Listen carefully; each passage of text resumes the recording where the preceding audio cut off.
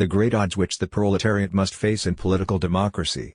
Yes, slavery indeed, for why it is maybe in scope the political rights accorded to these millions of wage-receiving proletarians, the true galley slaves of hunger, you will never succeed in drawing them away from the pernicious influence, from the natural domination of diverse representatives of the privileged classes, beginning with the preacher and ending with the bourgeois republican of the reddest, Jacobin variety, representatives who, divided though they may appear, or as they may actually be, on political questions, are nevertheless united by one common and supreme interest, the exploitation of the misery, ignorance, political inexperience, and good faith of the proletariat, for the benefit of the economic domination of the possessing class. How could the city and rural proletariat resist the political intrigues of the clericals, the nobility, and the bourgeoisie? For self-defense it is only one weapon, its instinct, which tends almost always to be true, and just because it is itself the principal, if not the sole victim of the iniquity and all the falsehoods which reign supreme in existing society. And because it is oppressed by privilege, it naturally demands equality for all. Workers lack education, leisure, and knowledge of affairs. But instinct as a weapon is not sufficient to safeguard the proletariat against the reactionary machinations of the privileged classes. Instinct left to itself, and inasmuch as it has not been transformed into consciously reflected, clearly determined thought, lends itself easily to falsification, distortion, and deceit. Yet it is impossible for it to rise to this state of self-awareness without the aid of education, of science, knowledge of affairs and of people, and political experience. Those are things which the proletariat completely lacks. The consequence can be easily foreseen: the proletariat wants one thing, but clever people, profiting by its ignorance, make it do quite another thing, without it even suspecting that it is doing the contrary of what it wants to do. And when it finally does take note of this, it is generally too late to repair the wrong of which it naturally, necessarily, and invariably becomes the first and principal victim. 12. Workers' deputies lose their proletarian outlook. But, we are told, the workers, taught by the experience which they have gone through, will not send the bourgeoisie any more as their representatives to the constituent or legislative assemblies. Instead they will send simple workers. Poor as they are, the workers can manage somehow to scrape up enough for the upkeep of their parliamentary deputies. And do you know what will be the result? The inevitable result will be that workers' deputies, transferred to a purely bourgeois environment and into an atmosphere of purely bourgeois political ideas, ceasing in fact to be workers and becoming statesmen instead, will become middle class in their outlook, perhaps even more so than the bourgeois themselves. For men do not create situations, it is situations that create men.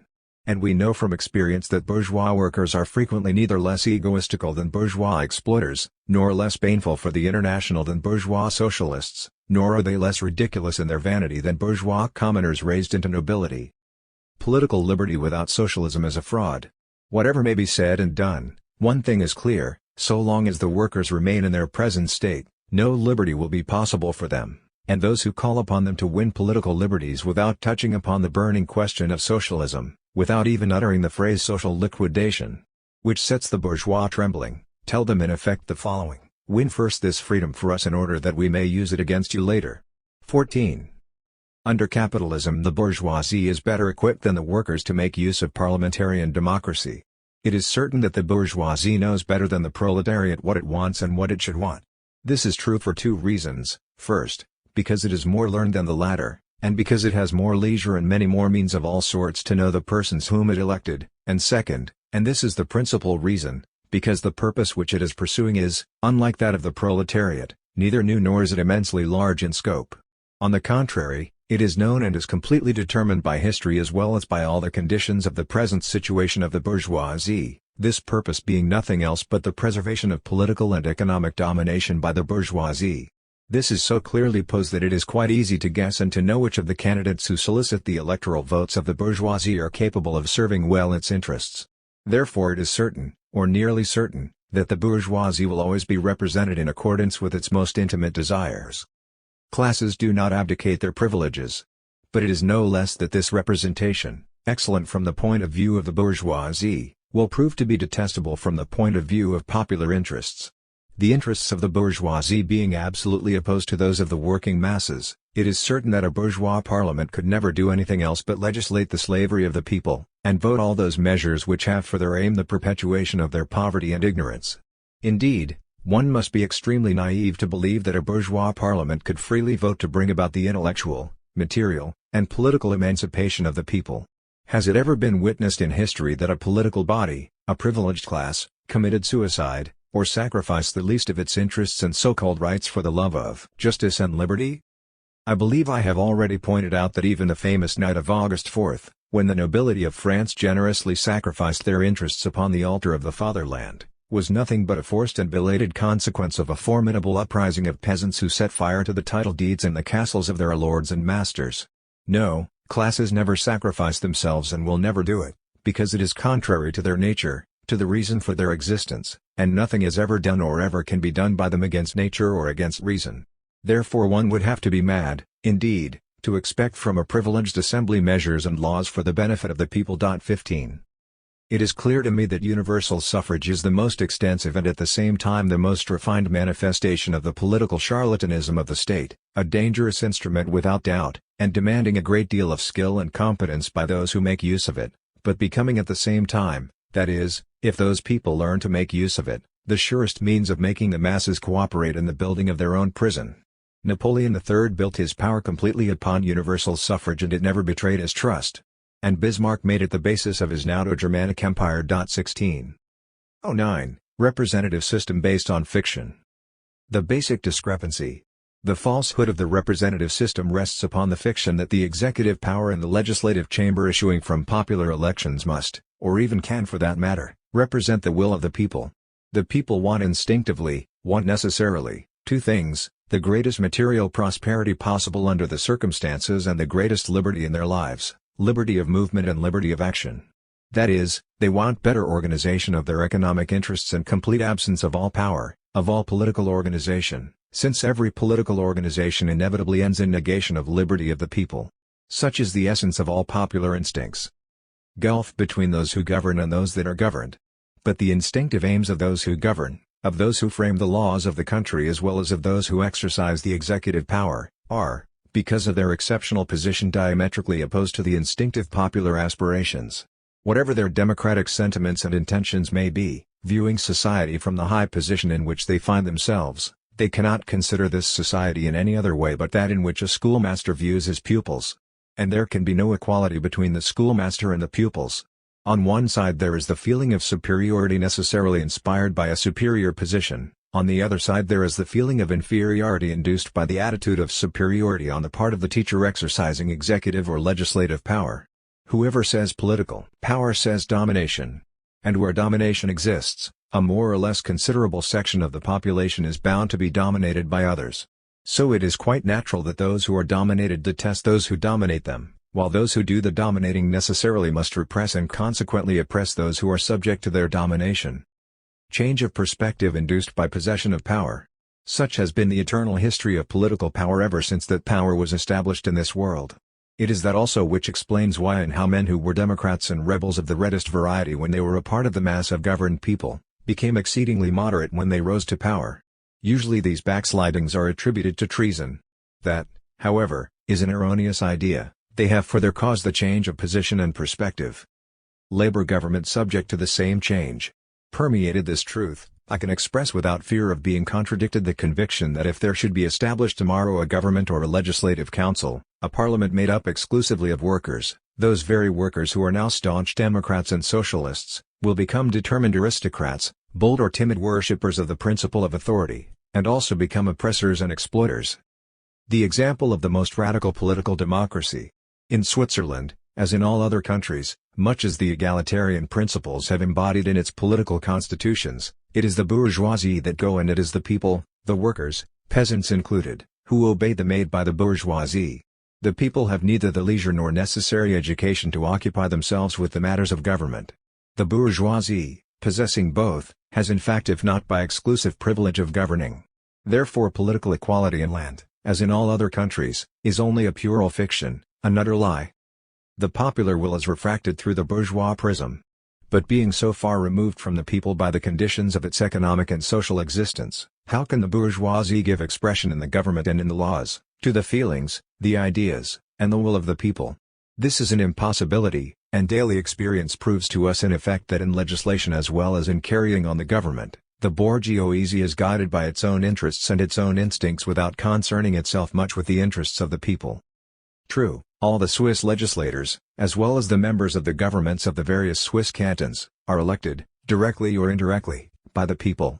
True, on election days even the proudest bourgeois who have any political ambitions are forced to court His Majesty, the sovereign people. They come to him with their hats off and seemingly have no other will but that of the people. This, however, is for them only a brief interlude of unpleasantness. On the day after the elections everyone goes back to his daily business, the people to their work, and the bourgeoisie to their lucrative affairs and political intrigues. They do not meet and they do not know each other anymore. How can the people, who are crushed by their toil and ignorant of most of the questions at issue, control the political acts of their elected representatives? And is it not evident that the control supposedly exercised by the electors over their representatives is in reality nothing but sheer fiction? Since popular control in the representative system is the sole guarantee of popular liberty, it is clear that this liberty itself is nothing but pure fiction. The referendum comes into being. In order to obviate this inconvenience, the radical Democrats of the Zurich canton devised and put into practice a new political system, the referendum, or direct legislation by the people. But the referendum itself is only a palliative, a new illusion, a falsehood.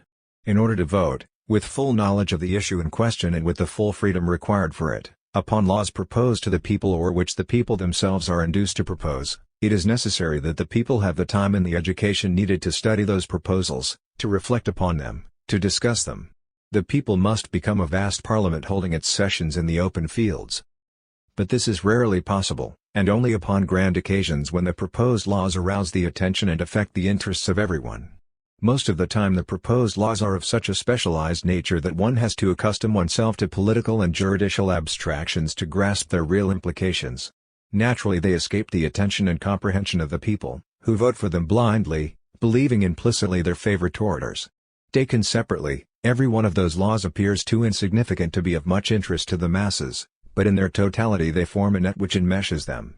Thus, in spite of the referendum, the so-called sovereign people remain the instrument and the very humble servant of the bourgeoisie. We can well see then that in the representative system, even when improved upon with the aid of the referendum, popular control does not exist, and since no serious liberty is possible for the people without this control, we are driven to the conclusion that popular liberty and self-government are falsehoods. 1. Municipal elections are nearer to the people. The people, owing to the economic situation in which they still find themselves, are inevitably ignorant and indifferent, and know only those things which closely affect them. They well understand their daily interests, the affairs of daily life. But over and above these there begins for them the unknown, the uncertain, and the danger of political mystification. Since the people possess a good deal of practical instinct, they rarely let themselves be deceived in municipal elections. They know more or less the affairs of their municipality, they take a great deal of interest in those matters, and they know how to choose from their midst men who are capable of conducting those affairs. In these matters control by the people is quite possible, for they take place under the very eyes of the electors and touch upon the most intimate interests of their daily existence.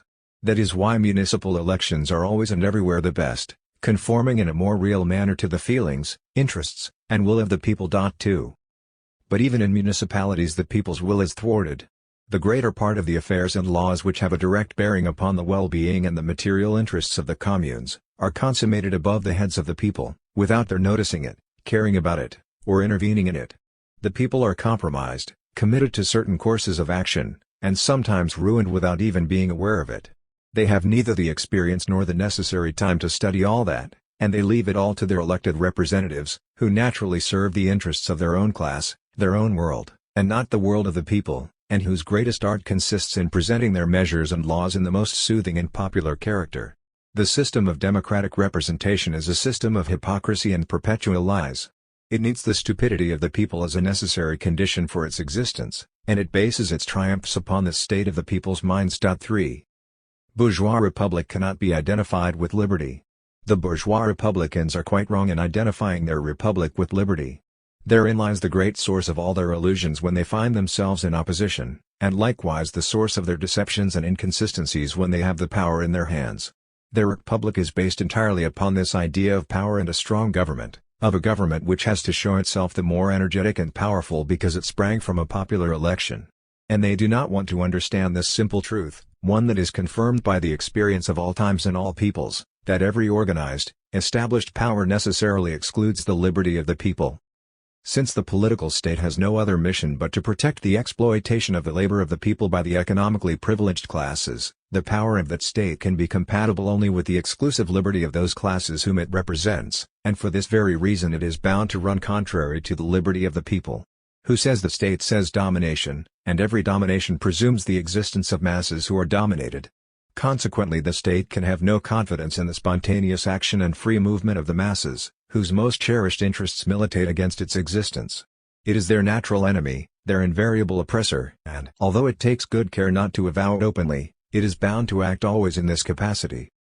It is this that most of the young partisans of the authoritarian or bourgeois republic do not understand so long as they remain in the opposition, inasmuch as they themselves have not yet had a taste of this power.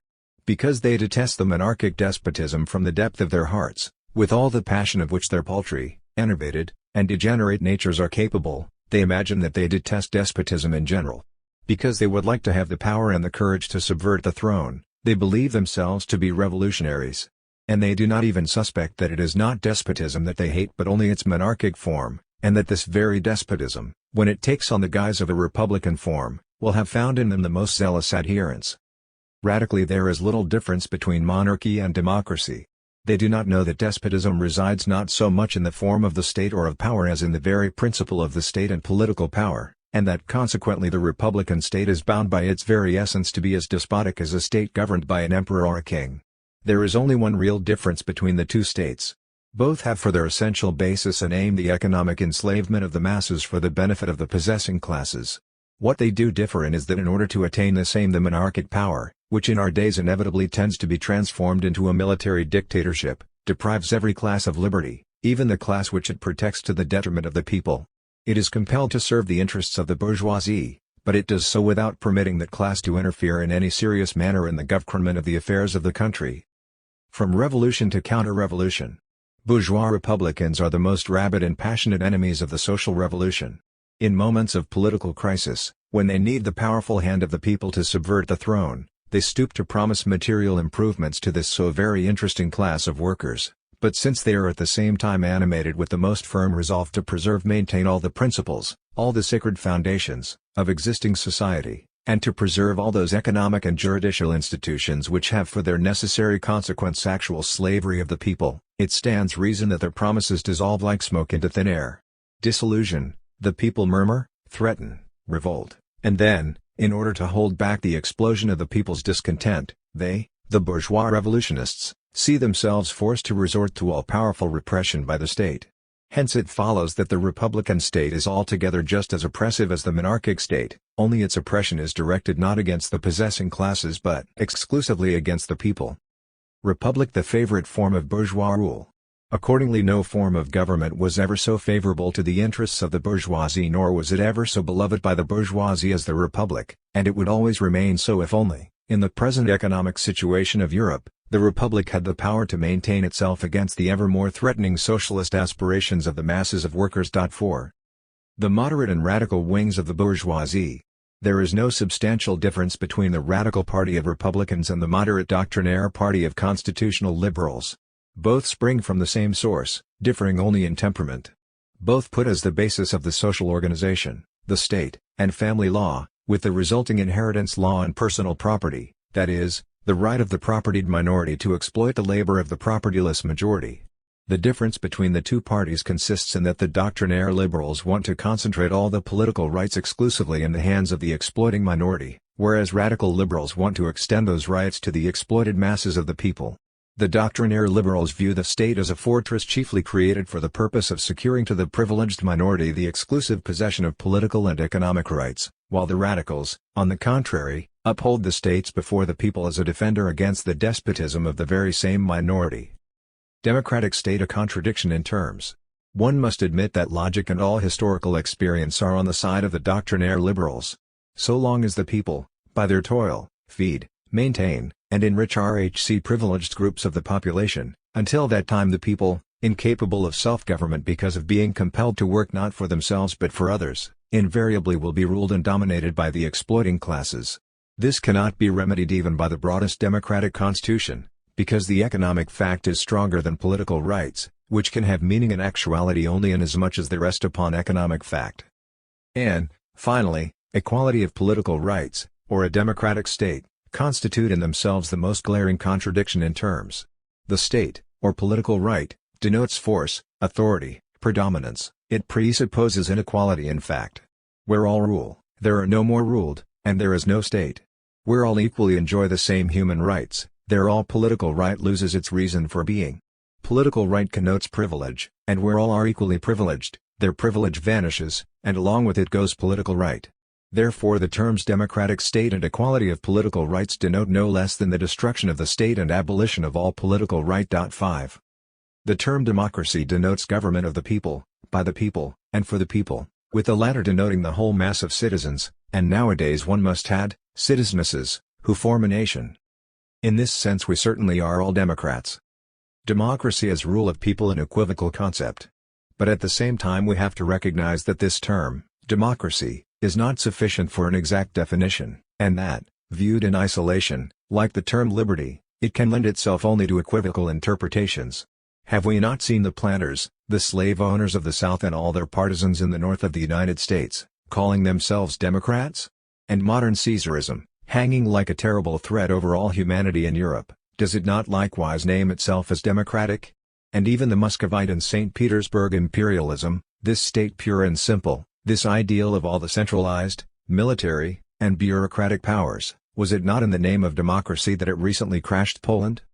Republic in itself holds no solution for social problems. It is evident that democracy without liberty cannot serve as our banner. But what is this democracy based upon liberty if not a republic? The union of freedom with privilege creates a regime of constitutional monarchy, but its union with democracy can be realized only in a republic. We are all republicans in the sense that, driven by the consequences of an inexorable logic, forewarned by the harsh but at the same time salutary lessons of history, by all the experiences of the past, and above all by the events that have cast their gloom over Europe since 1848, as well as by the dangers threatening us today, we have all equally arrived at this conviction, that monarchic institutions are incompatible with the reign of peace, justice, and liberty. As for us, gentlemen, as Russian socialists and as Slavs, we hold it our duty to declare openly that the word republic has only an altogether negative value, that of subverting and eliminating the monarchy, and that not only does the republic fail to elate us but, on the contrary, every time that it is represented to us as a positive and serious solution of all the questions of the day, and as the supreme end toward which all our efforts tend, we feel that we have to protest. We detest monarchy with all our hearts, we do not ask anything better than to see it overthrown all over Europe and the world, and like you we are convinced that its abolition is the indispensable condition of the emancipation of humanity. From this point of view we are frankly Republicans. But we do not believe that it is sufficient to overthrow the monarchy in order to emancipate the people and give them justice and peace. We are firmly convinced of the contrary, namely, that a great military, bureaucratic, and politically centralized republic can become and necessarily will become a conquering power in its relation to other powers and oppressive in regard to its own population, and that it will prove incapable of assuring to its subjects, even when they are called citizens, well-being and liberty. Have we not seen the great French nation twice constitute itself as a democratic republic, and twice lose its liberty and let itself be drawn into wars of conquest? 6. Social justice incompatible with existence of the state. The state denotes violence, oppression, exploitation, and injustice raised into a system and made into the cornerstone of the existence of any society. The state never had and never will have any morality. Its morality and only justice is the supreme interest of self-preservation and almighty power, an interest before which all humanity has to kneel in worship. The state is the complete negation of humanity, a double negation, the opposite of human freedom and justice, and the violent breach of the universal solidarity of the human race. The world state, which has been attempted so many times, has always proved to be a failure. Consequently, so long as the state exists, there will be several of them, and since every one of them sets as its only aim and supreme law the maintenance of itself to the detriment of the others, it follows that the very existence of the state implies perpetual war, the violent negation of humanity. Every state must conquer or be conquered. Every state bases its power upon the weakness of other powers and, if it can do it without undermining its own position, upon their destruction. From our point of view it would be a terrible contradiction and a ridiculous piece of naivete to avow the wish to establish international justice, freedom, and perpetual peace, and at the same time to want to retain the state. It would be impossible to make the state change its nature, for it is such only because of this nature, and in foregoing the latter would cease to be a state. Thus there is not and there could not good, just, and moral state. 10. Patriotism's part in man's struggle. Patriotism was never a popular virtue. Was patriotism, in the complex meaning usually given to this term, ever a popular passion, a popular virtue? Basing myself upon the lessons of history, I shall not hesitate in answering this question with a resolute nay. And in order to prove to the reader that I do not err in giving this answer, I will ask his permission to analyze the principal elements which, combined in diverse ways, constitute what is called patriotism. The components of patriotism. Those elements are four in number: 1. The natural or physiological element; 2. The economic element; 3. The political element; 4. The religious or fanatical element. The physiological element is the chief foundation of all naive, instinctive, and brutal egoism. It is a natural passion, which, because it is too natural, that is, altogether animal, is in flagrant contradiction to any kind of politics, and, what is worse, it greatly handicaps the economic, scientific, and human development of society. Natural patriotism is a purely bestial fact, to be found at every stage of animal life and, one might even say, to be found up to a certain point, even in the plant world. Taken in this sense, patriotism is a war of destruction. It is the first human expression of the great and inevitable struggle for life which constitutes all the development, all the life of natural or real world, an incessant struggle, a universal devouring of another which nourishes every individual, every species, with the and blood of the individuals of other species, and which, inevitably renewing itself in every hour, at every instant, makes it possible for the stronger, more perfect, and intelligent species to live, prosper, and develop at the expense of all the others. Man, the animal endowed with speech, introduces the first word into this struggle, and that word is patriotism. Hunger and sex, the basic drives of the animal world. The struggle for life in the animal and vegetable world is not only a struggle among individuals, it is a struggle among species, groups, and families, a struggle in which one is pitted against the other. In every living being there are two instincts, two great dominant interests, food and reproduction. From the point of view of nourishment, every individual is the natural enemy of all the others, ignoring in this respect all kinds of bonds which link him with the family, group, and species. Hunger is a rude and invincible despot, and that is why the necessity of obtaining food, a necessity felt by the individual, is the first law, the supreme condition of life. It is the foundation of all human and social life as well as of the life of animals and plants. To revolt against it is to annihilate life, to condemn oneself to mere non-existence. But along with this fundamental law of living nature there is the equally essential law of reproduction. The first aims to preserve the individuals, the second aim to form families, groups, species.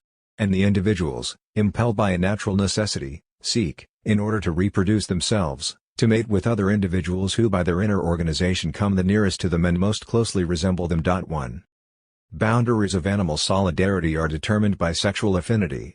Since the instinct of reproduction establishes the only tie of solidarity existing among the individuals of the animal world, it follows that when this capacity for mating ceases, their all animal solidarity ceases with it. Whatever remains outside of this possibility of reproduction for the individuals, constitutes a different species, an absolutely foreign world, hostile and condemned to destruction. And everything contained in this world of sexual affinity constitutes the vast fatherland of the species, like humanity for men, for instance. But this destruction, or the devouring of one another by living individuals, takes place not only outside the limits of the circumscribed world which we call the fatherland of the species. We find it also within this world, in forms just as ferocious, or at times even more ferocious, than that taking place outside of this world.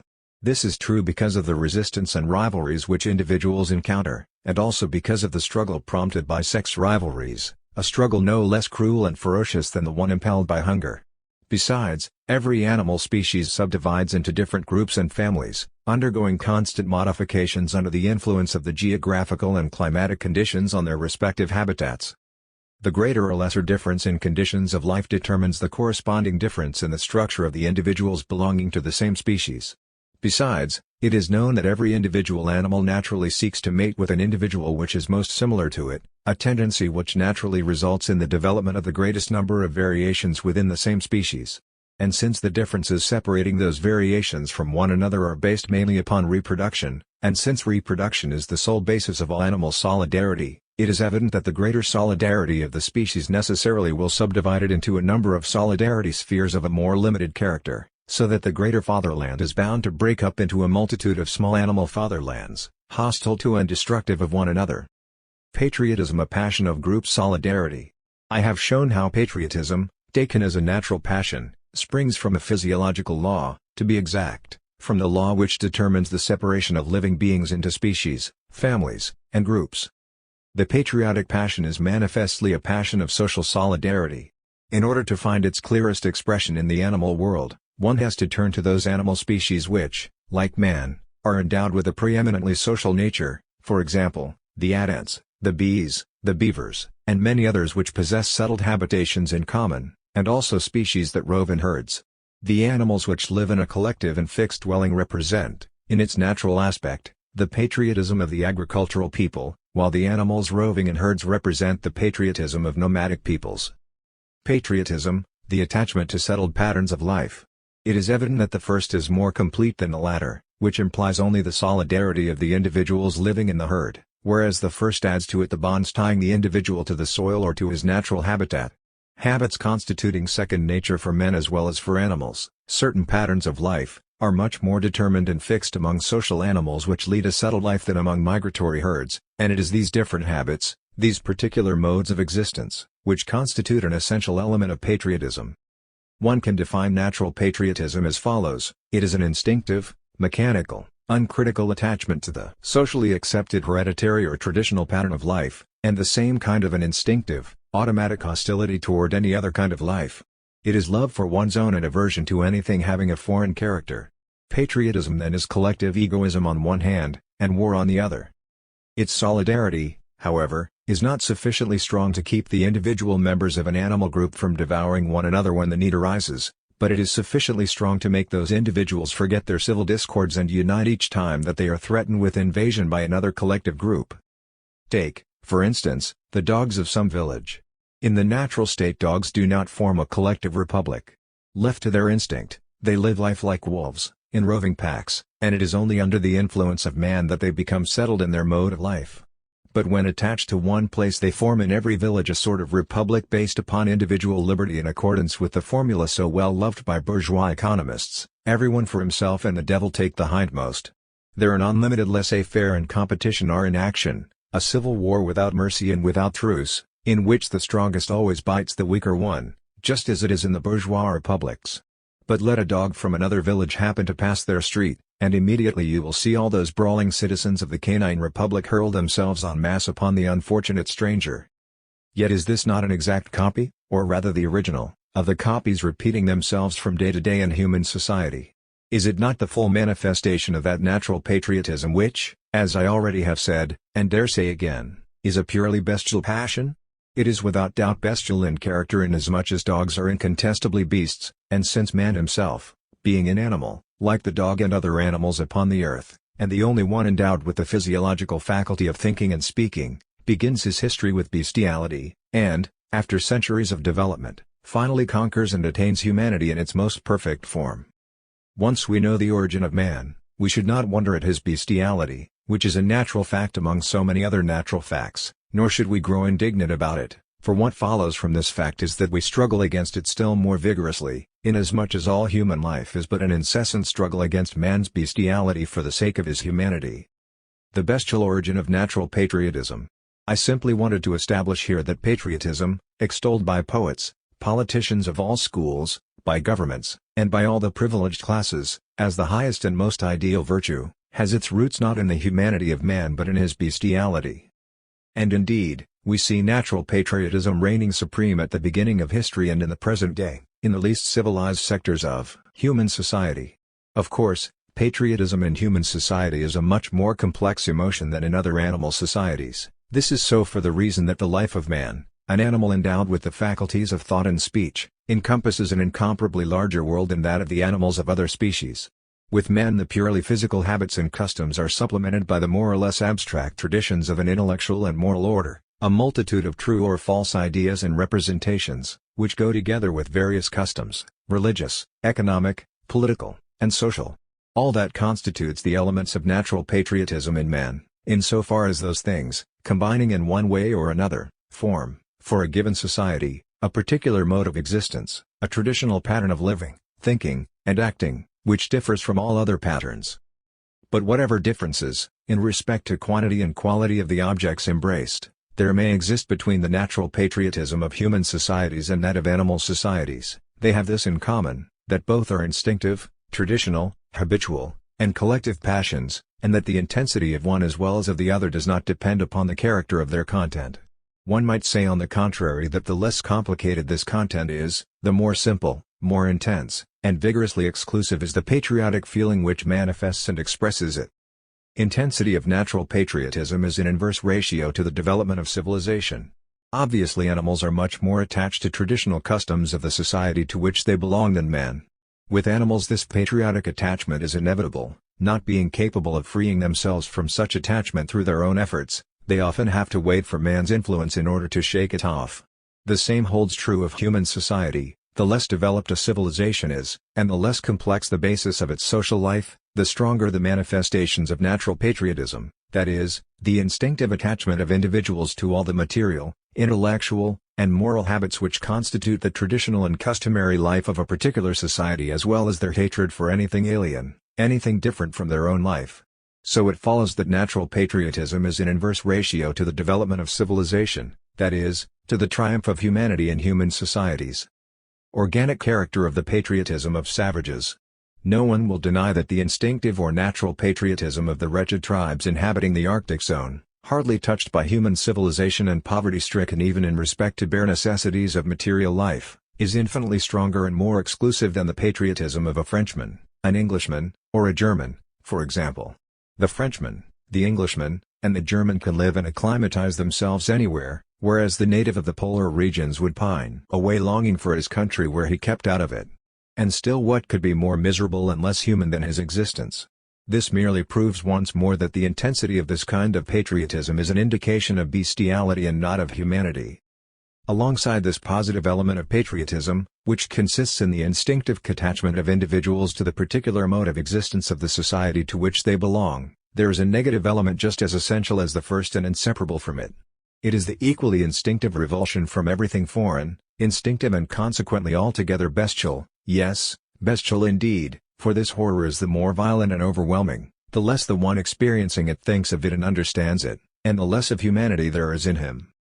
Anti-foreignism, negative aspect of natural patriotism.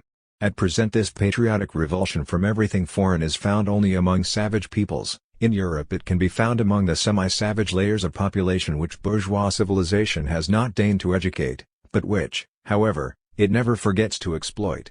In the big capitals of Europe and Paris itself, and above all in London, there are slums abandoned to a wretched population which no ray of enlightenment has ever touched.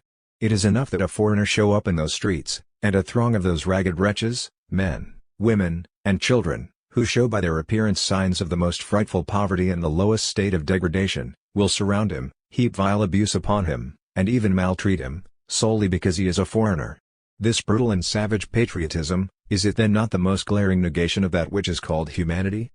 I have said that patriotism, in so far as it is instinctive or natural, and inasmuch as it has all its roots in animal life, presents only a particular combination of collective habits, material, intellectual, moral, economic, political, and social, developed by tradition or by history, within a limited group of human society. Such habits, I added, can be good or bad, since the content or the object of this instinctive feeling has no influence upon the degree of its intensity. Even if one had to admit in this respect the existence of certain differences, one would have to say that they rather incline toward bad than toward good habits. For, by virtue of the animal origin of all human society and the effect of that force of inertia, which exercises as powerful an action in the intellectual and moral world as in the material world, in every society which has not degenerated but which progresses and marches ahead, bad habits have priority in point of time, have become more deeply rooted than good habits. This explains why out of the sum total of the present collective habits prevailing in the most advanced countries of the world, 9/10 of them are absolutely worthless. Habits are a necessary part of social life. But let it not be imagined that I intend to declare war upon the general tendency of men and society to be governed by habits. As in many other things, men necessarily obey a natural law, and it would be absurd to rebel against natural laws. The action of habit in the intellectual and moral life of the individual as well as of societies is the same as the action of vegetative forces in animal life. One and the other are conditions of existence and reality. The good as well as the bad, in order to become a real fact, must be embodied in habits, with man taken individually or in society. All the exercises, all the studies, which men undertake, have no other aim but this, and the best things can strike root and become second nature with a man only by force of habit. It would be foolhardy to rebel against this force of habit, for it is a necessary force which neither intelligence nor will can upset. But, if enlightened by the reason of our century and by the idea which we have formed of true justice, we seriously want to rise to the full dignity of human beings, we shall have to do only one thing, constantly to train and direct our will power, that is, the habit of willing things developed within us by circumstances that are independent of us, toward the extirpation of bad habits and their replacement with good ones. In order to humanize society completely, it is essential to destroy ruthlessly all the causes, all the political, economic, and social conditions which produce traditions of evil in individuals, and to replace them with conditions which will engender within the same individuals the practice and habit of good. Natural patriotism, an outgrown stage. From the point of view of modern conscience, of humanity and justice, which we have come to understand the better owing to past developments of history, patriotism is a bad, narrow, and baneful habit, for it is the negation of human solidarity and equality. The social question, nowadays posed in a practical manner by the proletarian world of Europe and America, and the solution of which is possible only through abolition of state boundaries, necessarily tends to destroy this traditional habit in the consciousness of the workers of all countries. Already at the beginning of the present, 19th century, this habit had been greatly undermined in the consciousness of the higher financial, commercial, and industrial bourgeoisie, owing to the prodigious and altogether international character of the development of its wealth and economic interest. But first I shall have to show how, long before this bourgeois revolution, instinctive, natural patriotism, which by its very nature can be only a very narrow, restricted social habit of a purely local character, had been profoundly changed, distorted, and weakened at the very beginning of history by the successive formation of political states. Natural patriotism necessarily has deep local roots. Indeed, patriotism, in so far as it is a purely natural feeling, that is, a product of the life of a social group united by bonds of genuine solidarity and not yet enfeebled by reflection or by the effect of economic and political interests as well as religious abstractions, this largely animal patriotism can embrace only a very restricted world, a tribe, a commune, a village. At the beginning of history, as is now the case with savage peoples, there was neither nation, nor national language, nor national cult. There was not even any country in the political sense of the word.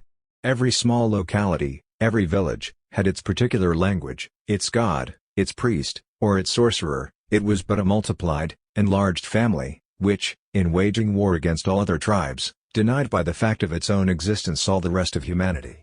Such is natural patriotism in its vigorous and simple crudity.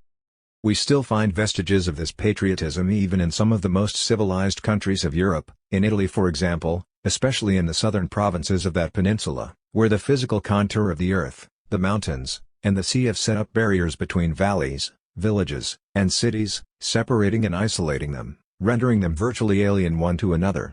Proudhon, in his pamphlet on Italian unity, observed with much reason that this unity so far had been only an idea and a bourgeois idea at that, and by no means a popular passion, that the rural population at least remained to a very great extent aloof from, and I would add, even hostile to it. For on the one hand, that unity militates against their local patriotism, and on the other hand it has not brought them anything but ruthless exploitation, oppression, and ruin. We have seen that even in Switzerland, especially in the most backward cantons, local patriotism often comes into conflict with the patriotism of the canton, and the latter with the political, national patriotism of the whole confederation of the republic. March of civilization destroys natural patriotism. In conclusion I repeat, by way of summing up, that patriotism is a natural feeling, being in its essence and reality a purely local feeling, is a serious obstacle to the formation of states, and that consequently the latter, and along with them civilization as such, could not establish themselves except by destroying, if not completely, at least to a considerable extent, this animal passion. 2. 11. Class interests in modern patriotism. The very existence of the state demands that there be some privileged class vitally interested in maintaining that existence. And it is precisely the group interests of this privileged class that are called patriotism. 1.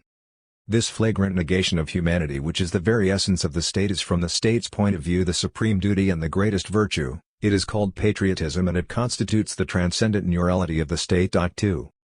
True patriotism is of course a very respectable feeling, but at the same time a narrow, exclusive, anti-human, and at times a simply bestial feeling. A consistent patriot is one who, though passionately loving his fatherland and everything that he calls his own, likewise hates everything foreign. 3. Patriotism without freedom, a tool of reaction. Patriotism which aims toward unity that is not based upon freedom is bad patriotism. It is blameful from the point of view of the real interests of the people and of the country which it pretends to exalt and serve. Such patriotism becomes, very often against its will, a friend of reaction, an enemy of revolution, that is, of the emancipation of nations and men. 4. Bourgeois patriotism. Bourgeois patriotism, as I view it, is only a very shabby, very narrow, especially mercenary, and deeply anti-human nation, having for its object the preservation and maintenance of the power of the national state, that is, the mainstay of all the privileges of the exploiters throughout the nation. 5. The bourgeois gentlemen of all parties, even of the most advanced and radical kind, cosmopolitan as they may be in their official views, whenever it comes to making money by exploiting to an ever greater extent the work of the people, show themselves to be politically ardent and fanatical patriots of the state, this patriotism being in fact, as it was well said by M. Thiers, the illustrious assassin of the Parisian proletariat and the actual savior of the present-day France, nothing else but the cult and the passion of the national state. 6. Bourgeois patriotism degenerates when faced by revolutionary movement of workers. The latest events have proven that patriotism, this supreme virtue of the state, this soul animating the power of the state, does not exist anymore in France. In the upper classes it manifests itself only in the form of national vanity. But this vanity is already so feeble, and already has been so much undermined by the bourgeois necessity and habit of sacrificing ideal interests for the sake of real interests that during the last war, the Franco-Prussian conflict, it could not, even for a short time, make patriots out of storekeepers, businessmen, stock exchange speculators, army officers, bureaucrats, capitalists, and Jesuit-trained noblemen. They all lost their courage, they all betrayed their country, having only one thing on their minds, to save their property, and they all tried to turn to their own advantage the calamity befalling France. All of them, with no exception, outdid one another in throwing themselves at the mercy of the haughty victor who became the arbiter of French destinies. Unanimously they preached submission, and meekness, humbly begging for peace. But now all those degenerate prattlers have become patriotic and nationalistic again, and have taken to bragging, yet this ridiculous and repulsive balderdash on the part of such cheap heroes cannot obscure the evidence of their recent villainy. Patriotism of peasants undermined by bourgeois psychology. Of still greater importance is the fact that the rural population of France did not evince the slightest patriotism. Yes, contrary to the general expectation, the French peasant, ever since he became a proprietor, has ceased to be a patriot. In the period of Joan of Arc, it was the peasants who bore the brunt of the fighting which saved France. And in 1792 and afterward it was mainly the peasants who held off the military coalition of the rest of Europe. But then it was quite a different matter. Owing to the cheap sales of the estates belonging to the church and the nobility, the peasant came to own the land which prior to that he had been cultivating in the capacity of a slave, and that is why he justly feared that in the event of defeat the émigrés who followed in the wake of the German troops would take away from him his recently acquired property.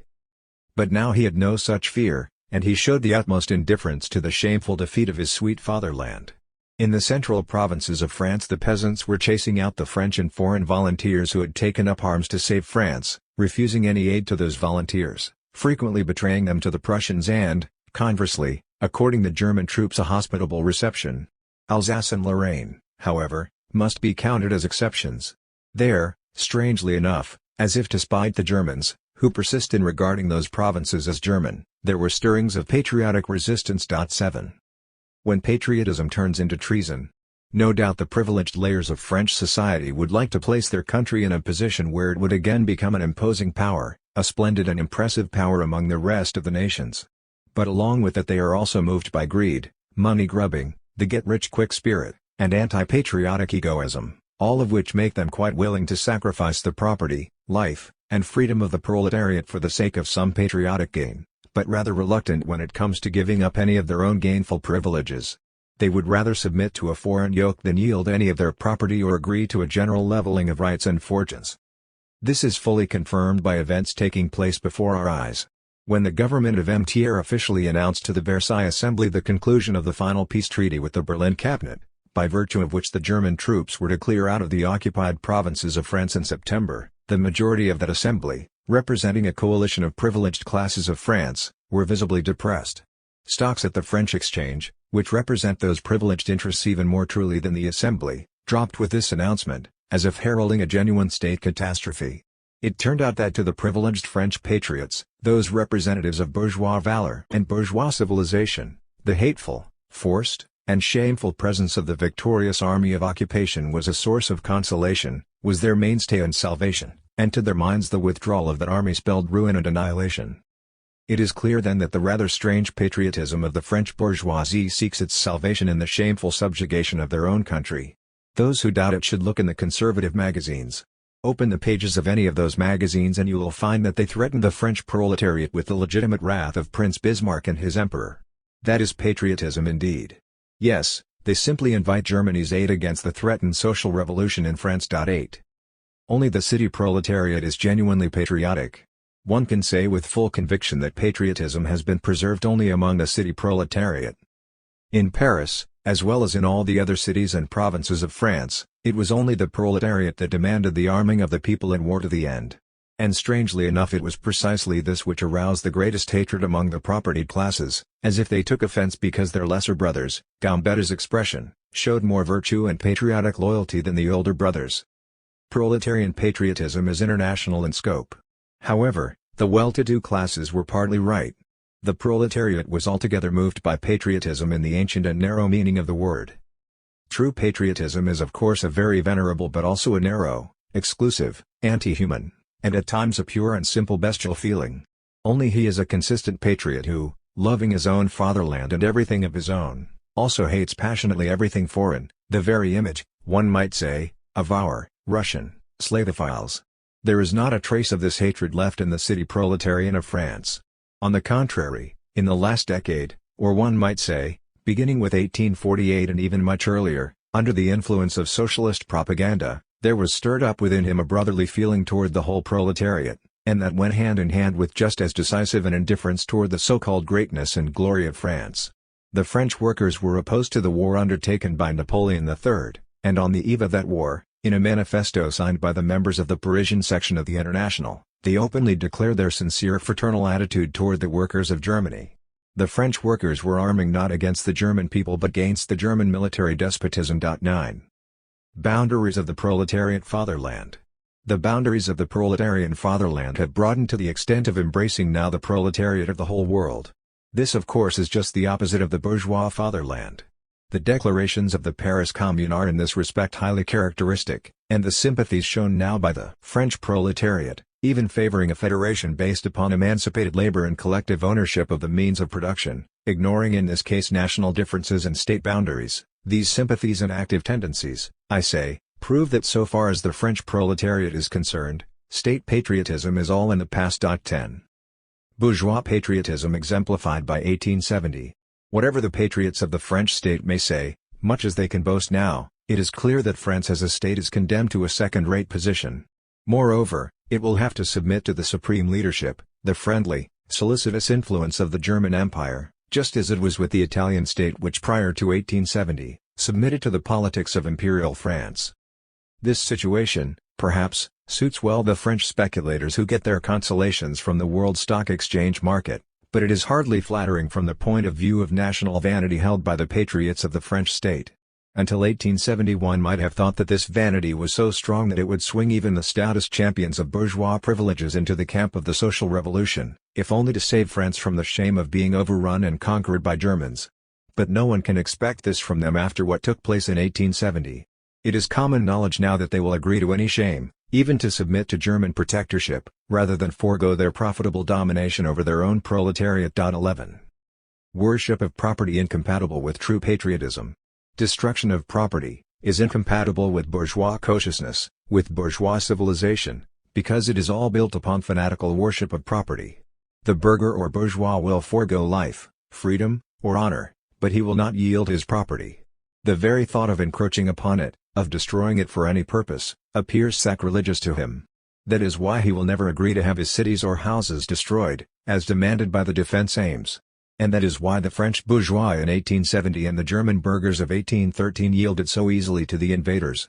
We have seen that it was enough for the peasants to come into ownership of property to be corrupted and divested of the last spark of patriotism. 12. In the eyes of all these ardent patriots, as well in the historically verified opinion of M. Jules Favre, the social revolution holds for France a greater danger than even invasion by foreign troops. I would very much like to believe that, if not all, at least the greater number of those worthy citizens would willingly sacrifice their lives to save the glory, greatness, and independence of France. But, on the other hand, I am sure that a still greater majority of them would prefer to see this noble France submit to the temporary yoke of the Prussians than to be indebted for their salvation to a genuine popular revolution, which inevitably would destroy with one blow the economic and political domination by their class. Hence their revolting but forced indulgence for the so numerous and unfortunately still powerful partisans of Bonapartist treason, and their passionate severity, the ruthless persecution they loosed against the social revolutionists, the representatives of the working class who alone take seriously the freeing of the country from the foreign yoke. 13. 12. Law, natural, and invented. Individual freedom is a derivative of society. Emerging from the condition of the gorilla, man arrives only with difficulty at awareness of his humanity and realization of his liberty. In the beginning he has neither liberty nor the awareness thereof, he comes into the world as a ferocious beast and as a slave, and becomes humanized and progressively emancipated in the midst of a society which necessarily precedes the emergence of man's thought, speech, and will. Man can attain this only through the collective efforts of all the past and present members of that society, which therefore is the natural basis and starting point of his human existence. Hence it follows that man realizes his individual freedom only by rounding out his personality with the aid of other individuals belonging to the same social environment. He can achieve that only by dint of work and the collective power of society, without which man would no doubt remain the most stupid and miserable of all the wild animals living upon the earth. According to the materialist system, which is the only natural and logical system, society, far from limiting and detracting from the freedom of individuals, creates, on the contrary, this freedom. Society is the root and the tree, and freedom is its fruit. Consequently, in every epoch man has to seek his liberty not at the beginning but at the end of history, and one may say the real and complete emancipation of every individual is the true and the great objective, and the supreme end of history. 1. Origin of ideas in general and of the idea of law in particular. This is not the place to inquire into the origin of the first notions and ideas in primitive society. All we can say with full certainty is that those ideas, most of which were of course highly absurd, were not conceived spontaneously by the miraculously enlightened intelligence of isolated and inspired individuals. They were the product of the collective, in many cases hardly perceptible, mental labor of all the individuals belonging to those societies. The contributions of outstanding men of genius has never consisted in anything but their ability to give the most faithful and felicitous expression to this collective mental labor, for all men of genius, according to Voltaire, gathered everything that was good wherever they found it. Those ideas were at first only the most simple, and, of course, quite inadequate representations of natural and social phenomena, and the even less valid conclusions inferred from those phenomena. Such was the beginning of all human notions, fancies, and thoughts. The subject matter of those thoughts was not the spontaneous creation of man's mind, but was at first given to him by the actual world, whether external or internal. Man's mind, that is, the purely organic and consequently material functioning of his brain, stimulated by external as well as internal sensations transmitted by the nerves, introduced only the purely formal comparison of those impressions of facts and things into true or false systems. That was the origin of the first ideas. Through the medium of speech, those ideas, or rather those first products of the imagination, were given a more or less precise and invariable expression, in the process of being handed down from one generation to the next. And thus the products of individual imagination, mingling together, came to control, vary, and complete one another, merging more or less into a single and system ending by constituting the general consciousness, the collective thought, of society. This thought, handed down by tradition from one generation to another, and ever more developed by centuries of mental labor, constitutes the intellectual and moral heritage of society, class, and nation. Every new generation receives in its cradle a whole world of ideas, mental impressions, and feelings bequeathed to it by all the past centuries. This world at first does not appear to the newly born man in its ideal form, as a system of notions and ideas, as a religion, nor as a doctrine. A child is not capable of apprehending and comprehending it in this form. Rather, it is imposed upon the child as a world of facts embodied and realized in the people and things constituting the child's environment from the first day of his life, a world speaking to the child through everything he hears and sees. For man's ideas were at first nothing but the product of actual facts, natural as well as social, in the sense that they were their reflection or echo in man's brain, and, so to speak, their in more or less true reproduction by means of this positively material organ of human thought. Innate ideas. Later, having become solidly established in a well-ordered system in the intellectual consciousness of a given society, they become the causal agents of new phenomena of a social and not of a purely natural order. They end by modifying and transforming, very slowly to be sure, human customs and institutions, in a word, the whole field of human interrelationships in society, and, by their embodiment in common objects, they become tangible and perceptible, even to children. This process is so thorough that every new generation becomes permeated with it from a tender age, and when it reaches the age of maturity, when the work of its own thought begins to assert itself, a work accompanied by new criticism, it finds within itself, as well as in the surrounding society, a whole world of established thoughts and ideas which serve as the starting point, the raw material, the texture, for its own intellectual and moral labor.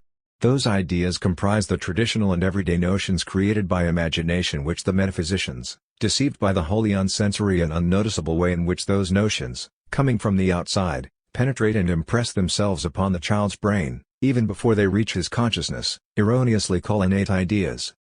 Such are the general or abstract ideas or Godhead and soul, ideas altogether absurd, but inevitable and necessary in the historical development of the human mind, which through the ages, only slowly arriving at a rational and critical awareness of itself and its own manifestations, has always started with absurdity in order to arrive at truth, and with slavery in order to win freedom.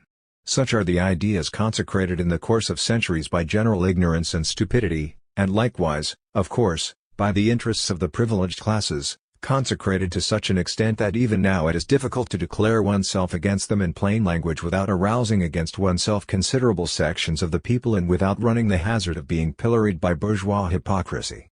Along with these purely abstract ideas, and always closely connected with them, the youth finds in society, and because of the all-powerful influence exerted upon him by society in his childhood, he also discovers within himself many other notions or ideas which are much more determined and nearer to man's real life and to his daily existence.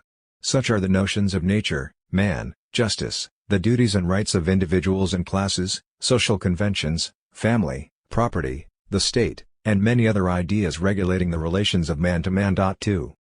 Authority and natural laws. What is authority? Is it the inevitable power of natural laws manifesting themselves in the concatenation and necessary sequences of phenomena in the physical and social worlds? Indeed, revolt against these laws is not only non-permissible, but even impossible. We may ignore them or even not know them at all, but we cannot disobey them, for they constitute the basis and the very conditions of our existence. They envelop us, penetrate us, and govern all our movements, thoughts, and acts to such an extent that even when we believe we disobey them we in reality only manifest their omnipotence. Yes, we are unconditionally the slaves of these laws. But in such slavery there is no humiliation, or rather it is not slavery at all. For slavery presupposes the existence of an external master, a legislator standing above those whom he commands, while those laws are not extrinsic in relation to us, they are inherent in us, they constitute our nature, our whole being, physically, intellectually, and morally. And it is only through those laws that we live, breathe, act, think, and will. Without them we would be nothing, we simply would not exist. 3. It is a great misfortune that a large number of natural laws, already established as such by science, remain unknown to the masses, thanks to the vigilance of the tutelary governments which, as we know, exist only for the good of the people. And another difficulty consists in the fact that the major portion of natural laws inherent in the development of human society and just as necessary, invariable, and inevitable as the laws governing the physical world, have not been recognized and duly established by science itself. Universal knowledge of natural laws spells abolition of juridical right. Once they have been recognized by science, and then from science, by means of a broad system of popular education, have entered into the general consciousness, the question of freedom will be solved.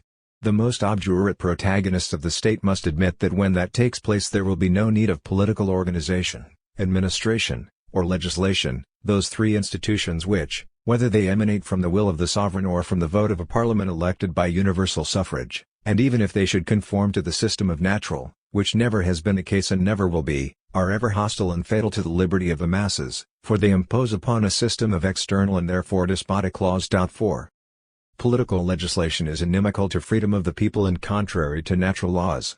A scientific body entrusted with the government of society would soon end by devoting itself no longer to science at all, but to quite another affair. And that affair, as in the case of all established powers, would be its own perpetuation by rendering the society entrusted to its care ever more stupid and consequently ever more in need of its government and direction. 5. Legislative institutions breed oligarchies. And that which is true of scientific academies also is true of all constituent and legislative assemblies, even those issuing from universal suffrage. In the latter case, to be sure, they may renew their composition, but this does not prevent the formation in a few years' time of a body of politicians, privileged in fact though not in law, who, devoting themselves exclusively to the administration of a nation's public affairs, and by forming a sort of political aristocracy or oligarchy, as can be seen by the example of Switzerland and of the United States of America. Thus it follows that no external legislation and no authority are necessary, for that matter, one is inseparable from the other, while both tend toward the enslavement of society and the degradation of the legislators themselves. 6. Political rights and democratic state are contradictions in terms. And finally, the terms themselves, equality of political rights, and democratic state, imply a flagrant contradiction. The state, raison d'etat, and political law denote power, authority, domination. They presuppose an equality in fact. Where all govern, no one is governed, and the state as such does not exist. Where all equally enjoy human rights, all political rights automatically are dissolved.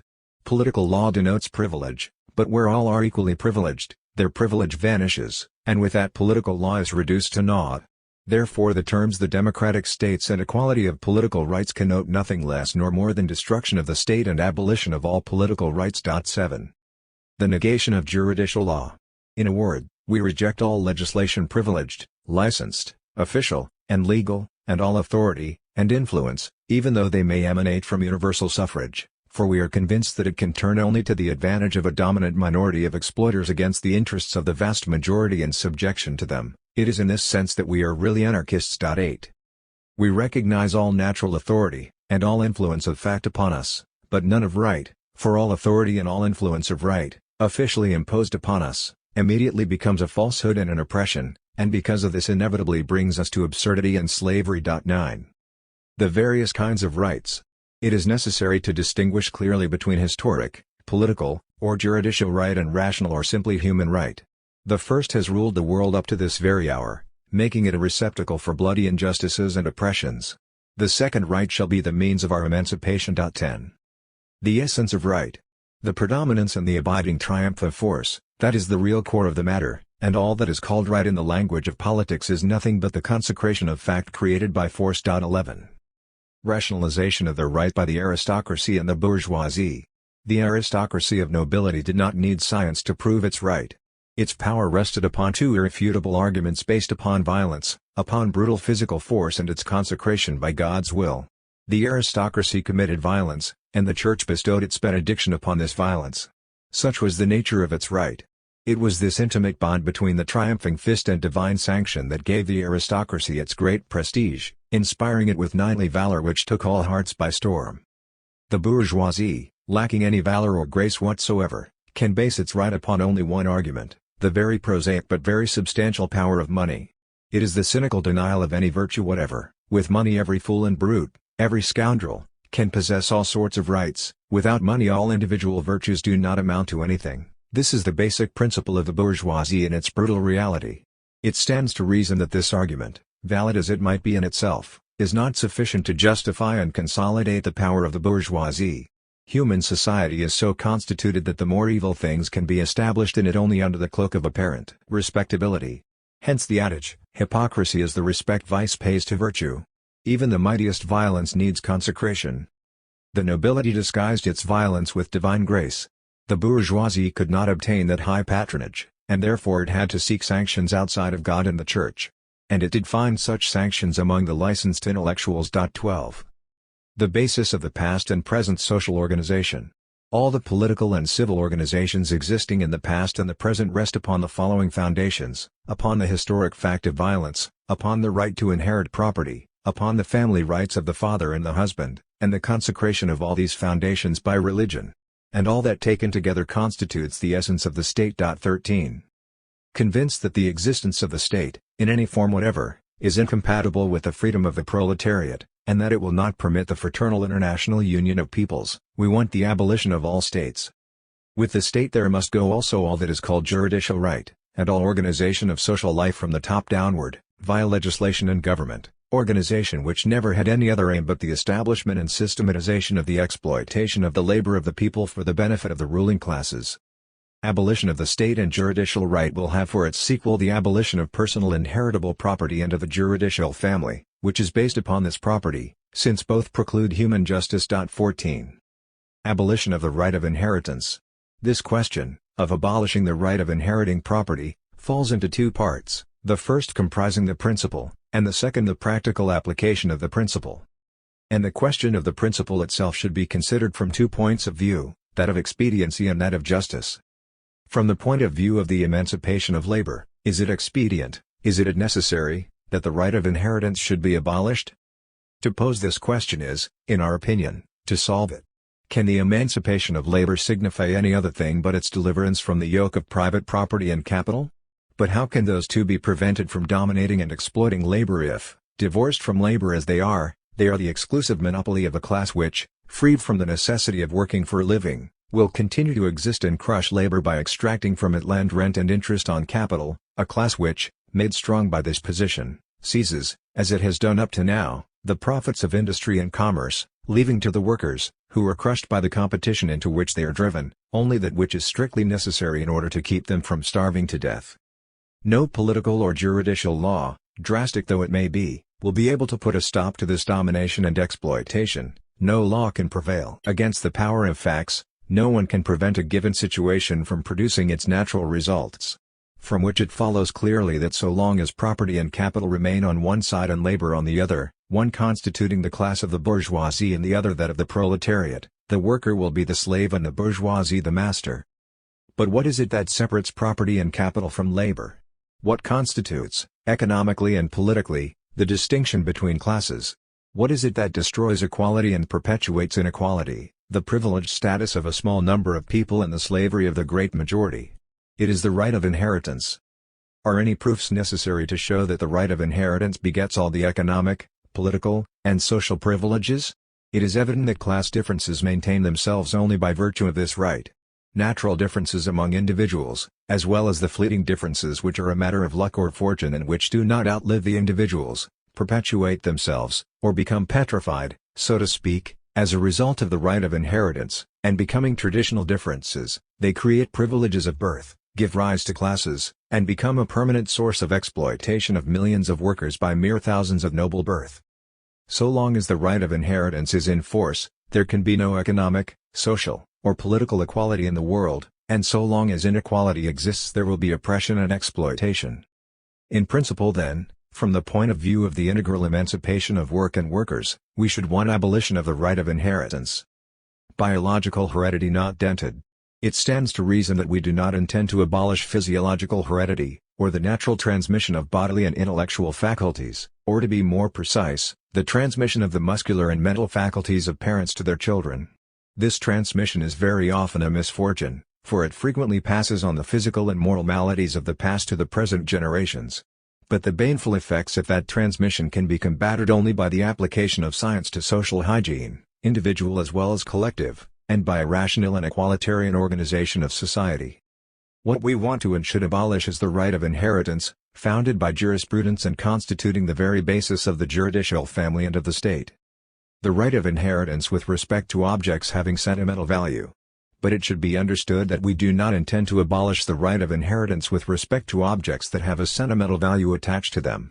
By that we mean the passing on to children or friends of objects of small, money, value belonging to deceased parents or friends and which because of long usage have retained a personal imprint. The real heritage is that which assures to the heirs, whether in full or only in part, the possibility of living without working by assessing collective labor for land rent or interest on capital. We are of the opinion that capital as well as land, in a word, all the implements and the raw materials necessary for labor, should no longer be transmitted through the right of inheritance, and should forever become the collective property of all the productive associations. Equality, and consequently the emancipation of labor and of the workers, can be obtained only at this price. Few indeed are the workers who do not realize that in the future abolition of the right of inheritance shall be the supreme condition of equality. But there are workers who fear that if this right should be abolished at present, before a new social organization has made secure the lot of all children, whatever the conditions under which they were born, their own children may find themselves in distress after the death of their parents. What? They say. We scraped up, by hard work and great privations, 300 or 400 francs, and our children shall be deprived those savings. Yes, they shall be deprived of them, but in exchange will receive from society, without prejudice to the natural rights of father and mother, maintenance and education and an upbringing that you would not be able to provide for them even with 30 or 40,000 francs. For it is evident that as soon as the right of inheritance is abolished, society will have to take upon itself the costs of the physical, moral, and intellectual development of all the children of both sexes who are born in its midst. It will become the supreme guardian of all those children. Right of inheritance and work stimulus. Many persons maintain that by the abolition of the right of inheritance there will be destroyed the greatest stimulus impelling man to work. Those who so believe still consider work a necessary evil, or, in theological parlance, as the effect of Jehovah's curse which he hurled in his wrath against the unfortunate human species, and in which, by a singular caprice, he has included the whole of creation. Without entering into a serious theological discussion, but taking as our base the simple study of human nature, we shall answer the detractors of labor by stating that the latter, far from being an evil or a harsh necessity, is a vital need for every person who is in full possession of his faculties. One can convince himself of this by submitting himself to the following experiment: let him condemn himself for a few days to absolute inaction, or to sterile, unproductive, stupid work, and toward the end of it he will come to feel that he is a most unfortunate and degraded human being. Man, by his very nature, is compelled to work, just as he is compelled to eat, to drink, to think, to talk. If work is an accursed thing nowadays, it is because it is excessive, brutalizing, and forced in character, because it leaves no room for leisure and deprives men of the possibility of enjoying life in a humane way, and because everyone, or nearly everyone, is compelled to apply his productive power to a kind of work which is the least suitable for his natural aptitudes. And finally, it is because, in a society based upon theology and jurisprudence, the possibility of living without working is deemed an honor and a privilege, while the necessity of working for a living is regarded as a sign of degradation, as a punishment, and as a shame. The day when work of mind and body, intellectual and physical, is regarded as the greatest honor among men, as the sign of their manhood and humanity, society will be saved. But that day will never arrive so long as inequality reigns, and so long as the right of inheritance has not been abolished. Will such an abolition be just? But how could it be unjust if it is effected in the interests of everyone, in the interests of humanity as a whole? Origin of the right of inheritance. Let us examine the right of inheritance from the point of view of human justice. A man, we are told, acquires by his labor 10,000 or 100,000, or perhaps 1,000,000 francs, should he not have the right to bequeath this sum to his children? Would not, forbidding such a legacy, be a violation of the natural right of parents, an unjust spoliation? To begin with, it already has been proven many times that an isolated worker cannot produce very much over and above what he consumes. We challenge anyone to produce a real worker, that is, one who does not enjoy any privileges, who earns tens of thousands, hundreds of thousands, or millions of francs. That would be a sheer impossibility. Therefore, if in existing society there are individuals who earn such big sums, this comes not as a result of their labor but is due to their privileged position, that is, to a juridically legalized injustice. And since anything that is not derived from one's own labor is necessarily taken from the labor of someone else, we have a right to say that all such gains are nothing but a form of theft committed by persons in privileged positions with regard to collective labor, and committed with the sanction of, and under the protection of, the state. Let us proceed with this analysis. The dead hand of the past. The law-protected thief dies. He passes on, with or without a testamentary will, his lands or his capital to his children or other relatives. This, we are told, is the necessary corollary of his personal freedom and his individual right. His will is to be respected. But a dead man is dead for good. Outside of the altogether moral and sentimental existence built up by the pious memories of his children, relatives, and friends, if he deserves such memories, or by public recognition, if he rendered some real service to the public, outside of that he does not exist at all. Therefore he can have neither liberty, nor right, nor personal will. Phantoms should not rule and oppress the world which belongs only to living persons. In order that he continue willing and acting after his death, it is necessary to have a juridical fiction or a political lie, and as this dead person is incapable of acting for himself, it is necessary that some power, the state, undertake to act in his name and for his sake. The state must execute the will of a man who, being no longer alive, cannot have any will whatever.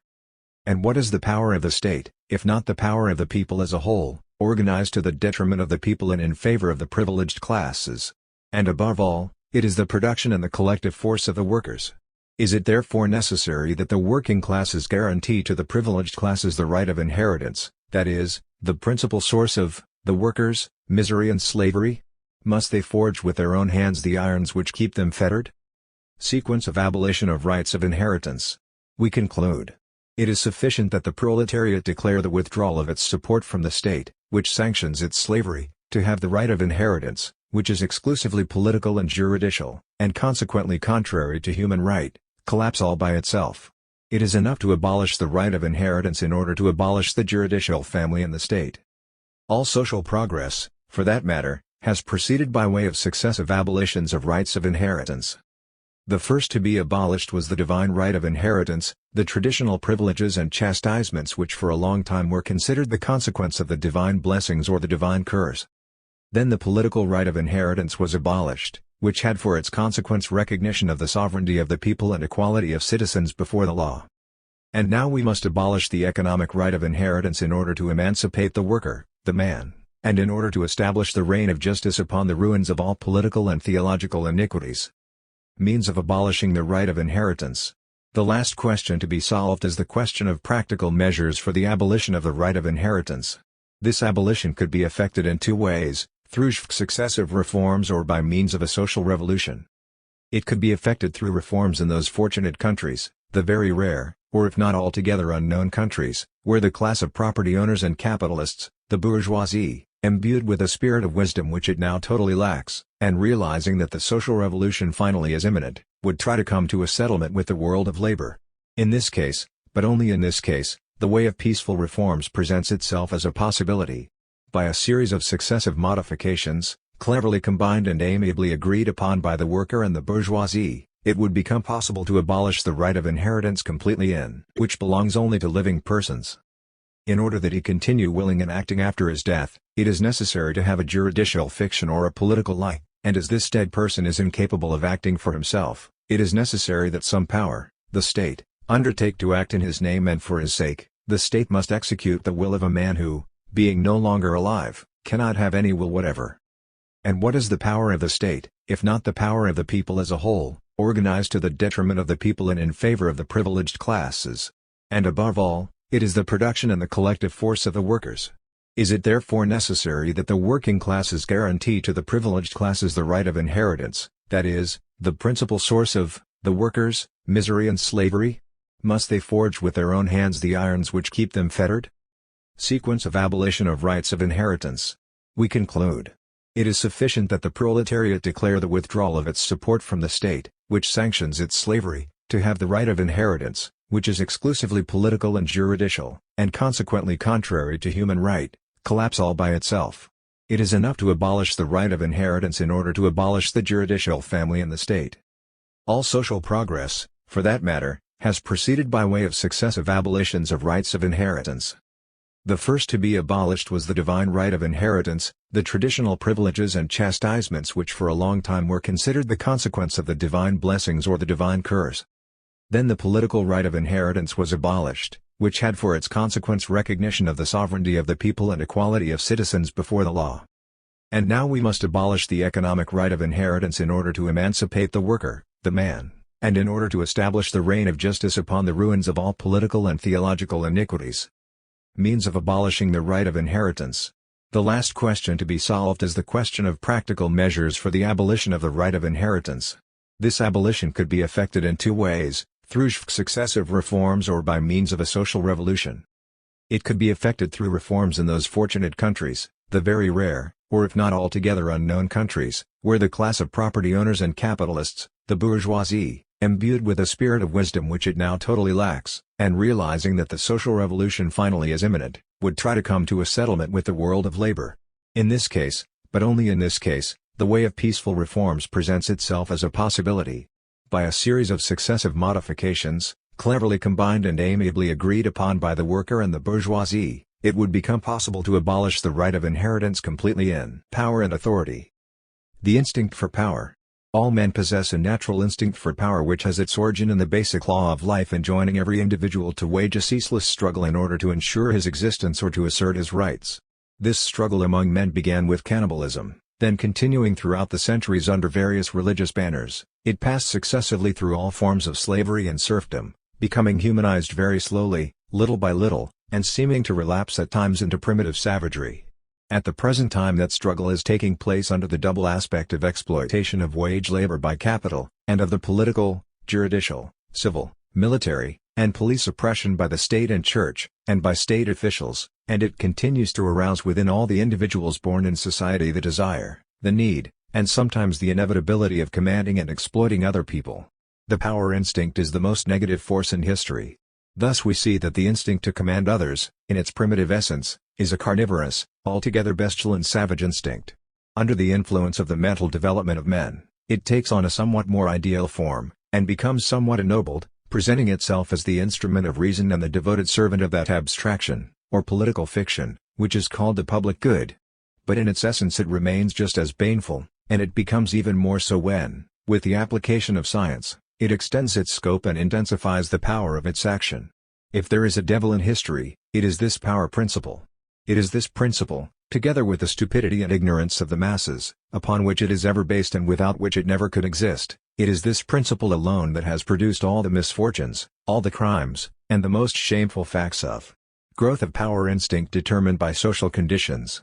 And inevitably this cursed element is to be found, as a natural instinct, in every man, the best of them not excepted. Everyone carries within himself the germs of this lust for power, and every germ, as we know, because of a basic law of life, necessarily must develop and grow, if only it finds in its environment favorable conditions. These conditions in human society are the stupidity, ignorance, apathetic indifference, and servile habits of the masses, so one may say justly that it is the masses themselves that produce those exploiters, oppressors, despots, and executioners of humanity, of whom they are the victims. When the masses are deeply sunk in their sleep, patiently resigned to their degradation and slavery, the best men in their midst, the most energetic and intelligent of them, those who in a different environment might render great services to humanity, necessarily become despots. Often they become such by entertaining the illusion that they are working for the good of those whom they oppress. On the contrary, in an intelligent, wide-awake society, jealously guarding its liberty and disposed to defend its rights, even the most egoistic and malevolent individuals become good members of society. Such is the power of society, 1,000 times greater than that of the strongest individuals. Exercise of power and negative social determinant. Man's nature is so constituted that, given the possibility of doing evil, that is, of feeding his iranity, his ambition, and his cupidity at the expense of someone else, he surely will make full use of such an opportunity. We of course are all sincere socialists and revolutionists, and still, were we endowed with power, even for the short duration of a few months, we would not be what we are now. As socialists we are convinced, you and I, that social environment, social position, and conditions of existence, are more powerful than the intelligence and will of the strongest and most powerful individual, and it is precisely for this reason that we demand not natural but social equality of individuals as the condition for justice and the foundation of morality. And that is why we detest power, all power, just as the people detest it. Too. No one should be entrusted with power, and as much as anyone invested with authority must, through the force of an immutable social law, become an oppressor and exploiter of society. 2. We are in fact enemies of all authority, for we realize that power and authority corrupt those who exercise them as much as those who are compelled to submit to them. Under its baneful influence some become ambitious despots, lusting for power and greedy for gain, exploiters of society for their own benefit or that of their class, while others become slaves. 4. Exercise of authority cannot be claimed on the ground of science. The great misfortune is that a large number of natural laws, already established as such by science, remain unknown to the masses, thanks to the solicitous care of these tutelary governments that exist, as we know, only for the good of the people. And there also is another difficulty, namely, that the greater number of the natural laws inherent in the development of human society, which are quite as necessary, invariable, and inevitable as the laws which govern the physical world, have not been duly recognized and established by science itself. Once they have been recognized, at first by science and then by means of an extensive cistern of popular education and instruction, once they have become part and parcel of the general consciousness, the question of liberty will be solved. The most recalcitrant authorities will then have to admit that henceforth there will be no need of political organization, administration, or legislation. Those three things, whether emanating from the will of the sovereign or issuing from the will of a parliament elected by universal suffrage, or even conforming to the system of natural laws, which has never yet happened and never will happen, are always equally baneful and hostile to the liberty of the people because they impose upon the latter a system of external and therefore despotic laws. Natural laws must be freely accepted. The liberty of man consists solely in that he obeys natural laws because he has recognized them as such himself, and not because they have been imposed upon him by any external will whatever, divine or human, collective or individual. Dictatorship by scientists.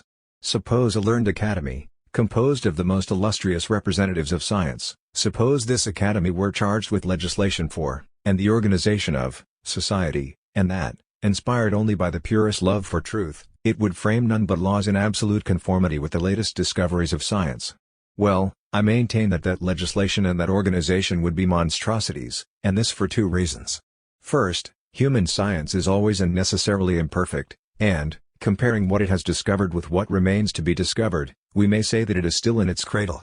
This is true to such an extent that were we to force the practical life of men, collective as well as individual, into strict and exclusive conformity with the latest data of science, we should condemn society as well as individuals to suffer martyrdom on a Procrustean bed, which would soon end by dislocating and stifling them, life always remaining an infinitely greater thing than science. The second reason is this: a society obeying legislation emanating from a scientific academy, not because it understood the reasonableness of this legislation, in which case the existence of that academy would become useless, but because the legislation emanated from the academy and was imposed in the name of science, which was venerated without being understood, that society would be a society of brutes and not of men. It would be a second edition of the wretched Paraguayan Republic which submitted so long to the rule of the Society of Jesus. Such a society would rapidly sink to the lowest stage of idiocy. But there is also a third reason rendering such a government impossible. This reason is that a scientific academy invested, so to speak, with absolute, sovereign power, even if it were composed of the most illustrious men, would unavoidably and quickly end by becoming morally and intellectually corrupted. Such has been the history of academies when the privileges allowed them were few and scanty. The greatest scientific genius, from the moment that he becomes an academician, an officially licensed savant, inevitably deteriorates and becomes sluggish. He loses his spontaneity, his revolutionary boldness, that wild and troublesome characteristic of the greatest geniuses who are always called upon to destroy old decrepit worlds and lay the foundations of new worlds. Doubtless our academician gains in good manners, in worldly and utilitarian wisdom, what he loses in power of thought. Scientists are not accepted from the workings of the law of equality. It is the characteristic of privilege and of every privileged position to destroy the minds and hearts of men.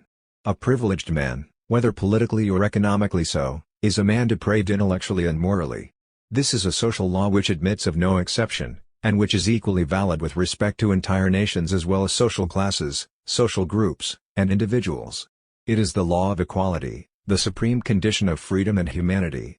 A scientific body entrusted with the government of society would soon end by devoting itself no longer to science but to some other effort.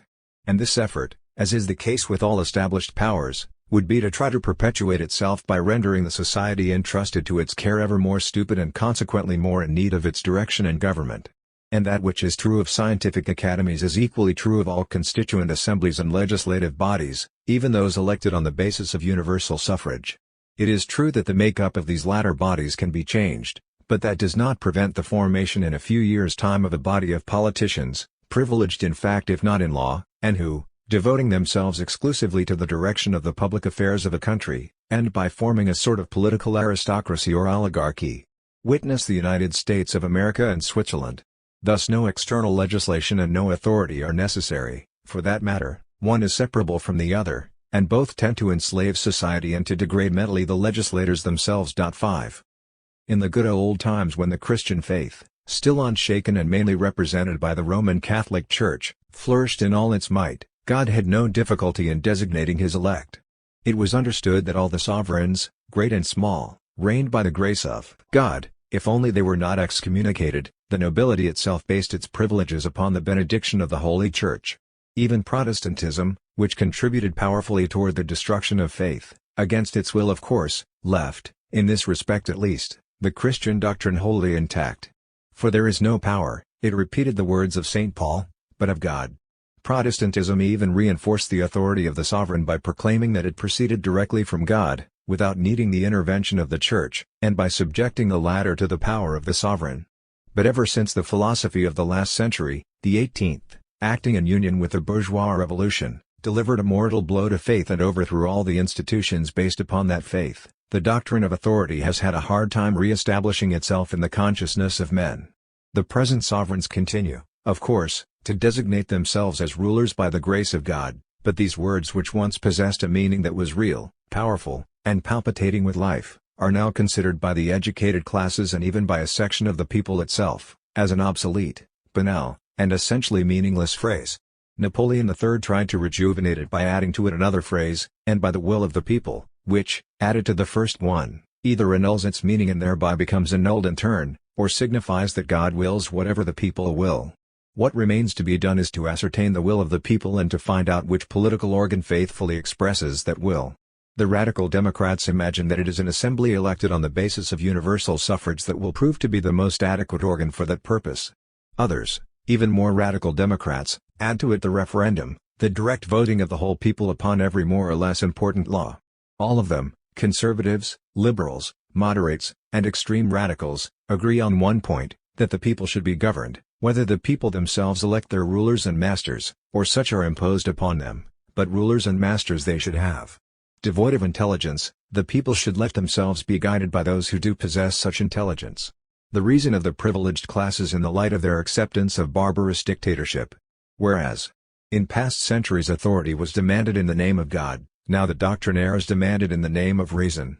It is not any more the priests of a decayed religion who demand power, but the licensed priests of the doctrinaire reason, and this is done at a time when the bankruptcy of that reason has become evident.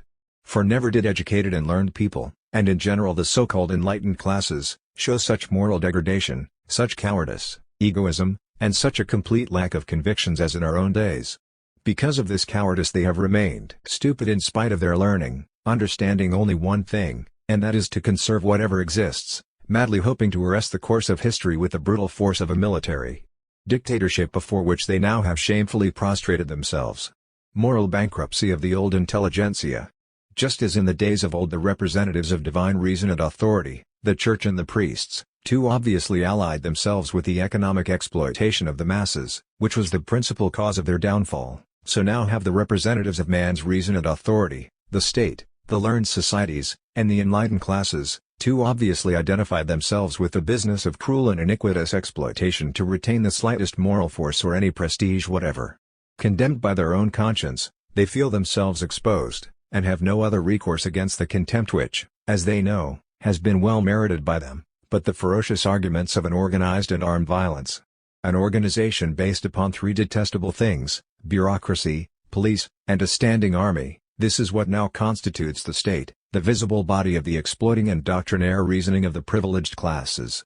Emergence of a new reasoning and the rise of a libertarian outlook. In contrast to this rotting and dying reasoning, a new, young, and vigorous spirit is awakening and crystallizing in the midst of the people. It is full of life and hope for the future. It is of course not yet fully developed with respect to science, but it eagerly aspires toward a new science cleared from all the stupidities of metaphysics and theology. This new logic will have neither licensed professors nor prophets nor priests, nor, drawing its power from each and all, will it found a new church or a new state. It will destroy the last vestiges of this cursed and fatal principle of authority, human as well as divine, and, rendering everyone his full liberty, it will realize the equality, solidarity, and fraternity of mankind. 6. The proper role and function of the expert. Does it follow that I reject all authority? No, far be it from me to entertain such a thought. In the matter of boots, I defer to the authority of the bootmaker. When it is a question of houses, canals, or railroads, I consult the authority of the architect or engineer. For each special type of knowledge I apply to the scientist of that respective branch. I listen to them freely, and with all the respect merited by their intelligence, their character, and their knowledge, though always reserving my indisputable right of criticism and control. I do not content myself with consulting a single specialist who is an authority in a given field, I consult several of them. I compare their opinions and I choose the one which seems to me the soundest. But I recognize no infallible authority, not even on questions of an altogether special character. Consequently, whatever respect I may have for the honesty and sincerity of such and such individuals, I have no absolute faith in any person. Such faith would be fatal to my reason, to my liberty, and to the success of my undertakings. It would immediately transform me into a stupid slave, an instrument of the will and interests of others. If I bow before the authority of the specialists and declare myself ready to follow, to a certain extent and so long as it may seem to me to be necessary, their general indications and even their directions, it is because their authority is imposed upon me by no one, neither by men nor by God. Otherwise I would reject them with horror and send to the devil their counsels, their directions, and their knowledge, certain that they would make me pay, by the loss of my liberty and self-respect, for such odd bits of truth enveloped in a multitude of lies, as they might give me. I bow before the authority of specialists because it is imposed upon me by my own reason. I am aware of the fact that I can embrace in all its details and positive developments only a very small part of human knowledge. The greatest intelligence would not be equal to the task of embracing the whole. Hence there results, for science as well as for industry, the necessity of division and association of labor. I take and I give such is human life. Each is an authoritative leader and in turn is led by others. Accordingly there is no fixed and constant authority, but a continual exchange of mutual, temporary, and, above all, voluntary authority and subordination. Government by Superman.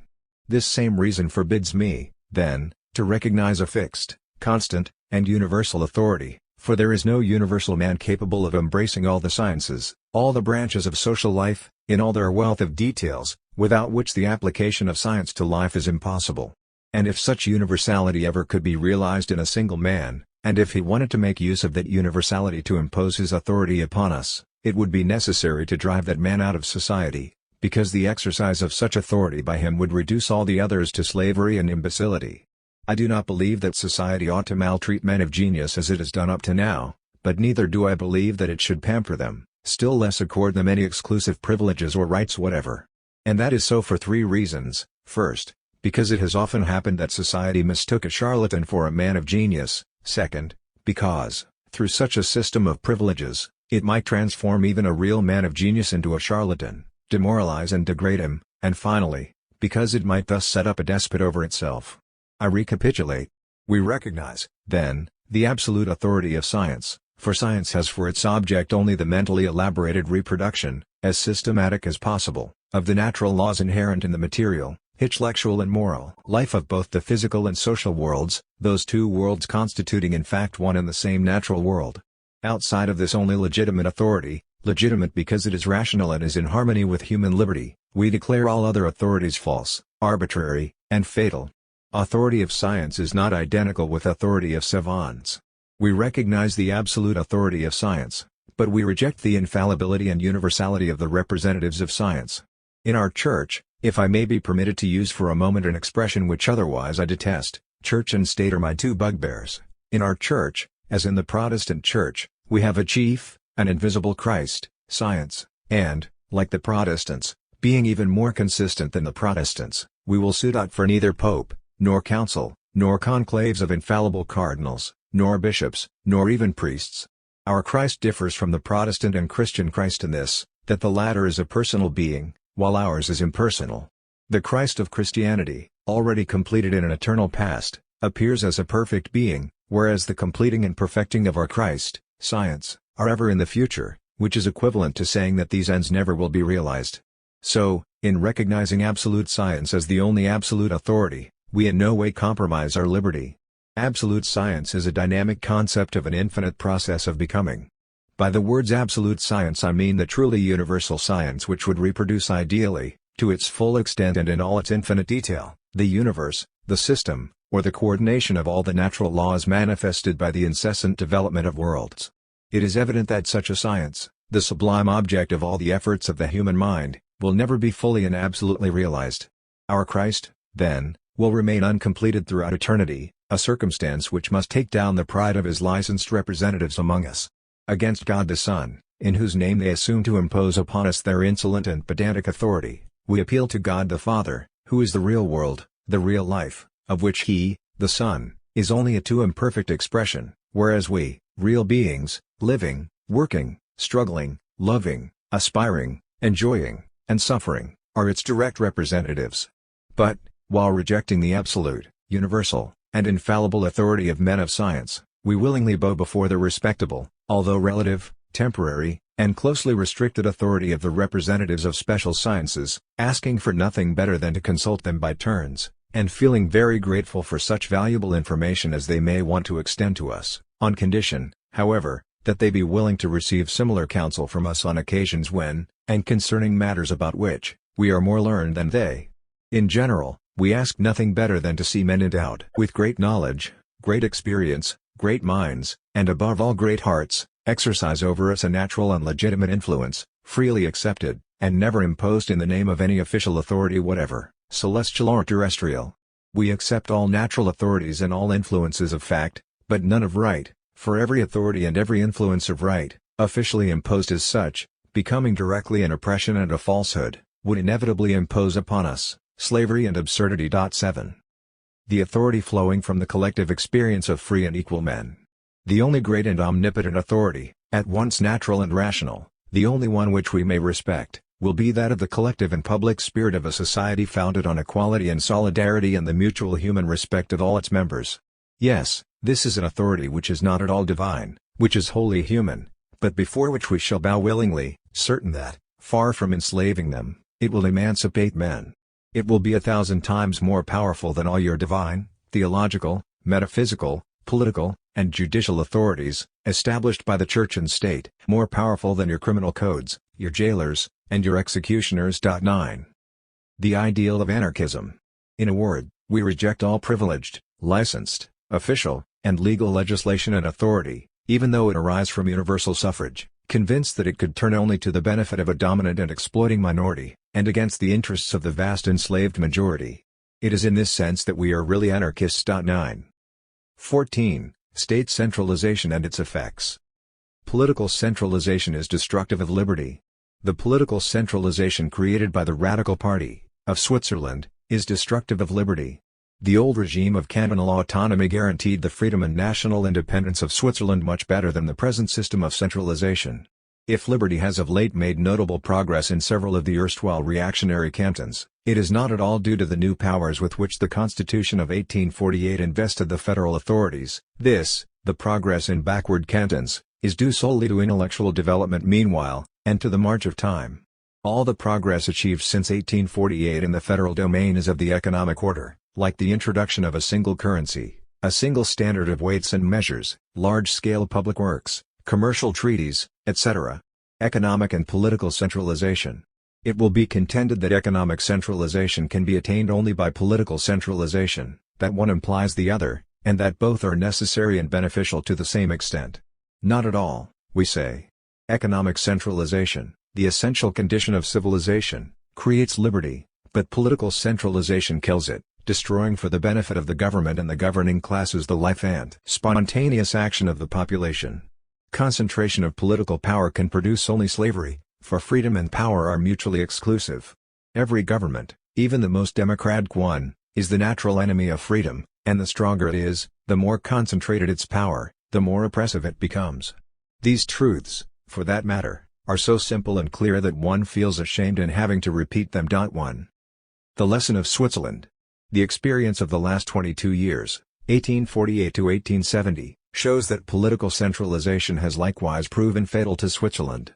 It destroys the liberty of the country, endangers its independence, turns it into a complacent and servile gendarme in the service of all the powerful despots of Europe. In reducing its moral force, political centralization jeopardizes the material existence of the country. 2. The last word in political centralization. Cavaignac, who rendered such valuable service to both the French and international reaction, was, however, a man of sincere Republican convictions. Is it not remarkable that it was a Republican who was destined to lay the first basis for the military dictatorship in Europe, to be the forerunner, in the direct line of Napoleon III and the German Emperor, just as it was the idea of another Republican, his famous predecessor, Robespierre, to pave the road for the state despotism personified by Napoleon? Does it not prove that the all-absorbing and overwhelming military discipline, the ideal of the pan-German Empire, is the inevitable last word in bourgeois state centralization, in bourgeois civilization? Centralization in Germany. Whatever the case may be, the noblemen, the bureaucracy, the ruling caste, and the princes conceived a great liking for Kavanaugh, and, greatly aroused by his success, they visibly took courage and began preparing for new struggles. 8. The conquered rich provinces, and the immense quantities of captured war materials, have enabled Germany to maintain a huge standing army. The creation of the empire and its organic subjection to the Prussian autocracy, the building and arming of new fortresses, and, finally, the building of the fleet, all that, of course, has contributed greatly toward the strengthening of German might. But its chief support consists above all in the deep and undeniable popular sympathy. As one of our Swiss friends has said, now every German tailor living in Japan, China, and Moscow feels behind him the German navy, and the whole German power. And this proud realization makes him madly exultant.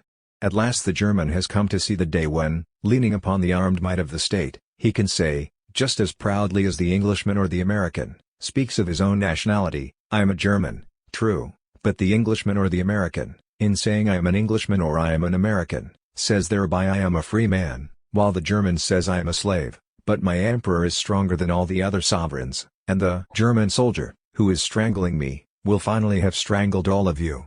The German people turn toward discipline. Will the German people content themselves for long with this realization? Who can say? The Germans have been yearning so long for a single, totalitarian, state with a single stick, that they probably will be enjoying their present bliss for a long time. Every people to its taste, and the taste of the German people runs toward a stout stick to be wielded by the state. Moral effects of state centralization. No one can seriously doubt that with state centralization rampant, there will begin, for that matter, there already has begun, to develop in Germany all the evil principles, all the corruption, all the causes of inner disintegration which always go hand in hand with political centralization. One can doubt it the less inasmuch as this process of moral and intellectual disintegration already has set in. One has only to read the German magazines, of conservative or moderate orientation, to find their descriptions of the corruption sweeping through the German public, which until now, as we know, has been the most honest in the world. This inevitable result of capitalist monopoly is always and everywhere accompanied by the intensification and extension of state centralization. 4. Political centralization instrumental in distorting political progress of French nation. We are convinced that if France twice lost its freedom, and saw its democratic republic turn into a military dictatorship, the fault does not lie with the character of the people, but with political centralization. This centralization, long since prepared by the French kings and statesmen, later personified in a man whom the fawning rhetoric of the court named the Great King, then hurled into the abyss by the shameful disorders of a decrepit monarchy, this political centralization would have perished in the mire, had it not been raised by the mighty hand of the Revolution. Yes, strange indeed, that great Revolution, which for the first time in history had proclaimed the liberty not only of the citizen but of man, by making itself the heir of the monarchy which it had destroyed, revived at the same time this negation of all liberty, centralization and omnipotence of the state. Recreated by the Constituent Assembly and combated, although with little success, by the Girondists, this political centralization was completed by the National Convention. Robespierre and Saint-Just were the true restorers of centralization. Nothing was overlooked by this new governmental machine, not even a supreme being with the cult of the state. This machine awaited only a clever mechanic to show to the astonished world the possibilities for powerful oppression with which it had been endowed by its imprudent builders, and then came Napoleon. Thus this revolution, which at first was inspired by love for liberty and humanity, only because it came to believe in the possibility of reconciling those two concepts with state centralization, committed suicide, and killed both, begetting in their place only a military dictatorship, Caesarism. Federalism, the political ideal of a new society. Is it not clear then, gentlemen, that in order to save liberty and peace in Europe, we ought to oppose to this monstrous and oppressive centralization of the military, bureaucratic, despotic, monarchic, constitutional, or even republican states, the great salutary principles of federalism? Henceforth it ought to be clear to all those who really want the emancipation of Europe that, while retaining our sympathies for the great socialist and humanitarian ideas proclaimed by the French Revolution, we must reject its state policy and resolutely adopt the policy of liberty pursued by the Americans of the North. 15. The element of discipline. The mystic cult of authority in the France of Napoleon III. With discipline and confidence it is the same as with union. All those are excellent things when put in the right place, but they are disastrous when applied to people who do not deserve them. Passionate lover of freedom that I am, I confess that I greatly distrust those who always have the word discipline on their lips. It is exceedingly dangerous, especially in France, where most of the time discipline signifies despotism on one hand and automatism on the other. In France, the mystic cult of authority, the love of commanding and the habit of submitting to orders, has destroyed in society, as well as among the vast majority of individuals, every feeling for liberty and all faith in the spontaneous and living order which liberty alone can create. Speak to them of liberty, and they raise an outcry about disorder. For it seems to them that no sooner would this ever oppressive and violent discipline of the state stop functioning than everyone would be at the next one's throat and society would have collapsed. Therein lies the astounding secret of the slavery which French society has put up with ever since its great revolution. Robespierre and the Jacobins bequeathed to it the cult of state discipline. This cult, which you will find in its entirety among your bourgeois republicans, whether official or officious, is now ruining France. It is ruining it by paralyzing the only source and the only means of deliverance that is left open to it, the unleashing of the popular forces of the country. It is ruining France by making it seek salvation in authority and the illusory action of the state, which at the present moment represents only vain despotic pretensions going hand in hand with absolute impotence. Freedom is compatible with discipline.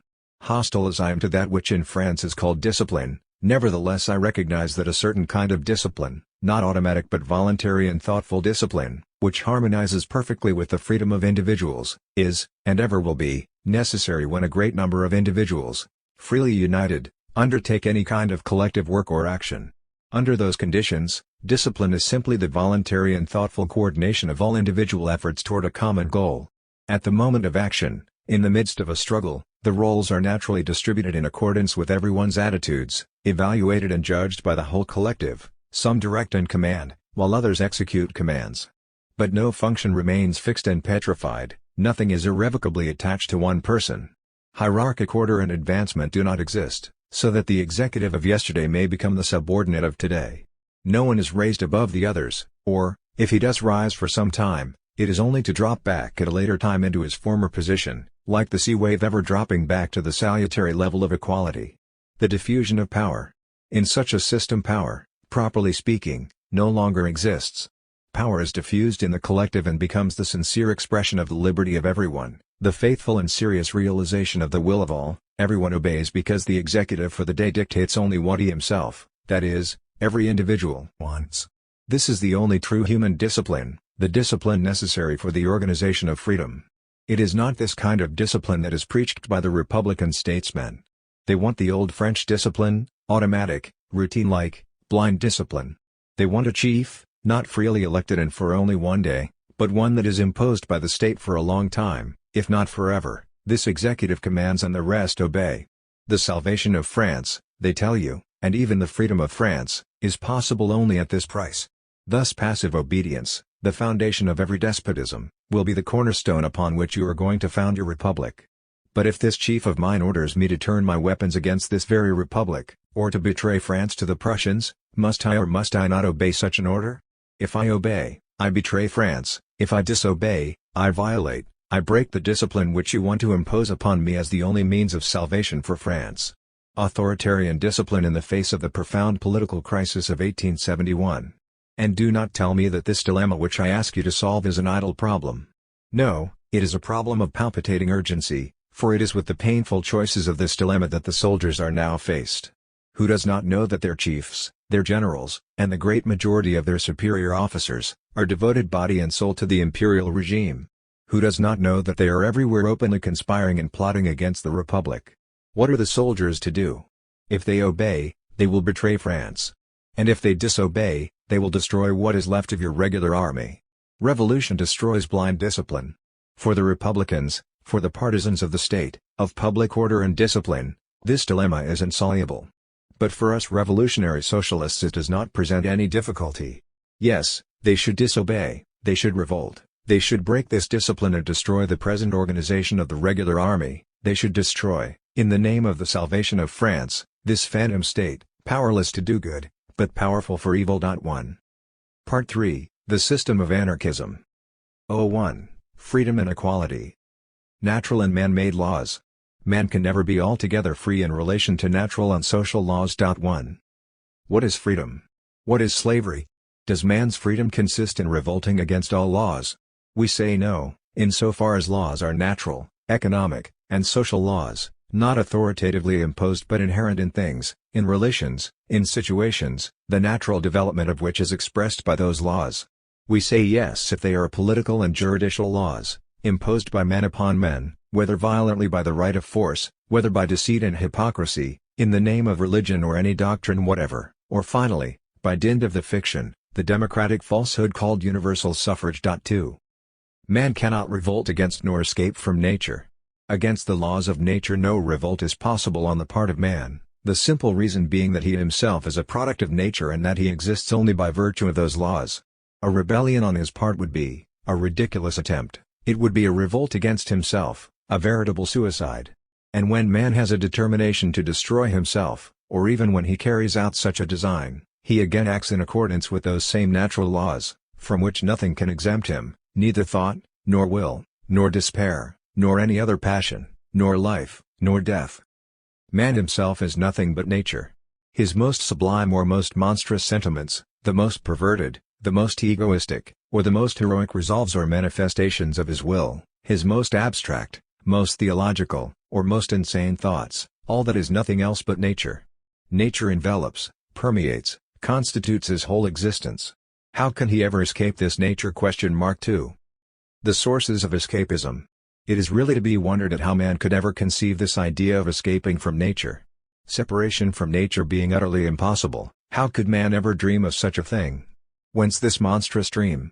Whence does it come if not from theology, the science of non-being, and later from metaphysics, which is the impossible reconciliation of non-existence with reality? 4. We must distinguish well between natural laws and authoritarian, arbitrary political, religious, criminal, and civil laws which the privileged classes have established in the course of history, always in the interest of exploitation of the labor of the toiling masses, laws which, under the pretense of a fictitious morality, were ever the source of the deepest immorality, consequently, involuntary and inescapable obedience to all laws which, independently of human will, constitute the very life of nature and society, and at the same time independence as complete as possible for everyone in relation to all pretensions to command, coming from any human will whatever, individual as well as collective, and tending to assert themselves not by way of natural influence, but by imposing their law, their despotism. 5. Freedom does not imply foregoing any exertion of influence. The freedom of every man is the result produced ever anew by a multitude of physical, mental, and moral influences to which he is subjected by the environment in which he was born, and in which he lives and dies. To wish to escape from this influence in the name of some transcendental, divine freedom, self-sufficient and absolutely egoistical, is to aim at non-existence. To forego influencing others means to forego social action, or even giving expression to one's thoughts and feelings, which again is to tend toward non-existence. This notorious independence, so greatly extolled by the idealists and metaphysicians, and individual freedom conceived in this sense, are just mere nothingness. 6.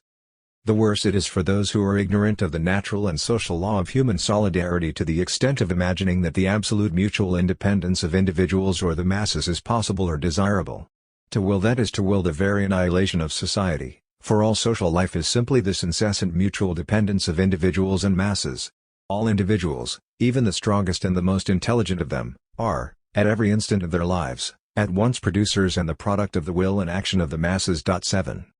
In nature as in human society, which in itself is nothing but nature, everything that lives does so only under the supreme condition of intervening in the most positive manner in the life of others, intervening in as powerful a manner as the particular nature of a given individual permits it to do so. To do away with this reciprocal influence would spell death in the full sense of the word. And when we demand liberty for the mass, we do not pretend to have abolished any of the natural influences exerted upon the masses by any individual or group of individuals. What we want is the abolition of fictitious, privileged, legal, and official influences. 8. Liberty in conformity with natural laws. Man's freedom consists solely in this, that he obeys natural laws because he has himself recognized them as such, and not because they have been imposed upon him by any extrinsic will whatever, divine or human, collective or individual. 9. As against natural laws there is only one kind of liberty possible for man, and that is to recognize and apply them on an ever-extending scale in conformity with the goal of emancipation, or humanization, individual or collective, which he pursues. These laws, once recognized, Exercise an authority which has never been disputed by the great mass of mankind. 1. Must, for instance, be a madman or a theologian, or at least a metaphysician, a jurist, or a bourgeois economist to revolt against the law according to which twice two makes four. One must have faith to imagine that one will not burn in fire or that he will not drown in water unless he has recourse to some subterfuge, which, in its turn, is founded on some other natural law. But these revolts, or rather these attempts at or wild fancies of impossible revolts, constitute only very rare exceptions, for in general it may be said that the mass of mankind, in their daily lives, let themselves be governed, in an almost absolute fashion, by common sense, that is, by the sum of generally recognized natural laws. 10. Rational liberty. True, man, with the aid of knowledge and the thoughtful application of the laws of nature, gradually emancipates himself, but he achieves this emancipation not in regard to the universal yoke, which is borne by all living beings, himself included, and by all existing things that are produced and that vanish in this world. Man frees himself only from the brutal pressure of his external material and social world, including that of all the things and people surrounding him. He dominates things through science and by work, and as to the arbitrary yoke of men, he throws it off through revolutions. Such then is the only rational meaning of the word liberty. It is the domination over external things, based upon the respectful observance of the laws of nature. It is independence from the pretentious claims and despotic acts of men. It is science, work, political rebellion, and, finally, it is the organization, at once planned and free, of a social environment, in conformity with the natural laws inherent in every human society. The first and last condition of this liberty remains then the most absolute submission to the omnipotence of nature, our mother, and the observance, the most rigorous application of her laws. 11. Wide diffusion of knowledge will lead to full freedom. The great misfortune is that a large number of natural laws, already established as such by science, remain unknown to the masses, thanks to the solicitous care of the tutelary governments that exist, as we know, only for the good of the people. There also is another difficulty, namely, that the greater number of the natural laws inherent in the development of human society, are quite as necessary, invariable, and inevitable, as the laws which govern the physical world, have not been duly recognized and established by science itself. 12. Once they have been recognized, first by science and then by means of an extensive system of popular education and instruction, once they have become part and parcel of the general consciousness, the question of liberty will be completely solved. The most recalcitrant authorities must admit that there will then be no need of political organization, administration, or legislation, three things which, whether emanating from the will of the sovereign or from that of a parliament elected on the basis of universal suffrage, and even if they should conform to the system of natural laws, which has never happened yet and never will happen, are always equally baneful and hostile to the liberty of the people because they impose upon the latter a system of external and therefore despotic laws. 13. Freedom is valid only when shared by everyone. The materialist, realist, and collectivist definition of liberty is altogether opposed to that of the idealists. The materialist definition runs like this: man becomes man and arrives at awareness as well as realization of his humanity only in society and only through the collective action of the whole society. He frees himself from the yoke of external nature only by collective and social labor, which alone is capable of transforming the surface of the earth into an abode favorable to the development of humanity. And without this material emancipation there can be no intellectual or moral emancipation for anyone. Man cannot free himself from the yoke of his own nature, that is, he can subordinate his instincts and his bodily movements to the direction of his ever-developing mind only with the aid of education and upbringing. Both, however, are preeminently and exclusively social phenomena. For outside of society man would always remain a wild beast or a saint, which is about the same. Finally, an isolated man cannot have awareness of his liberty. To be free signifies that man shall be recognized and treated as such by another man, by all men who surround him. Liberty then is not a fact springing from isolation but from reciprocal action, a fact not of exclusion, but, on the contrary, of social interaction, for the freedom of every individual is simply the reflection of his humanity or his human right in the consciousness of all free men, his brothers, his equals. 14. I can call myself and feel myself a free man only in the presence of and in relation to other men. In the presence of an animal of inferior species, I am neither free nor am I a man, for that animal is incapable of conceiving, and consequently incapable of recognizing my humanity. I myself am human and free only inasmuch as I recognize the freedom and humanity of all people surrounding me. It is only when I respect their human character that I respect my own humanity. A cannibal who eats his captives, treating them as savage animals, is not a man but a beast. The master of slaves is not a man but a master. In ignoring the humanity of his slaves, he ignores his own humanity. Every ancient society furnishes good proofs thereof. The Greeks, the Romans, did not feel free as men. They did not consider themselves as such from the point of view of human right. They believed themselves privileged as Greeks, as Romans, only in their own fatherland, and only so long as the latter remained unconquered and on the contrary conquering other countries because of the special protection of their national gods. And they did not wonder and did not hold it their right or duty to revolt when, having been vanquished, they themselves fell into slavery. 15. Christian freedom. It was the great merit of Christianity that it proclaimed the humanity of all human beings, including that of women, and the equality of all men before God. Yet how was it proclaimed? In the sky, in the future life, but not for the existing real life upon earth. Besides, this equality to come constitutes a falsehood because, as we know, the number of the elect is greatly restricted. On this point all the theologians of the various Christian sects are in full agreement. Accordingly, the so-called Christian equality entails the most flagrant privilege on the part of the several thousands elected by divine grace over the millions of the damned. For that matter, the equality of all before God, even if it were all-inclusive to embrace everyone, would only be equality of nothingness, and equal slavery of all before a supreme master. 16.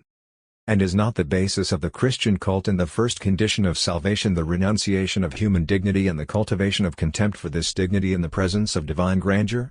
A Christian then is not a man, in the sense that he lacks the consciousness of his humanity, and because, not respecting human dignity in himself, he cannot respect it in others, and not respecting it in others, he cannot respect it in himself. A Christian can be a prophet, a saint, a priest, a king, a general, a minister, a state functionary, a representative of some authority, a gendarme, an executioner, a nobleman, an exploiting bourgeois, an enthralled proletarian, an oppressor or one of the oppressed, a torturer or one of the tortured, an employer or a hired man. But he has no right to call himself man, for one becomes a man only when he respects and loves the humanity and liberty of everyone else and when his own freedom and his humanity are respected, loved, stimulated, and created by all others. 17. Freedom of individual increased and not limited by freedom of all? I am free only when all human beings surrounding me, men and women alike, are equally free. The freedom of others, far from limiting or negating my liberty, is on the contrary its necessary condition and confirmation. I become free in the true sense only by virtue of the liberty of others, so much so that the greater the number of free people surrounding me and the deeper and greater and more extensive their liberty, the deeper and larger becomes my liberty. On the contrary, it is the slavery of men that sets up a barrier to my liberty, or, which practically amounts to the same, it is their bestiality which constitutes a negation of my humanity because, I repeat again, I call myself a truly free person only when my freedom or, which is the same, my human dignity, my human right, the essence of which is to obey no one and to follow only the guidance of my own ideas, when this freedom, reflected by the equally free consciousness of all men, comes back to me confirmed by everybody's assent. My personal freedom, confirmed by the freedom of everyone else, extends to infinity. The constituent elements of freedom. We can see then that freedom, as understood by materialists, is something very positive, very complex, and above all eminently social, since it can be realized only by society and only under conditions of strict equality and solidarity of each person with all his fellows. One can distinguish in it three phases of development, three elements, the first of which is highly positive and social. It is the full development and the full enjoyment by everyone of all the faculties and human powers through the means of education, scientific upbringing, and material prosperity, and all that can be given to everyone only by collective labor, and by the material and mental, muscular, and nervous labor of society as a whole. 18.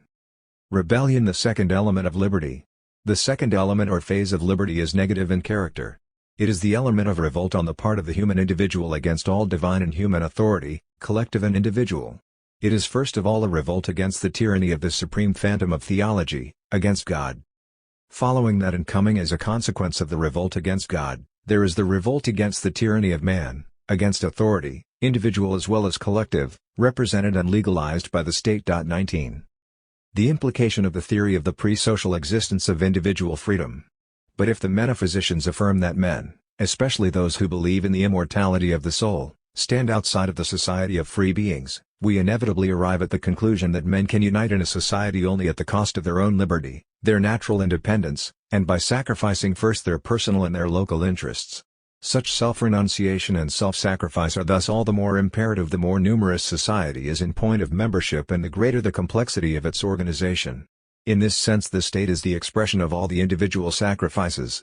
Given this abstract and at the same time violent origin, the state has to restrict liberty to an ever greater extent, doing it in the name of a falsehood called the good of the people, which in reality represents exclusively the interests of the dominant class.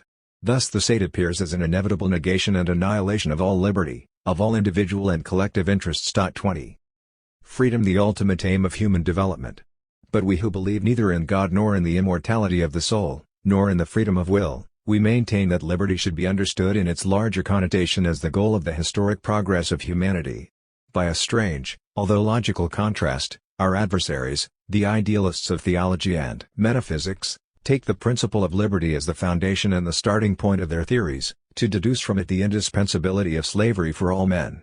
We, materialists in theory, aim in practice to create and consolidate a rational and noble idealism.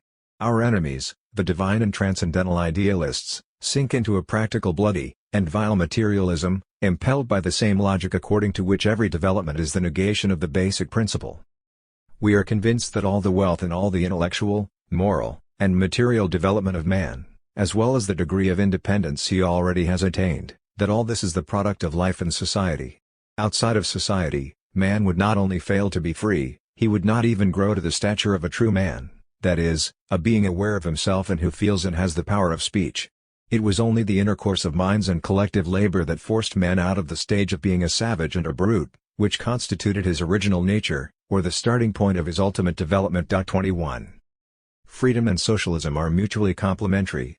The serious realization of liberty, justice, and peace will be impossible so long as the vast majority of the population remains dispossessed in point of elementary needs, so long as it is deprived of education and is condemned to political and social insignificance and slavery, in fact if not by law, by the poverty as well as the necessity of working without rest or leisure, producing all the wealth, upon which the world now prides itself, and receiving in return only such a small part thereof that it hardly suffices to assure the workers bread for the next day. We are convinced that freedom without socialism is privilege and injustice, and that socialism without freedom is slavery and brutality. 22. It is characteristic of privilege and of every privileged position to kill the minds and hearts of men. The privileged man, whether politically or economically, is a mentally and morally depraved man. That is a social law which admits of no exception and which holds good in relation to whole nations as well as to classes, groups, and individuals. It is the law of equality, the supreme condition of freedom and humanity. 23. Socialism and equality. Much as one may resort to all kinds of subterfuges, much as one may try to obscure the issue, and to falsify social science for the benefit of bourgeois exploitation, all sensible people who have no interest in deceiving themselves, now understand that so long as a certain number of people possessing economic privileges have the means to lead a life which is beyond the reach of the workers, that so long as a more or less considerable number inherit, in various proportions, capital and land which is not the product of their own labor, while on the other hand the vast majority of workers do not inherit anything at all, so long as land rent and interest on capital enable those privileged people to live without working, so long as such a state of things exists, equality is inconceivable.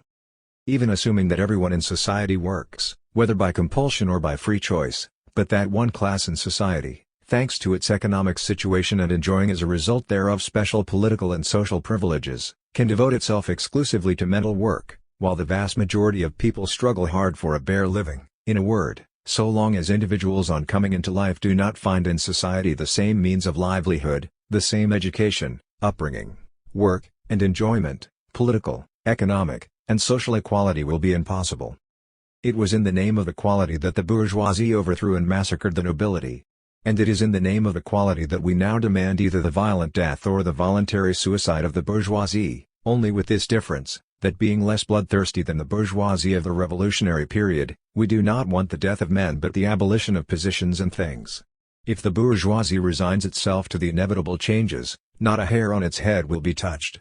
But so much the worse for it, if, forgetting prudence and sacrificing its individual interests to the collective interests of its class, a class doomed to extinction, It places itself athwart the course of the historic justice of the people, in order to save a position which will soon become utterly untenable. 24.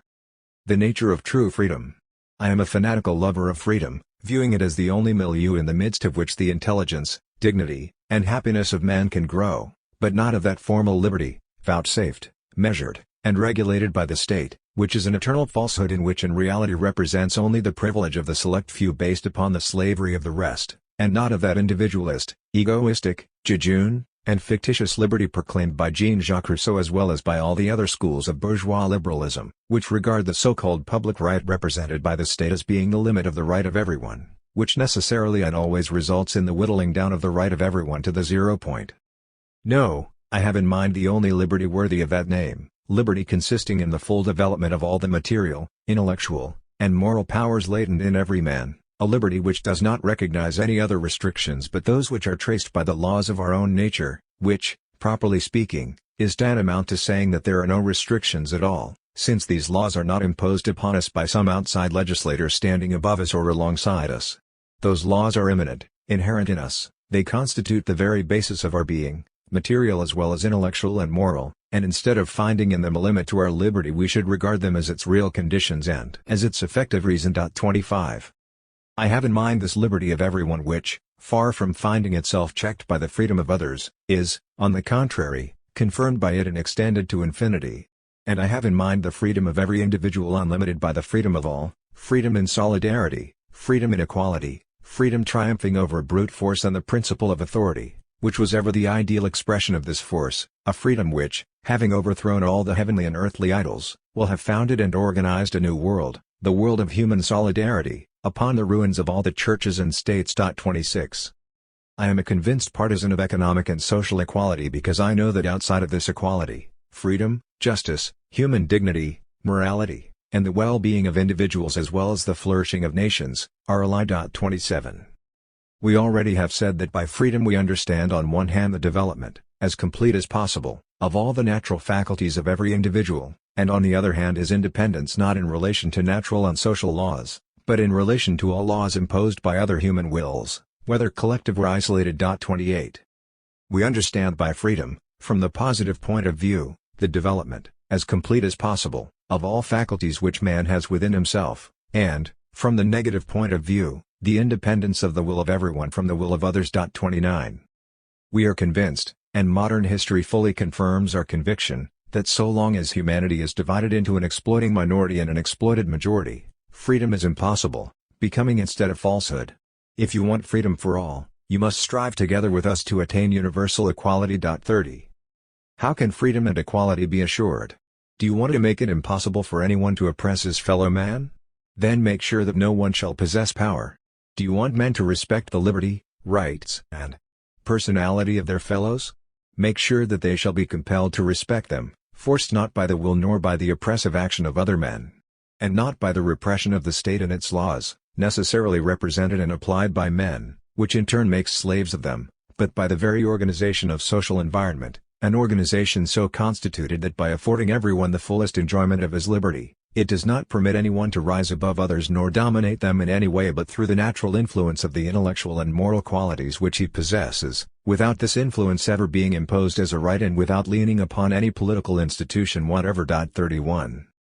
02. Federalism, real and sham.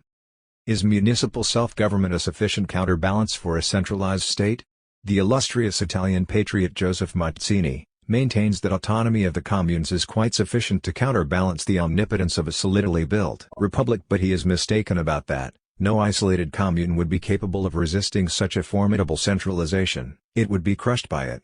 In order not to succumb in this struggle, each commune will have to combine with neighboring communes in a federation with a view to common defense, that is, it will have to form together with them an autonomous province. Besides, if the provinces are not autonomous, they will have to be governed by state-appointed functionaries. There is no midway between a rigorously consistent federalism and a bureaucratic regime. In 1793, under the regime of terror, the autonomy of communes was recognized, but that did not prevent their being crushed by the revolutionary despotism of the Convention, or rather of the Commune of Paris, of which Napoleon was the heir. 1. Organic social unity versus state unity. Mazzini and all the advocates of unity place themselves in a contradictory position when on one hand they tell you of the deep, intimate, brotherly feeling existing among this group of 25 millions of Italians, united by language, tradition, morals, faith, and common aspirations, while on the other hand they want to maintain, nay, to augment, the power of the state, which, they say, is necessary for the preservation of that unity. But if the Italians are so effectively and indissolubly linked by ties of solidarity, it would be a luxury and even sheer nonsense to force them into a union. If, on the contrary, you believe it necessary to force them to unite, it simply shows that you are convinced that the natural bonds are not so strong, and that you lie to them, that you wish to mislead them when you talk of union. A social union, the real outcome of a combination of traditions, habits, customs, ideas, present interests, and common aspirations, is a living, fertile, real unity. The political unity of the state is a fiction, an abstraction of unity, and not only does it conceal discord, but it artificially produces such discord where, without this intervention by the state, a living unity would not fail to spring up. 2. Socialism must be federalistic in character. That is why socialism is federalistic in character and why the International as a whole enthusiastically hailed the program of the Paris Commune. This refers to the Commune of 1871, and is not to be confused with the Commune of 1793, cited earlier in this chapter. On the other hand, the Commune proclaimed explicitly in its manifestos that what it wanted was not the dissolution of the national unity of France but its resurrection, its consolidation, its revival, and real and full liberty for the people. It wanted the unity of the nation, of the people, of French society, but not the unity of the state. Medieval and modern communes. Mazzini, in his hatred of the Paris Commune, has gone to the extreme of sheer foolishness. He maintains that the system proclaimed by the last revolution in Paris would lead us back to the medieval ages, that is, to the breaking up of the civilized world into a number of small centers, foreign to and ignoring one another. He does not understand, poor fellow, that between the Commune of the Middle Ages and the modern Commune there is the vast difference which the history of the last 5 centuries wrought not just in books but in the morals, aspirations, ideas, interests, and needs of the population. The Italian communes were, at the beginning of their history, really isolated centers of social and political life, independent of one another, lacking any solidarity, and forced into a certain kind of self-sufficiency. How different that was from what is in existence today. The material, intellectual, and moral interests created among all the members of the same nation, nay, even of different nations, a social unity of so powerful and real a nature that whatever is being done now by the states to paralyze and destroy such unity is of no avail. That unity resists everything and it will survive the states. 3. The living unity of the future. When the states have disappeared, a living, fertile, beneficent unity of regions as well as of nations, first the international unity of the civilized world and then the unity of all of the peoples of the earth, by way of a free federation and organization from below upward, will unfold itself in all its majesty, not divine but human. 4. The patriotic movement of the Italian youth under the direction of Garibaldi and Mazzini was legitimate, useful, and glorious, not because it created political unity, the unified Italian state. On the contrary, that was its mistake, for it could not create that unity without sacrificing the liberty and prosperity of the people, but because it destroyed the various political centers of domination, the different states which violently and artificially obstructed the social unification of the Italian people. That glorious work having been accomplished, the youth of Italy is called upon to perform an even more glorious task. That is to aid the Italian people in destroying the unitary state which it founded with its own hands. It, the youth of Italy, should oppose to the unitary banner of Mazzini the federal banner of the Italian nation, of the Italian people. Real and sham federalism. One has to distinguish between federalism and federalism. There exists in Italy the tradition of a regional federalism, which by now has become a political and historical falsehood. Let us say once for all, the past will never come back. It would be a great misfortune if it were revived. Regional federalism could be only an institution of the merging aristocratic and plutocratic classes, consortia, for, in relation to the communes and workers' associations, industrial and agricultural, it would still be a political organization built from the top downward. A truly popular organization begins, on the contrary, from below, from the association, from the commune. Thus, starting out with the organization lowest nucleus and proceeding upward, federalism becomes a political institution of socialism, the free and spontaneous organization popular life. 5. In conformity with sentiment unanimously expressed at the First Congress of the League for Peace and Freedom, held in Geneva, Switzerland in September 1867, we now declare the principle of federalism. 1. There is only one way of ensuring the triumph of freedom, justice, and peace in the international relations of Europe, of rendering impossible any civil war among peoples comprising the European family, and that is, by building up a United States of Europe. 2. The United States of Europe can never be formed out of the present European states, in view of the monstrous inequality existing among their respective forces. 3. The example of the defunct German Confederation proved in a peremptory manner that a confederation of monarchies is a mockery, that it is powerless to guarantee peace and liberty to the populations. 6. 4. No centralized, bureaucratic, military state, even if it calls itself republican, can seriously and sincerely enter into an international confederation. By its constitution, which will always be a negation of freedom within the state, either open or masked, it will necessarily be a permanent war declaration, a standing menace to the existence of the neighboring countries. Based essentially upon a preceding act of violence, upon conquest, or what in private life is called burglary, an act blessed by the Church, consecrated by time, and therefore transformed into a historic right, and resting upon this divine consecration of a triumphant violence as an exclusive and supreme right, every centralized state thereby poses itself as an absolute negation of the rights of all other states, recognizing them in the treaties it concludes only in view of some political interest or owing to its impotence. 5. All the adherents of the League should direct their efforts to rebuild their respective countries, in order to replace the old organization, founded from above downward upon violence and the principle of authority, by a new organization having no other foundation but the interests, needs, and natural affinities of the population, and admitting no other principle but the free federation of individuals into communes, of communes into provinces, of provinces into nations, and finally, of nations into the United States of Europe and then into the United States of the world. 6. Consequently, the absolute abandonment of all that is called the historic rights of the states, all questions relating to natural, political, strategic, and commercial boundaries should henceforth be considered as belonging to ancient history and be vigorously rejected by League adherents. 7. 7. Recognition of the absolute right of every nation, small or large, of every people, weak or strong, and of every province, of every commune, to a complete autonomy, provided the internal constitution of any such unit is not in the nature of a menace to the autonomy and freedom of its neighbors. 8. Because a certain country constitutes a part of some state, even if it joined that state of its own free will, it does not follow that it is under obligation to remain forever attached to that state.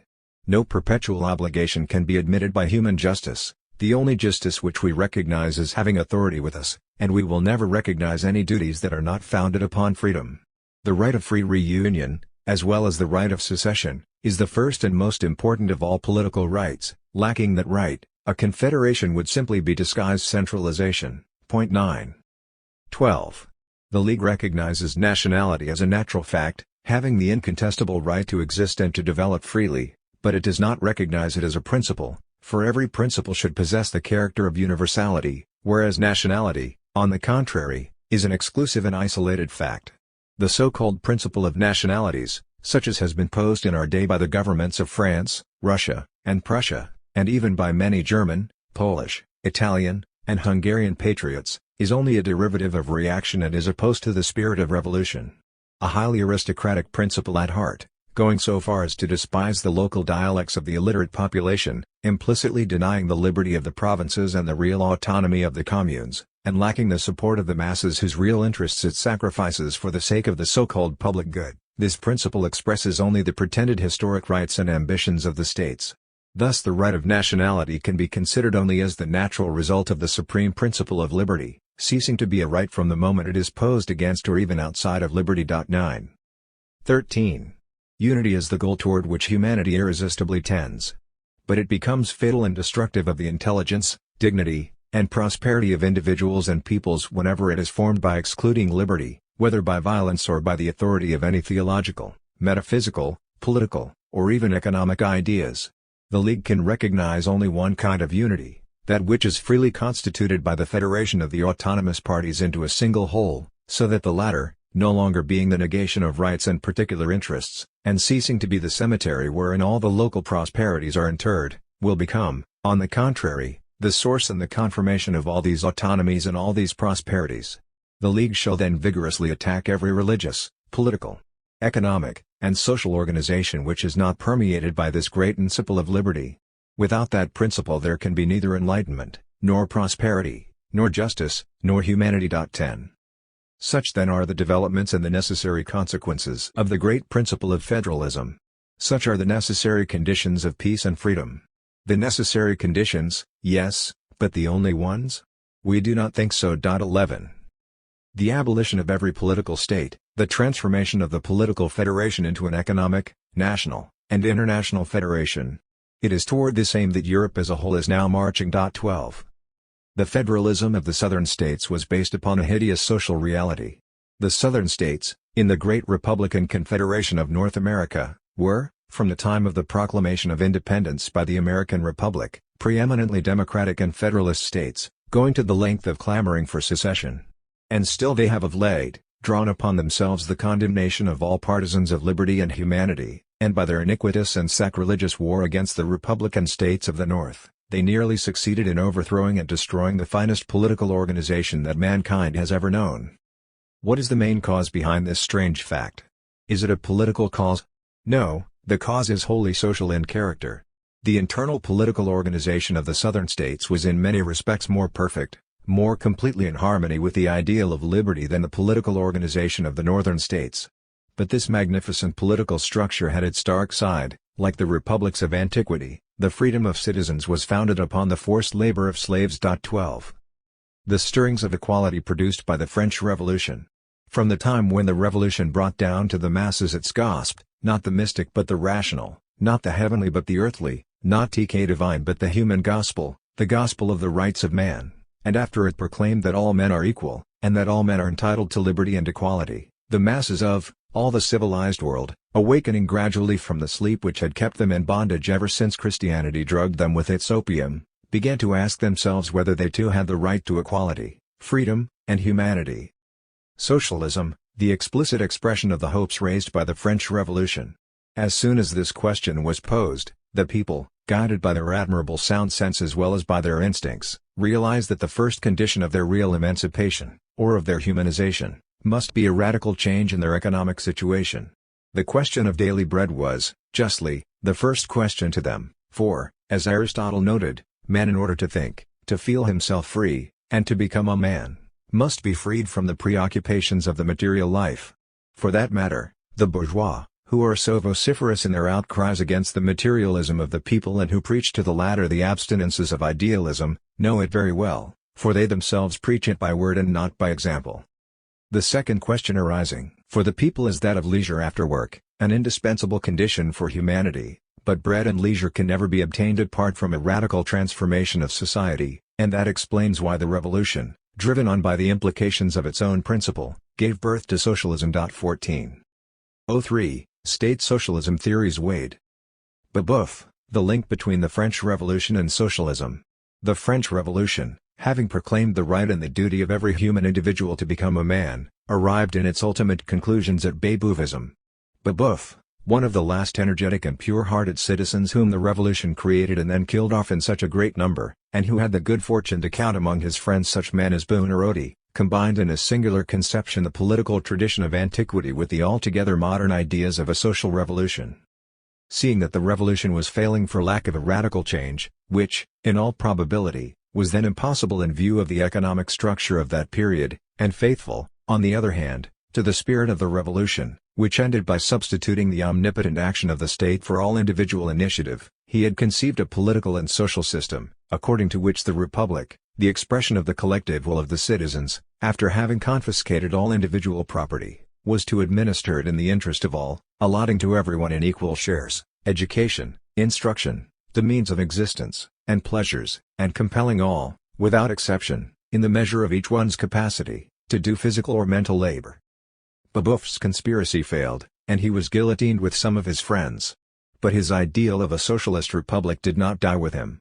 Taken up by his friend, Buonarroti, the greatest conspirator of this century, that idea was transmitted by the latter as a sacred trust to new generations, and, owing to the secret societies which he founded in Belgium and France, communist ideas blossomed forth in the popular imagination. From 1830 to 1848 they found capable interpreters in the persons of Cabet and Louis Blanc, who definitively established revolutionary socialism. 1.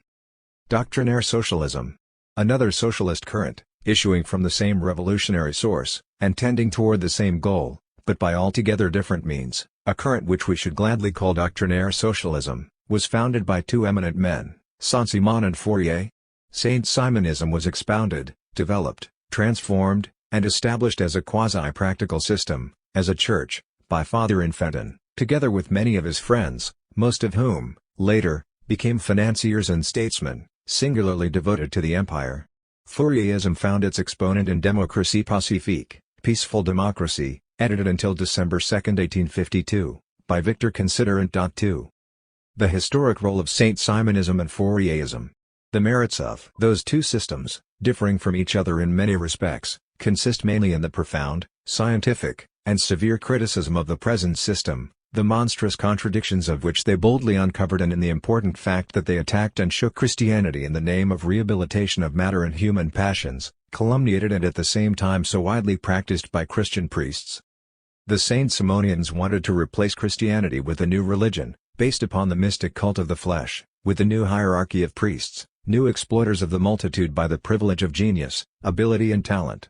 The Fourierists, Democrats to a much greater extent, and one might say, more sincerely democratic, conceived their phalansteries as being governed and administered by chiefs selected through universal suffrage, and in which, they believed, each would find the kind of work and kind of place most suitable to his natural passions. The fallacies of the Saint-Simonians are too evident to be discussed here. The twofold error of the Fourierists consisted, first, in believing sincerely that through the power of persuasion and peaceful propaganda they would be able to touch the hearts of the rich to such an extent that the latter would come themselves and lay down the surpluses of their riches at the doors of their phalansterics, and their second error was that they imagined it would be possible to construct theoretically, a priori, a so-called paradise in which humanity would settle down forever. They did not understand that all we can do now is to indicate the great principles of the development of humanity, and that we should leave it to future generations to carry those principles into practice. In general, regimentation was the common passion of all the socialists. Except one, prior to 1848. Cabet, Louis Blanc, the Fourierists, the Saint-Simonians, all these were possessed by the passion to indoctrinate and to organize the future. All of them were authoritarians to a greater or lesser extent. Proudhon. But then came Proudhon, the son of a peasant, and, his works and instinct, 100 times more revolutionary than all doctrinaire and bourgeois socialists. He equipped himself with a point of view, as ruthless as it was profound and penetrating, in order to destroy all their systems. Opposing liberty to authority, he boldly proclaimed himself an anarchist by way of setting forth his ideas in contradistinction to those of the state socialists, and, in the face of their deism or pantheism, he had the courage simply to declare himself an atheist, or rather a positivist, like Auguste Comte. 3. Proudhon's socialism, based upon individual and collective freedom and upon the spontaneous actions of free associations, and obeying no other laws but the general laws of the social economy, those that already had been discovered or would be discovered in the future, a socialism functioning outside of any governmental regulation and all state protection, and subordinating politics to the economic, intellectual, and moral interests of society. That kind of socialism was bound in the course of time to arrive at federalism. 4. Such was the state of social science prior to 1848. The polemics voiced through newspapers, leaflets, and socialist pamphlets carried a multitude of new ideas into the midst of the working class. The latter became permeated with those ideas toward 1848, and when the revolution broke out in that year, socialism emerged as a powerful force. 5. The June defeat of the workers of Paris was the defeat of state socialism, but not of socialism in general. It was not socialism in general that succumbed in June 1848, but only state socialism, the authoritarian, regimenting socialism which hoped and believed that the state would be able to satisfy the needs and the legitimate aspirations of the working class, and that, armed with full and unlimited power, it would be desirous and capable of inaugurating a new social order. Thus it was not socialism that died in the month of June, on the contrary, it was the state that went bankrupt. Proclaiming itself incapable of paying the debt which it had contracted toward socialism, the state attempted to kill the latter to rid itself in this easy manner of the debt it had incurred. The state did not succeed in destroying socialism, but it did kill the faith in the state entertained by socialism. By this very act the state annihilated the theories of authoritarian or doctrinaire socialism, some of which, like Cabet Siccarina and Louis Blanc's The Organization of Labor, counseled the people to repose full confidence in the state, while others demonstrated their absurdity by a number of ridiculous experiments. Even Proudhon's bank, which might have prospered under more favorable circumstances, succumbed under the crushing weight of the universal hostility of the bourgeois. Why socialism lost out in the Revolution of 1848? Socialism lost this first battle for a very simple reason: it was full of instinctive drives and negative ideas. It was 1,000 times right when it fought against privilege. But it still lacked positive and practical ideas necessary to build a new system, a system of popular justice, upon the ruins of the bourgeois system. The workers who fought in June for the emancipation of the people, were united by instinct and not by ideas. The ideas which they did have formed a veritable Tower of Babel, a chaos from which nothing could come out. Such was the principal cause of their defeat. Should one on that account doubt the present and future power of socialism? Christianity, which set for itself the task of founding the kingdom of justice in heaven, needed several centuries to conquer Europe. Is it to be wondered then that socialism, which set for itself a more difficult task, the founding of the kingdom of justice upon the earth, has not triumphed in a few years? 8. The ruined petty bourgeois will be swept into the social struggle under the leadership of the proletariat. At the present time the petty bourgeoisie, small industry, and petty trade begin to suffer almost as much as the working masses, and, if things continue moving in the same direction and at the same rate, this respectable bourgeois majority will, in all probability, soon merge with the proletariat. Large-scale commerce, big industry, and above all, big and dishonest speculation, crush the petty bourgeoisie, devour, and push it toward the abyss. Thus the position of petty bourgeoisie becomes more and more revolutionary, and its ideas, which have been reactionary until now, must take an opposite direction. The most intelligent of its members begin to understand that no other salvation remains for the honest bourgeoisie but to ally themselves with the people, and that the petty bourgeoisie is interested in the social problem no less than and in the same manner as the people. 7. This progressive change in the climate of opinion among the petty bourgeoisie in Europe is a fact as consoling as it is indisputable. We should not, however, entertain any illusions on that score. The initiative in this new development will belong to the people and not to the petty bourgeoisie. In the West, to the factory and city workers, and in Russia, Poland, and most of the Slavic countries, to the peasants. The petty bourgeoisie has become too cowardly, too timid, too skeptical, to take any initiative whatever. It lets itself be carried away, but it does not show initiative in this respect, for it is poverty-stricken in regard to ideas to the same extent that it lacks faith and social passion. The passion which sweeps away all obstacles and creates new worlds can be found now only among the people. Therefore it is with the people that the initiative of this new movement will belong in the future. 8. The party of reaction and the party of social revolution. In our time, everywhere, in America, and throughout Europe, as well as Russia, there exist only two serious, truly strong parties: the party of reaction, embracing the whole world of state and class privilege and resting upon personal, inheritable property and the resulting exploitation of the people's toil, resting upon divine right, family authority, law, and state law, and the party of social revolution, which steadfastly aims at the final annihilation of this decrepit, criminal world, in order to build upon its ruins a world in which no special privilege will exist, a world based upon common labor obligatory for all, upon free human right, and upon human truth illuminated by science. 9. Thus, without hesitation, we include in the hostile party of reaction not only outspoken reactionaries and Jesuits, but likewise liberal constitutionalists and also the Radical Party, the party of political republicans. Bourgeois socialism. Let us turn now to the socialists, who divide into three essentially different parties.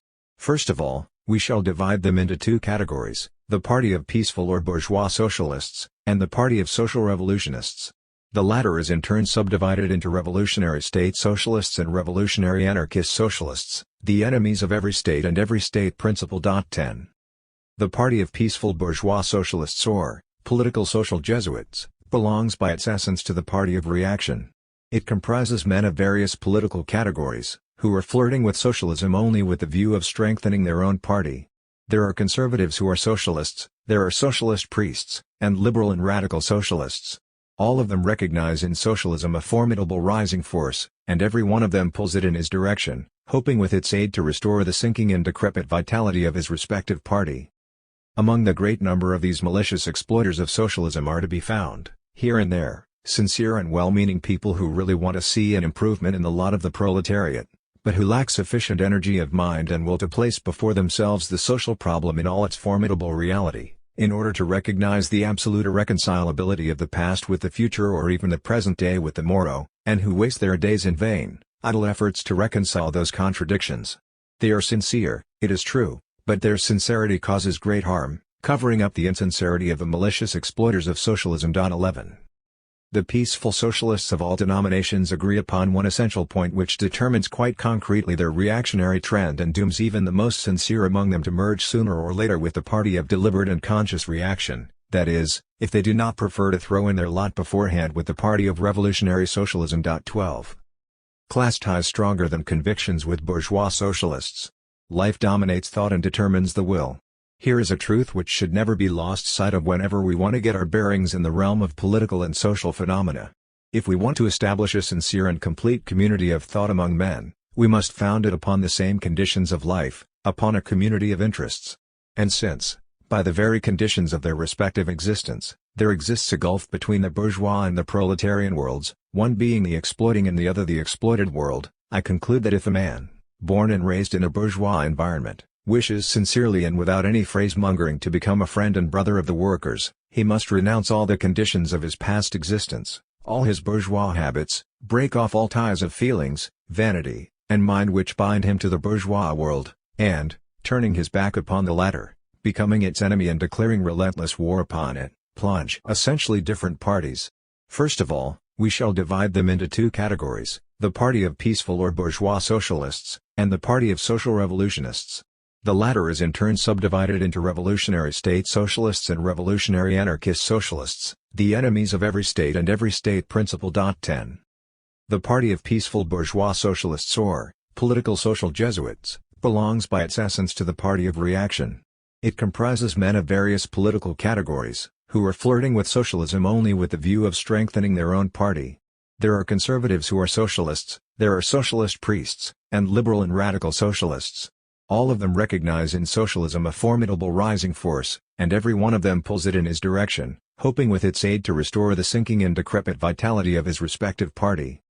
Among the great number of these malicious exploiters of socialism are to be found, here and there, sincere and well-meaning people who really want to see an improvement in the lot of the proletariat, but who lack sufficient energy of mind and will to place before themselves the social problem in all its formidable reality, in order to recognize the absolute irreconcilability of the past with the future or even the present day with the morrow, and who waste their days in vain, idle efforts to reconcile those contradictions.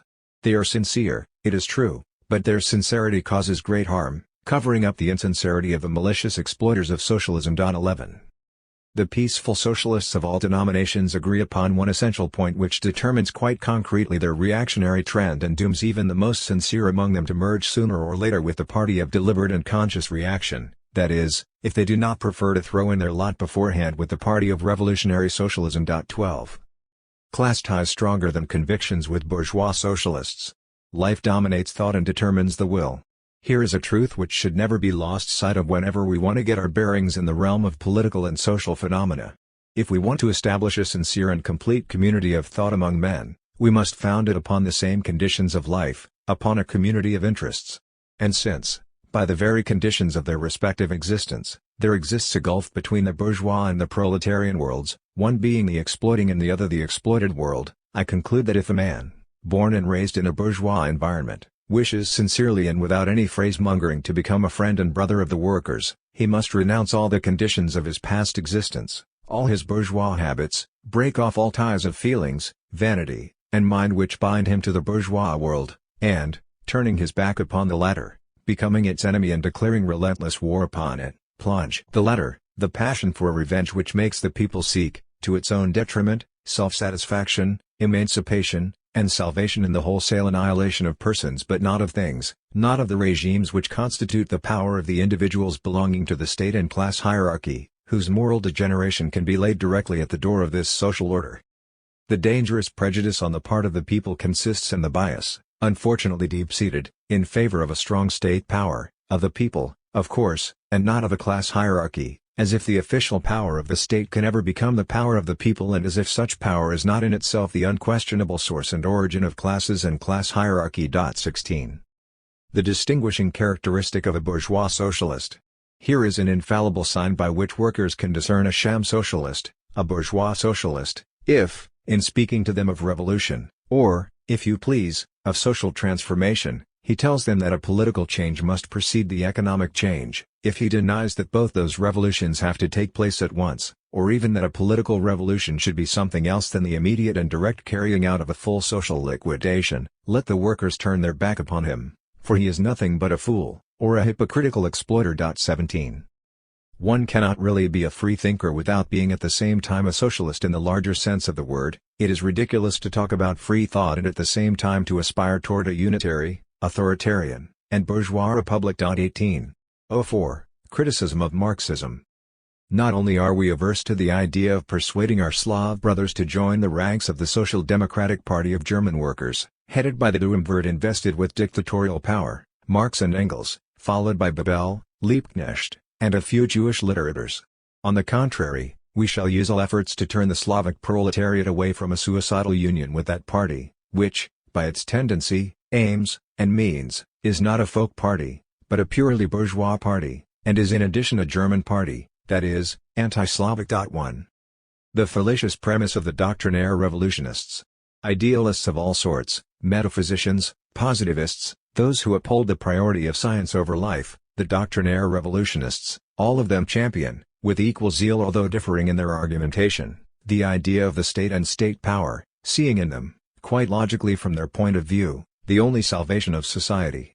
Quite logically, I say, having taken as their basis the tenet, a fallacious tenet in our opinion, that thought is prior to life, and abstract theory is prior to social practice, and that therefore sociological science must become the starting point for social upheavals and social reconstruction, they necessarily arrived at the conclusion that since thought, theory, and science are, for the present at least, the property of only a very few people, those few should direct social life, and not only foment and stimulate but rule all movements of the people, and that on the morrow of the revolution the new social organization should be set up not by the free integration of workers' associations, villages, communes, and regions from below upward, conforming to the needs and instincts of the people, but solely by the dictatorial power of this learned minority, allegedly expressing the general will of the people. 2.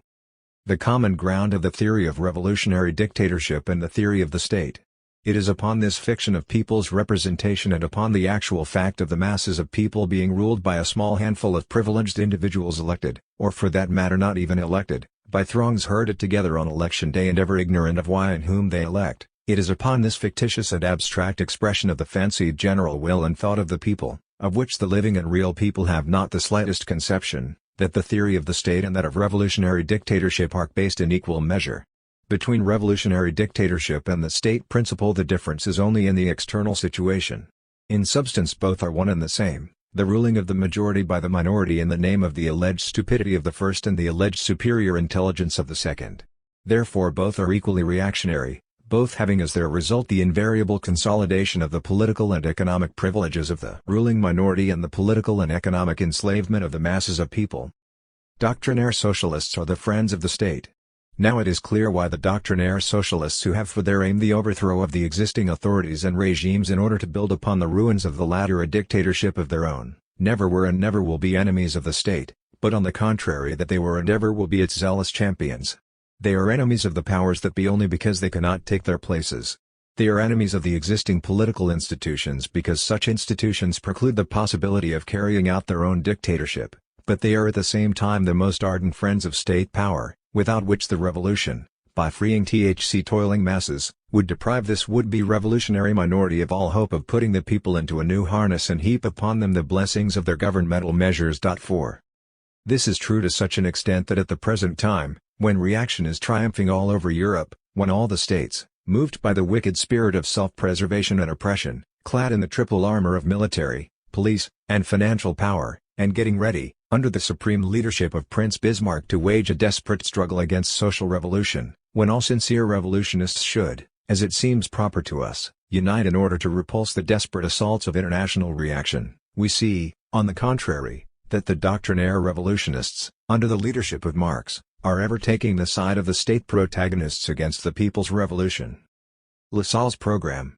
No one, outside of Lassalle, could explain and prove so convincingly to the German workers that under the given economic conditions of today the situation of the proletariat not only cannot be radically changed, but, on the contrary, by virtue of inevitable economic law, it must and will become worse every year, notwithstanding the efforts of the cooperatives, which can benefit only a small number of workers and only for a very brief period. Thus far we agree with Lassalle. But from this point on, we begin to differ with him. As against Schultz Delitzsch, who advised the workers to seek salvation only through their own energy and not to expect nor demand anything from the state, Lassalle, having proved, first, that under the economic conditions of today the workers cannot expect even the mitigation of their lot, and second, that so long as the bourgeois state exists, bourgeois privileges will remain impregnable. Having proved that, he arrived at the following conclusion: in order to attain freedom, real freedom, based upon economic equality, the proletariat must capture the state and turn the power of the state against the bourgeoisie for the benefit of the workers, in the same manner in which this power is now turned against the workers by the bourgeoisie for the benefit of the exploiting class. Socialism via peaceful reform. How is the proletariat to capture the state? There are but two means available for that purpose: a political revolution or a lawful agitation on behalf of a peaceful reform. Lassalle chose the second course. In this sense, and for that purpose, HC formed a political party of German workers possessing considerable strength, having organized it along hierarchical lines and submitted it to rigorous discipline and to a sort of personal dictatorship. In other words, he did what Marx had tried to do to the International during the last 3 years. Marx's attempt proved to be a failure, while Lassalle was wholly successful. As his direct aim, Lassalle set himself the task of impelling a popular movement and agitation for the winning of universal suffrage, for the right of the people to elect state representatives and authorities. Having won this right, the people would send their own representatives to the parliament, which in turn, by various decrees and enactments, would transform the given state into a people's state, Volksstaat. And the first task of this people's state would be to open unlimited credit to the producers and consumers associations, which only then will be able to combat bourgeois capital, finally succeeding in conquering and assimilating it. When this process of absorption has been completed, then the period of the radical change of society will dawn upon mankind. 7. The fiction of the people's state. Such is the program of Lassalle, such is the program of the Social Democratic Party. Properly speaking, it belongs not to Lassalle but to Marx, who fully expressed it in the well-known manifesto of the Communist Party published by Marx and Engels in 1848. This program is likewise alluded to in the first manifesto of the International Association written by Marx in 1864, in the words, "The first duty of the working class should be to conquer for itself political power," or as the manifesto of the Communist Party says in that respect, "The first step in the revolution by the working class, is to raise the proletariat to the position of a ruling class. The proletariat will centralize the instruments of production in the hands of the state, that is, the proletariat raised to the position of a ruling class." 8. We already have expressed our abhorrence for the theories of Lassalle and Marx, theories which counseled the workers, if not as their ultimate ideal, at least as their next chief aim, to form a people's state, which, according to their interpretation, will only be the proletariat raised to the position of a ruling class. 9. But the state connotes domination, and domination connotes exploitation, which proves that the term the people's state, Volksstaat, which unfortunately still remains the watchword of the German Social Democratic Party, is a ridiculous contradiction, a fiction, a falsehood, doubtless an unconscious falsehood, and for the proletariat a very dangerous pitfall. The state, however popular it be made in form, will always be an institution of domination and exploitation, and it will therefore ever remain a permanent source of slavery and misery. Consequently there is no other means of emancipating the people economically and politically, of providing them with well-being and freedom, but to abolish the state, all states, and once and for all do away with that which until now has been called politics. 10. The implication of the dictatorship of the proletariat. One may ask then, if the proletariat is to be the ruling class, over whom will it rule? The answer is that there will remain another proletariat which will be subjected to this new domination, this new state. It may be, for example, the peasant rabble, which, as we know, does not stand in great favor with the Marxists, and who, finding themselves on a lower level of culture, probably will be ruled by the city and factory proletariat, or considered from the national point of view, the slaves, for instance, will assume, for precisely the same reason, the same position of slavish subjection to the victorious German proletariat which the latter now holds with respect to its own bourgeoisie. 11. If there is a state, there must necessarily be domination, and therefore slavery, a state without slavery, overt or concealed, is unthinkable, and that is why we are enemies of the state. What does it mean, the proletariat raised into a ruling class? Will the proletariat as a whole be at the head of the government? There are about 40 million Germans. Will all the 40 million be members of the government? The whole people will govern and there will be no one to be governed. It means that there will be no government, no state, but if there is a state in existence there will be people who are governed, and there will be slaves. This dilemma is solved very simply in the Marxist theory. Why a people's government? They mean the governing of people by means of a small number of representatives elected by the people. Universal suffrage, the right of the whole people to elect its so-called representatives and rulers of the state, this is the last word of the Marxists as well as of the democratic school. And this is a falsehood behind which lurks the despotism of a governing minority, a falsehood which is all the more dangerous in that it appears as the ostensible expression of a people's will. 12. Thus, from whatever angle we approach the problem, we arrive at the same sorry result, the rule of great masses of people by a small privileged minority. But, the Marxists say, this minority will consist of workers. Yes, indeed, of ex-workers, who, once they become rulers or representatives of the people, cease to be workers and begin to look down upon the toiling people. From that time on they represent not the people but themselves and their own claims to govern the people. Those who doubt this know precious little about human nature. 13. Dictatorship cannot beget freedom. But these elected representatives will be convinced socialists, and learned socialists at that. The words learned socialize and scientific socialism, which are met with constantly in the works and speeches of the Lassalleans and Marxists, prove only that this would-be people's state will be nothing else but despotic rule over the toiling masses by a new, numerically small aristocracy of genuine or sham scientists. The people lack learning and so they will be freed from the cares of government, will be wholly regimented into one common herd of governed people. Emancipation indeed. The Marxists are aware of this contradiction, and, realizing that government by scientists, the most distressing, offensive, and despicable type of government in the world, will be, notwithstanding its democratic form, a veritable dictatorship, console themselves with the thought that this dictatorship will be only temporary and of brief duration. They say that the only care and aim of this government will be to educate and uplift the people, economically and politically, to such an extent that no government will be necessary, and that the state, having lost its political character, that is, its character of rule and domination, will turn all by itself into an altogether free organization of economic interests and communes. 14. Here we have an obvious contradiction. If their state is going to be a genuine people's state, why should it then dissolve itself? And if its rule is necessary for the real emancipation of the people, how dare they call it a people's state?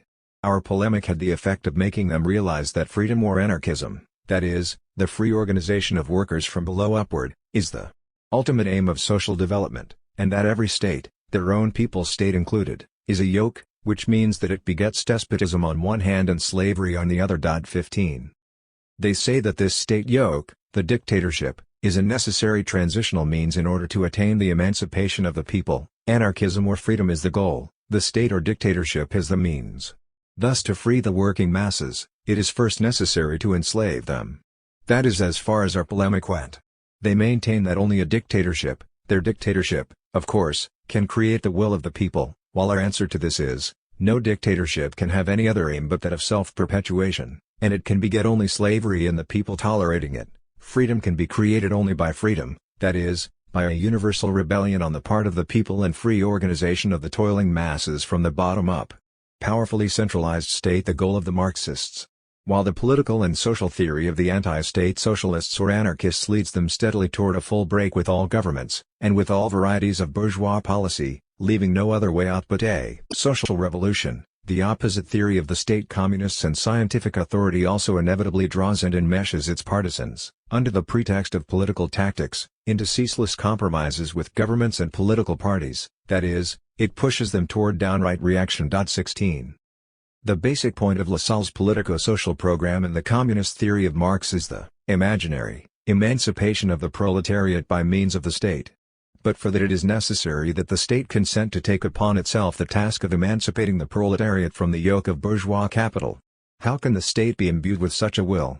There are only two means whereby that can be done. The proletariat ought to wage a revolution in order to capture the state, a rather heroic undertaking.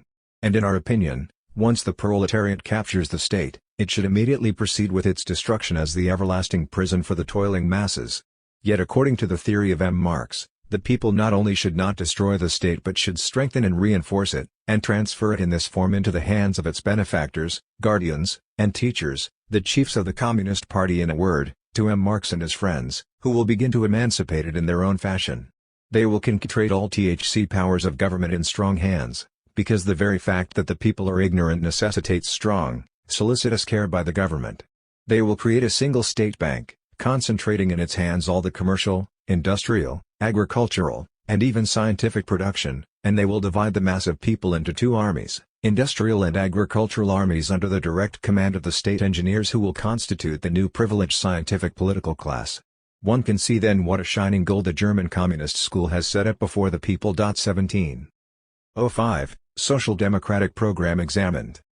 The Workers' Social Democratic Party and the General Association of German Workers, founded by Lassalle, are both socialist organizations in the sense that they want a socialist reform in the relations between capital and labor.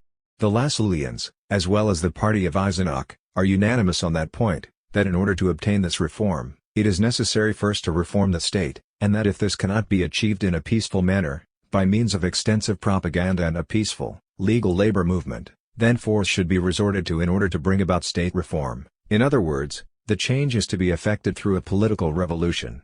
According to the almost unanimous view of the German socialists, a political revolution should precede a social revolution, which in my opinion is a great and fatal error, because every political revolution taking place prior to and consequently without a social revolution must necessarily be a bourgeois revolution, and a bourgeois revolution can only be instrumental in bringing about bourgeois socialism, that is, it is bound to end in a new, more hypocritical and more skillful, but no less oppressive, exploitation of the proletariat by the bourgeoisie. 1.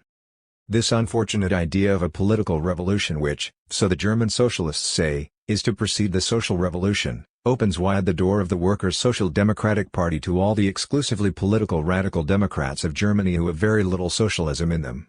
Thus it has happened that on several occasions the Workers' Social Democratic Party was prevailed upon by its leaders, not by its own collective instinct, which is socialistic to a much greater degree than the ideas of its leaders, to fraternize with the bourgeois Democrats of the People's Party, Volkspartei, an exclusively political party which is not only forcing but downright hostile to any serious socialism. 2.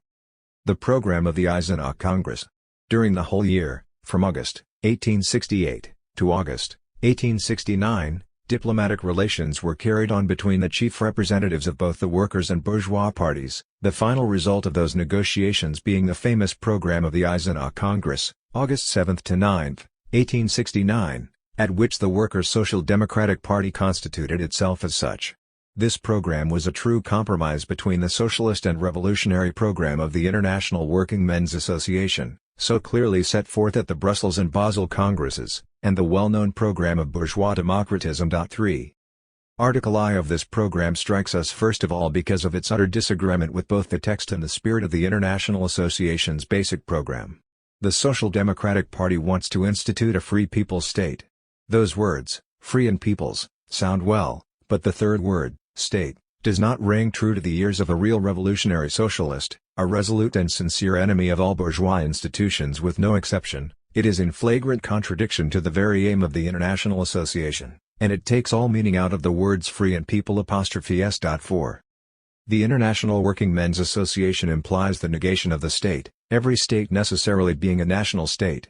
Or do the authors of the program understand by it an international state, a universal state, or, in a more restricted sense, a state embracing all the countries of Western Europe, where there exists, using the favorite expression of the German Social Democrats, modern society or civilization, that is, a society wherein capital, which has become the sole owner of labor, is concentrated in the hands of a privileged class, the bourgeoisie, reducing the workers to poverty and slavery? Or do the Social Democratic Party leaders aim to set up a state which would embrace all Western Europe, England, France, Germany, all the Scandinavian countries, all the Slavic countries subject to Austria, Belgium, Holland, Switzerland, Italy, Spain, and Portugal? 5. No, their imagination and political appetite do not embrace so many countries at once. All they want now, with a passion which they do not even take the trouble to conceal, is the organization of their German fatherland, of a great pan-German unity. It is the setting up of an exclusively German state that the first article of their program poses as the principal and supreme goal of the Workers' Democratic Socialistic Party. They are political patriots above everything else. Where then does their internationalism come in? What do these German patriots have to offer to the international brotherhood of workers of all countries? Nothing but socialist phrases having no possibility of realization, phrases belied by the principal, exclusively political basis of their program, the German state. 6. Indeed, since the German workers are to aim above all at the setting up of a German state, the solidarity which should, from the point of view of their economic and social interests, unite them with their brothers, the exploited workers of the whole world, and which should, in my opinion, be the principal and only basis for workers' associations in all countries, this international solidarity is necessarily sacrificed to patriotism, to the national passion. It may therefore happen that the workers of a certain country, divided between two loyalties, between two contradictory tendencies, the socialist solidarity of labor and the political patriotism of the national state, and sacrificing, as, for that matter, they must if they obey the first article of the German Social Democratic Party, sacrificing, as I said, international solidarity to patriotism, the workers may find themselves in the rather unfortunate position of having to unite themselves with their own bourgeoisie against the workers of a foreign state. And this is precisely what has happened to the German workers at the present moment. 7. Loyalty to national state incompatible with socialism. It is clear that so long as the goal of the German workers consists in setting up a national state, no matter how free or how much of a people's state they imagine it to be, and there is quite a distance between imagining those things and carrying them out, especially when that imagination presupposes an impossible reconciliation of two elements, of two principles mutually cancelling each other, the state and the freedom of the people, it is clear that they will ever continue to sacrifice the liberty of the people to the greatness of the state, socialism to politics, and justice and international brotherhood to patriotism. It is clear that their own economic emancipation will remain a beautiful dream relegated to the far-off future. 8. It is impossible to attain simultaneously two contradictory ends. Since socialism and social revolution imply destruction of the state, it is clear that those who aim to set up a state must renounce socialism and must sacrifice the economic emancipation of the masses to the political might of some privileged party. The German Social Democratic Party has to sacrifice the economic emancipation, and consequently the political emancipation of the proletariat, or rather its emancipation from politics, to the ambition and the triumph of bourgeois democracy. This follows plainly from the second and third articles of the program of the Social Democratic Party. THC first paragraphs of Article 2 are in full agreement with the socialistic principle of the International Working Men's Association, whose program they almost literally reproduce.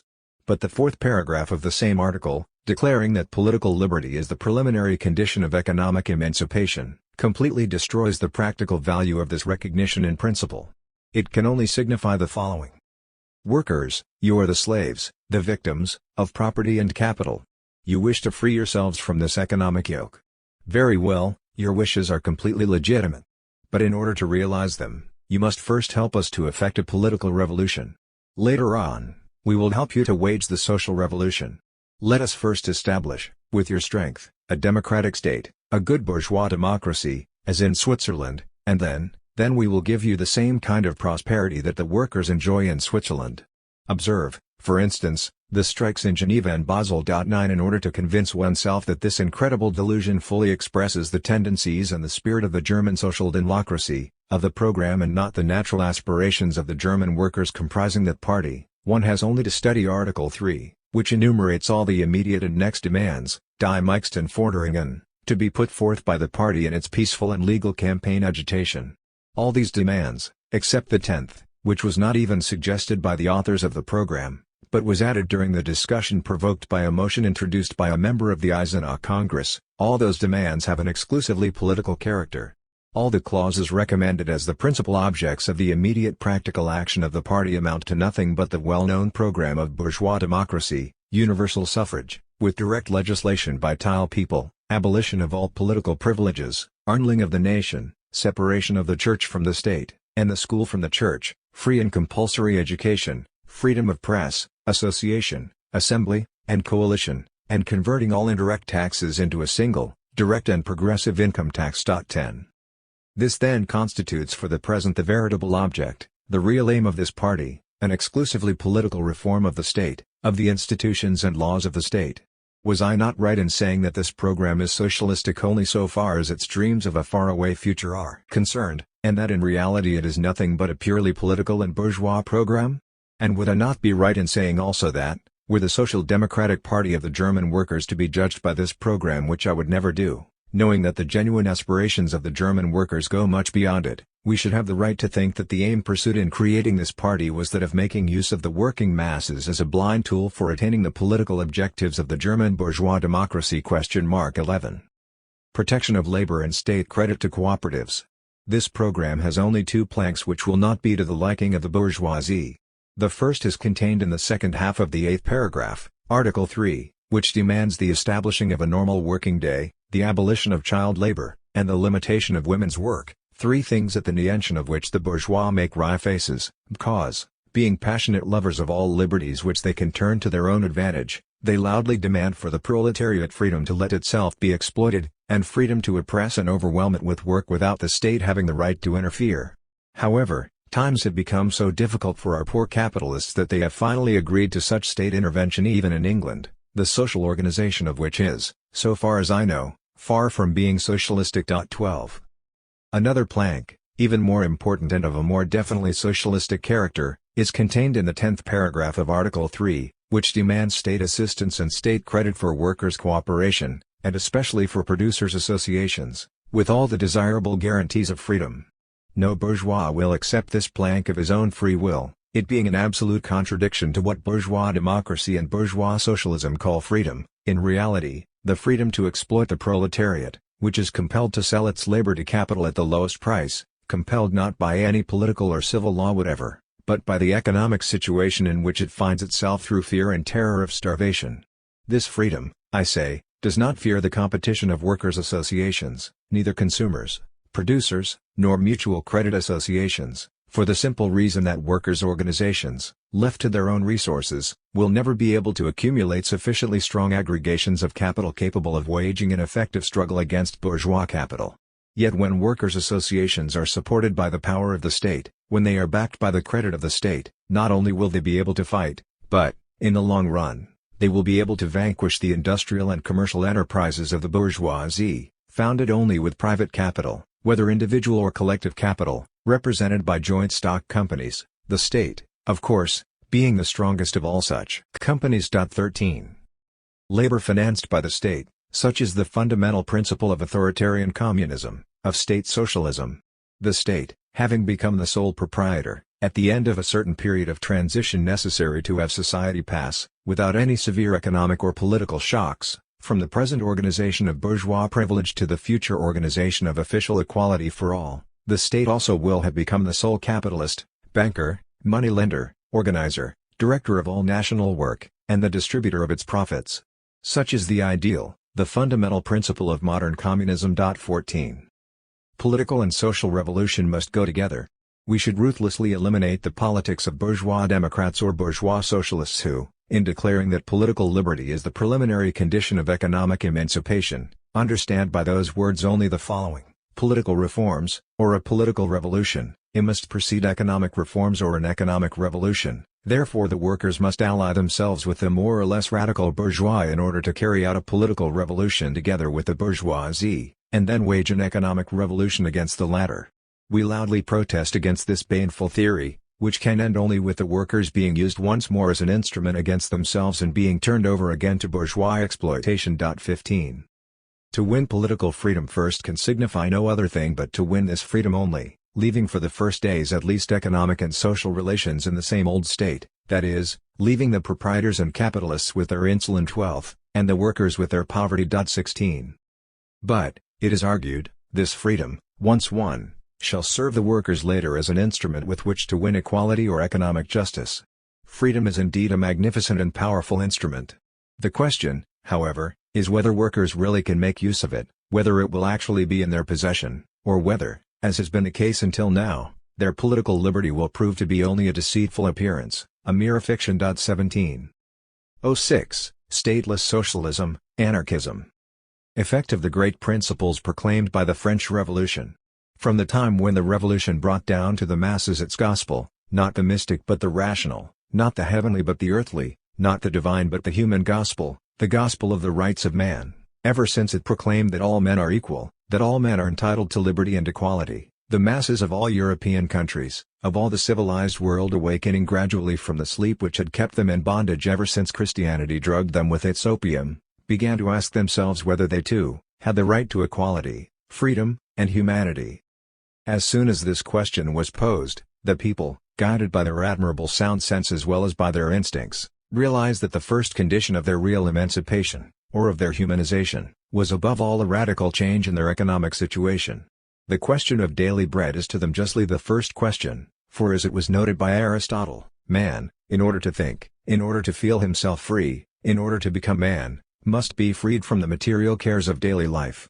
For that matter, the bourgeois, who are so vociferous in their outcries against the materialism of the people and who preach to the latter the abstinences of idealism, know it very well, for they themselves preach it only by word and not by example. The second question arising before the people, that of leisure after work, is the indispensable condition of humanity. But bread and leisure can never be obtained apart from a radical transformation of existing society, and that explains why the revolution, impelled by the implications of its own principles, gave birth to Socialism. 1. Socialism is justice. Socialism is justice. When we speak of justice, we understand thereby not the justice contained in the codes and in Roman jurisprudence, which were based to a great extent upon facts of violence achieved by force, violence consecrated by time and by the benedictions of some church or other, Christian or pagan, and as such accepted as absolute principles, from which all law is to be deduced by a process of logical reasoning. No, we speak of the justice which is based solely upon human conscience, the justice to be found in the consciousness of every man, even in that of children, and which can be expressed in a single word: equity. This universal justice which, owing to conquests by force and religious influences, has never yet prevailed in the political or juridical or economic worlds, should become the basis of the new world.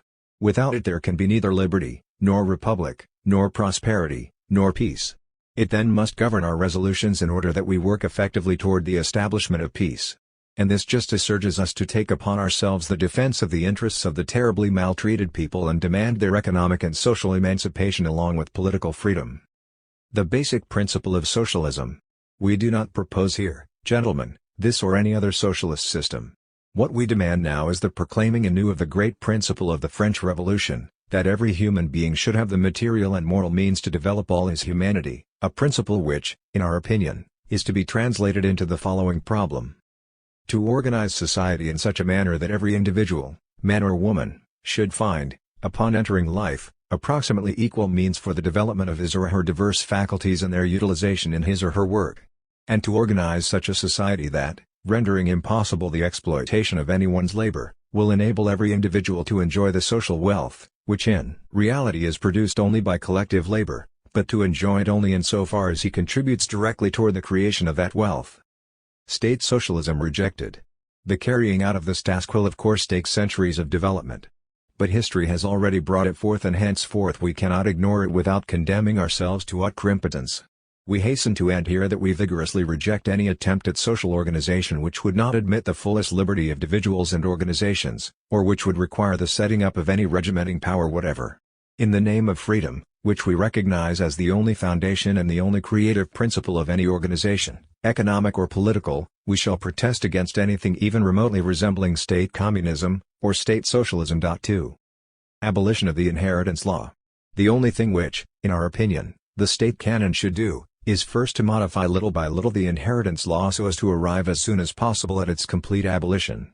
That law being purely a creation of the state, and one of the essential conditions of the very existence of the authoritarian and divine state, it can and should be abolished by freedom in the state. In other words, the state should dissolve itself into a society freely organized in accordance with the principles of justice.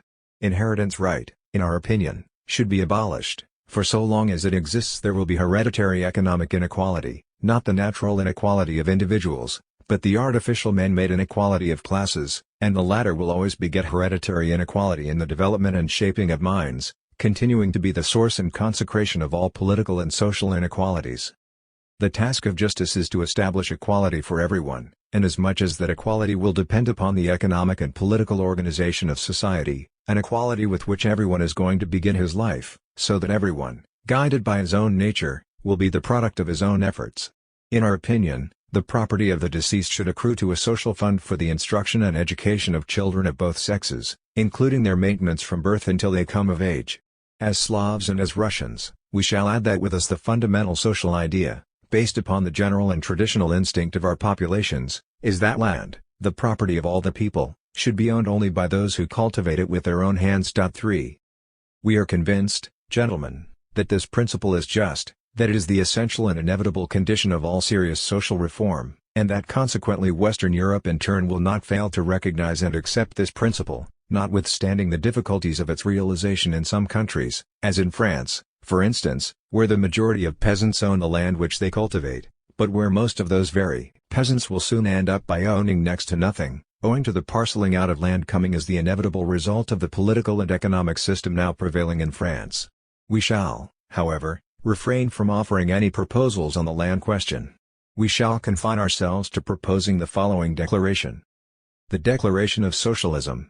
Convinced that the serious realization of liberty, justice, and peace will be impossible so long as the vast majority of the population remains dispossessed of elementary needs, so long as it is deprived of education and is condemned to political and social insignificance and slavery, in fact if not by law, by poverty as well as by the necessity of working without rest or leisure, producing all the wealth upon which the world now prides itself, and receiving in return only such a small part thereof that it hardly suffices to assure its livelihood for the next day. Convinced that for all that mass of population, terribly maltreated for centuries, the problem of bread is the problem of mental emancipation, of freedom and humanity. Convinced that freedom without socialism is privilege and injustice, and that socialism without freedom is slavery and brutality.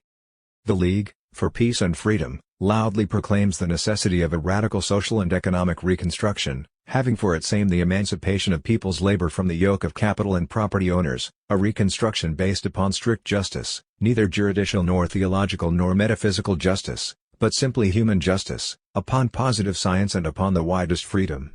4. Organization of productive forces in place of political power. It is necessary to abolish completely, both in principle and in fact, all that which is called political power, for, so long as political power exists, there will be ruler and ruled, masters and slaves, exploiters and exploited. Once abolished, political power should be replaced by an organization of productive forces and economic service. 5. Notwithstanding the enormous development of modern states, a development which in its ultimate phase is quite logically reducing the state to an absurdity, it is becoming evident that the days of the state and the state principle are numbered. Already we can see approaching the full emancipation of the toiling masses in their free social organization, free from governmental intervention, formed by economic associations of the people and brushing aside all the old state frontiers and national distinctions, and having as its basis only productive labor, humanized labor, having one common interest in spite of its diversity. 6. The ideal of the people. This ideal of course appears to the people as signifying first of all the end of want, the end of poverty, and the full satisfaction of all material needs by means of collective labor, equal and obligatory for all, and then, as the end of domination and the free organization of the peoples lives in accordance with their needs, not from the top down, as we have it in the state, but from the bottom up, an organization formed by the people themselves, apart from all governments and parliaments, a free union of associations of agricultural and factory workers, of communes, regions, and nations, and finally, in the more remote future, the universal human brotherhood, triumphing above the ruins of all states. 7. The program of a free society. Outside of the Mazzinian system, which is the system of the republic in the form of a state, there is no other system but that of the republic as a commune, the republic as a federation, a socialist and a genuine people's republic, the system of anarchism. It is the politics of the social revolution, which aims at the abolition of the state, and the economic, altogether free organization of the people, an organization from below upward, by means of a federation. 8. There will be no possibility of the existence of a political government, for this government will be transformed into a simple administration of common affairs. 9. Our program can be summed up in a few words. Peace, emancipation, and the happiness of the oppressed. War upon all oppressors and all despoilers. Full restitution to workers, all the capital, the factories, and all the instruments of work and raw materials to go to the associations, and the land to those who cultivate it with their own hands. Liberty, justice, and fraternity in regard to all human beings born upon the earth. Equality for all. To all, with no distinction whatever, all the means of development, education, and upbringing, and the equal possibility of living while working. 10. Organizing of a society by means of a free federation from below upward, of workers' associations, industrial as well as agricultural, scientific as well as literary associations, first into a commune, then a federation of communes into regions, of regions into nations, and of nations into an international fraternal association. 11. Correct tactics during a revolution. In a social revolution, which in everything is diametrically opposed to a political revolution, the actions of individuals hardly count at all, whereas the spontaneous action of the masses is everything. All that individuals can do is to clarify, propagate, and work out ideas corresponding to the popular instinct, and, what is more, to contribute their incessant efforts to revolutionary organization of the natural power of the masses, but nothing else beyond that. The rest can and should be done by the people themselves. Any other method would lead to political dictatorship, to the re-emergence of the state, of privileges, of inequalities, of all the oppressions of the state. That is, it would lead in a roundabout but logical way toward re-establishment of political, social, and economic slavery of the masses of people. Varlin and all his friends, like all sincere socialists, and in general like all workers born and brought up among the people, share to a high degree this perfectly legitimate bias against the initiative coming from isolated individuals, against the domination exercised by superior individuals, and being above all consistent, they extended the same prejudice and distrust to their own persons. Revolution by decrees is doomed to failure. Contrary to the idea of the authoritarian communists, altogether fallacious ideas in my opinion, that the social revolution can be decreed and organized by means of a dictatorship or a constituent assembly, our friends, the Parisian socialists, held the opinion that that revolution can be waged and brought to its full development only through the spontaneous and continued mass action of groups and associations of the people. 12. Our Parisian friends were 1,000 times right. For, indeed, there is no mind, much as it may be endowed with the quality of a genius, or if we speak of a collective dictatorship consisting of several hundred supremely endowed individuals, there is no combination of intellects so vast as to be able to embrace all the infinite multiplicity and diversity of the real interests, aspirations, wills, and needs constituting in their totality the collective will of the people. There is no intellect that can devise a social organization capable of satisfying each and all. Such an organization would ever be a Procrustean bed into which violence, more or less sanctioned by the state, would force the unfortunate society. But it is this old system of organization based upon force that the social revolution should put an end to by giving full liberty to the masses, groups, communes, associations, and even individuals, and by destroying once and for all the historic cause of all violence, the very existence of the state, the fall of which will entail the destruction of all the iniquities of juridical right and all the falsehood of various cults. That right and those cults having ever been simply the complacent consecration, ideal as well as real, of all violence represented, guaranteed, and authorized by the state. 13. It is evident that only when the state has ceased to exist humanity will obtain its freedom, and the true interests of society, of all groups, of all local organizations, and likewise of all the individuals forming such organization, will find their real satisfaction. 14. Free organization to follow abolition of the state. Abolition of the state and the church should be the first and indispensable condition of the real enfranchisement of society. It will be only after this that society can and should begin its own reorganization. That, however, should take place not from the top down, not according to an ideal plan mapped by a few sages or savants, and not by means of decrees issued by some dictatorial power or even by a national assembly elected by universal suffrage. Such a system, as I have already said, inevitably would lead to the formation of a governmental aristocracy, that is, a class of persons which has nothing in common with the masses of people, and, to be sure, this class would again turn to exploiting and enthralling the masses under the pretext of common welfare or of the salvation of the state. 15. Freedom must go hand in hand with equality. I am a convinced partisan of economic and social equality, for I know that outside of this equality, freedom, justice, human dignity, morality, and the well-being of individuals as well as the prosperity of nations are all nothing but so many falsehoods. But being at the same time a partisan of freedom, the first condition of humanity, I believe that equality should be established in the world by spontaneous organization of labor and collective property, by the free organization of producers' associations into communes, and the free federation of communes, but nowise by means of the supreme and tutelary action of the state. The difference between authoritarian and libertarian revolutionists, it is this point which mainly divides the socialists or revolutionary collectivists from the authoritarian communists, the partisans of the absolute initiative of the state, The goal of both is the same. Both parties want the creation of a new social order based exclusively upon collective labor, under economic conditions that are equal for all, that is, under conditions of collective ownership of the tools of production.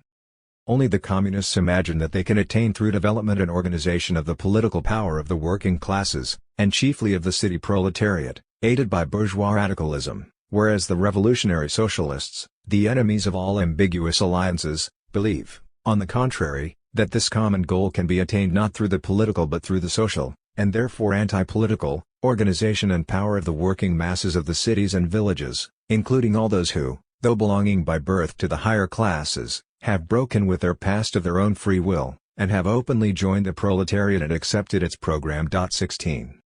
The methods of the communists and the anarchists. Hence the two different methods. The communists believe that it is necessary to organize the forces of the workers in order to take possession of the political might of the state.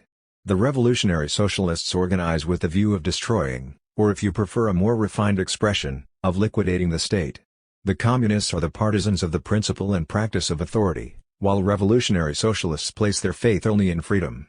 Both are equally the partisans of science, which is to destroy superstition and take the place of faith, but the first want to impose science upon the people, while the revolutionary collectivists try to diffuse science and knowledge among the people, so that the various groups of human society, when convinced by propaganda, may organize and spontaneously combine into federations, in accordance with their natural tendencies and their real interests, but never according to a plan traced in advance and imposed upon the ignorant masses by a few superior minds. 17. Revolutionary socialists believe that there is much more of practical reason and intelligence in the instinctive aspirations and real needs of the masses of people than in the profound minds of all these learned doctors and self-appointed tutors of humanity, who, having before them the sorry examples of so many abortive attempts to make humanity happy, still intend to keep on working in the same direction. But revolutionary socialists believe, on the contrary, that humanity has permitted itself to be ruled for a long time, much too long, and that the source of its misfortune lies not in this nor in any other form of government but in the principle and the very existence of the government, whatever its nature may be. It is this difference of opinion, which already has become historic, that now exists between the scientific communism, developed by the German school and partly accepted by American and English socialists, and Proudhonism, extensively developed and pushed to its ultimate conclusions, and by now accepted by the proletariat of the Latin countries. Revolutionary socialism has made its first brilliant and practical appearance in the Paris Commune. 18. On the pan-German banner is written, "Retention and strengthening of the state at any cost." On our banner, the social revolutionary banner, on the contrary, are inscribed, in fiery and bloody letters, the destruction of all states, the annihilation of bourgeois civilization, free and spontaneous organization from below upward, by means of free associations, the organization of the unbridled rabble of toilers, of all emancipated humanity, and the creation of a new universally human world. 19. Before creating, or rather aiding the people to create, this new organization, it is necessary to achieve a victory. It is necessary to overthrow that which is, in order to be able to establish that which should be. Point 20. 07. Founding of the Workers' International. Awakening of labor on the eve of the International.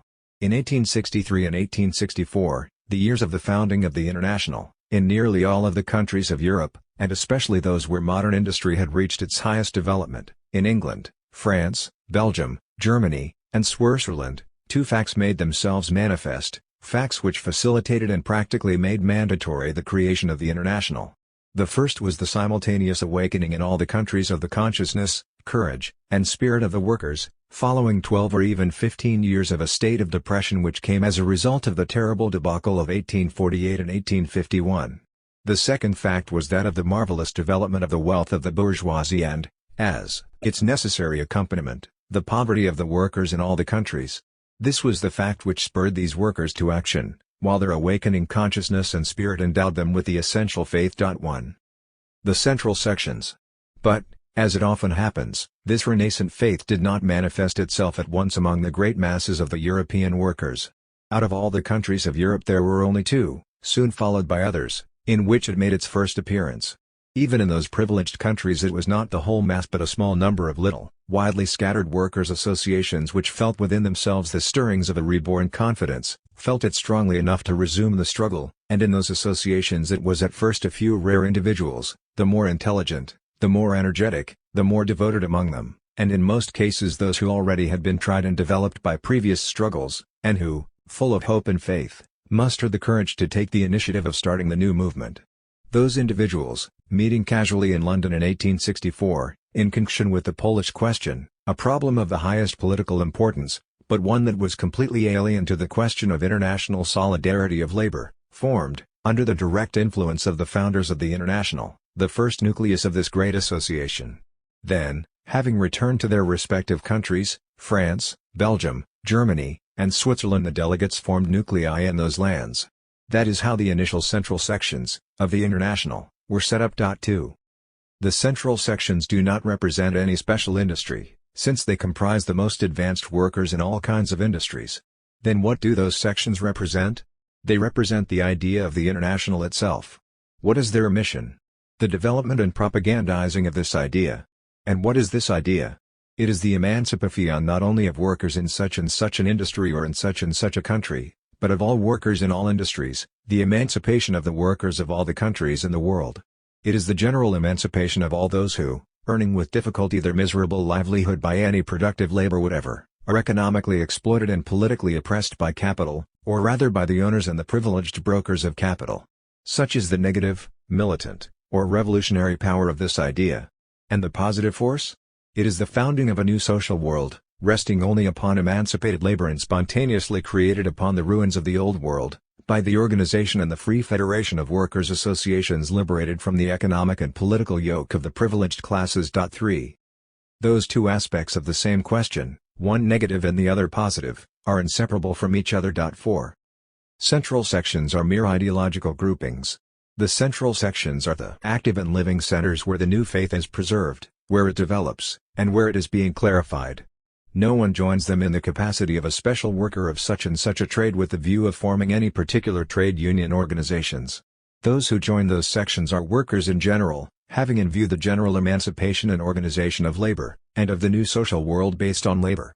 The workers comprising the membership of those sections leave behind them their character of special or rear workers, presenting themselves to the organization as workers in general. Workers for what? Workers for the idea, the propaganda and organization of the economic and militant might of the International, workers for the social revolution. The central sections represent an altogether different character from that of the trade sections, even being diametrically opposed to them. Whereas the latter, following a natural course of development, begin with the fact in order to arrive at the idea, the central sections, following, on the contrary, the course of ideal or abstract development, begin with the idea in order to arrive at the fact. It is evident that in contradistinction to the fully realistic or positivist method of the trade sections, the method of the central sections appears to be artificial and abstract.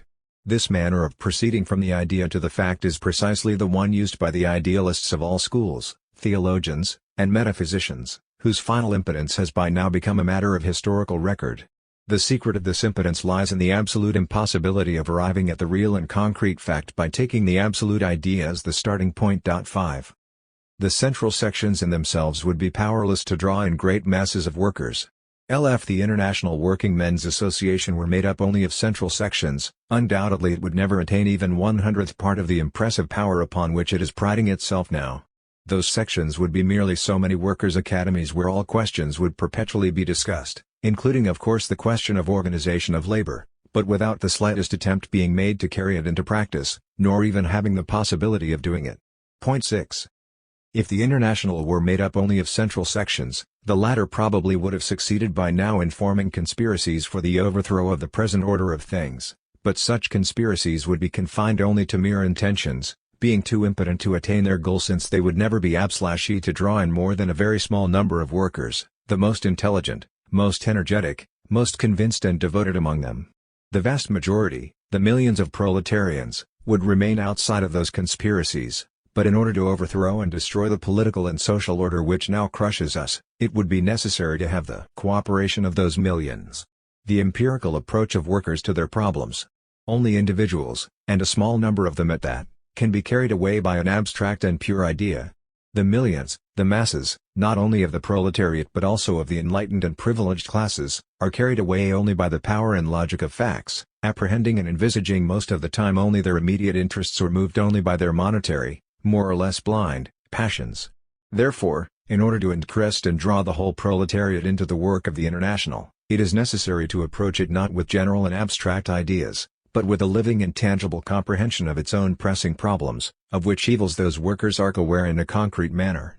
Their daily tribulations, although presenting to a social thinker a problem of a general character and being actually only the particular effects of general and permanent causes, are in reality infinitely diverse, taking on a multitude of different aspects, produced by a multitude of transitory and contributory causes.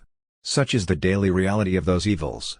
But the mass of workers who are forced to live from hand to mouth and who find hardly a moment of leisure in which to think of the next day, apprehend the evils from which they suffer precisely and exclusively in the context of this particular reality, but never or scarcely ever in their general aspect. 7. Concrete statement offers the only effective approach to the great mass of workers. It follows then that in order to touch the heart and gain the confidence, the assent, the adhesion, and the cooperation of the illiterate legions of the proletariat, and the vast majority of proletarians unfortunately still belong in this category, it is necessary to begin to speak to those workers not of the general sufferings of the international proletariat as a whole, but of their particular, daily, altogether private misfortunes. It is necessary to speak to them of their own trade and the conditions of their work in the specific locality where they live, of the harsh conditions and long hours of their daily work, of the small pay, the meanness of their employer, the high cost of living, and how impossible it is for them properly to support and bring up a family. And in laying before them the means to combat those evils and to better their position, it is not necessary at all to speak to them at first of the general and revolutionary means which now constitute the program of action of the International Working Men's Association, such as the abolition of individual hereditary property and the collectivization of property, the abolition of the juridical right and that of the state, and their replacement by the organization and free federation of producers' associations. The workers, in all probability, would hardly understand all that. It also is possible that, finding themselves under the influence of the religious, political, and social ideas which governments and priests have tried to implant in their minds, they will turn away in anger and distrust from any imprudent propagandist who tries to convert them by using such arguments.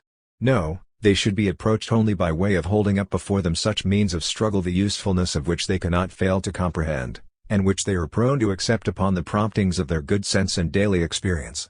Those first elementary means are, as we already have said, the establishing of complete solidarity with their fellow workers in the shop, in their own defense and in the struggle against their common master, and then the extension of this solidarity to all workers in the same trade and in the same locality in their joint struggle against the employers, that is, their formal entrance as active members into the section of their trade, a section affiliated with the International Working Men's Association. 8. The economic fact, the conditions in a special industry and the particular conditions of exploitation of that industry by capital, the intimate and particular solidarity of interests, of needs, sufferings, and aspirations which exist among all workers who are members of the same trade section, all that forms the real basis of their association. The idea can is afterward as the explanation or the adequate expression of the development and the mental reflection of this fact in the collective consciousness. Solidarity of trade union members rooted in actuality. A worker does not need any great intellectual preparation to become a member of the trade union section, of the International, representing his trade. He is a member of it, in quite a natural way, before even being aware of it. All he has to know is that he is being worked to death and that this killing work, so poorly paid that he is hardly enough to provide for his family, enriches his employer, which means that the latter is his ruthless exploiter, his tireless oppressor, his enemy, his master, toward whom he owes no other feeling but that of hate and the rebelliousness of a slave, to give place much later, after he has vanquished the employer in the final struggle, to a sense of justice and a feeling of brotherhood toward the former employer, as one who is now a free man. The worker also must realize, and this is not difficult for him to understand, that by himself he is powerless against his master and that to prevent his being utterly crushed by the latter, he must first unite with his fellow workers in the shop, and be loyal to them in all the struggles arising there against the master. 9. Internationalism growing out of actual experiences of proletarian struggles. He also must know that merely a union of workers in the same shop is not sufficient, that it is necessary that all the workers in the same trade employed in the same locality should unite. Once he realizes this, and if he is not exceedingly stupid, his daily experience will teach him as much as that, he consciously becomes a devoted member of his corporative section. The latter already exists as a matter of fact, but it is still devoid of international consciousness, it is still only a local fact. The same experience, at this time collective, will soon overcome in the consciousness of the least intelligent worker the narrow limits of exclusively local solidarity. There comes a crisis, a strike. The workers in a certain locality belonging to the same trade make common cause, demanding from their employers a wage increase or a reduction of hours of work. The employers do not want to grant those demands, and since they cannot do without workers, they bring them from other localities or other provinces of the same country or even from foreign countries.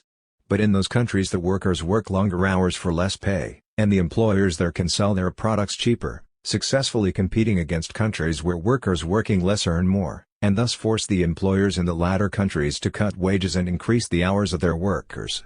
Hence it follows that in the long run the relatively tolerable position of the workers in one country can be maintained only on condition that it be more or less the same in other countries. All this repeats itself too often to escape the attention of even the most simple-minded workers. Then they come to realize that in order to protect themselves against the ever-growing exploitation by the employers, it is not enough to organize solidarity on a local scale, but that it is necessary to unite the workers of the same trade not in one province only, and not even in just one country but in all countries, and above all in those countries which are interlinked by commercial and industrial ties. When the workers come to realize all this, then an organization will be formed, not only on a local nor even on a national scale, but a truly international organization embracing all the workers in a given trade. 10. But this is not yet an organization of workers in general, it is only an international organization of a single trade. And in order that non-educated workers realize and recognize the actual solidarity existing among all the trade unions of all the countries of the world, it is necessary that the other workers, intellectually more developed than the rest and having some knowledge of economic science, should come to their aid. Not that the ordinary worker lacks daily experience in that respect, but the economic phenomena through which this solidarity manifests itself are exceedingly complex, so that their true meaning may be above the comprehension of the unenlightened worker. 11. If we assume that international solidarity has been established in a single trade while lacking in the others, it follows that in this organized industry wages will be higher and hours of work shorter than in all other industries. And it having been proven that, because of the competition of employers and capitalists, the source of real profits of both is the comparatively low wages and the long hours imposed upon workers, it is clear that in the industry in which the workers are organized along international lines, the capitalists and the employers will earn less than in all the others, as a result of which the capitalists will gradually transfer their capital and credit, and the employers their exploiting activity, into the less organized or altogether unorganized branches of industry. This will necessarily lead to a falling off in the demand for labor in the internationally organized industry, which will naturally result in a worsening of the situation of the workers in that industry, who will have to accept lower wages in order not to starve. Hence it follows that conditions of labor cannot get worse or better in any particular industry without immediately affecting the workers in other industries, and that workers of all trades are interlinked with real and indissoluble ties of solidarity. 12. Internationalism issues from the living experiences of the proletariat. This solidarity has been proven by science as well as by experience, science for that matter being simply universal experience, clearly expressed, systematically and properly explained. But solidarity manifests itself in the workers' world by a mutual, profound, and passionate sympathy, which, in a measure that economic factors and their political and social consequences keep on developing, factors telling more and more distressingly upon the workers of all trades, grows and becomes ever more of an intense passion with the proletariat. The workers in every trade and in every country, owing on one hand to the material and moral support which in the course of their struggle they find among workers in other trades in other countries, and on the other hand, because of the condemnation and the systematic, hate-breathing opposition with which they meet not only from their own employers but also from employers in other, even very remote industries, and from the bourgeoisie as a whole, become fully aware of their situation and the principal conditions necessary to their emancipation. They see that the social world is in reality divided into three main categories: 1. The countless millions of exploited workers; 2. A few 100,000 second or third-rank exploiters; 3.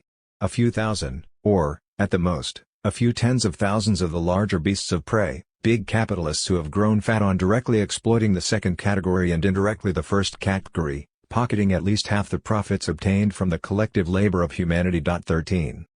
As soon as the worker takes note of this special and abiding fact, he must soon realize, backward though he may be in his development, that if there is any means of salvation for him, it must lie along the lines of establishing and organizing the closest practical solidarity among the proletarians of the whole world, regardless of industries, or countries, in their struggle against the exploiting bourgeoisie. The necessary historic premises of the international Here then is the ready framework of the International Working Men's Association. It was given to us not by a theory bomb in the head of one or several profound thinkers, but by the actual development of economic facts, by the hard trials to which those facts subject the working masses, and the reflections, the thoughts, which they naturally engender in the minds of the workers.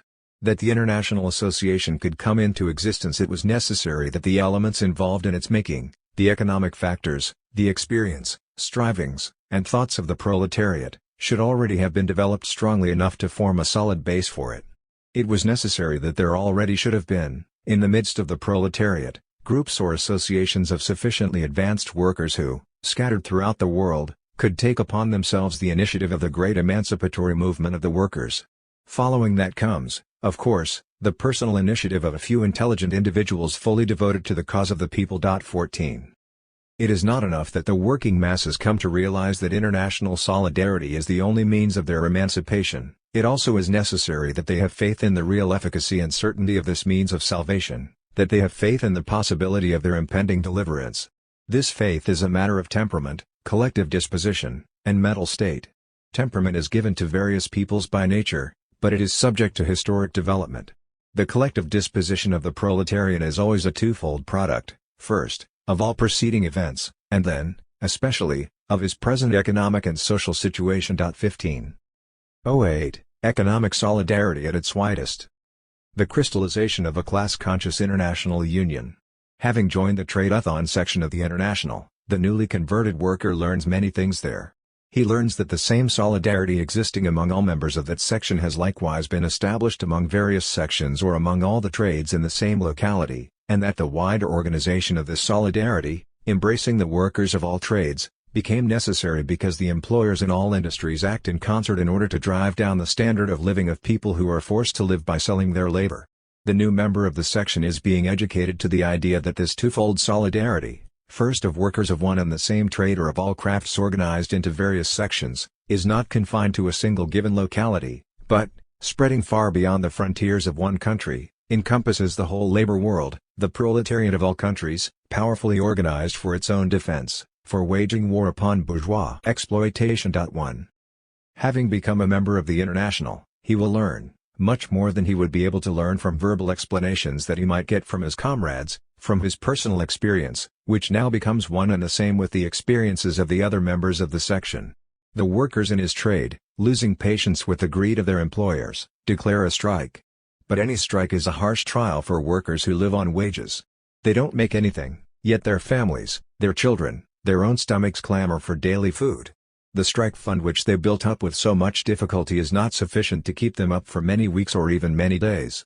They are faced by starvation or by the prospect of having to submit to the harshest conditions imposed upon them by the greed or insolence of their employers. They will have to accept those conditions if help does not come.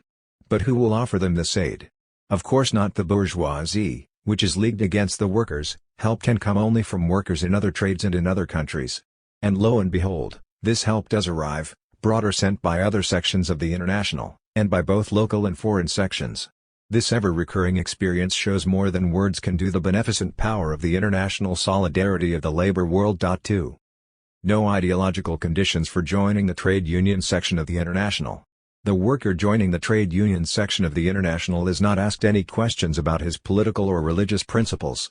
He is asked only one thing: does he wish to accept, along with the benefits of the association, his share of the duties, which are quite arduous at times?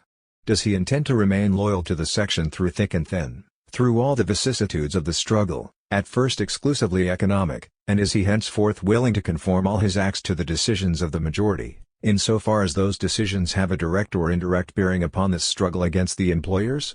In a word, the only solidarity which is offered to him as a benefit, and which at the same time is inculcated into him as a duty, is economic solidarity in the widest sense of the word. But once this solidarity is seriously accepted and established, it produces everything else, the most sublime and the most subversive principles of the International, the principles most destructive of religion, of the juridical right of the state, of divine and human authority, the most revolutionary ideas, in a word, being from the socialist point of view the necessary, natural development of this economic solidarity. And the immense practical advantage of the trade union sections over the central sections consists exactly in that this development, and those principles, are being proved to workers not by theoretic reasoning but by the living and tragic experience of a struggle which is becoming wider, deeper, and more terrible with every day, so that even the most ignorant, the least prepared, the most submissive worker, ever driven on by the very consequences of the struggle, ends up by avowing himself a revolutionist, anarchist, and atheist, very often being unaware as to the process whereby he became such! 3. It is clear that only the trade union sections can give their members this practical education, and consequently only they can draw into the organization of the International the masses of the proletariat, those masses without whose practical cooperation, as I have said, the social revolution will never be able to triumph. 4. International founded not by doctrinaires but by socialist workers. If there were only central sections in the International, they would be like souls without bodies, magnificent dreams impossible of realization. Fortunately, however, the central sections, the branches of the main center formed in London, were founded not by bourgeois people, not by professional scientists, not by men of prominence in political activity, but by socialist workers. Workers, and therein lies their great advantage over the bourgeoisie, because of their economic position, because they were spared the doctrinaire, classical, idealistic, and metaphysical education which poisons the minds of the bourgeois youth, have highly practical and positive minds. They do not content themselves merely with ideas, they need facts, and they believe ideas only in so far as they rest upon facts. This fortunate circumstance has enabled them to escape the two reefs upon which thus far all bourgeois revolutionary attempts have run aground, academic wranglings and Platonic conspiracies. For that matter, the program of the International Working Men's Association, drawn up in London and definitely accepted by the Geneva Congress, 1866, in proclaiming that the economic emancipation of the working classes is the great aim to which all political movements should be subordinated as a simple means, and that all the efforts hitherto made failed because of lack of solidarity among the workers of various professions in each country and of a fraternal union among the workers of various countries, showed clearly the only road which they could and should follow. 5. Proper functioning of the central sections. Before all, the central sections had to address themselves to the masses in the name of economic emancipation and not in the name of political revolution, and at first in the name of their material interests in order to arrive at moral interests, the latter being, in their capacity of collective interests, only the expression and the logical consequence of the first. They could not wait until the masses came to them, they had to go out to the masses and approach them at the point of their daily actualities, those actualities being their daily labor specialized and divided into crafts. They had to address themselves to various trades already organized by the exigencies of collective labor into separate branches of industry, in order to have them adhere to the economic goal, in other words, in order to have them affiliate with the International, retaining their autonomy and particular organizations. The first thing they had to do, and which they succeeded in doing, was to organize around every central section as many trade union sections as there were different industries. Thus the central sections, which in every country represent the soul or mind of the International, took on a body, and became real and powerful organizations. Many are of the opinion that once this mission had been fulfilled, the central sections should have been dissolved, leaving behind only trade union organizations. That, in our opinion, is a big mistake. 6. The dynamic forces of the International, the economic struggle and the new social philosophy. The great task which the International Working Men's Association set itself, the task of the ultimate and complete emancipation of workers from the yoke of all the exploiters of their labor, of the employers, the owners of raw materials and tools of production, in a word, of all the representatives of capital, is not only an economic or a purely material task. It is at the same time a social, philosophical, and moral task, and it is likewise a highly political task, but only in the sense of the destruction of all politics through abolition of the states. We believe there is no need to prove that the economic emancipation of the workers is impossible under the political, juridical, religious, and social organization now prevailing in most of the civilized countries, and that consequently, in order to attain and realize this task in full, it will be necessary to destroy all existing institutions, the state, the church, the courts, the banks, the universities, the administration, army, and police, which are in effect nothing but fortresses erected by the privileged classes against the proletariat. And it is not enough to destroy them in one country, they must be destroyed in all countries. For ever since the formation of modern states in the 17th and 18th centuries there has been a growing solidarity among those institutions, cutting across the frontiers of all countries, and a very strong international alliance. Thus the task which the International Working Men's Association set for itself is no less than the complete liquidation of the existing political, religious, juridical, and social world and its replacement by a new economic, philosophical, and social world. But such a gigantic enterprise could never be realized if there were not at the service of the International two equally powerful, equally gigantic and complementary levers. The first of these is the ever-growing intensity of needs, sufferings, and economic demands of the masses. The other is the new social philosophy, a highly realistic popular philosophy, resting theoretically only upon real science, that is, upon a science that is experimental and rational, and at the same time admits no other basis but that of human principles, the expression of the eternal instincts of the masses, the principles of equality, freedom, and universal solidarity. 7.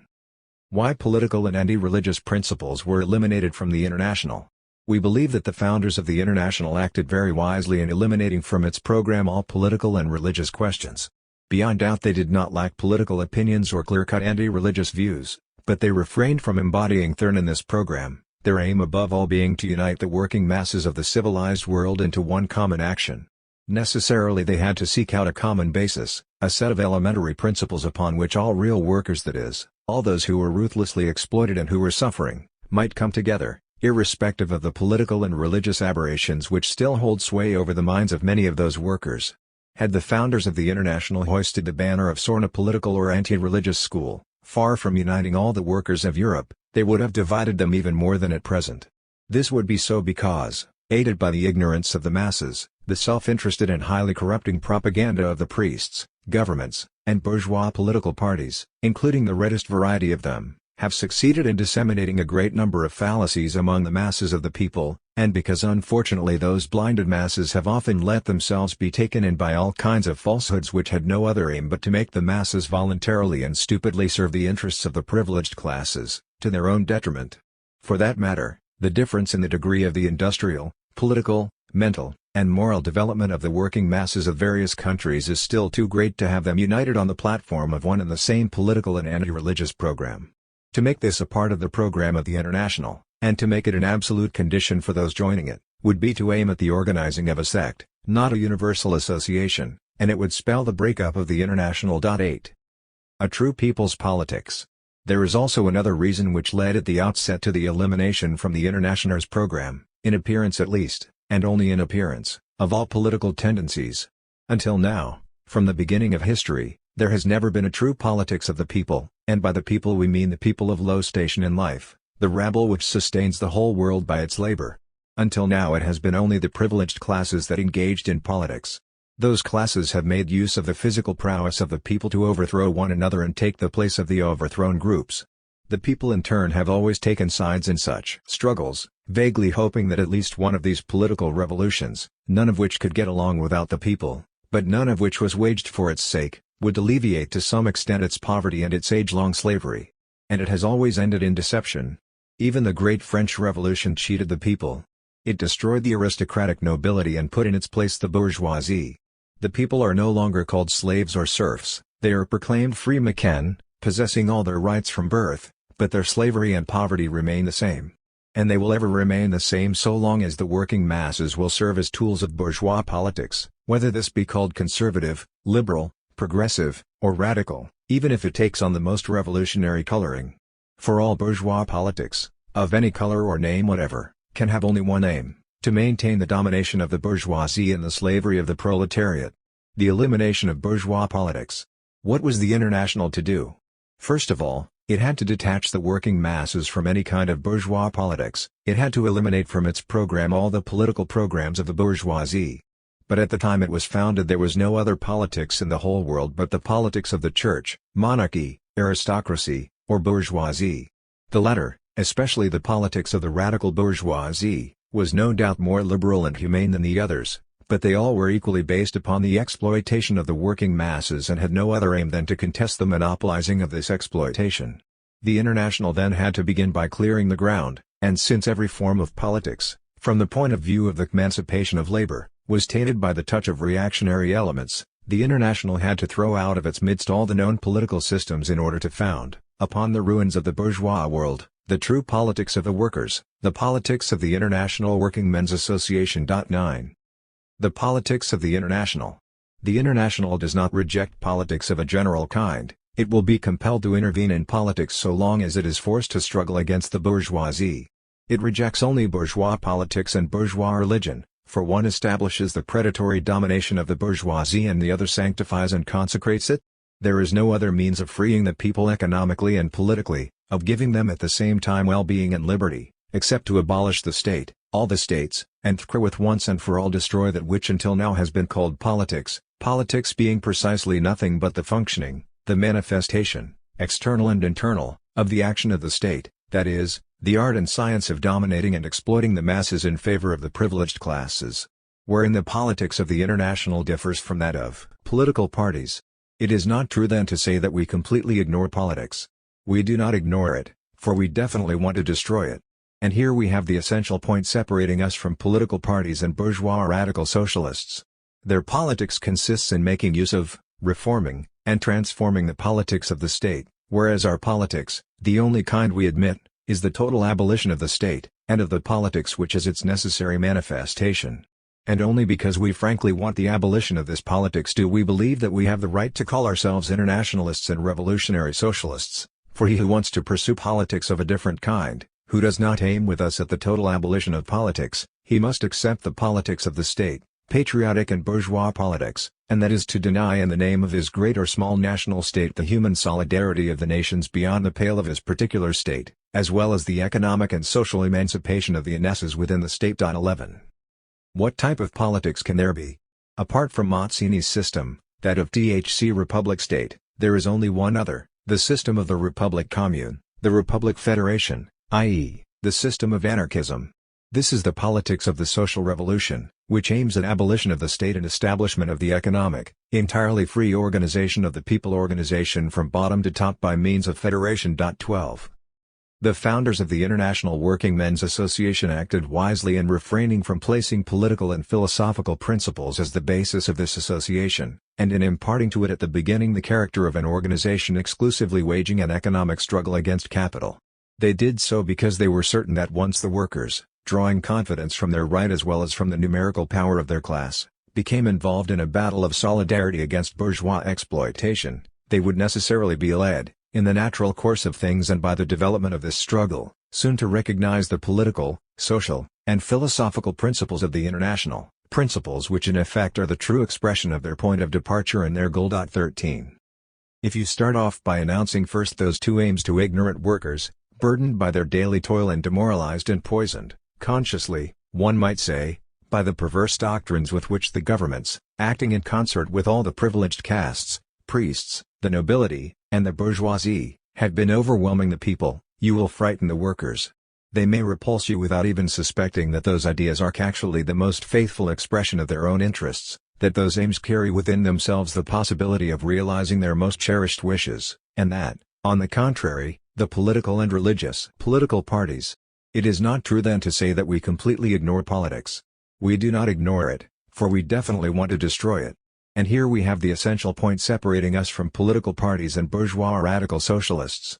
Their politics consists in making use of, reforming, and transforming the politics of the state, whereas our politics, the only kind we admit, is the total abolition of the state, and of the politics which is its necessary manifestation.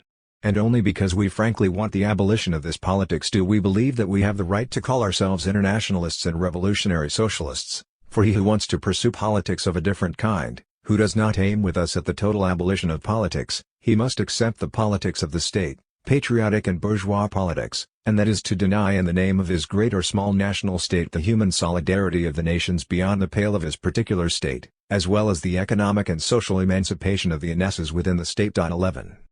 What type of politics can there be?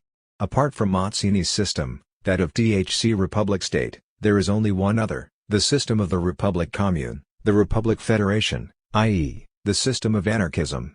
This is the politics of the social revolution, which aims at abolition of the state and establishment of the economic, entirely free organization of the people, organization from bottom to top by means of federation. 12.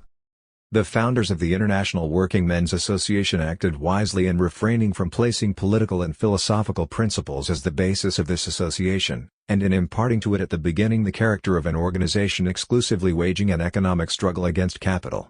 They did so because they were certain that once the workers, drawing confidence from their right as well as from the numerical power of their class, became involved in a battle of solidarity against bourgeois exploitation, they would necessarily be led, in the natural course of things and by the development of this struggle, soon to recognize the political, social, and philosophical principles of the International, principles which in effect are the true expression of their point of departure and their goal. 13.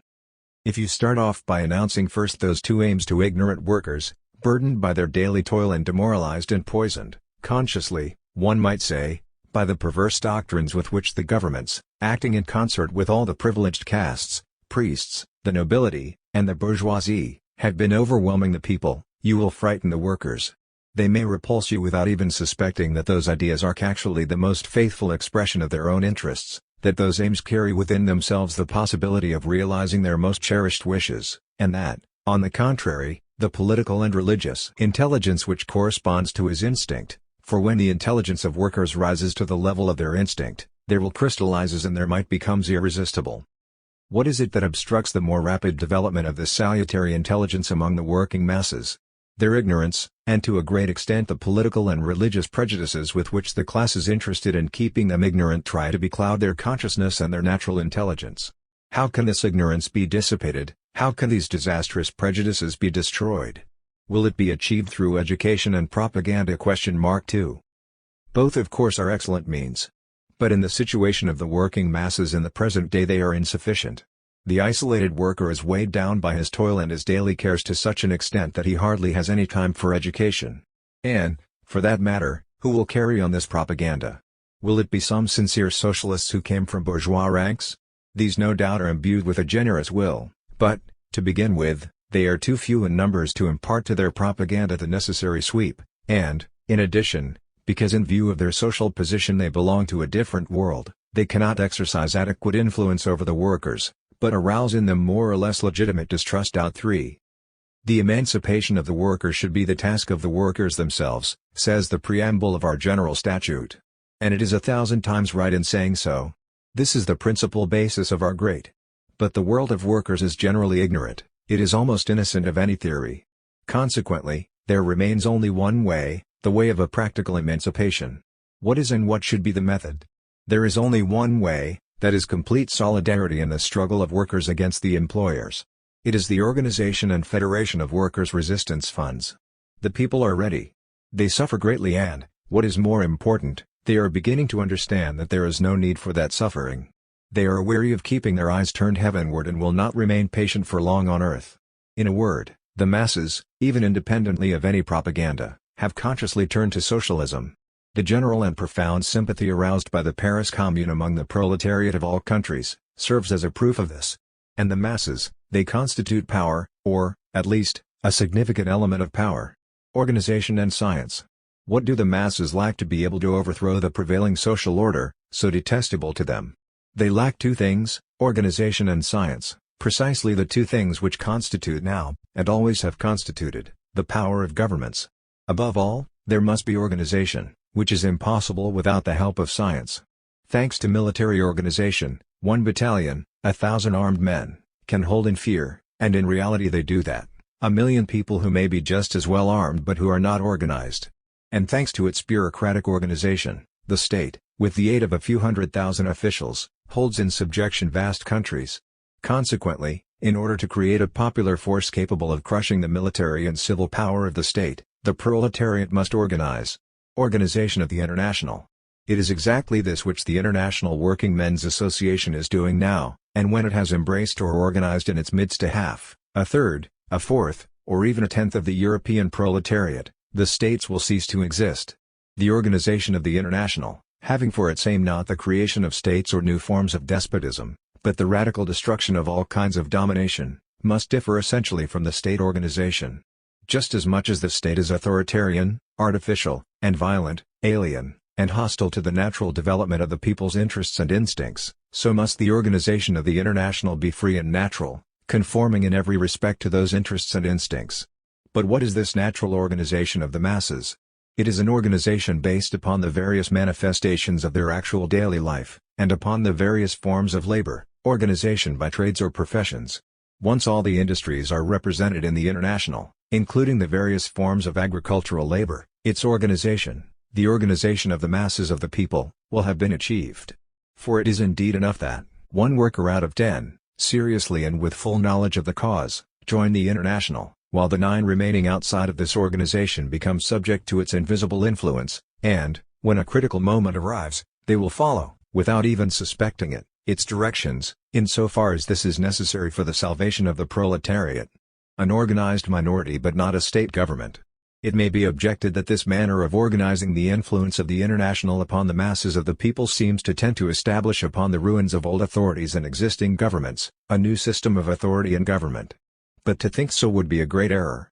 A government by the International, if it is a government, or rather the organized action of the International upon the masses, will ever differ from the action of all the states in this essential characteristic, that it will always be only the organization of action, not official and not vested with any authority or any political power, but altogether natural in character, on the part of a more or less numerous group of individuals inspired by a general idea and tending toward the same goal, at first upon the opinion of the masses and only then, by means of this opinion more or less modified under the influence of the International, upon their will and their acts. Whereas the governments, armed with authority and material power, which some claim to have received from God, while others claim it on the strength of their alleged intellectual superiority or derive it from the popular will expressed by means of the legerdemain called universal suffrage, impose themselves forcibly upon the masses, force the latter to obey their decrees without even making apparent efforts to ascertain the sentiments of the masses, their needs, or their will. Between the power of the state and that of the International there is the same difference which exists between the official action of the state and the natural action of a club. The International does not have and never shall have any other power but the great power of opinion, and it will never be anything else but the organization of the natural action of the individuals upon the masses. In contrast, the state and all its institutions, the church, the university, the courts, financial science, the police, and the army, demand the passive obedience of their subjects, no doubt within the very elastic limits recognized and determined by the laws, and of course without neglecting to corrupt as much as possible the opinion and the will of those subjects, ignoring and often defying their explicit wishes. The International versus the state. The state is authority, it is the domination and the organized power of the possessing and so-called enlightened classes upon the masses. The International spells the deliverance of the masses. The state, never seeking and never being able to seek anything but the enslavement of the masses, calls for their submission. The International, seeking nothing else but complete liberty for the working people, calls upon them to revolt. But in order to make this revolt powerful and capable of overthrowing the domination of the state and the privileged classes, solely represented by the state, the International has to organize. In order to realize this same, it employs only 2 means which, far from being legal, and legality in all countries is most of the time only the juridical consecration of privilege, that is, of injustice, are legitimate from the point of view of human right. Those 2 means, as we already have said, are the propaganda of the ideas of the International and the organizing of the natural influence of its members upon the masses. Natural influence is no infringement upon liberty.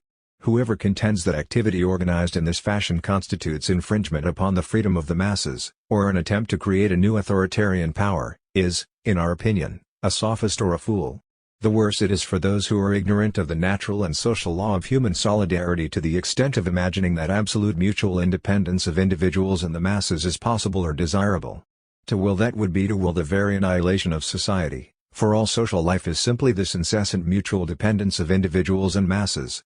All individuals, even the strongest and most intelligent of them, are, at every instant of their lives, at once producers and the products of the will and action of the masses. The liberty of every individual is the result, ever reproduced anew, of the multitude of material, intellectual, and moral influences exercised by the individuals surrounding her, by the society in which he was born, and in which he develops and dies. To wish to escape this influence in the name of a transcendental, divine, absolutely egoistic, self-sufficient freedom is to condemn oneself to non-existence. To want to forego exercising this freedom upon others, is to forego all social action, the very expression of one's thoughts and feelings. It means ending up in non-existence. This independence, so highly extolled by the idealists and metaphysicians, and individual freedom conceived in this sense, acts non-being. In nature as in human society, which is somewhat different from nature, every being lives only by the higher principle of the most positive intervention in the existence of every other being.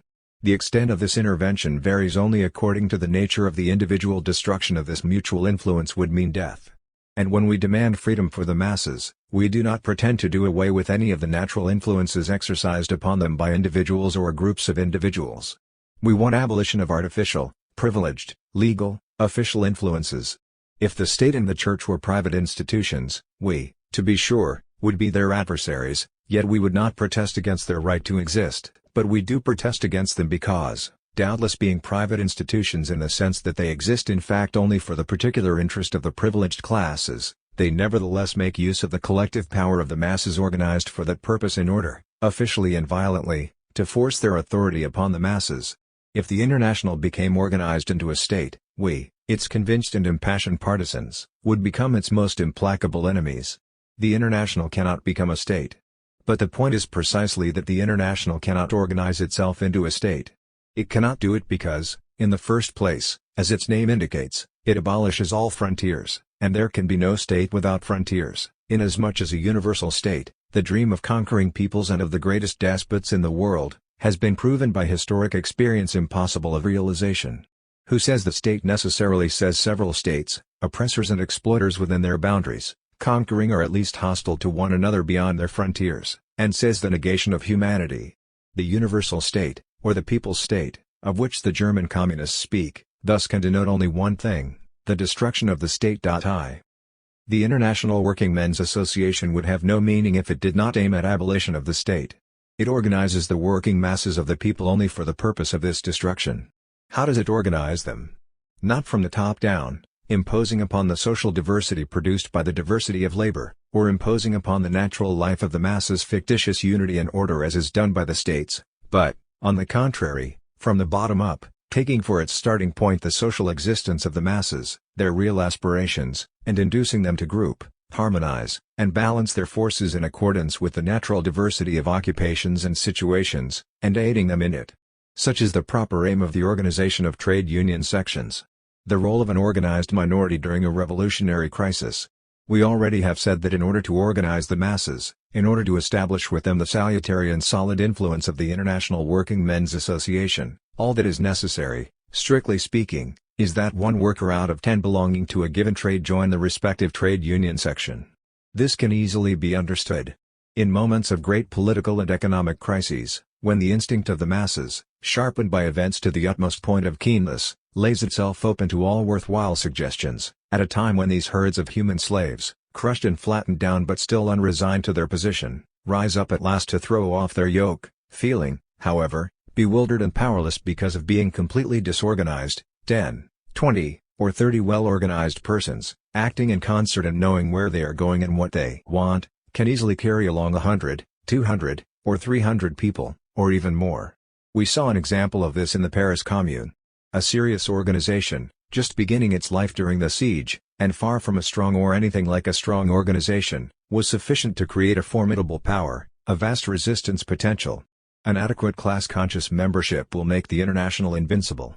What will happen then when the International Association is organized much better, when it embraces in its ranks a much greater number of sections, and especially a great number of agricultural sections, every section having twice or 3 times its present membership? What will happen then when every one of its members learns much better than he knows now, the final aim and the true principles of the International as well as the means of realizing its triumph?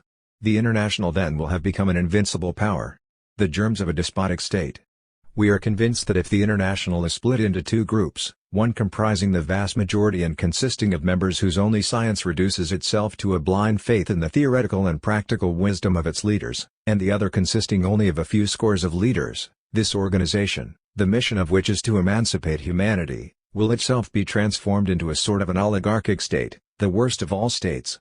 And what is more, this sagacious, learned, and clever minority which, together with all the responsibility, has assumed all the rights of an autocratic government, which is the more despotic in that its despotism is carefully hidden under the appearance of obsequious respect for the will and decisions of a sovereign people, decisions ever suggested to this popular will by the government itself. This minority, we say, obeying the necessities and conditions of its privileged position and suffering the fate of all governments, will become more and more despotic, pernicious, and reactionary. The International Working Men's Association can become an instrument of the emancipation of humanity only when it has emancipated itself first, and that will happen only when it has ceased dividing into two groups, the majority as blind tools and the minority of learned savants who do all the directing, and when every member of the association has become permeated with the science, philosophy, and politics of socialism. Free criticism essential to the life of the International. The International is not a bourgeois and decrepit institution maintained only by artificial means. It is young and has the future ahead of it, and therefore it should be able to stand criticism. Only truth, candor, boldness in judgments and acts, and permanent self-exercised control can make it prosper. Since the International is not an association which has to be organized from the top down in the authoritarian way, by the despotic rule of its committees, and since it can be organized only from the bottom up, and only in the popular way, by a spontaneous and free movement of the masses, it is necessary that the masses know everything, that there be no governmental secrets so far as they are concerned, that they never accept fictions or appearances for realities, that they have a clear idea of the aims and methods of their course, and above all that they always be clearly aware of their real situation. Therefore all questions touching the International should be discussed boldly and in the open, and its institutions and the real state of its organizations should not be treated as administrative secrets but as abiding topics of a frank and public discussion. Wide latitude of programs permitted within the framework of general principles. As to the mode of organization of social life, of work and collective property, the program of the International does not impose anything absolute. The International has neither dogmas nor uniform theories. In this respect, as is the case with every living and free society, there are many different theories stirring in its midst. But it accepts as its fundamental basis the development and spontaneous organization of all the associations and all the communes in complete autonomy, on condition that the associations and the communes take as the basis of their organization the aforementioned general principles which are obligatory upon all who want to join the International. As to the rest, the International counts upon the salutary effect of the free circulation and advocacy of ideas and upon identity and natural equilibrium of interests. The International in the Revolution. Is the International Working Men's Association revolutionary in the sense of barricades and violent overthrow of the political order now existing in Europe? No, it occupies itself very little with that kind of politics, or rather, it does not occupy itself with it at all. Bourgeois revolutionists are greatly vexed with the International because of its indifference to their aims and plans. The International then ignores completely all the daily political intrigues, and up to the present time it has known only one kind of politics, its propaganda, the expansion of its work, its organization. On the day when the great majority of workers in America and Europe join the International and become well organized within it, there will be no longer any need for a revolution, justice will have been achieved without violence. And should there be broken heads, it will be only because the bourgeois want it. A few more years of peaceful development, and the International will have become a power against which it would be ludicrous to take up a struggle. The bourgeoisie understand this only too well, and that is why they try to provoke a struggle now. Today they still hope that they have sufficient power to crush us, but they realize that tomorrow it will be too late. Therefore they want to force the International to battle today. Are we going to let ourselves fall into this cruel trap? No, if we did, we would greatly oblige the bourgeoisie but ruin our own cause for a long time.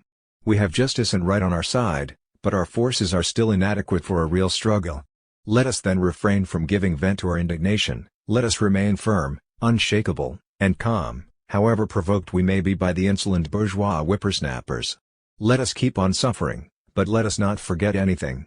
And while biding our time, let us continue, redouble, and expand ever more widely our propaganda work. It is necessary that the workers of all countries, the peasants of the villages as well as the factory workers of the cities, know what the International Association wants. It is necessary that they understand that apart from the triumph of the International there is no other means of emancipation, that the International is the fatherland of all the oppressed workers, their only refuge against exploitation by the bourgeoisie, the only force capable of overthrowing the insolent power of the latter. Let us organize and enlarge our association, but at the same time let us not forget to strengthen it in order that our solidarity, which is our whole power, may become more real from day to day. Let us have more and more of this solidarity in study, in work, in public action, in life. Let us rally our forces in common enterprises in order to render existence somewhat more tolerable and less difficult, and let us form everywhere, and as far as it is possible, consumers and producers cooperatives and mutual credit societies, which, though unable to free us in any adequate and serious manner, under present economic conditions, are important inasmuch as they train the workers in the practice of managing the economy and prepare the precious germs for the organization of the future. Propaganda and economic struggle.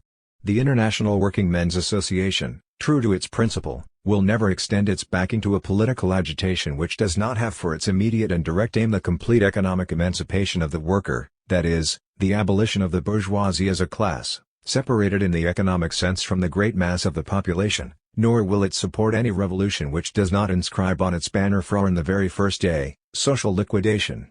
But revolutions are not improvised. They are not made arbitrarily by individuals nor even by the most powerful associations. They come independently of all will and all conspiracies, and are always brought on by the natural force of circumstances. One can foresee them, one can anticipate their approach, but one cannot accelerate their explosion. Convinced of this truth, we ask ourselves the question, what policy should the International pursue during this more or less protracted period, separating us from the terrible social revolution which all of us feel is in the process of coming? While ignoring, as demanded by its statutes, all national and local politics, the International imparts to the labor agitation of all countries an exclusively economic character, setting as its aim, reduction of the hours of labor and increase of wages, and as the means, the rallying of the mass of workers into one association and the building up of resistance funds. The International will keep on propagating its principles inasmuch as these tenets, being the purest expression of the collective interests of the workers of the whole world, constitute the soul and the vital force of the association.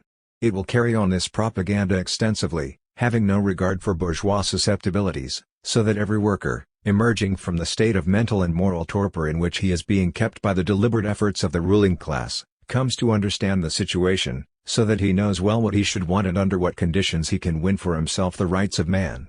The International will have to carry on this propaganda all the more energetically and sincerely because in the International itself we often meet with influences which, affecting disdain for those principles, try to pass them off as useless theory, and strive to lead the workers back to the political, economic, and religious catechism of the bourgeoisie. It will finally expand and become strongly organized, cutting athwart the frontiers of all countries so that when the revolution, brought about by the natural force of circumstances, breaks out, there will be a real force at hand which knows what to do and by virtue thereof is capable of taking the revolution into its own hands and imparting to it a direction salutary for the people, a serious international organization of workers' associations of all countries, capable of replacing the departing political world of the states and the bourgeoisie. We conclude this faithful presentation of the policy of the International by quoting the last paragraph of the preamble of our General Statutes. The movement produced among the workers of THC most industrious countries of Europe, in giving rise to new hopes, gives us a solemn warning not to relapse into the old errors. Fatherland and nationality. The state is not the fatherland, it is the abstraction, the metaphysical, mystical, political, juridical fiction of the fatherland. The common people of all countries deeply love their fatherland, but that is a natural, real love. The patriotism of the people is not just an idea, it is a fact, but political patriotism, love of the state, is not the faithful expression of that fact, it is an expression distorted by means of a false abstraction, always for the benefit of an exploiting minority. Fatherland and nationality are, like individuality, each a natural and social fact, physiological and historical at the same time, neither of them is a principle. Only that can be called a human principle which is universal and common to all men, and nationality separates men, therefore it is not a principle. What is a principle is the respect which everyone should have for natural facts, real or social. Nationality, like individuality, is one of those facts. Therefore we should respect it. To violate it is to commit a crime, and, to speak the language of Mazzini, it becomes a sacred principle each time it is menaced and violated. And that is why I feel myself always sincerely the patriot of all oppressed fatherlands. The essence of nationality. A fatherland represents the incontestable and sacred right of every man, of every human group, association, commune, region, and nation to live, to feel, to think, to want, and to act in its own way, and this manner of living and feeling is always the incontestable result of a long historic development.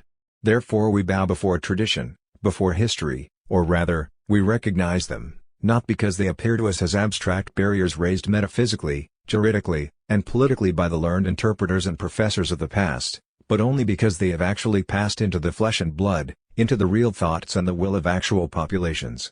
We are told that such and such a region, the canton of Tessin in Switzerland, for instance, evidently belongs to the Italian family, It has language, morals, and everything in common with the populace of Lombardy, and therefore it should become a part of the united Italian state.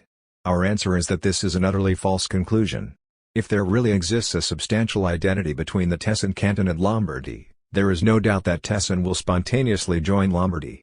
If it does not do it, if it does not feel the slightest desire for it, that will simply go to prove that real history, which continues from generation to generation in the real life of the people of the Tessin canton, the history which produced its reluctance to join Lombardy, is something altogether different from the history written in books.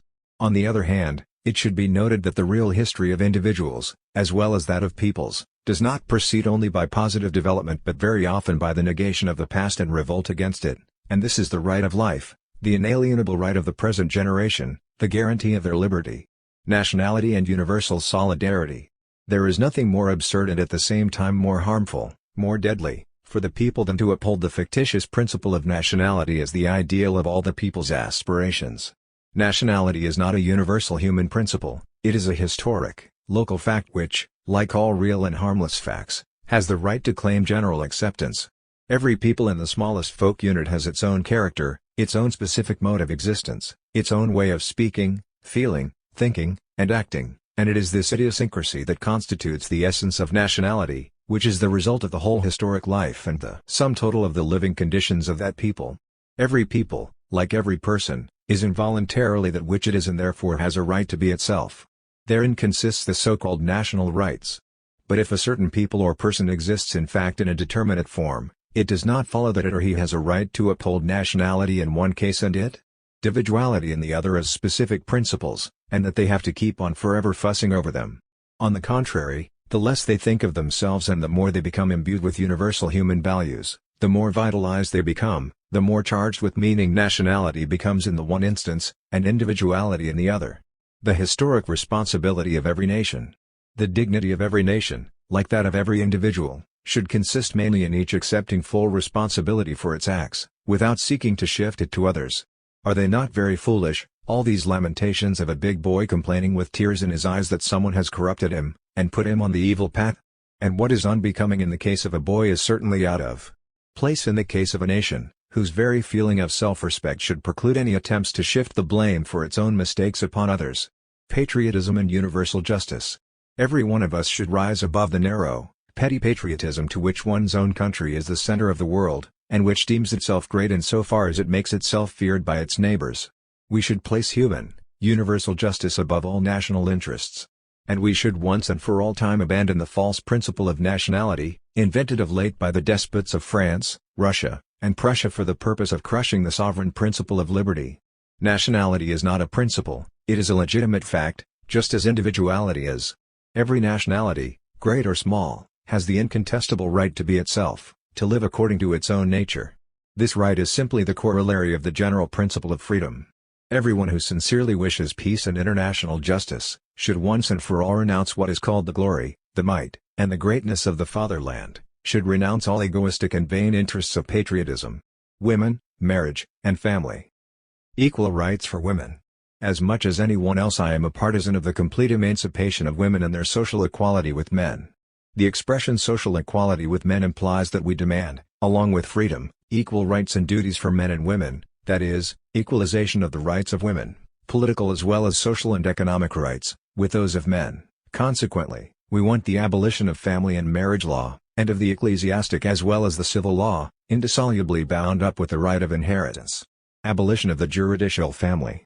In accepting the anarchist revolutionary program, which alone, in our opinion, offers conditions for a real and complete emancipation of the common people, and convinced that the existence of the state in any form whatever is incompatible with the freedom of the proletariat, and that it does not permit the international fraternal union of nations, we therefore put forth the demand for the abolition of all states. Abolition of states and of the juridical right will necessarily entail the abolition of personal inheritable property and the juridical family based upon this property, since both do not admit of human justice. Free marriage union. Against marriage by compulsion we have raised THC banner of the free nation. We are convinced that in abolishing religious, civil, and juridical marriage, we restore life, reality, and morality to natural marriage based solely upon human respect and the freedom of two persons, a man and woman who love each other.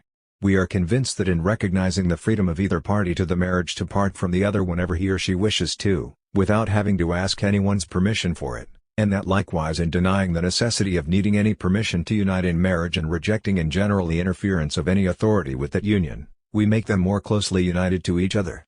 And we are equally convinced that when the accursed state power is no longer with us to force individuals, associations, communes, provinces, and regions to live together against their will, all these will constitute a much closer union, a much more living unity, more real power of the state. The upbringing of children. With the abolition of marriage there comes to the fore the question of the upbringing of children. Their upkeep from the time of their mother's pregnancy until their maturity, their training and education, equal for all, industrial and intellectual training combining preparation for both manual and mental labor, must be mainly the concern of the free society. Society and children. Children do not constitute anyone's property, they are neither the property of the parents nor even of society. They belong only to their own future freedom. But in children this freedom is not yet real, it is only potential. For real freedom, that is, the full awareness and the realization thereof in every individual, preeminently based upon a feeling of one's dignity and upon the genuine respect for someone else's freedom and dignity, i.e., upon justice, such freedom can develop in children only through the rational development of their minds, character, and will. Hence it follows that society, the whole future of which depends upon adequate education and upbringing of children, and which therefore has not only the right but also the duty to watch over them, is the sole guardian of the children of both sexes. And since, as a result of the forthcoming abolition of the right of inheritance, society is to become the only heir, it will then deem as one of its first duties the furnishing of all the necessary means for the maintenance, upbringing, and education of children of both sexes, irrespective of their origin or of their parents. The rights of the parents shall be confined to loving their children and exercising over them the only authority compatible with that love, insofar as this authority does not run counter to their morality, their mental development, or their future freedom. Marriage, in the sense of being a civil and a political act, like any intervention of society in questions of love, is bound to disappear. The children will be entrusted, naturally and not by right, to the mother, HCR prerogative under rational supervision of society. Upbringing and education. Integral, equal education an indispensable condition of workers' emancipation.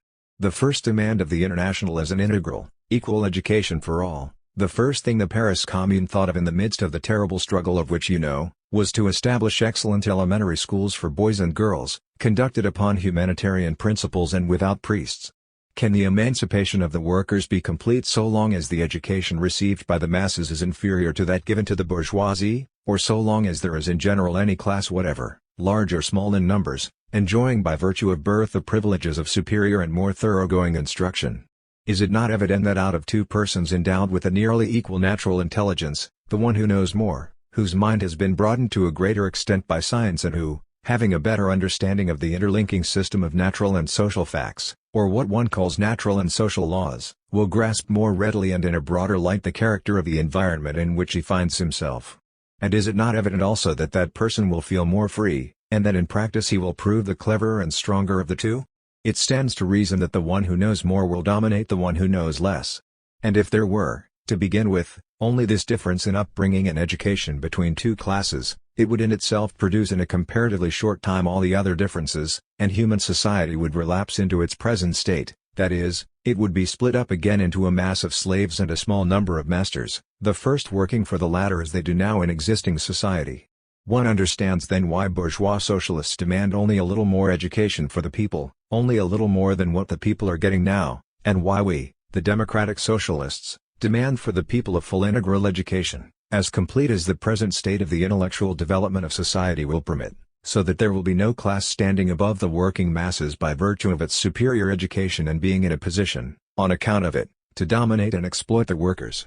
So long as there exist two or several degrees of education for various layers of society, there inevitably will be classes in existence, that is, economic and political privileges for a small number of fortunate people, and poverty and slavery for a vast number of others. Education and labor. As members of the International Association we want equality, and because we want that we must likewise want integral education, equal for all. But we are asked, if everyone is going to be educated, who will want to work? Our answer is simple: everyone shall work, and everyone shall be educated. One objection to that, frequently raised, is that this mixing of mental and mechanical labor will only be detrimental to both, that manual workers will make very poor scientists and scientists will always remain very poor manual workers. Yes, that is true in existing society, wherein both manual and mental labor are equally distorted by the altogether artificial isolation to which both are condemned. But we are convinced that in a living and integral man each of these activities, muscular and nervous, should be equally developed, and that, far from harming each other, those two activities are bound to support, enlarge, and reinforce each other. Thus the knowledge of the savant will become more fruitful, useful, and broader in scope when he is no more a stranger to physical work, and the labor of the educated worker will be more intelligently done and consequently more productive than that of an ignorant one. Hence it follows that it is to the interest of both labor and science that there be no more workers nor scientists but only men. Science and technique at the disposal of labor. Men who by virtue of their intellectual superiority are now exclusively preoccupied with the world of science and who, once established in that world, and yielding to the exigencies of a completely bourgeois position, turn all their inventions to the exclusive use of the privileged class, of which they themselves are a part. All these men, once they make common cause with the rest of mankind, once they become fellow workers with the common people, not only in imagination and in words, but in fact, and by actual work, will necessarily place their discoveries and applications of science at the disposal of society, for the benefit of everyone, and, in the first place, for the alleviation and ennoblement of labor, the only legitimate and real basis of human society. Science in the transitional period. It is possible and even probable that in the more or less prolonged transitional period, which will naturally follow in the wake of a great social crisis, sciences of the highest standing will sink to a level much below that held by each at present. But does this temporary eclipse of the higher sciences really mean a great misfortune?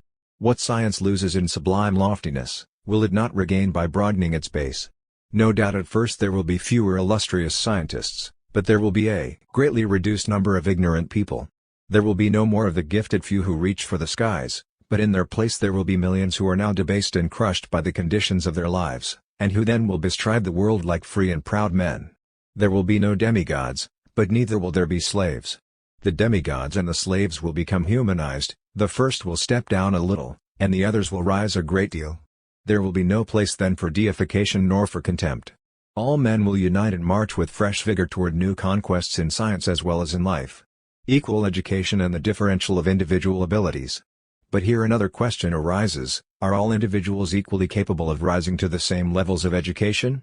Let us imagine a society organized upon the principles of utmost equality, and wherein all the children from their birth will have the same start in life, in economic, social, and political respects, that is, they will have the same maintenance, the same education, the same upbringing. Will there not be among those thousands of little individuals infinite differences in point of energy, natural tendencies, and aptitudes? There we have one of the strong arguments of our adversaries, the bourgeois pure and simple and the bourgeois socialists, who deem it irrefutable. Only under conditions of full equality can individual freedom, not privileged but human freedom, and the real capacities of individuals obtain their complete development. When equality has become the starting point in the lives of all people upon the earth, only then, safeguarding, however, the supreme rights of human solidarity, which is and will ever remain the greatest producer of all social values, material goods and the riches of the human mind, only thcn can one say that every individual is the product of his own efforts.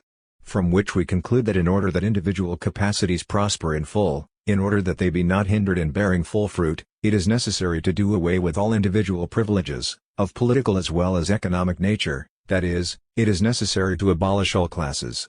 It is necessary to do away with individual property and the right of inheritance, it is necessary to attain the economic, political, and social triumph of equality. But once equality has triumphed and become established, will there be no difference in the capacities and degrees of energy possessed by various individuals? Such differences will continue to exist, not to the same extent, perhaps, as they now exist, but no doubt they will not altogether disappear.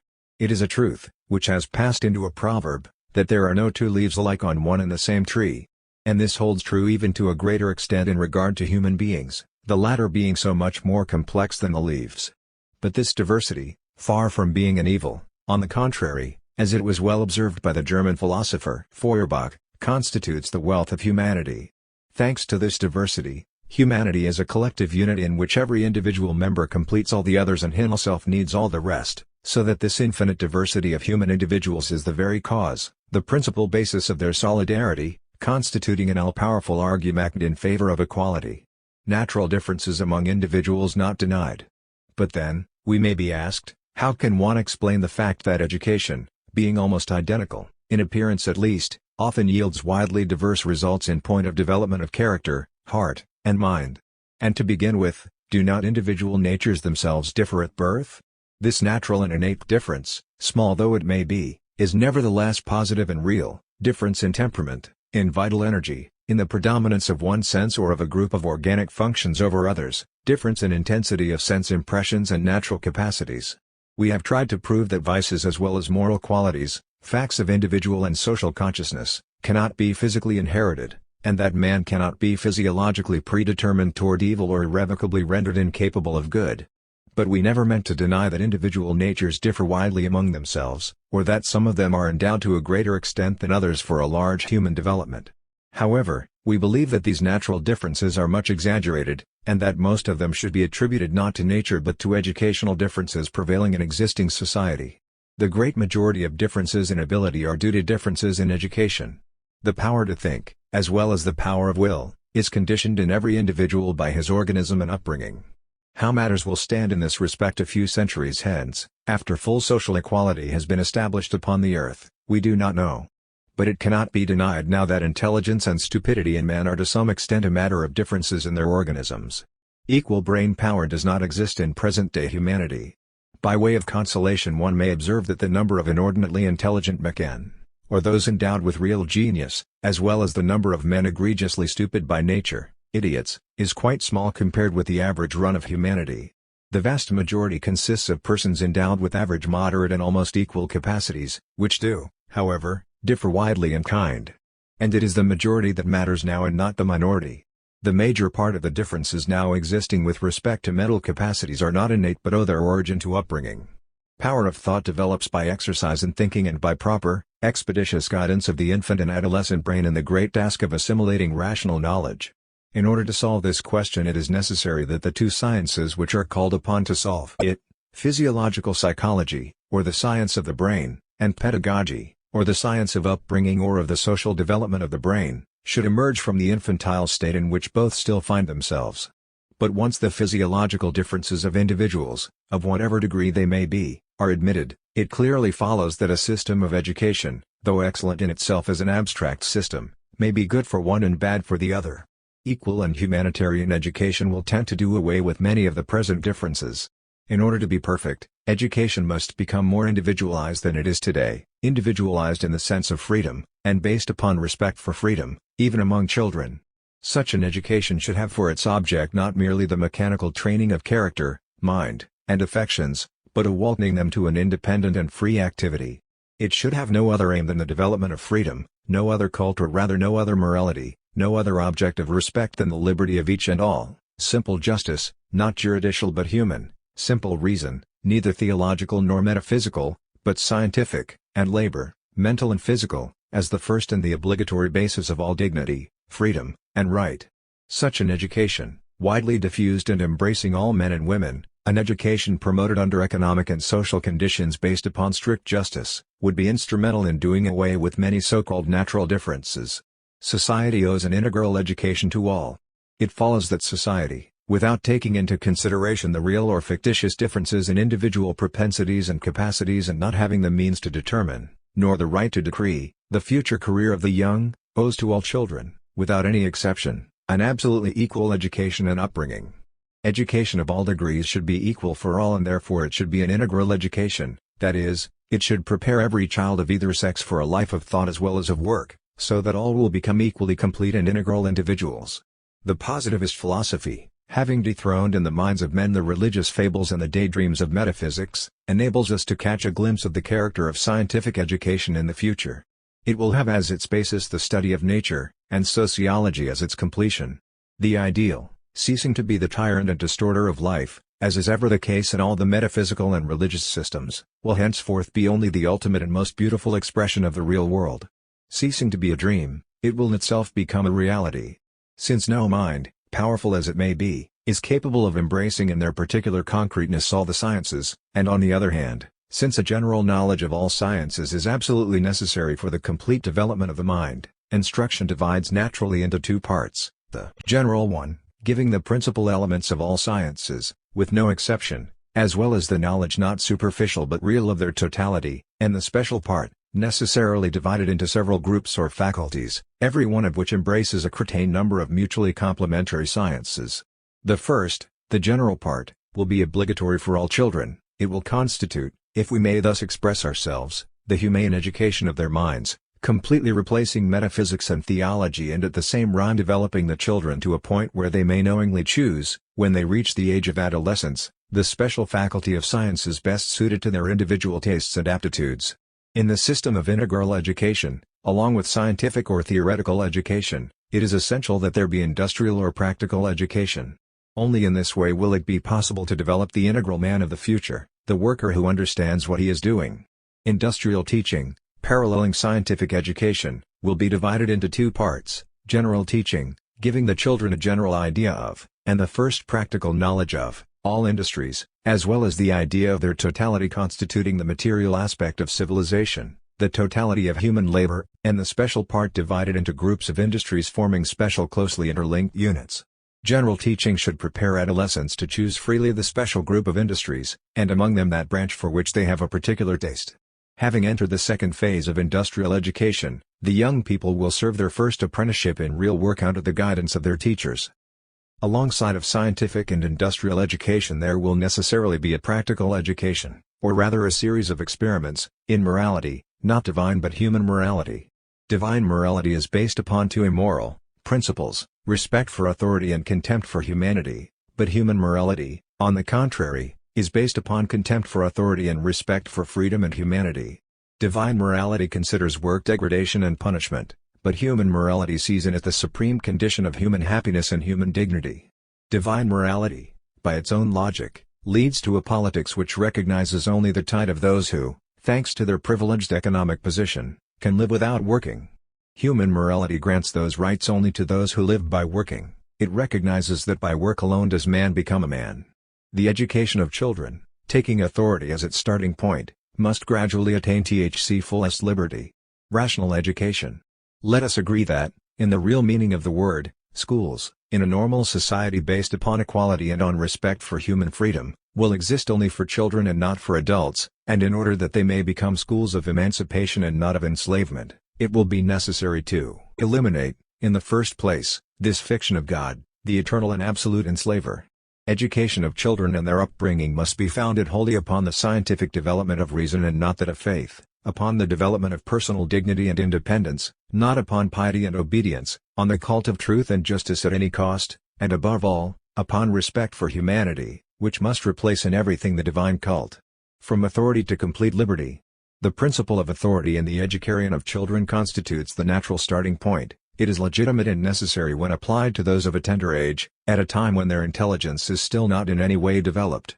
But inasmuch as the development of everything, and consequently of education, implies the gradual negation of the point of departure, this principle must gradually diminish in the same measure in which instruction and education advance, giving place to increasing liberty.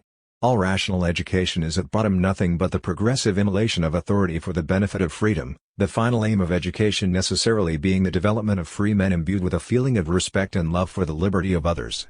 Thus the first day of school life, if the school takes pupils at an age when they have just begun to prattle, must be that of the greatest authority and almost total absence of liberty, but its last day must be that of the greatest liberty and the absolute abolition of every vestige of the animal or divine principle of authority. The training of will.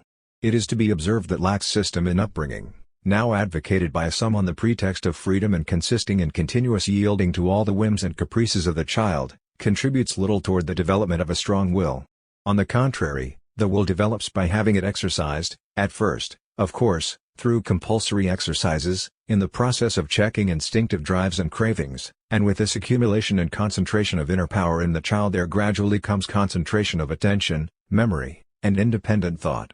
A man who is incapable of self-control, of repressing cravings, of holding in check involuntary and harmful reflexes and actions, of resisting inward and outward pressure, in a word, one who lacks willpower, is just an ordinary weakling. Extramural education. The principle of authority, applied to men who have come to age or grown beyond maturity, becomes a monstrosity, a flagrant denial of humanity, a source of slavery and intellectual and moral depravity. Unfortunately, paternal governments have left the masses to stagnate in an ignorance so profound that it will be necessary to establish schools not only for the people's children, but also for the people themselves. But these schools should be free from even the slightest application or manifestation of the principle of authority. They will not be schools in the accepted meaning, but popular academies, in which neither pupils nor masters will be known, but where the people will come freely to get, if they find it necessary, free instruction, and in which, rich in experience, they will teach many things to their professors who shall bring them the knowledge that they lack. This, then, will be a sort of intellectual fraternity between educated youth and the people. The real school for the people and for all grown men is life. The only great and all-powerful authority, at once natural and rational, the only ONC which we may respect, will be that of the collective and public spirit of a society founded on equality and solidarity as well as on liberty and the mutual respect of all of its members. Socialist education is impossible in existing society. 3 things are necessary in order that men may become moral, that is, complete men in the true sense of the word: birth under hygienic conditions, a rational and integral education accompanied by an upbringing based upon respect for work, reason, equality, and liberty, and a social environment wherein the human individual, enjoying his full liberty, will be equal, both in fact and by right, to all others.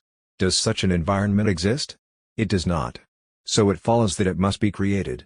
If it were even possible to found in the existing environment schools which would give their pupils instruction and education as perfect as we can imagine, would those schools succeed in developing just, free, and moral men?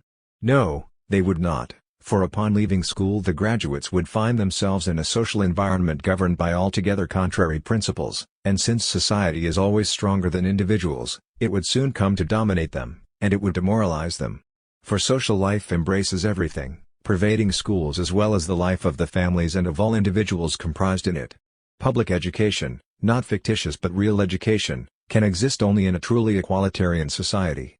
And since life itself and the influence of social environment are far more powerful educational factors than the teaching of all the licensed professors of the duty of sacrifice, and of all the virtues, then how can education ever be the common possession of all in a society wherein the social situation of individuals as well as of families differs so widely and is so unequal? Social environment shapes the mentality of teachers. Educators live and work in a certain society, and they are permeated throughout their whole being, and in the smallest particulars of their life, mostly without even being aware of it, by the convictions, prejudices, passions, and habits of that society. They transmit all those influences to the children in their charge, and since because of the natural tendency of man to exert pressure against those weaker than himself, most educators are oppressors and despots with respect to children, and likewise since the salutary spirit of contrariness, guarantee of freedom and of all progress, awakens within humans almost at infancy, children and adolescents usually hate their educators, distrust them, and, protesting against their routine and their social teachings, the younger generation becomes capable of accepting or creating new things. Here is one of the principal reasons why adolescents, while still attending school, and not yet taking a direct and constructive part in social life, are capable, to a greater extent than adults, of espousing a new truth.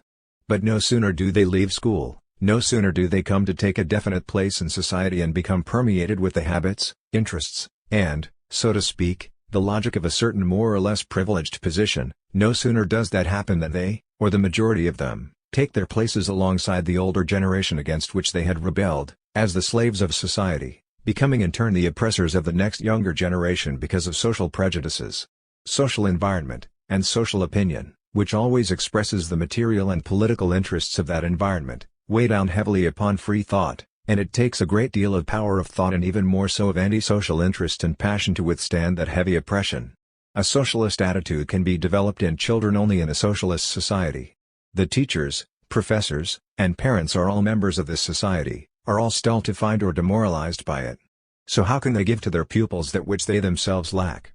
Morality can be effectively preached only by example, and since socialist morality is altogether contrary to existing morality, the teachers who are necessarily dominated to a greater or smaller extent by the latter, will act in the presence of the pupils in a manner wholly contrary to what they preach. Consequently, socialist education is impossible in the existing schools as well as in present-day families.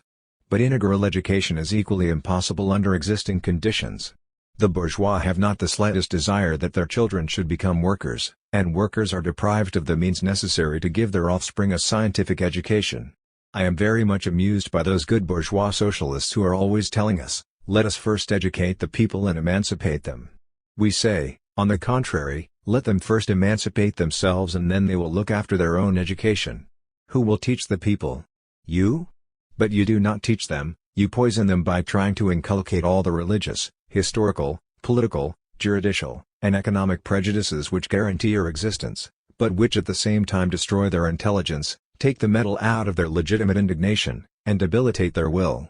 You let the people be crushed by their daily work and by their poverty, and then you tell them, study, get educated. We should like to see you, with your children, to study after 13, 14, or 16 hours of brutalizing labor, with poverty and insecurity next day as your whole recompense. No, gentlemen, notwithstanding our respect for the great question of integral education, we declare that right now this is not the most important question confronting the people. The first question for the people is that of economic emancipation, which necessarily and immediately begets political emancipation, and only following that comes intellectual and moral emancipation of the people. Education for the people must go hand in hand with improvement of economic conditions. Schools for the people are an excellent thing indeed, and yet one has to ask oneself whether the average man of the people, who leads a precarious hand-to-mouth existence, who lacks education and leisure and is forced to work himself to exhaustion in order to keep up his family, whether such a worker can have the wish, the idea, or the opportunity to send his children to school and maintain them during the study period. Will he not need them, need the help of their weak, childish hands, their labor in order to support the family? It is a distinct sacrifice on his part when he lets them have a year or two of schooling, enough to learn the 3 R's and have their hearts and minds poisoned with the Christian catechism, of which there is an inordinate abundance in the schools of all countries. Will this meager education ever be able to raise the working masses to the level of bourgeois education? Will the gulf ever be bridged? It is evident that this important question of the education and upbringing of the people depends upon the solution of the much more difficult problem of radical reorganization of the existing economic conditions of the working masses. Elevate those conditions, give back to labor what belongs to it by justice, and you thereby enable the workers to acquire knowledge, prosperity, leisure, and then, you may be sure, they will have created a broader, healthier, and loftier civilization than yours. Does it follow that we must eliminate all education and abolish all schools? Far from it. Education must be spread among the masses unsparingly, transforming all the churches, all those temples dedicated to the glory of God and to the slavery of men, into so many schools of human emancipation. That is why we fully subscribe to the resolution adopted by the Congress of Brussels in 1867. Recognizing that for the moment it is impossible to organize a rational system of education, the Congress urges its various sections to organize study courses which would follow a program of scientific, professional, and industrial education, that is, a program of integral instruction, in order to remedy as much as possible the present-day lack of education among workers. It is well understood that a reduction of working hours is to be considered an indispensable preliminary condition. Yes, without doubt, the workers will do all within their means to give themselves the education which it is possible to obtain under the material conditions of their present life. But, without letting themselves be led astray by the siren voices of the bourgeoisie and of the Bergkois socialists, they should above all concentrate their efforts upon the solving of this great problem of economic emancipation, which should be the source of all other emancipations. Summation.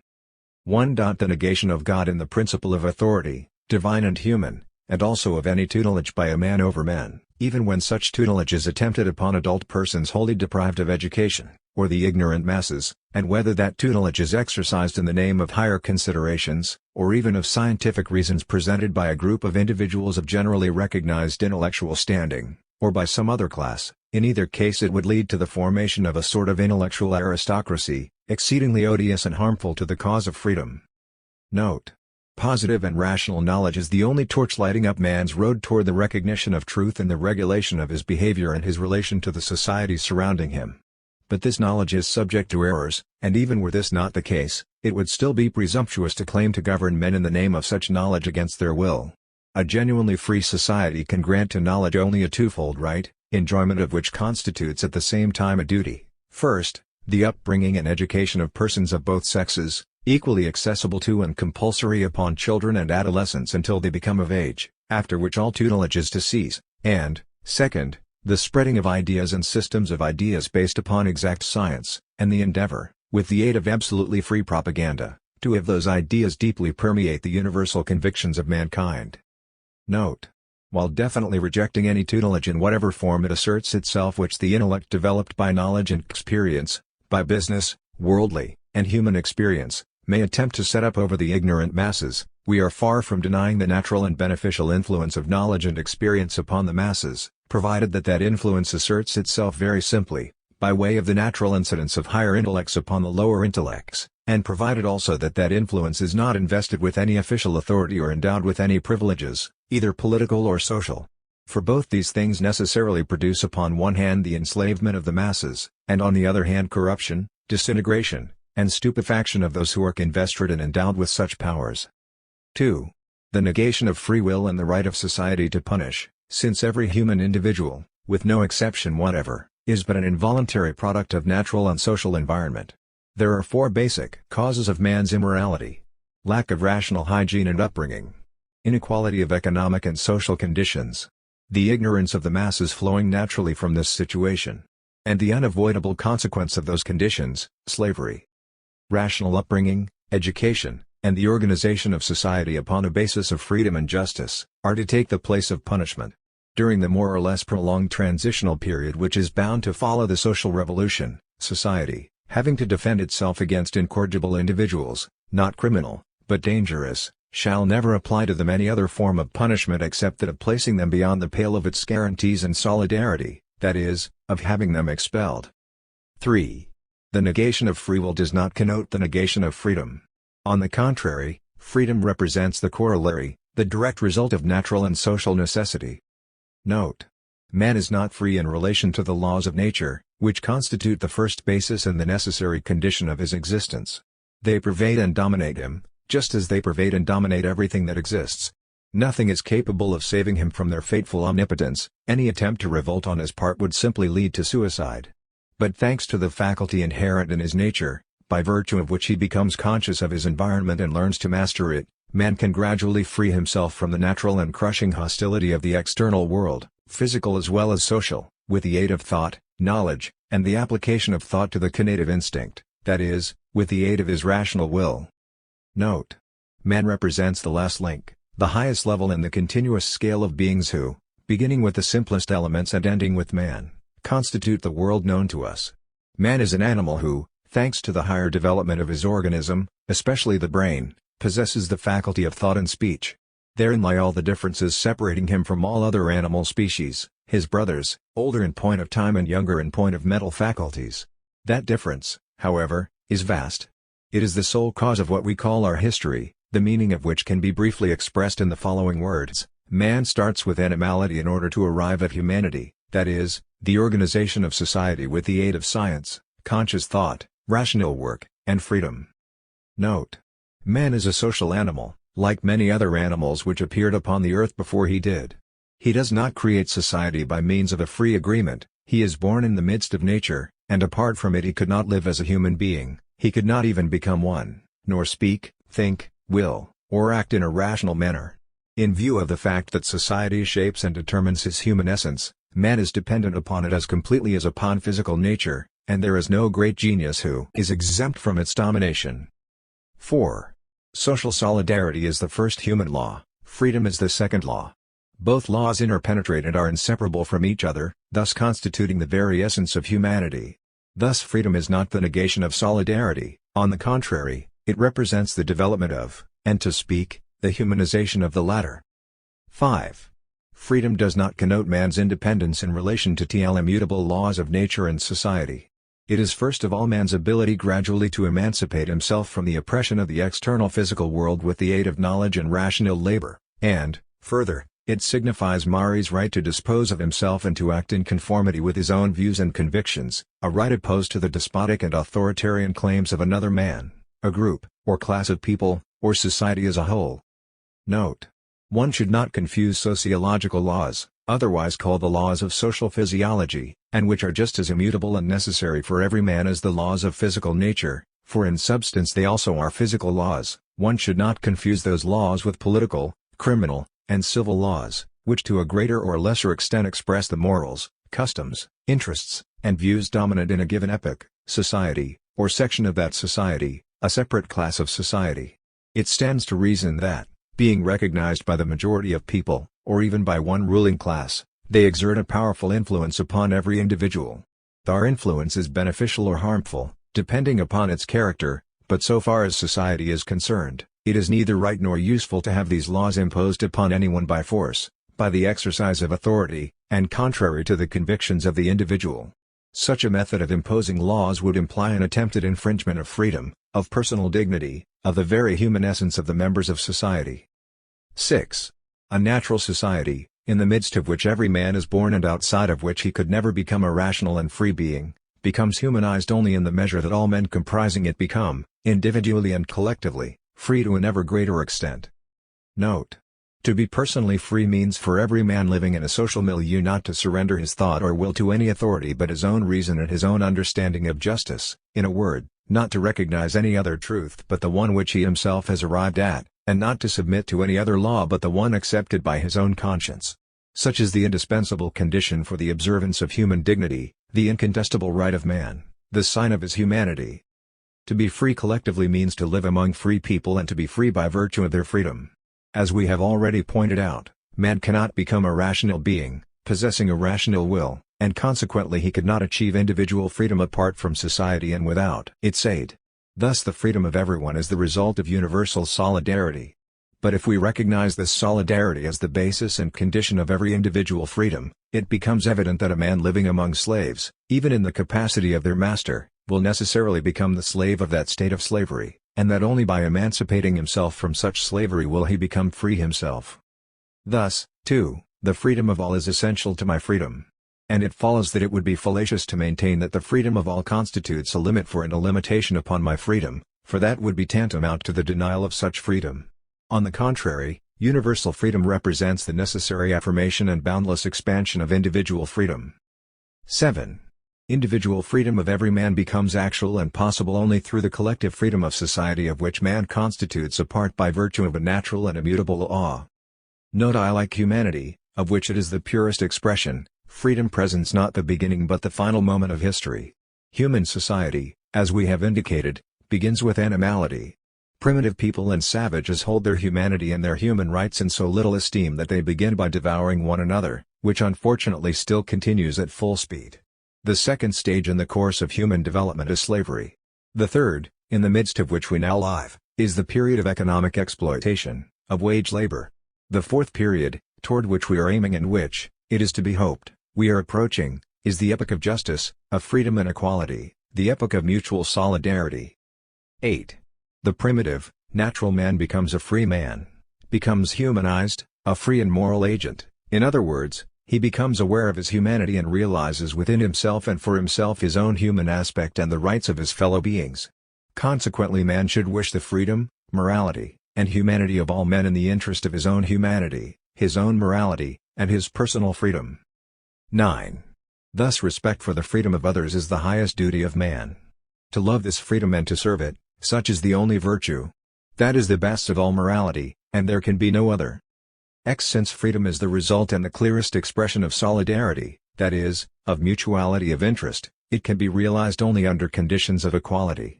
Political equality can be based only upon economic and social equality. And realization of freedom through equality constitutes justice. 11.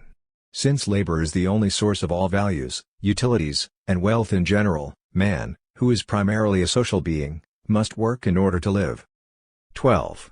Only associated labor, that is, labor organized upon the principles of reciprocity and cooperation, is adequate to the task of maintaining the existence of a large and somewhat civilized society. Whatever stands for civilization could be created only by labor organized and associated in this manner. The whole secret of the boundless productivity of human labor consists first of all in applying to a greater or lesser extent scientifically developed reason, which in turn is the product of the already organized labor, and then in the division of that labor, but under the necessary condition of simultaneously combining or associating this divided labor. 13. The basis and the main content of all historic iniquities, of all political and social privileges, is the enslavement and exploitation of organized labor for the benefit of the strongest, for conquering nations, classes, or individuals. Such is the true historic cause of slavery, serfdom, and wage labor, and that is, by way of a summary, the basis of the so-called right of private and inherited property. 14. From the moment that property rights became generally accepted, society had to split into two parts: on the one hand the property-owning, privileged minority, exploiting organized and forced labor, and on the other hand millions of proletarians, enthralled as slaves, serfs, or wage workers. Some, thanks to leisure based upon the satisfaction of needs and material comfort, have at their disposal the highest blessings of civilization, education, and upbringing, and others, the millions of people, are condemned to forced labor, ignorance, and perpetual want. 15. Thus the civilization of the minority is based upon the forced barbarism of the vast majority. Consequently the individuals who by virtue of their social position enjoy all sorts of political and social privileges, and all men of property, are in reality the natural enemies, the exploiters, and oppressors of the great masses of the people. 16. Because leisure, the precious advantage of the ruling classes, is necessary for the development of the mind, and because the development of character and personality likewise demands a certain degree of well-being and freedom in one's movements and activity, it was therefore quite natural that the ruling classes have proved to be more civilized, more intelligent, more human, and to a certain extent more moral than the great masses of the people.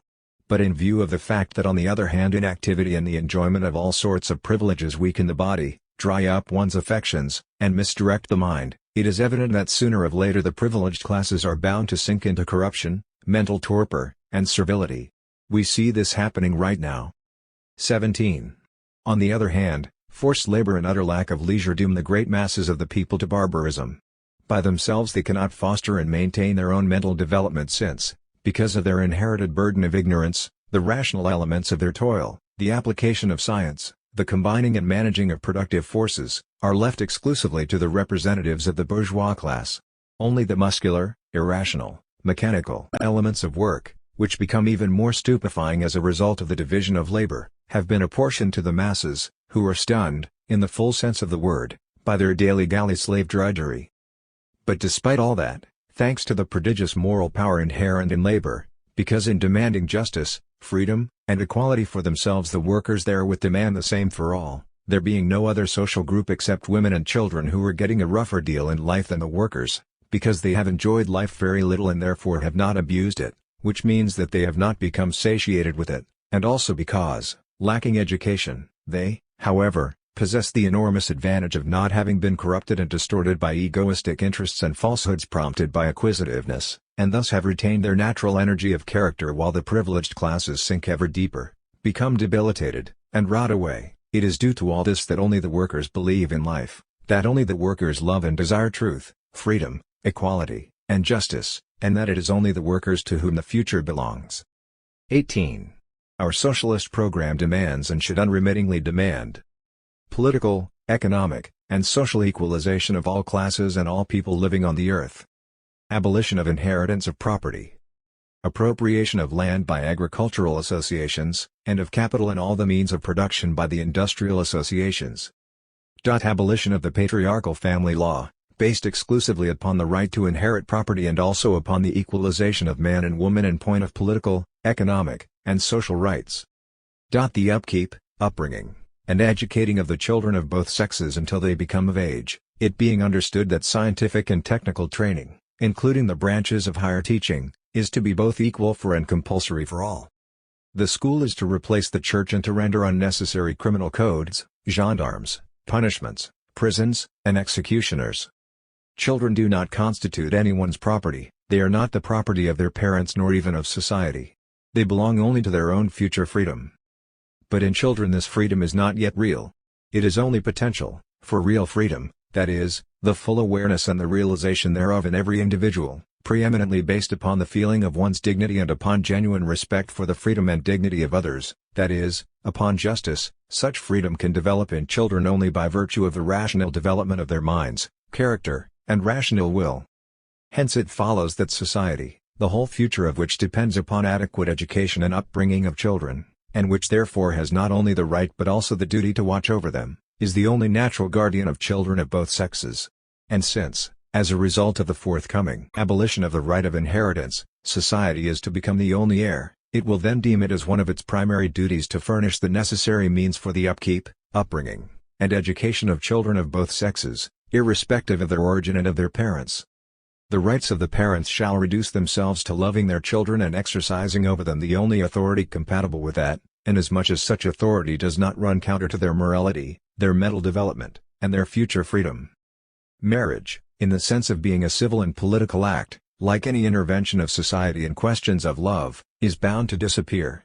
The children will be entrusted, naturally and not by right, to the mother, as her prerogative under rational supervision of society. In view of the fact that minors, especially children, are largely incapable of reasoning and consciously governing their acts, the principle of intelligent authority, which is to be eliminated from the life of society, will still find a natural sphere of application in the upbringing and education of children. However, such authority and tutelage should be truly humane and rational, and altogether alien to all the refrains of theology, metaphysics, and jurisprudence. They should start from the premise that from his birth not a single human being is either bad or good, and that good, that is, the love of freedom, the consciousness of justice and solidarity, the cult of or rather the respect for truth, reason, and labor, can be developed in men only through rational upbringing and education. Thus, we emphasize here, the sole aim of this authority should be to prepare all children for the utmost freedom. This aim can be achieved only by gradual self-effacement on the part of authority, and its giving place to self-activity on the part of the children, in the measure that they approach maturity. Education should embrace all the branches of science, technique, and knowledge of crafts. It should be at once scientific and professional, general, compulsory for all children, and special, conforming to the tastes and proclivities of every one of them, so that every young boy and girl, upon leaving school, and becoming of age would be fit for either mental or manual work. Freed from the tutelage of society, they are at liberty to enter or not to enter any of the labor associations. However, they will necessarily want to enter such associations, for with the abolition of the right of inheritance and the passing of all the land, capital, and means of production into the hands of the International Federation of Free Workers' Associations, there will be no more room nor opportunity for competition, that is, for the existence of isolated labor. No one will be able to exploit the labor of others, everyone will have to work in order to live. And anyone who does not want to work will have the alternative of starving if he cannot find an association or a commune which will feed him out of considerations of pity. But then it also will be found just not to grant him any political rights, since, though being an able-bodied man, he prefers the shameful state of living at the expense of someone else, for social and political rights will have only one basis, the labor contributed by everyone. During the transitional period, however, society will be confronted with the problem of individuals, and unfortunately there will be many of them who grew up under the prevailing system of organized injustice and special privileges and who were not brought up with the realization of the need for justice and true human dignity, and likewise with respect for and the habit of work. In regard to those individuals, revolutionary or revolutionized society will find itself facing a distressing dilemma. It will either have to force them to work, which would be despotism, or let itself be exploited by idlers, and that would be a new slavery and the source of a new corruption of society. In a society organized upon the principles of equality and justice, which serve as the basis of true freedom, given a rational organization of education and upbringing and likewise the pressure of public opinion, which, being based upon respect for labor, must despise idlers, in such a society idleness and parasites will be impossible. Having become exceedingly rare exceptions, those cases of idleness shall be regarded as special maladies to be subjected to clinical treatment. Only children, until they reach a certain degree of strength, and afterward only inasmuch as it is necessary to give them time to acquire knowledge and not to overload them with work, invalids, old people, and sick persons can be exempted from labor without resulting in the loss of anyone's dignity or the impairment of the rights of free men. 19. In the interests of their radical and full economic emancipation, workers should demand the complete and resolute abolition of the state with all of its institutions. Note. What is the state? It is the historic organization of authority and tutelage, divine and human, extended to the masses of people in the name of some religion, or in the name of the alleged exceptional and privileged ability of one or sundry property-owning classes, to the detriment of the great mass of workers whose forced labor is cruelly exploited by those classes. Conquest, which became the foundation of property right and of the right of inheritance, is also the basis of every state. The legitimized exploitation of the labor of the masses for the benefit of a certain number of property owners, most of whom are fictitious, there being only a very small number of those who exist in reality consecrated by the Church in the name of a fictitious divinity which has always been made to side with the strongest and cleverest, that is what is called right. The development of prosperity, comfort, luxury, and the subtle and distorted intellect of the privileged classes, a development necessarily rooted in the misery and ignorance of the vast majority of the population, is called civilization, and the organization guaranteeing the existence of this complex of historical iniquities is called the state. So the workers must wish for the destruction of the state.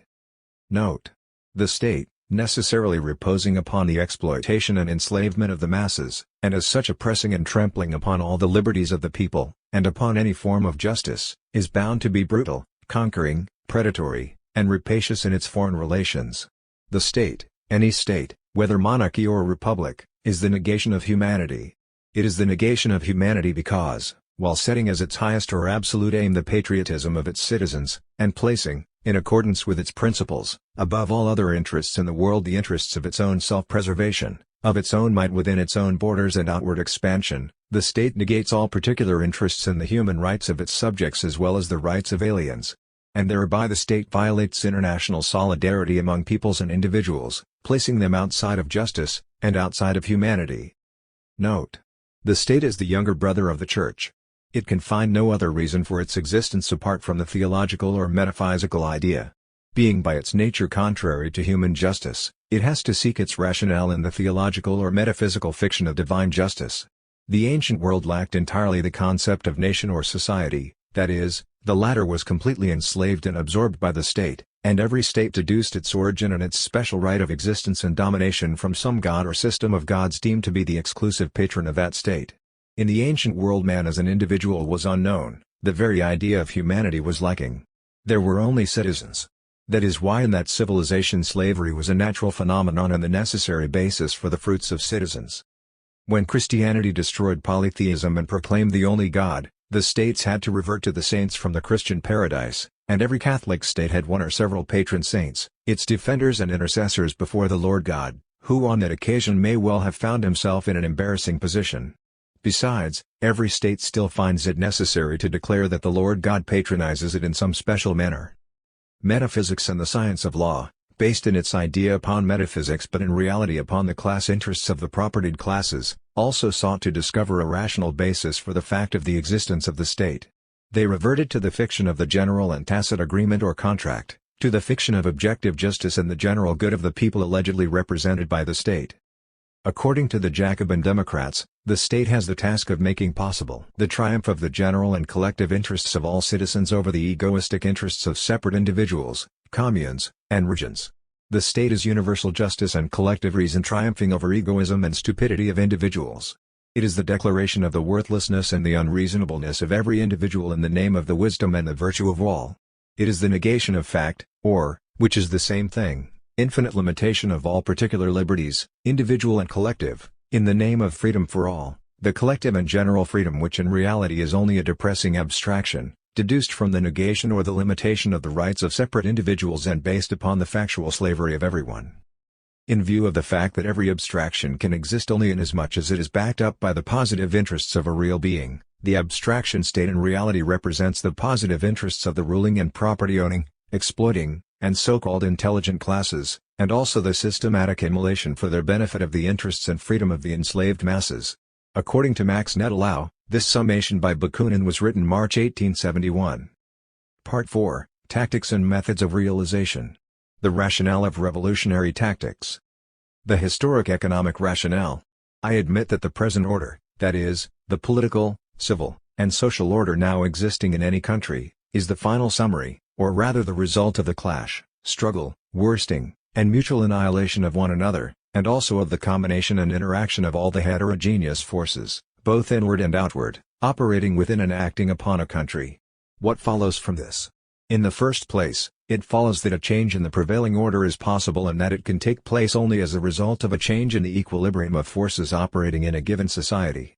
In order to solve the important problem as to how the existing equilibrium of social forces was changed in the past and how it can be changed in the present, we must look closer into the essential nature of those forces. Just as it is the case in the organic and the non-organic world, wherein everything that lives, or that merely exists in a mechanical, physical, or chemical sense, invariably influences the surrounding world in some degree, so is it in society, where even the most lowly human being embodies a modicum of the social force. Of course, Taken in isolation, this force, compared to the vast totality of all social forces, is insignificant and almost nil in its effect.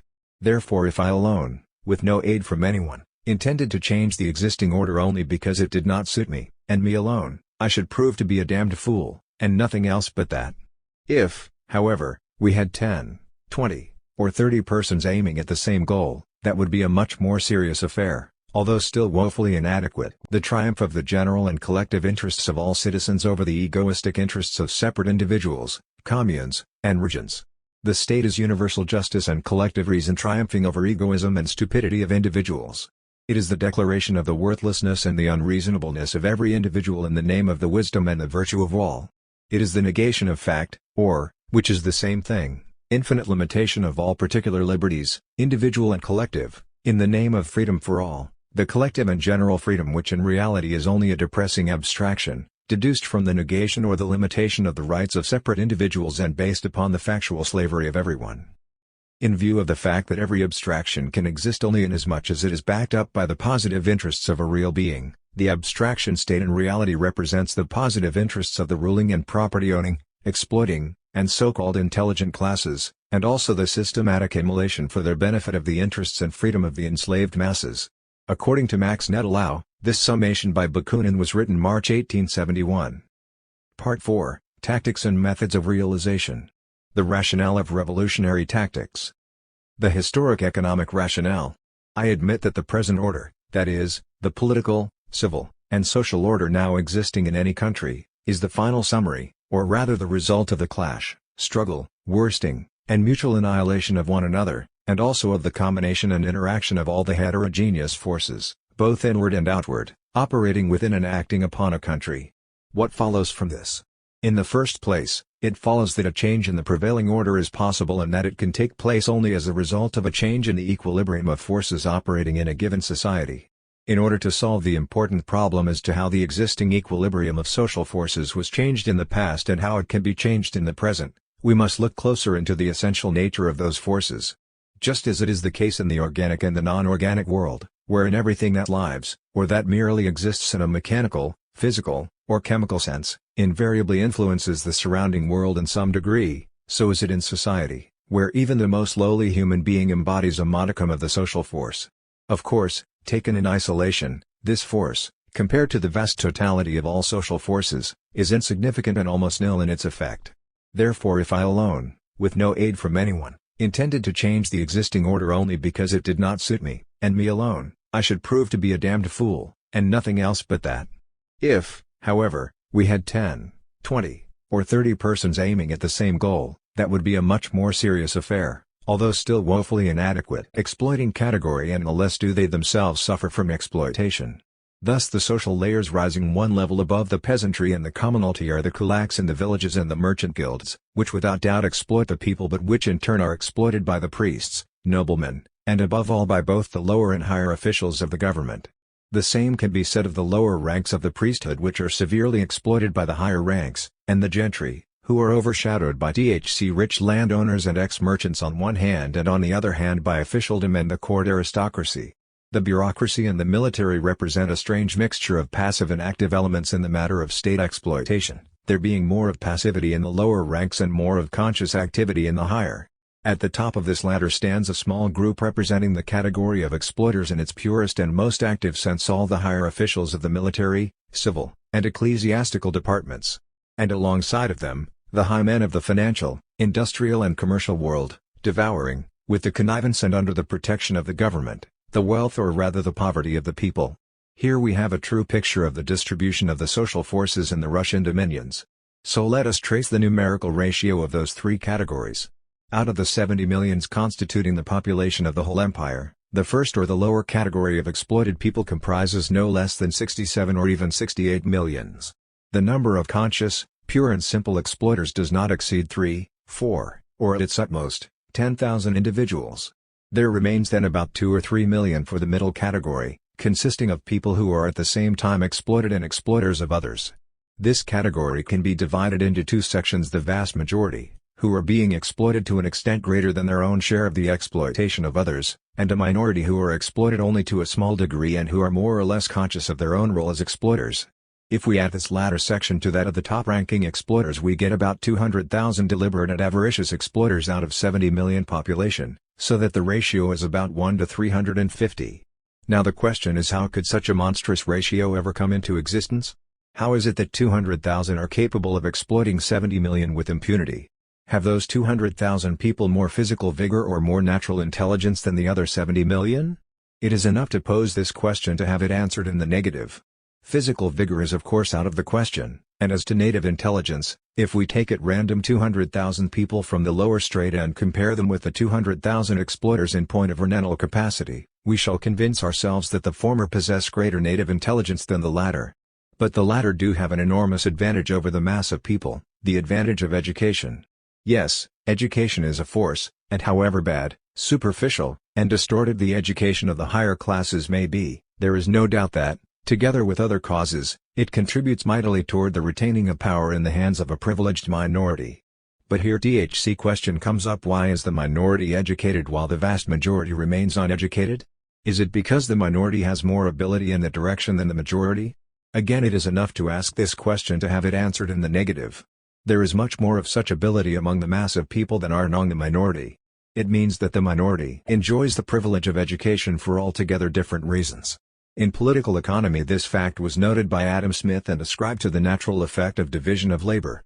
But in the particular case analyzed by us, it is not only division of labor which works, that is, creates the new force, but to an even greater extent it is the agreement, and then the evolving of a plan of action, invariably followed by the best distribution and the mechanical or calculated combination of the few forces in accordance with the evolved plan. The point is that from the beginning of history, in all countries, even in the most enlightened and intelligent ones, the whole sum of social forces is divided into two main categories, essentially differing from and nearly always opposed to each other. One category comprises the sum of unconscious, instinctive, traditional, and as if elemental forces, which are almost totally unorganized although astir with life, while the other category represents an incomparably smaller sum of conscious, concerted, purposefully combined forces which act according to a given plan and which are mechanically organized in keeping with the latter. The first category embraces the mass of many millions of people and in many respects a considerable majority of the educated and privileged classes and even of the lower ranks of the bureaucracy and soldiery, although the ruling orders, the bureaucracy, and the military, because of their essential nature, the advantages of their position, and their expeditious, more or less mechanical organization, belong to the second category, with the government as its center. In a word, society is divided into a minority consisting of exploiters and a majority comprising the vast mass of people, more or less consciously exploited by the others. It stands to reason that it is almost impossible to draw hard and fast lines separating one world from the other. In society, as in nature, the most contrary forces coalesce at their extremes. But one can say that with us, for instance, it is the peasantry and the burgesses or commoners that represent the great masses of exploited people. Above them rise in hierarchical order all the strata, which, the nearer they are to the plain people, the more they belong to the exploited category and the less they themselves exploit others, while, on the other hand, the further they are from the people, the more they are part of the exploiting category and the less do they themselves suffer from exploitation. Thus the social layers rising one level above the peasantry and the commonalty are the kulaks in the villages and the merchant guilds, which without doubt exploit the people but which in turn are exploited by the priests, noblemen, and above all by both the lower and higher officials of the government. The same can be said of the lower ranks of the priesthood which are severely exploited by the higher ranks, and the gentry, who are overshadowed by the rich landowners and ex-merchants on one hand and on the other hand by officialdom and the court aristocracy. The bureaucracy and the military represent a strange mixture of passive and active elements in the matter of state exploitation, there being more of passivity in the lower ranks and more of conscious activity in the higher ranks. At the top of this ladder stands a small group representing the category of exploiters in its purest and most active sense, all the higher officials of the military, civil, and ecclesiastical departments, and alongside of them, the high men of the financial, industrial and commercial world, devouring, with the connivance and under the protection of the government, the wealth or rather the poverty of the people. Here we have a true picture of the distribution of the social forces in the Russian dominions. So let us trace the numerical ratio of those three categories. Out of the 70 millions constituting the population of the whole empire, the first or the lower category of exploited people comprises no less than 67 or even 68 millions. The number of conscious, pure and simple exploiters does not exceed 3, 4, or at its utmost, 10,000 individuals. There remains then about 2 or 3 million for the middle category, consisting of people who are at the same time exploited and exploiters of others. This category can be divided into two sections: the vast majority, who are being exploited to an extent greater than their own share of the exploitation of others, and a minority, who are exploited only to a small degree and who are more or less conscious of their own role as exploiters. If we add this latter section to that of the top-ranking exploiters, we get about 200,000 deliberate and avaricious exploiters out of 70 million population, so that the ratio is about 1 to 350. Now the question is, how could such a monstrous ratio ever come into existence?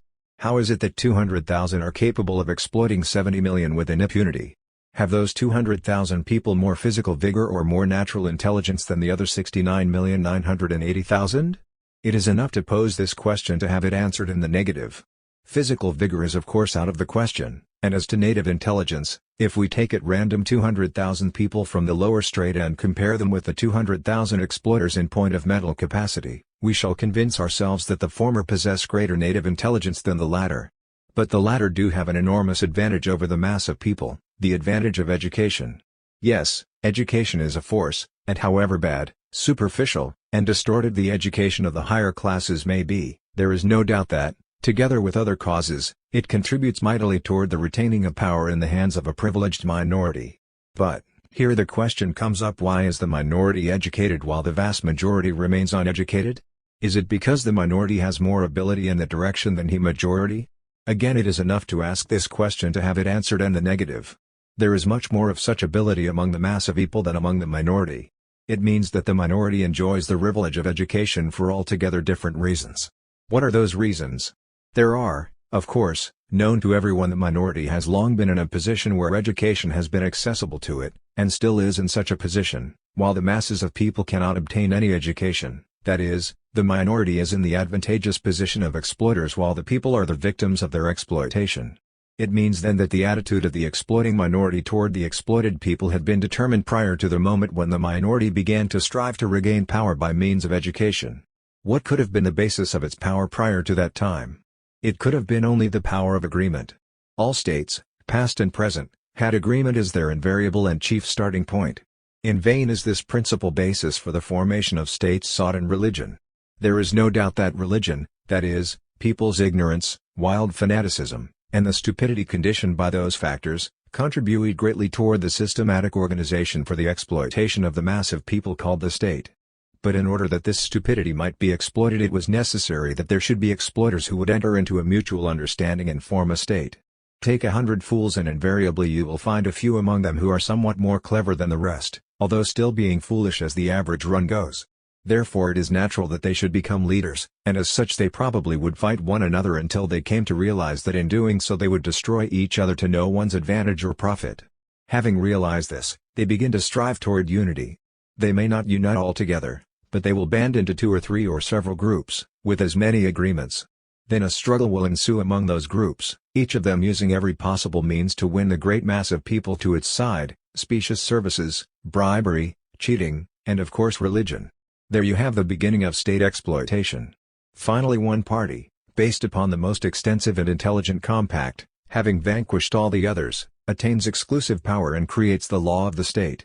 That victory naturally attracts to the victor many persons from the camps of the vanquished, and if the victorious party is clever enough, it willingly accepts them into its midst, shows respect and grants all sorts of privileges to the strongest and most influential members of the vanquished party, distributing them in accordance with their special qualifications, that is, the means and methods, acquired by habit or inheritance, whereby they exploit, more or less consciously, all the other fools, some into the priesthood, some into the nobility, and others into the mercantile field. That is how estates of the realm are created, and the state emerges into the open. Afterward, one or another religion explains it, that is, it deifies the accomplished fact of violence, and thereby lays the foundation for the so-called raison d'etat. Once consolidated, the privileged orders continue to develop and strengthen their hold upon the masses by means of natural growth and inheritance.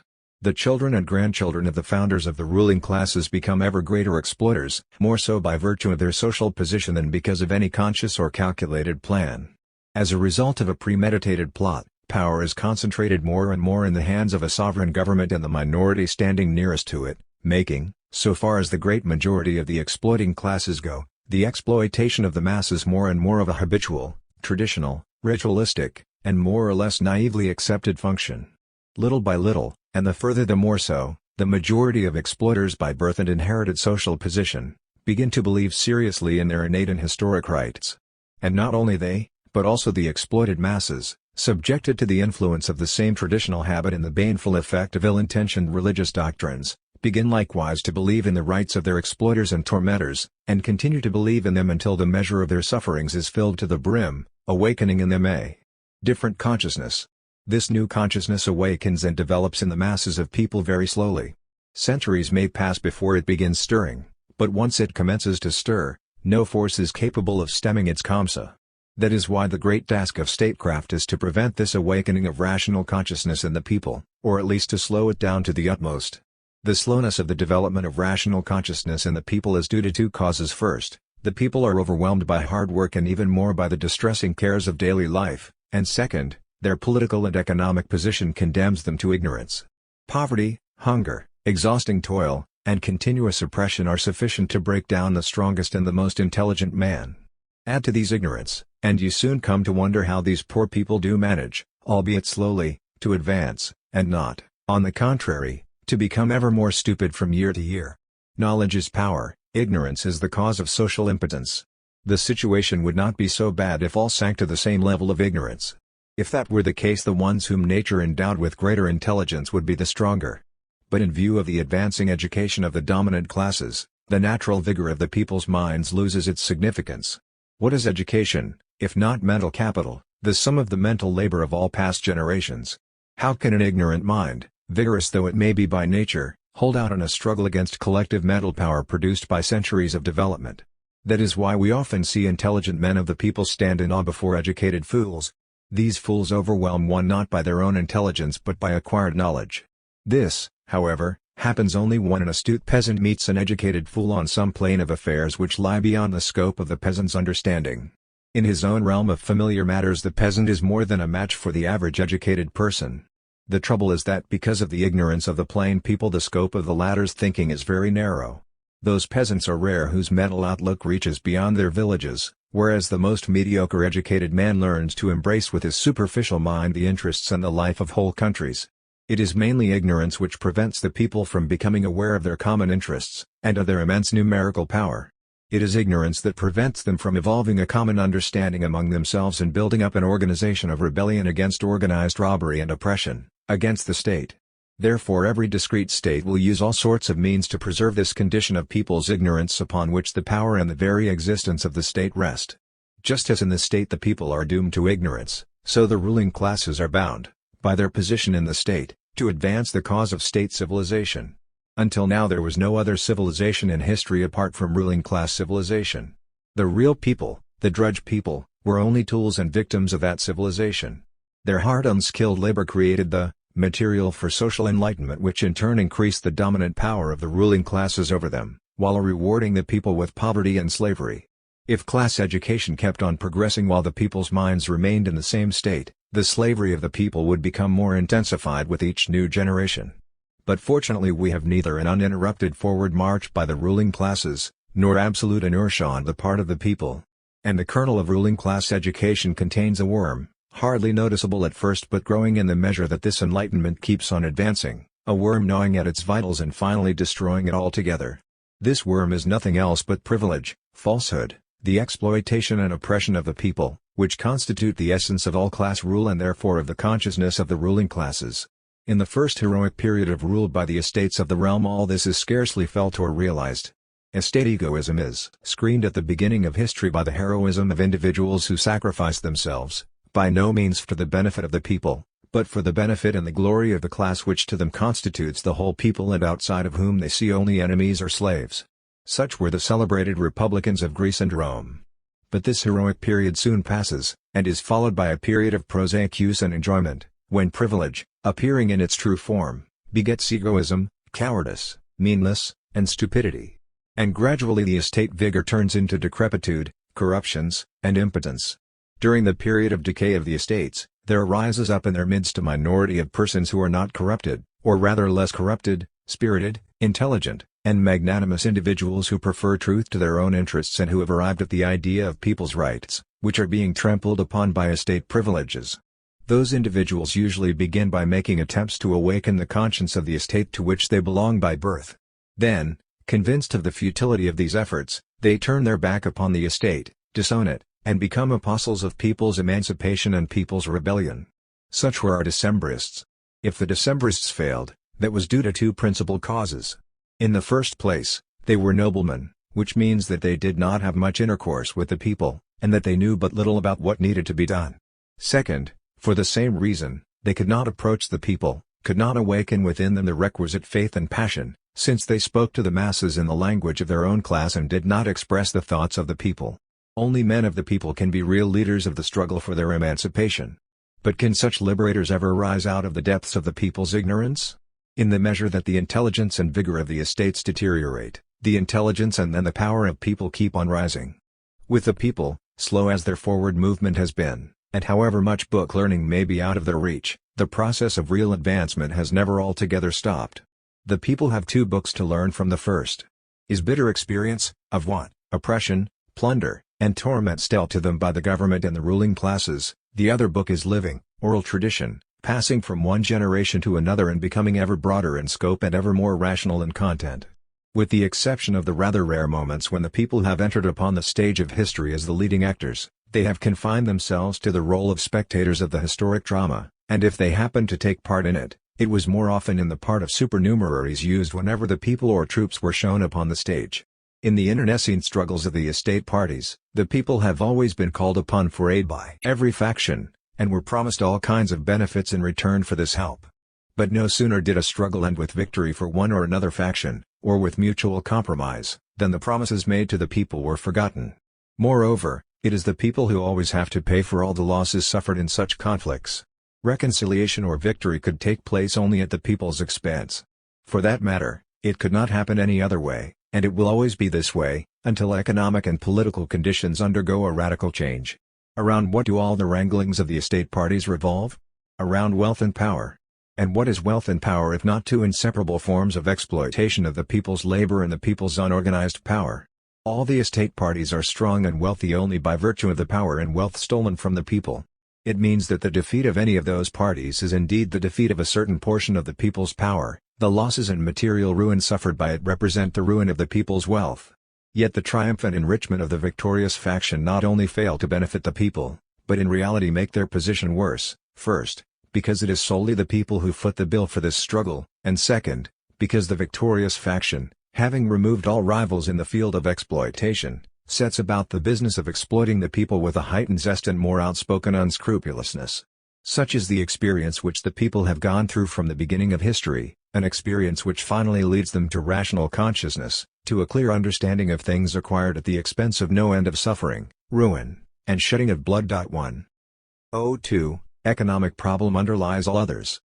Underlying all historic problems, national, religious, and political, there has always been the economic problem, the most important and essential problem not only for the drudge people but likewise for all the estates, for the state, and for the church. Wealth has always been and still is the indispensable condition for the realization of everything human: authority, power, intelligence, knowledge, freedom.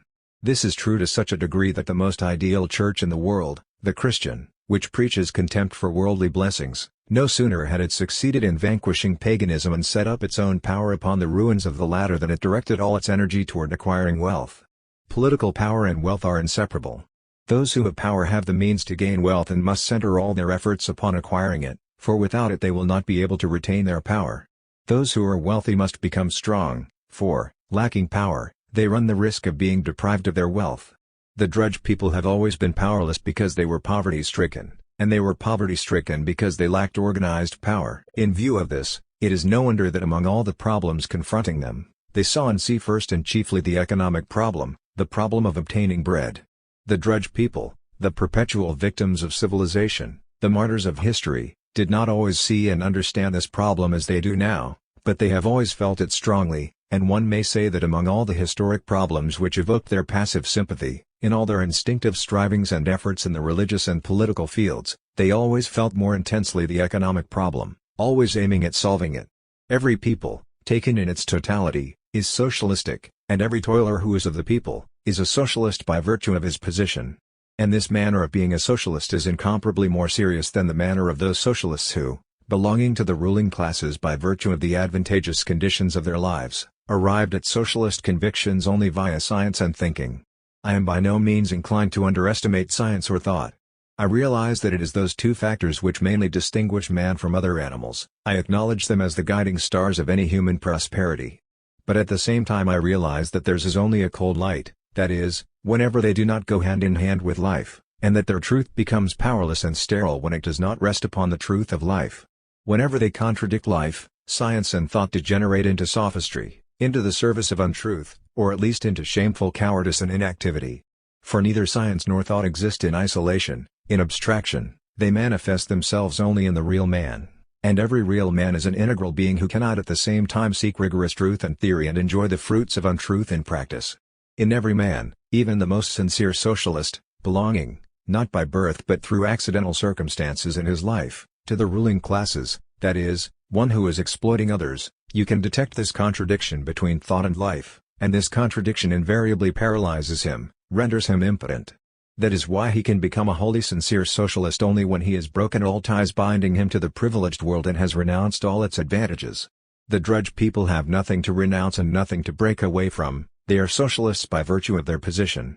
Poverty-stricken, injured, downtrodden, the toiler becomes by instinct the representative of all indigent people, all the injured and downtrodden. And what is this social problem if not the problem of the ultimate and integral emancipation of all downtrodden people? The essential difference between the educated socialist belonging, even though it be only by virtue of his education, to the ruling classes, and the unconscious socialist of the toiling people, lies in the fact that the former, while desiring to be a socialist, can never become one to the full extent, whereas the latter, while being a socialist, is not aware of it, does not know there is a social science in this world, and has never even heard the name of socialism. One knows all about socialism, but he is not a socialist, the other is a socialist, yet does not know about it. Which is preferable? In my opinion, it is preferable to be a socialist. It is almost impossible to pass, so to speak, from abstract thought into life, from thought unaccompanied by life and lacking the driving power of life necessity. But the reverse, the possibility of passing from being to thought, has been proven by the whole history of mankind. And it is now finding its additional substantiation in the history of the drudge people. The entire social problem is now reduced to a very simple question. The great multitudes of people have been and still are doomed to poverty and slavery. They have always constituted a vast majority in comparison to the oppressing and exploiting minority. It means that the power of numbers was always on their side. Then why have they not used it until now in order to throw off the ruinous and hateful yoke? Can one really conceive that there ever was a time when the masses of people loved oppression, when they did not feel that distressing yoke? That would be contrary to sound sense, to nature itself. Every living being strives for prosperity and freedom, and in order to hate an oppressor, it is not necessary even to be a man, it is enough to be an animal. So the long-suffering patience of the masses is to be accounted for by other reasons. One of the principal causes no doubt lies in the people's ignorance. Because of that ignorance they do not conceive of themselves as an all-powerful mass bound by the ties of solidarity.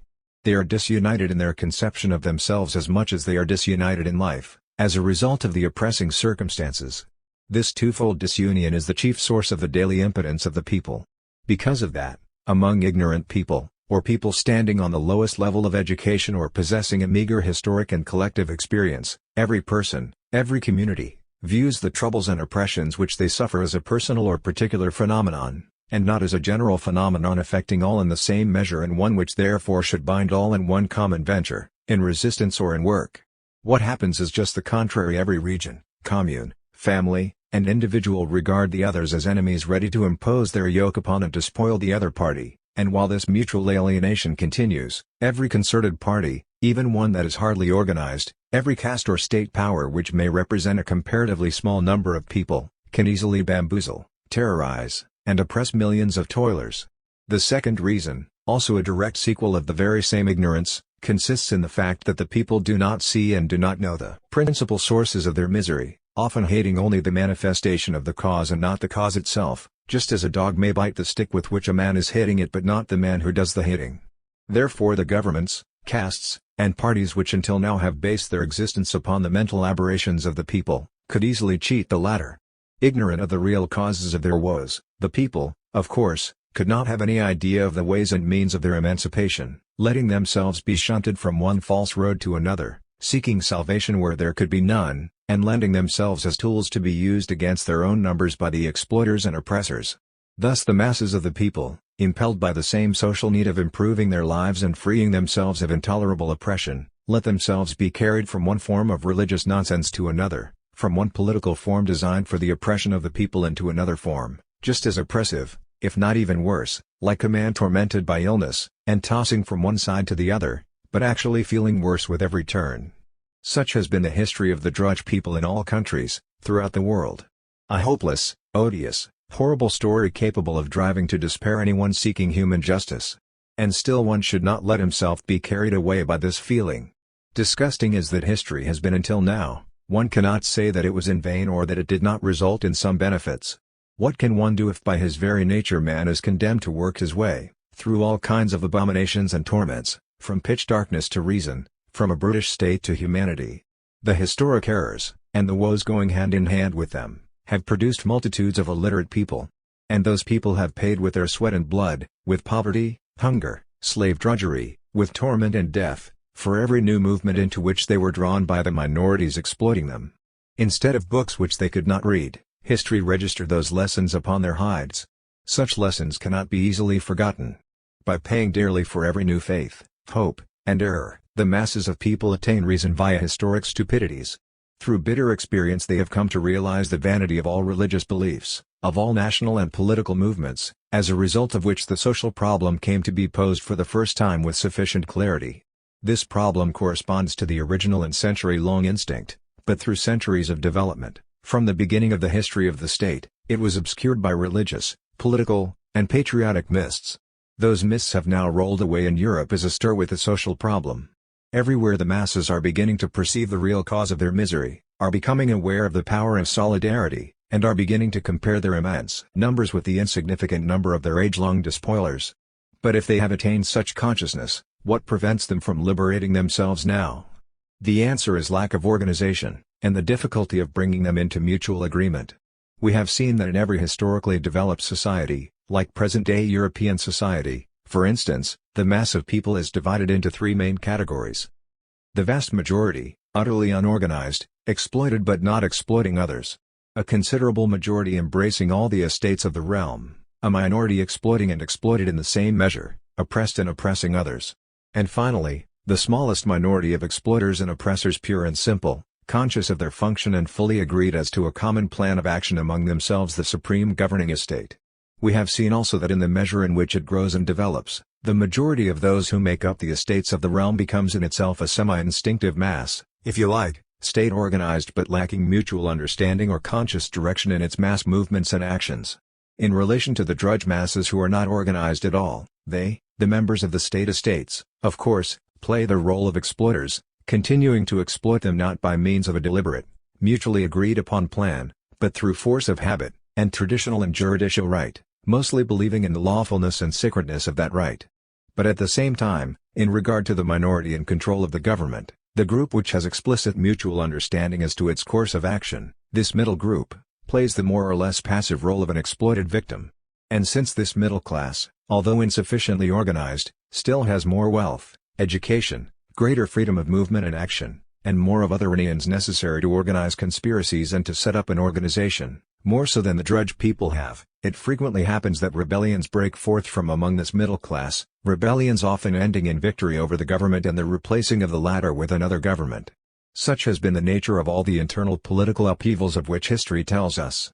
Out of these upheavals and rebellions nothing good could come for the people. For the estate rebellions are waged because of injuries to the estates of the realm, and not because of injuries to the people. They have as an object the interests of the estates, and not the interests of the people. No matter how much the estates fight among themselves, no matter how much they may rebel against the existing government, none of their revolutions has had, or ever could have, for their purpose the overthrow of the economic and political foundations of the state which make possible the exploitation of the toiling masses, that is, the very existence of classes and the class principle. No matter how revolutionary in spirit those privileged classes might be, and much as they might hate a particular form of the state, The state itself is sacred to them, its integrity, power, and interests are unanimously held up as supreme interests. Patriotism, that is, the sacrifice of oneself, of one's person and property, for the purposes of the state, always has been and still is deemed the highest virtue by them. Therefore no revolution, bold and violent though it may be in its manifestations, has ever dared to put its sacrilegious hand upon the holy ark of the state. And since no state is possible without organization, administration, an army, and a considerable number of men invested with authority, that is, it is impossible without a government, the overthrow of one government is necessarily followed by the setting up of another, more sympathetic government, one that is of greater use to the classes which triumphed in the struggle. But useful though it may be, the new government, after its honeymoon, begins to incur the indignation of the same classes which brought it to power. Such is the nature of any authority, it is doomed to work evil. I am not referring to evil from the point of view of the people's interests. The state as the fortress of the estates and the government as the guardian of the state's interests always constitute an absolute evil so far as the people are concerned. No, I am referring to the evil felt as such by the estates for the exclusive benefit of which the existence of the state and the government is necessary. I say that notwithstanding this necessity, the state always falls as a heavy burden upon these classes, and, while serving their essential interests, it nevertheless fleeces and oppresses them, though to a lesser extent than it does the masses. A government which does not abuse its power, and which is not oppressive, an impartial and honest government acting only for the interests of all classes and not ignoring such interests in exclusive concern for the person standing at its head, such a government is, like squaring the circle, an unattainable ideal because it runs counter to human nature. And human nature, the nature of every man, is such that, given power over others, he will invariably oppress them. Placed in an exceptional position, and withdrawn from human equality, he becomes a scoundrel. Equality and the absence of authority are the only conditions essential to the morality of every man. Take the most radical revolutionist and place him upon the all-Russian throne, or give him dictatorial power, of which so many of our green revolutionists daydream, and within a year he will have become worse than the emperor himself. The estates of the realm long ago convinced themselves of it, and gave currency to an adage proclaiming that government a necessary evil, necessary of course for them but by no renience for the people, to whom the state, and the government necessitated by it, is not a necessary, but a fatal evil. If the ruling classes could get along without a government, retaining only the state, that is, the possibility and the right of exploiting the labor of the people, they would not set up one government instead of another. But historic experience, for instance, the sorry fate which befell the Polish gentry-ridden republic, showed them that it would be impossible to maintain a state without a government. The lack of a government begets anarchy, and anarchy leads to the destruction of the state, that is, to the enslavement of the country by another state, as was the case with the unfortunate Poland, or the full emancipation of the toiling people and the abolition of classes, which, we hope, will soon take place all over Europe. In order to minimize the evil worked by every government, the ruling classes of the state devised various constitutional orders and forms which now have doomed the existing European states to oscillate between class anarchy and government despotism, and which have shaken the governmental edifice to such an extent that even we, though old men, may hope to become witnesses and contributing agents of its final destruction. There is no doubt that when the time of the smash-up arrives, the vast majority of the persons belonging to the ruling classes in the state, will close their ranks around the latter, irrespective of their hatred toward existing governments, and will defend it against the enraged toiling people in order to save the state, save the cornerstone of their existence as a class. But why is a government necessary for the maintenance of the state? Because no state can exist without a permanent conspiracy, a conspiracy directed, of course, against the masses of drudge people, for the enslavement and fleecing of which all states exist. And in every state the government is nothing but a permanent conspiracy on the part of the minority against the majority which it enslaves and fleeces. It follows clearly from the very essence of the state that there never has been and could not be such a state organization which did not run counter to the interests of the people and which was not deeply hated by the latter.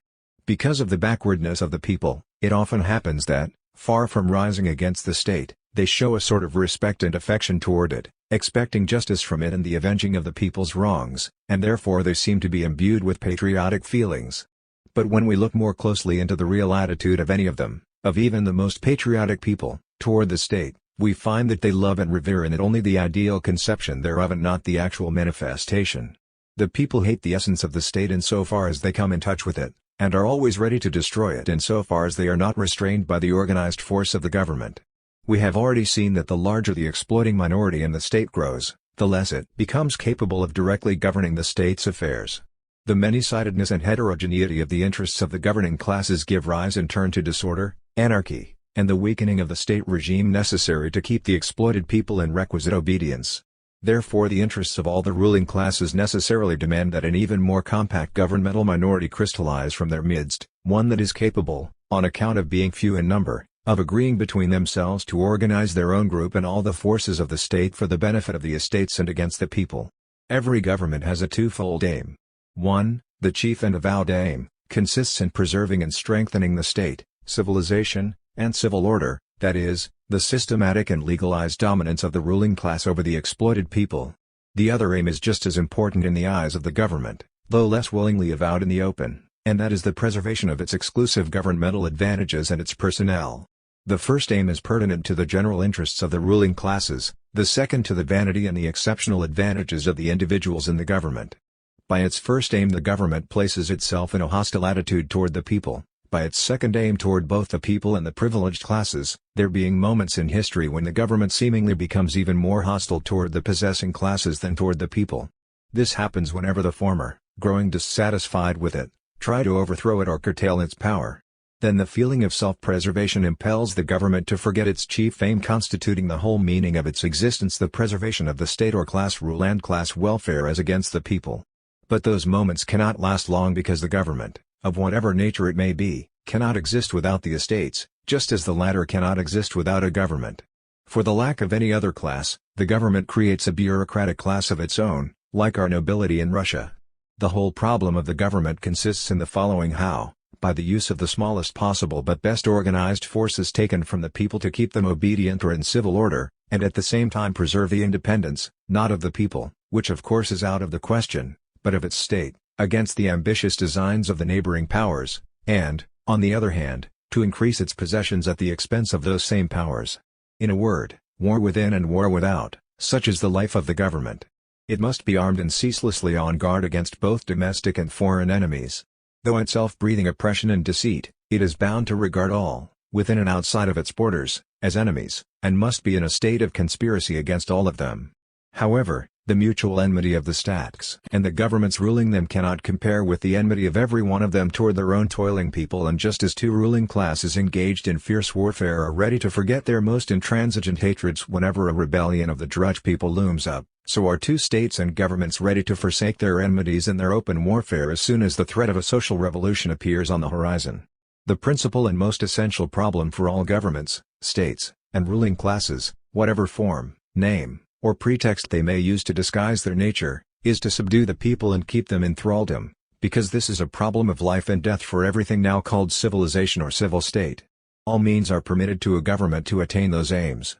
What in private life is called infamy, vileness, crime, assumes with governments the character of valor, virtue, and duty. Machiavelli was 1,000 times right in maintaining that the existence, prosperity, and power of every state, monarchic as well as republican, must be based upon crime. The life of every government is necessarily a series of mean, foul, and criminal acts against all alien peoples, and also to a much larger extent against its own toiling people. It is a never-ending conspiracy against their prosperity and freedom. Governmental science has been worked out and improved for centuries. I do not believe that anyone will accuse me of overstating the case if I call this science the highest form of state knavery evolved amid the constant struggle of, and by the experience of all past and present states. This is the science of fleecing the people in the way which they will feel least, but which should not leave any surpluses with them, for any such surplus would give the people additional power, and which at the same time should not deprive them of the bare minimum necessary to sustain their wretched lives and for the further production of wealth. It is the science of taking soldiers from the people and organizing them by means of skillful discipline, and of building up a regular army, the principal force of the state, a repressive force, maintained for the purpose of keeping the people in subjection. It is the science of distributing, cleverly and expeditiously, a few tens of thousands of soldiers and placing them in the most important spots of a specific region so as to keep the population in fear and obedience. It is the science of covering whole countries with the finest net of bureaucratic organization, and, by means of regulations, decrees, and other measures, shackling, disuniting, and enfeebling the working people so that they shall not be able to get together, unite, or advance, so that they shall always remain in the salutary condition of relative ignorance, that is, salutary for the government, for the state, and for the ruling classes, a condition rendering it difficult for the people to become influenced by new ideas and dynamic personalities. This is the sole aim of any governmental organization, of the permanent conspiracy of the government against the people. And this conspiracy, openly avowed as such, embraces the entire diplomacy, the internal administration, military, civil, police, courts, finances, and education, and the church. And it is against his huge organization, armed with all means, mental and material, lawful and lawless, and which in an extremity can always count on the cooperation of all or nearly all the ruling classes, that the poor people have to struggle. The people, though having an overwhelming preponderance in numbers, are unarmed, ignorant, and deprived of any organization. Is victory possible? Has the struggle any chance of success? It is not enough that the people wake up, that they finally become aware of their misery and the causes thereof. True, there is a great deal of elemental power, more power indeed than in the government, taken together with all the ruling classes, but an elemental force lacking organization is not a real power. It is upon this incontestable advantage of organized force over the elemental force of the people that the might of the state is based. 1. Consequently, the question is not whether they, the people, have the capacity to rebel, but whether they are capable of building up an organization enabling them to bring the rebellion to a victorious end, not just to a casual victory but to a prolonged and ultimate triumph. It is herein, and exclusively so, one may say, that this whole urgent problem is centered. 2. Therefore the first condition of victory by the people is agreement among the people or organization of the people's forces. 3. 3. Socio-economic and psychological factors. Folk instincts and social science. Social science as a moral doctrine merely serves to develop and formulate folk instincts. Yet there exists a considerable gulf between the latter and that science. If those instincts had been all sufficient to emancipate the people, such liberation would have taken place a long time ago. Folk instincts, however, have not been strong enough to prevent the masses from being victimized, throughout the long course of their sad and tragic history, by various religious, political, economic, and social absurdities. 1. Folk instinct is a revolutionary element. True, the ordeals through which the masses of people passed were not altogether lost on them. Those ordeals left in their wake something approaching a historical consciousness, quite as if they had built up a practical science, based upon traditions, which often takes the place of theoretical science. Thus, for instance, one can say now with a certain degree of confidence that no nation in Western Europe will let itself be swept away by some religious impostor, new messiah, or political trickster. One can likewise assert that the need for an economic and social revolution is strongly felt by the European masses, if the instinct of the people did not assert itself so forcefully, deeply, and resolutely in this direction. No socialists in the world, even though they might be geniuses of the highest order, would be capable of stirring up the people. 2. How would the rural and city proletariat ever be able to resist the political intrigues of the clericals, the nobility, and the bourgeoisie? It has for its defense only one weapon, and that is its instinct, which nearly always tends toward the true and the just because it is the principal, if not the sole, victim of the iniquity and falsehoods reigning supreme in existing society, and, because, oppressed by privilege, it naturally demands equality for all. 1.3. Instinct is not an adequate weapon. But instinct is not an adequate weapon to safeguard the proletariat against the reactionary machinations of the privileged classes. Instinct, left to itself, and insofar as it has not yet been transformed into conscious, clearly defined thought, easily lets itself be misled, perverted, and deceived. And it is impossible for it to rise to this self-awareness without the aid of education and of science, the knowledge of affairs and of men, and political experience. All this is lacking so far as the proletariat is concerned. The sequel to it can easily be foreseen. The proletariat wants one thing, but clever people, taking advantage of its ignorance, make it do something else, without the proletariat even suspecting that what it is doing is quite contrary to what it wishes to do. And when it finally does take note of what is happening, it is usually too late to undo the evil already committed, of which the proletariat is naturally and necessarily the first and principal victim. 4. Governments, those officially authorized guardians of public order and the security of property and persons, never fail to resort to such measures when necessary to their preservation. When they must, they become revolutionaries and exploit, divert to their profit, the evil passions, the socialist passions. And we socialist revolutionaries, we would not know how to direct these same passions toward their true goal, toward a goal in keeping with the profound instincts animating them.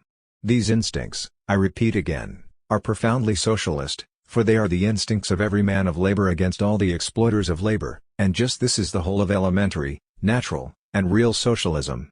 Everything else, all the various systems of social and economic organization, all that is only an experimental elaboration, more or less scientific, unfortunately too often doctrinaire, of this primitive and fundamental instinct of the people. 5. Class solidarity is stronger than solidarity of ideas. Social hatreds, like religious hatreds, are much more intense, much deeper, than political hatreds. 6.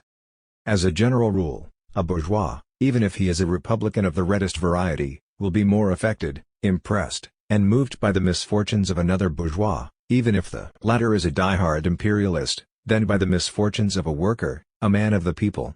This differente of attitude of course represents a great injustice, but that injustice is not premeditated, it is instinctive. It comes from the fact that the conditions and habits of life which always exercise upon men a more powerful influence than their ideas and political convictions, those conditions and habits, that special manner of existence, of developing, thinking, and acting, all those social ilations, so numerous and at the same time so regularly converging upon one point, which is the bourgeois life, the bourgeois world, all these establish among men belonging to this world, whatever differences of opinion may exist in their midst in regard to political matters, a solidarity which is infinitely more real, profound, powerful, and above all more sincere than that which may be established between the bourgeoisie and the workers by virtue of a more or less wide community of convictions and ideas. 7. Social habits, their role and significance. Because of the animal origin of all human society, and as a result of this force of inertia which exercises as powerful an action in the intellectual and moral world as in the material world, in every society which has not degenerated but keeps on progressing and advancing, bad habits, having priority in point of time, are more deeply rooted than good habits. This explains to us why, out of the total number of actual collective habits, in the more or less civilized countries, 9/10 of them are absolutely worthless. Let no one imagine that I want to declare war upon the general tendency of society and men to let themselves be governed by habit. In this case, as in many other things, it is inevitable that men obey a natural law, and it would be absurd to revolt against natural laws. The action of habit in intellectual and moral life, of individuals as well as of societies, is the same as the action of vegetative forces in animal life. Both are conditions of existence and reality. The good as well as the evil, in order to take on reality, has to pass into habits, whether those of individual man or of society. All the exercises and studies which men go through have only this aim in view, and the better things take root within man and become second nature only because of this force of habit. It would be sheer folly then to revolt against it, for it is an inexorable force over which neither human intelligence nor human will ever be able to prevail. But if, enlightened by the rational ideas of our age and, by the true concept of justice formed by us, we seriously want to become men, we have only one thing to do: constantly use our willpower, that is, the habit of willing developed within us by circumstances independent of ourselves, in order to uproot bad habits and replace them with good ones. In order to humanize society as a whole, it is necessary ruthlessly to destroy all the causes, and all the economic, political, and social conditions which produce within individuals the tradition of evil, and to replace them with conditions which will have for their necessary consequence the fostering and development within those individuals of the practice and habit of good. 8. Poverty is no all-sufficient factor of revolution. In Italy, as in any other country, there exists a single and indivisible world of rapacious persons, who, plundering the country in the name of the state, have led it, for the greater benefit of that state, to the utmost of poverty and despair. But even the most terrible poverty afflicting the proletariat does not in itself guarantee the inevitability of revolution. Man is endowed by nature with an astonishing and at times exasperating patience, and only the devil knows the lengths to which a worker may go in tolerating those evils when, in addition to poverty which condemns him to untold privations and lingering death from starvation, he is endowed with stupidity, obtuseness, lack of realization of his rights, and unperturbed resignation and obedience. Such a man will never be roused, he would rather die than rebel. Despair is a revolutionary factor. When driven to extremes of despondency, he is liable to break forth in a fit of indignation. Despondency is a keen, passionate feeling. It shakes him out of the torpor of resigned suffering, and it already presupposes a more or less clear realization of the possibility of a better existence, which, however, he does not hope to attain. Yet one cannot long remain in a state of despondency. It rapidly drives one to death or to espouse a cause.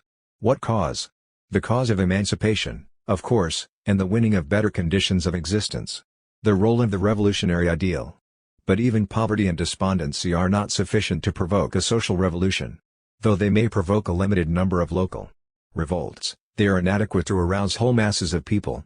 That can take place only when the people are stirred by a universal ideal evolving historically from the depths of the folk instinct, and developed, broadened, and clarified by a series of significant events, and distressing and bitter experiences. It can take place only when the people have a general idea of their rights and a deep, passionate, one might even say religious, faith in those rights.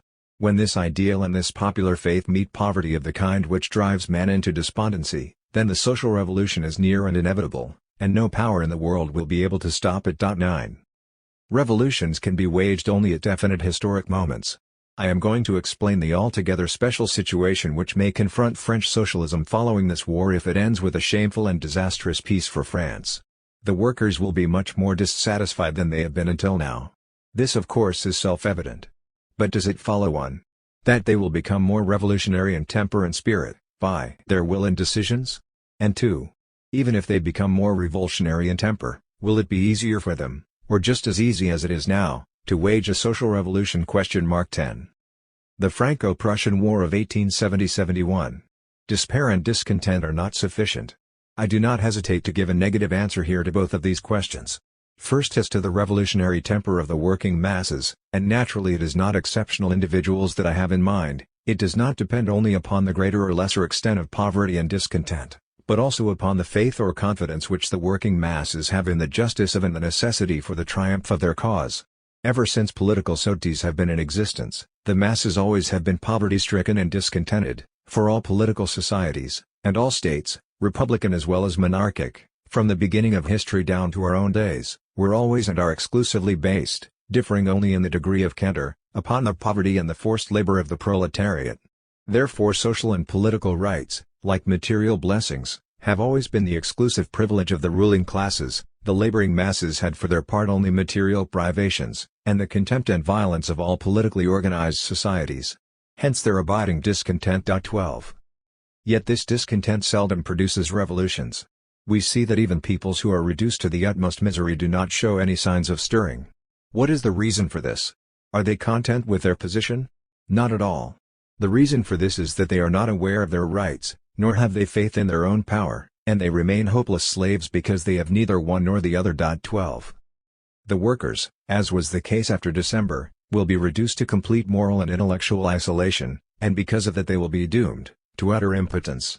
At the same time, in order to decapitate the working masses, a few hundreds, perhaps a few thousands, of the most energetic, most intelligent, most convinced and devoted among them will be arrested and deported to Cayenne, as was done in 1848 and 1851.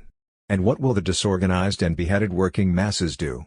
They will eat grass and, whipped by hunger, they will work furiously to enrich their employers. We shall have to wait a long time before the working people, reduced to such a position, wage a revolution! 13. Sheer despair, without the organizing power of collective will, spells disaster. But if, notwithstanding this miserable position, and driven on by this French energy which cannot easily resign itself to death, and driven to an even greater extent by despair, the French proletariat revolts, then of course rifles of the latest make will be put to use to teach reason to the workers, and against this terrible argument, which the workers will oppose not with intelligence, organization, or collective will, but only with the sheer power of their despair, the proletariat will be more impotent than before. 13. What constitutes the strength of a living socialism? And then? Then French socialism will cease to count among the active powers impelling the forward movement in the emancipation of the proletariat of Europe. There still may be left in France socialist writers and socialist newspapers, if the new government and the Chancellor of Germany, Count Bismarck, still deign to tolerate them. But neither authors, nor philosophers, nor their works, nor finally socialist newspapers, yet constitute a living and powerful socialism. The latter finds its real existence in the enlightened revolutionary instinct, in the collective will, and in the organization, of the working masses themselves, and when that instinct, that will, and that organization, are lacking, the best books in the world are nothing but theorizing in the void, impotent daydreamings. 14. 04. Revolution and revolutionary violence. Revolution means war. Revolutions are not child's play, nor are they academic debates in which only vanities are heard in furious clashes, nor literary jousts wherein only ink is spilled profusely. Revolution means war, and that implies the destruction of men and things. Of course, it is a pity that humanity has not yet invented a more peaceful means of progress, but until now every forward step in history has been achieved only after it has been baptized in blood. For that matter, reaction can hardly reproach revolution on this point, it has always shed more blood than the latter. 1. Revolution is overthrow of the state. 2. Political and social revolutions. Every political revolution which does not have economic equality as its immediate and direct aim is, from the point of view of popular interests and rights, only a hypocritical and disguised reaction. 3. According to the almost unanimous opinion of the German socialists, a political revolution has to precede a social revolution, which, in my opinion, is a grave and fatal error, because every political revolution which takes place prior to and consequently apart from a social revolution, necessarily will be a bourgeois revolution, and a bourgeois revolution can only further bourgeois socialism, that is, it will necessarily end in new exploitation of the proletariat by the bourgeoisie, exploitation perhaps more skillful and hypocritical, but certainly no less oppressive. 4. The political aspect of a social revolution. At one of the rallies of the lefts held on August 23 or 24, 1870, a rally participated in by Thiers and a few advanced members of the left center, when the lefts had expressed their intention to overthrow the existing government, and Thiers, who had besought them not to do it, finally asked, "But after all, whom will you put in place of the deposed ministers, whom will you put in your cabinet?" Someone, I do not know who it was, answered, "There will be no cabinet anymore, the government will be entrusted to the armed nation acting through its delegates." Which, if it makes any sense at all, can mean only the following: a national and limited revolutionary convention, not a constituent assembly, rightfully and legally made up of delegates from all the cantons of France, but a convention made up exclusively of delegates from cities who have waged a revolution. I do not know whose mad voice it was that resounded in the midst of this council of sage men. Was it, perhaps, Balaam's ass, some innocent mount of the great prophet Gambetta? But it is certain that the ass spoke better than the prophet. What that ass announced was nothing less nor more than a social revolution, the saving of France by means of such a revolution. 5. War to the finish. And not only in France, but throughout Europe, and that war can end only with decisive victory by one of the parties and the downfall of the other. Military dictatorship versus social revolution.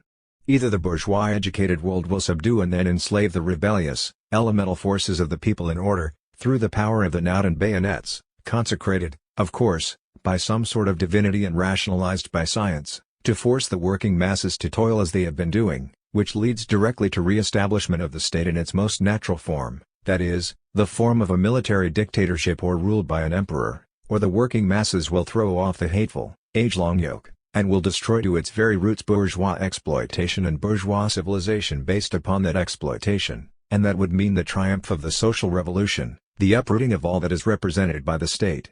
Thus the state, on the one hand, and social revolution, on the other hand, are the two opposite poles, the antagonism which constitutes the very essence of the genuine social life of the whole continent of Europe. 6.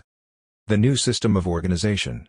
The social revolution must put an end to the old system of organization based upon violence, giving full liberty to the masses, groups, communes, and associations, and likewise to individuals themselves, and destroying once and for all the historic cause of all violences, the power and the very existence of the state, the downfall of which will carry down with it all the iniquities of juridical right, and all the falsehoods of the diverse religious cults, that right and those cults being simply the complacent consecration, ideal as well as real, of all the violences represented, guaranteed, and furthered by the state. 7.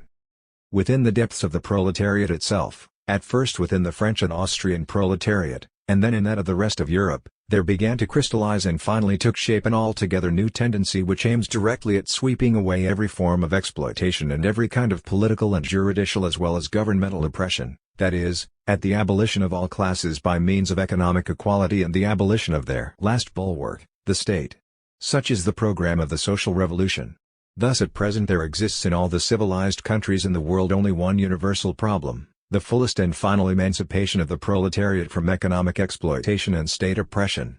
It is clear then that this question cannot be solved without a terrible and bloody struggle, and that in view of that situation the right and the importance of every nation will depend upon the direction, character, and degree of its participation in the struggle. 8. Social revolution is international in character. But social revolution cannot be confined to a single people. It is international in its very essence. Under the historic, juridical, religious, and social organization of most civilized countries, the economic emancipation of the workers is a sheer impossibility, and consequently, in order to attain and fully carry out that emancipation, it is necessary to destroy all modern institutions, the state, church, courts, university, army, and police, all of which are ramparts erected by the privileged classes against the proletariat. And it is not enough to have them overthrown in one country only, it is essential to have them destroyed in all countries, for since the emergence of modern states, in the 17th and 18th centuries, there has existed among those countries and those institutions an ever-growing international solidarity and powerful international alliances. 10. Revolutions cannot be improvised. Revolutions are not improvised. They are not made at will by individuals, and not even by the most powerful associations. They come about through force of circumstances, and are independent of any deliberate will or conspiracy. They can be foreseen, but never can their explosion be accelerated. 11. The role of individuals in the revolution. The time of great political personalities is over. When it was a question of waging political revolutions, those individuals were in their place. Politics has for its object the foundation and preservation of the states, but he who says the state says domination on one hand and subjection on the other. Great dominant individuals are absolutely necessary in a political revolution. In a social revolution they are not only useless, they are positively harmful and are incompatible with the foremost aim of that revolution, the emancipation of the masses. At present, in revolutionary action as in modern labor, the collective must supplant the individual. 12. In a social revolution, which is diametrically opposed in every way to a political revolution, the actions of individuals are virtually null while the spontaneous action of the masses should be everything. All that individuals can do is to elaborate, clarify, and propagate ideas corresponding to the popular instinct and contribute their incessant efforts to the revolutionary organization of the natural power of the masses, but nothing over and above that. The rest can and should be done by the masses themselves. 13. Organization and revolution. As to organization, it is necessary, in order that when the revolution, brought about through the force of circumstances, breaks out in full power, there be a real force in the field, one that knows what should be done and by virtue thereof capable of taking hold of the revolution and giving it a direction salutary for the people, a serious international organization of workers' associations in all countries, capable of replacing the departing political world of the states and the bourgeoisie. 14. Universal public and private bankruptcy is the first condition for a social economic revolution. 15. Preliminary conditions of a revolution. But states do not crumble by themselves, they are overthrown by a universal international social organization. And organizing popular forces to carry out that revolution, such is the only task of those who sincerely aim at emancipation. 16. Industrial workers and peasants in the revolution. The initiative in the new movement will belong to the people, in Western Europe, to the city and factory workers, in Russia, Poland, and most of the Slavic countries, to the peasants. 17. But in order that the peasants rise up, it is absolutely necessary that the initiative in this revolutionary movement be taken by the city workers, for it is the latter who combine in themselves the instincts, ideas, and conscious will of the social revolution. Consequently, the whole danger threatening the existence of the states is focused in the city proletariat. 18. Revolution and act of justice. The social transformation to which we wholeheartedly aspire is the great act of justice, finding its basis in the rational organization of society with equal rights for all. 19. Nowhere is the social revolution so near as in Italy, not even in Spain, where an official revolution is now taking place, while in Italy everything seems quiet. In Italy the whole populace awaits the social upheaval, and is consciously aiming toward it. 20. The proximity of social revolution. Neither Spain nor Italy can be expected to embark upon a policy of foreign conquests, on the contrary, one can expect a social revolution, in both countries, in the near future. 21. In England the social revolution is much nearer than it is generally thought, and nowhere will it assume such a terrible character, because in no other country will it meet with such a desperate and well-organized resistance as in England. 22. One can confidently say that the need for an economic and social revolution is at present strongly felt by the masses of people in Europe, even in the less civilized countries, and it is precisely this which gives us faith in the near triumph of the social revolution. For if the collective interest of the masses did not pronounce itself so clearly, profoundly, and resolutely in this sense, no socialists in the world, not even if they were men of the most outstanding genius, would be able to arouse those masses. 23. Revolutionary violence. Political force has to be destroyed. Even profound historians and jurists have not understood the simple truth, the explanation and confirmation of which they could have read on every page of history, namely that in order to render harmless any political force whatever, to pacify and subdue it, only one way is possible, and that is to proceed with its destruction. Philosophers have not understood that against political forces there can be no other guarantees but complete destruction, that in politics, as in the arena of mutually struggling forces and facts, words, promises, and vows mean nothing, and that is so because every political force, while it remains an actual force, even apart from and contrary to the will of the kings and other authorities who direct it, must steadfastly tend toward the realization of its own aims, this by virtue of its essential nature and because of the danger of self-destruction. Historic right is consecration of force. Upon assuming office, Chancellor Bismarck held a discourse in which he set forth his program, saying among other things that, great state problems are decided not by right but by force, force always antedating right. Freedom is won by force. Bismarck, with his usual boldness, cynicism, and scornful candor, expressed in these words the essence of the political history of nations, the arcanum of state wisdom. The predominance and the abiding triumph of force, that is the real core of the matter, and all that is called right in the language of politics is only the consecration of fact created by force. It is clear that the people, longing for emancipation, cannot expect it from the theoretical triumph of abstract right. They must win liberty by force, for which purpose they must organize their powers apart from and against the state. 25. Power of reaction should not be underestimated. The unprecedentedly easy triumph of popular rebellions over the troops in nearly all the capitals of Europe, which signified the beginning of the Revolution of 1848, had a bad effect upon revolutionaries not only in Germany but in all other countries, for it gave rise to foolish confidence which made them regard the slightest demonstration of force by the people as sufficient to break down the resistance of any military power. Because of this the Prussian, and in general the German Democrats and revolutionists, believing themselves ever able to hold the government in a state of permanent fright by threatening it with a popular rebellion, did not see that it was necessary to organize, direct, and intensify the revolutionary passions and forces of the people. Bourgeois Democrats fear popular revolution. On the contrary, the most revolutionary of them, as it behooves any well-behaved bourgeois, feared those passions and forces, and when it came to a showdown, they proved themselves ready to take the side of the state and the established order, and they generally agreed that the less frequently they fell back upon this dangerous expedient of popular rebellion, the better it would be for them. Thus the official revolutionists of Prussia and Germany scorned the only means they had available to achieve a final and effective victory over the emergent reaction. Not only did they overlook this problem of organizing a popular revolution, but they even bent their efforts to hold it back and subdue it, thus wrecking the only potent weapon at their disposal. 26. Can justice be obtained without force? And be on guard, a question reduced to terms of force remains a doubtful question. But if force cannot obtain justice for the proletariat, what is capable of obtaining it? A miracle? We do not believe in miracles, and those who speak to the proletariat of such miracles are liars and corrupters. Moral propaganda?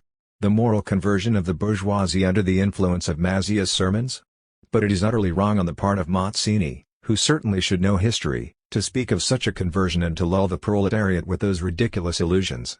Was there ever, at any period, or in any country, a single example of a privileged and dominant class which granted concessions freely, spontaneously, and without being driven to it by force or fear?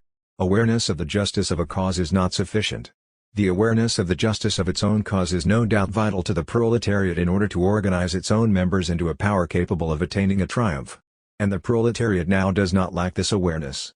Where such awareness is still lacking, it is our duty to build it up among the workers. That justice has become incontestable even in the eyes of our adversaries. But the mere consciousness of such justice is not sufficient. It is necessary that the proletariat add to it the organization of its own forces, for the time is past when the walls of Jericho would crumble at the blowing of trumpets. Now force is necessary to vanquish and repulse other force. 27. Humaneness in revolutionary tactics. We say to the workers, the justice of your cause is certain, only scoundrels can deny it. What you lack, however, is the organization of your own forces. Organize those forces and overthrow that which stands in the way of the realization of your justice. Begin by striking down all those who oppress you. And then, after having assured your victory and having destroyed the power of your enemies, show yourselves humane toward the unfortunate stricken down foes, henceforth disarmed and harmless. Recognize them as your brothers and invite them to live and work alongside of you upon the unshakable foundation of social equality. 28. Organization is necessary. The workers are great in number, but numbers mean nothing if forces are not organized. 29. And, indeed, what do we see? Spontaneous movements of the masses of people, and very serious movements like that of Palermo in 1861 and the even more formidable movement of the peasants in many provinces against the iniquities of the law of Macinato, tax upon flour grinding, never found any sympathy, or very little of it, among this revolutionary youth of Italy.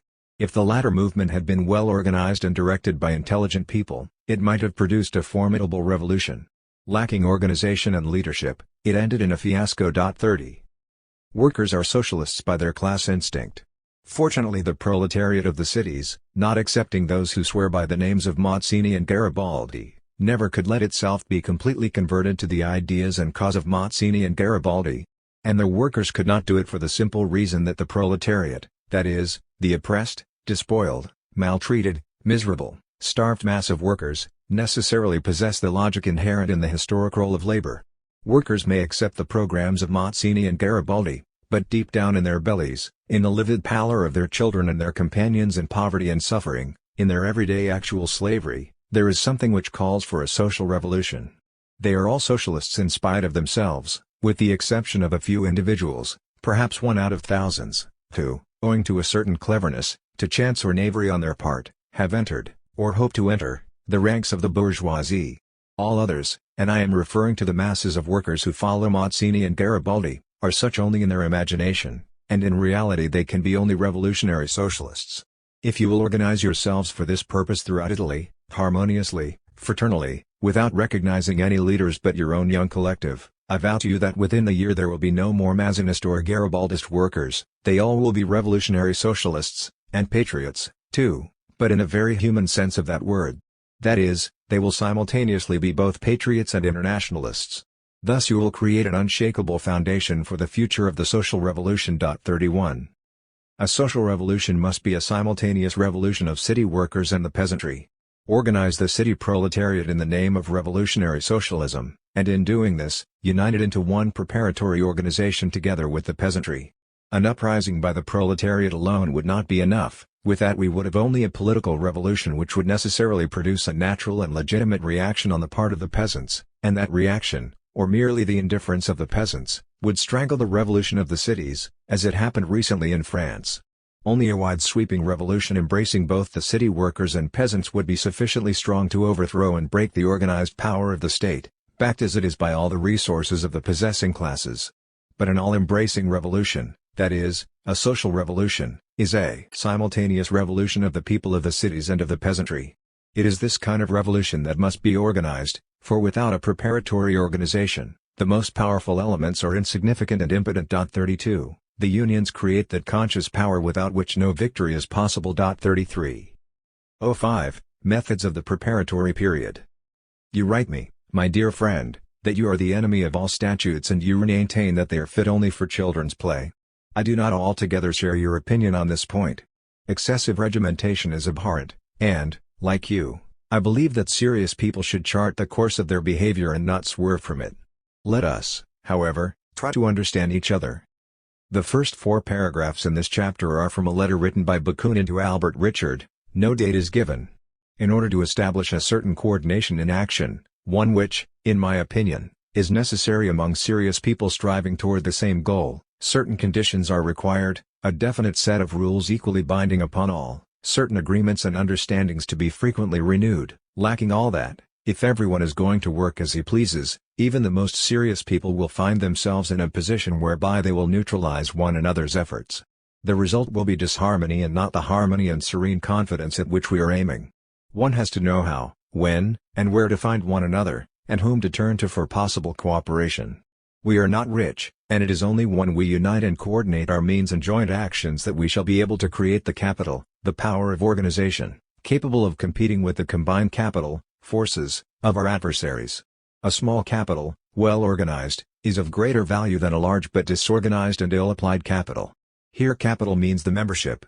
I do not want the dictatorship of one capitalist, member of the organization, nor of a group of capitalists, a group of members, nor of one market over another.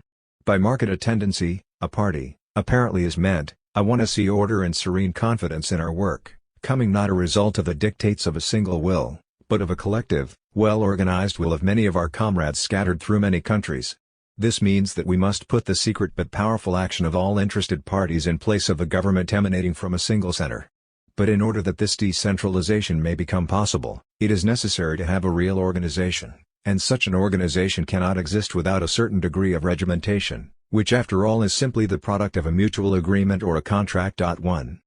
The role of a small minority. 3 men united in an organization already form, in my opinion, a serious beginning of power.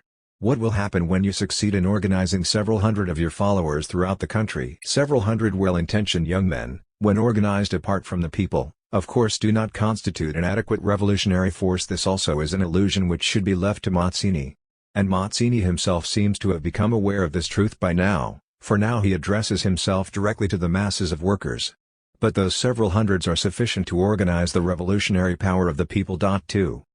The only army is the people, the whole people, in both the cities and the country. But how to approach these people? In the city you will be interfered with by the government, by the consortia, and by the Mazzinists. In the country you will meet the priests on your way. Nevertheless, dear friends, there exists a power which is capable of overcoming all that. It is the collective. If you were isolated, if each of you were impelled to act on his own hook, certainly you would be powerless, but by being united and by organizing your own forces, however small they may be in the beginning, solely for joint action, being led by common thought and common attitude, and by striving toward a common goal, you will be invincible. 3. At present, in revolutionary action as well as in work, the collective is to replace individuals. You should know that when you are organized you are stronger than all the Mazzinis and Garibaldis in the world.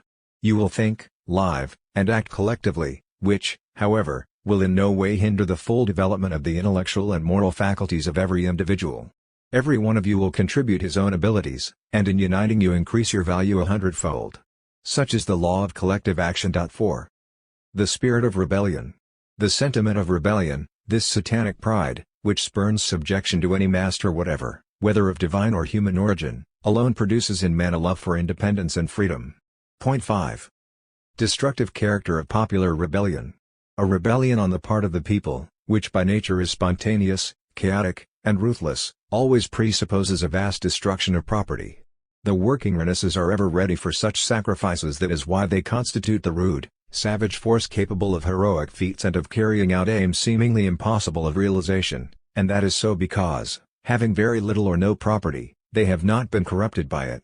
When the exigencies of defense or victory demand it, they will not stop at the destruction of their own villages and cities, and inasmuch as property in most cases does not belong to the people, they very often evince a positive passion for destruction. Role of the destructive passion.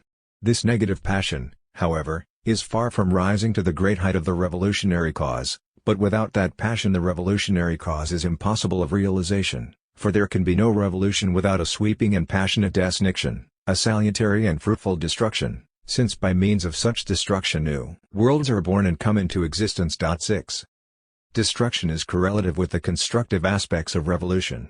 But, no one can aim at destruction without having at least a remote conception, whether true or false, of the new order which should succeed the one now existing. The more vividly that future is visualized, the more powerful is the force of destruction.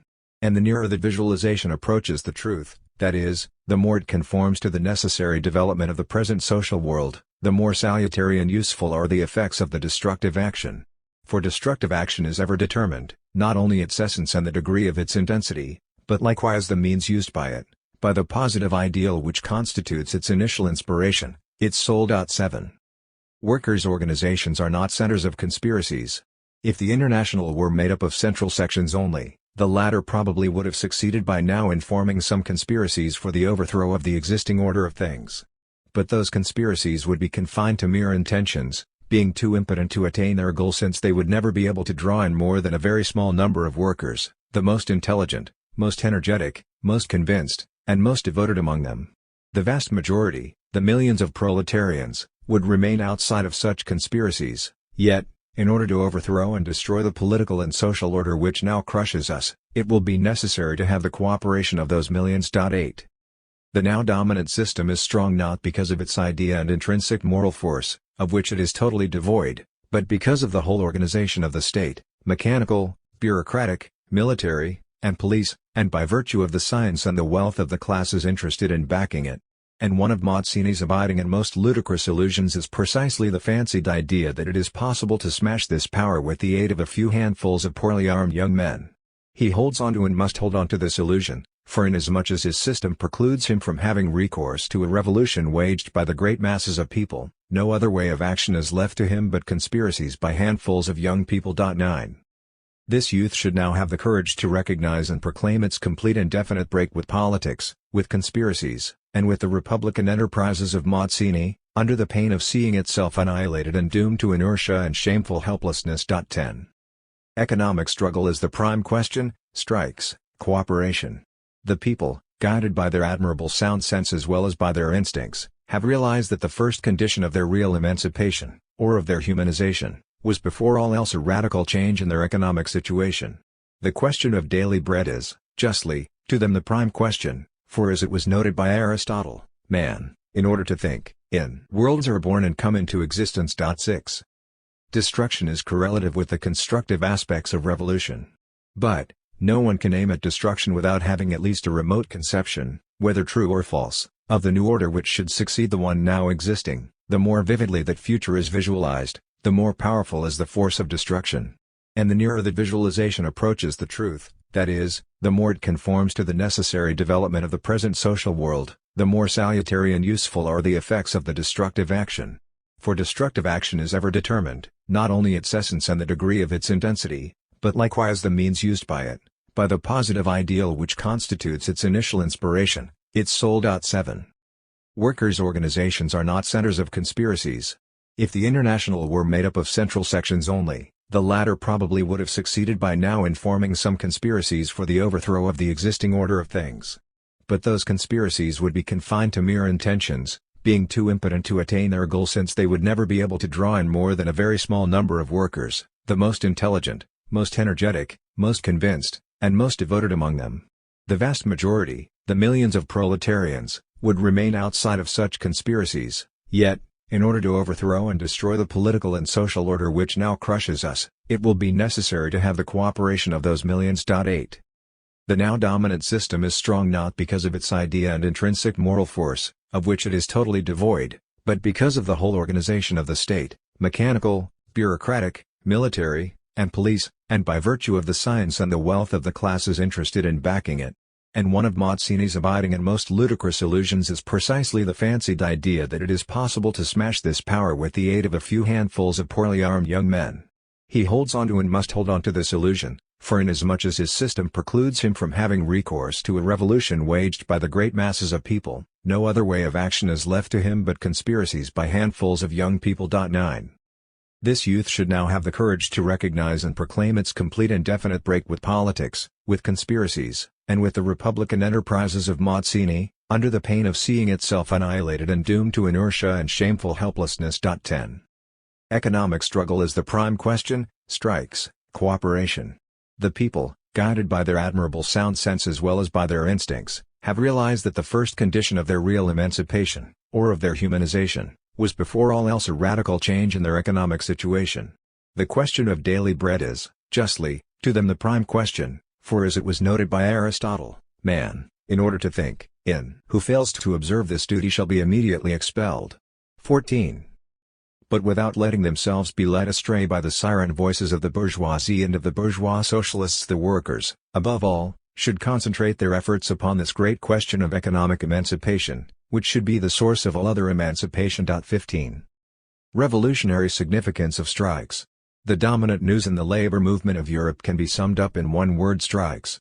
In the measure that we advance, strikes keep on spreading. What does it mean? It means that the struggle between labor and capital grows more and more accentuated, that economic anarchy grows with each day, and that we are marching with gigantic steps toward the inevitable endpoint of this anarchy, toward social revolution. Most certainly the emancipation of the proletariat could be effected without any violent shocks, if the bourgeoisie were to have an August 4th of its own, if it were willing to renounce its privileges, its escheated rights of capital to labor.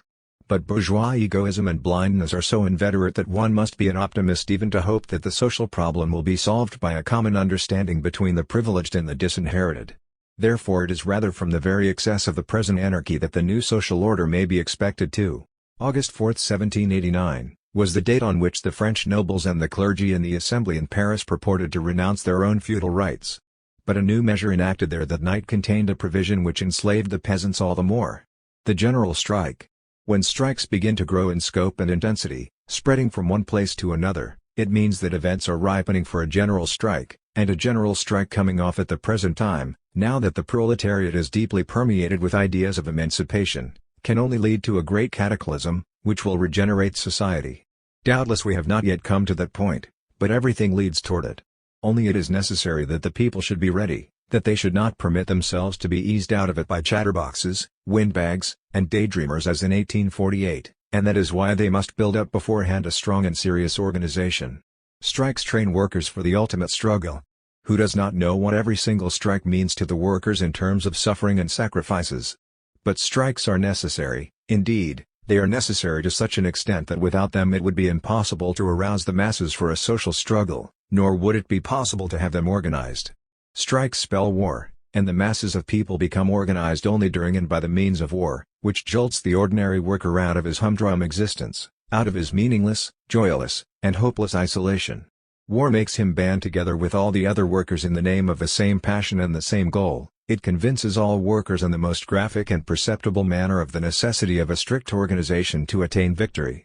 The aroused masses of the people are like molten metal, which fuses into one continuous mass, and which lends itself to shaping much more easily than non-molten metal, that is, if there are good craftsmen who know how to mold it in accordance with the properties and intrinsic laws of a given metal, in accordance with the people's needs and instincts. Strikes awaken in the masses all the social revolutionary instincts which reside deeply in the heart of every worker, which constitute, so to speak, his socio-physiological existence, but which ordinarily are consciously perceived by very few workers, most of whom are weighed down by slavish habits and a general spirit of resignation. But when those instincts, stimulated by the economic struggle, awaken in the hardened multitudes of workers, the propaganda of social revolutionary ideas becomes quite easy. For these ideas are simply the purest and most faithful expression of the instincts of the people. If they do not correspond to those instincts, they are false, and in so far as they are false they will necessarily be rejected by the people.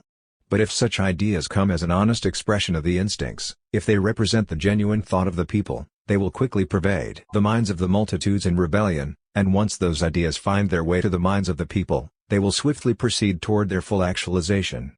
Every strike is the more valuable in that it broadens and deepens to an ever greater extent the gulf now separating the bourgeois class from the masses of the people, and in that it proves to the workers in the most perceptible manner that their interests are absolutely incompatible with the interests of the capitalists and property owners. Strikes are valuable because they destroy in the minds of the now exploited and enslaved masses of people the possibility of any compromises or deals with the enemy. They destroy at its roots that which is called bourgeois socialism, thus keeping the cause of the people free from any entanglements in the political and economic combinations of the propertied classes. There is no better means of detaching the workers from the political influence of the bourgeoisie than a strike. Yes, strikes are of enormous value. They create, organize, and form a workers' army, an army which is bound to break down the power of the bourgeoisie in the state, and lay the ground for a new world. The cooperative movement. Two kinds of cooperatives.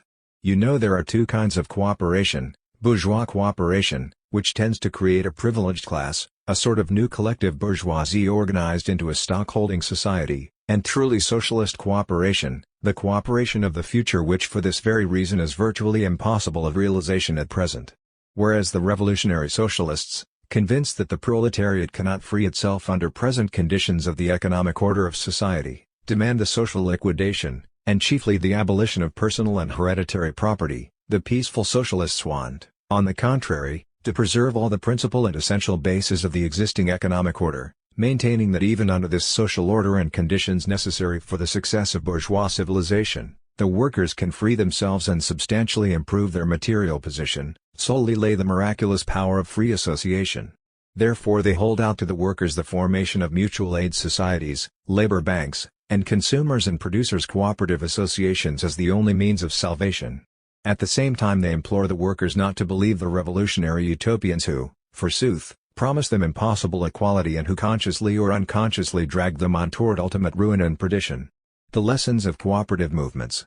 The experience of 20 years in England, France, and Germany, the only extensive experience which the cooperative movement can show to its credit, has finally proven that the cooperative system, which carries within itself the germ of the future economic order, cannot free or even substantially improve the situation of the toilers under present conditions. The renowned Association of the Rochdale Workers in England, which made so much of a stir and impelled so many attempts to copy it in other countries, ended by creating a new collective bourgeoisie which makes no bones about exploiting the mass of workers who do not belong to its cooperatives. The English workers, with their practical common sense, already have come to see the impossibility of putting into practice the cooperative system under the existing conditions of the predominance of bourgeois capital in the process of production and distribution of wealth. Taught by experience, the mass of the advanced and most energetic workers, in England, are now joining the so-called trade unions, formed not for the ultimate organization of production, which is not yet possible under present conditions, but for the organization of toilers against the privileged world of fine gentlemen. From cooperatives toward militant labor organizations. In Germany now there are 5,000 workers' associations of all kinds, formed mainly by Schulz Delitzsch, Hirsch, Dunker, and other followers of Schulz. And now that we have had the experience of so many years, we can say that the result of their existence is practically nil. The situation of the workers in Germany has not been improved the least bit, on the contrary, conforming to a certain economic law, according to which the poverty of the working class grows in the same measure that bourgeois capital grows and becomes concentrated in fewer hands. The situation of the workers in Germany, and likewise in all the other countries, has grown considerably worse. At present the greater majority of German workers have turned their backs upon the Schulz-Delitzsch and Max Hirsch type of cooperatives, and are joining in great numbers militant, fighting organizations, the old Lassallean or the new Social Democratic Association. Economically speaking, the Schulz-Delitzsch system, as is quite evident now, tended directly to preserve the bourgeois world against the oncoming storm, and in a political sense it tended to subject the proletariat to the exploiting bourgeois and to keep it in the position of an obedient and senseless tool of the latter. Lassalle's criticism. It was against this crude, twofold deception that Ferdinand Lassalle arose in arms. He had no great difficulty in demolishing the economic system of Schulz-Delitzsch and in showing the insignificance of his political system. No one but Lassalle could explain and prove so convincingly to the German workers that under existing economic conditions the situation of the proletariat could not be improved in any respect, but that it was bound to grow worse by virtue of the inevitable economic law, despite the attempts of various cooperatives which might yield some short-lived benefits to a very small number of workers. In demolishing the political program of Schulz-Delitzsch, Lassalle proved that all this quasi-popular politics tends only to consolidate the economic privileges of the bourgeoisie. In France the cooperative system went completely on the rocks. No one thinks of and no one believes any more in cooperatives as a means of salvation, and all the workers' associations extant in France are going through a great change and are banding together into a vast federated union for revolutionary struggle against capital. Liberal economists and scientific socialists concur in their criticism of cooperatives, agree that they cannot withstand competition of big capital. Peaceful, bourgeois cooperative socialism is everywhere doomed and has by now become virtually extinct. Experience has shown that it cannot be realized. And prior to that theoretical analysis had shown its impossibility. The serious economists of the two opposing schools, the liberal school and that of scientific communists, who differ on all other points and agree only upon one point, have long ago stated their conviction, one based upon real science, that is, upon a rigorous study of the cooperative movement and the development of economic facts, that under the present organization of the social economy and production of commodities, and the increase, dominant control, and concentration of capital necessarily, resulting from this organization of economy, no efforts on the part of labor associations will be able to free labor from the oppressive yoke of capital, and that labor banks, fed only by the meager savings of the toilers, will never be able to withstand the competition of the powerful, international, bourgeois, oligarchic banks. They have long since concluded also that with the steady increase of the supply of labor in hungry stomachs, an increase accelerated as a result of the concentration of capital into fewer hands and the concomitant proletarianization of the lower and even the middle layers of the bourgeoisie, the workers, in order to escape death from starvation, are bound to compete against one another, driving wages down to the lowest point required for their maintenance and subsistence, and that therefore all worker consumers associations, by diminishing the prices of the chief items in their budget, must invariably cause the driving down of the wage scale, thus making worse the situation of the workers. The economists likewise have proved that producers' associations are feasible only in those branches of industry which have not yet been taken over by big capital, because no labor association can compete with the latter in the large-scale production of commodities. And inasmuch as big capital, by virtue of its inherent necessity, strives to put all branches of industry under its exclusive control, the ultimate fate of the producers' associations will be the same as that of the petty and middle bourgeoisie, inevitable general misery and slavish subjection to bourgeois oligarchic capital, and the absorption of every kind of small and middle-sized property by the large-scaled property of the few hundreds of fortunate persons throughout Europe. The iron law of wages. The freedom to exploit the labor of the proletariat, forced to sell itself to capital at the lowest possible price, forced not by any political or civil law whatever, but by the economic position in which the workers find themselves, and by the apprehension and fear of hunger. This freedom, I say, does not fear the competition of workers' associations, whether producers or consumers or mutual credit, and that is for the simple reason that workers' associations, reduced to their own means, will never be able to build up the necessary capital capable of fighting bourgeois capital. The consumers' societies, organized on a small scale, can contribute their small share toward the amelioration of the hard lot of the workers, but as soon as they start growing, as soon as they succeed in lowering the prices of articles of prime necessity, there will come as an inevitable result a drop in the wage scale. Political alliances and blocs, class collaboration, at what price? Confidence produces union, and union creates power. These are truths which no one will attempt to deny. But in order that these truths shall prevail, it is necessary to have two things. It is necessary that confidence should not turn into folly, and that the union, equally sincere on all sides, should not become an illusion, a falsehood, or a hypocritical exploitation of one party by another. It is necessary that all the uthted parties completely forget, not forever, of course, but for the duration of this union, their particular and necessarily opposing interests, the aims and interests which divide those parties in ordinary times, and that they become absorbed in the pursuit of the common purpose. Otherwise, what will be the possible outcome? The sincere party necessarily becomes the victim, and the dupe of another party which is less sincere or which completely lacks sincerity, and it will be sacrificed not to the triumph of the common cause but to the detriment of that cause, and for the exclusive benefit of that party which will have hypocritically exploited this union. In order that the union should be feasible and real in character, is it not necessary that the aim in the name of which the parties have to unite be the same? And is this the case at present? Can it be said that the bourgeoisie and the proletariat want absolutely the same thing? Not at all! 35. It is clear that the revolutionary socialist section of the proletariat cannot ally itself with any faction, not even the most advanced faction, of bourgeois politics without immediately becoming, against its own will, an instrument of that politics. If the bourgeoisie and the proletariat of France pursue not only different but absolutely opposing purposes, by what miracle could a sincere and real union be established between them?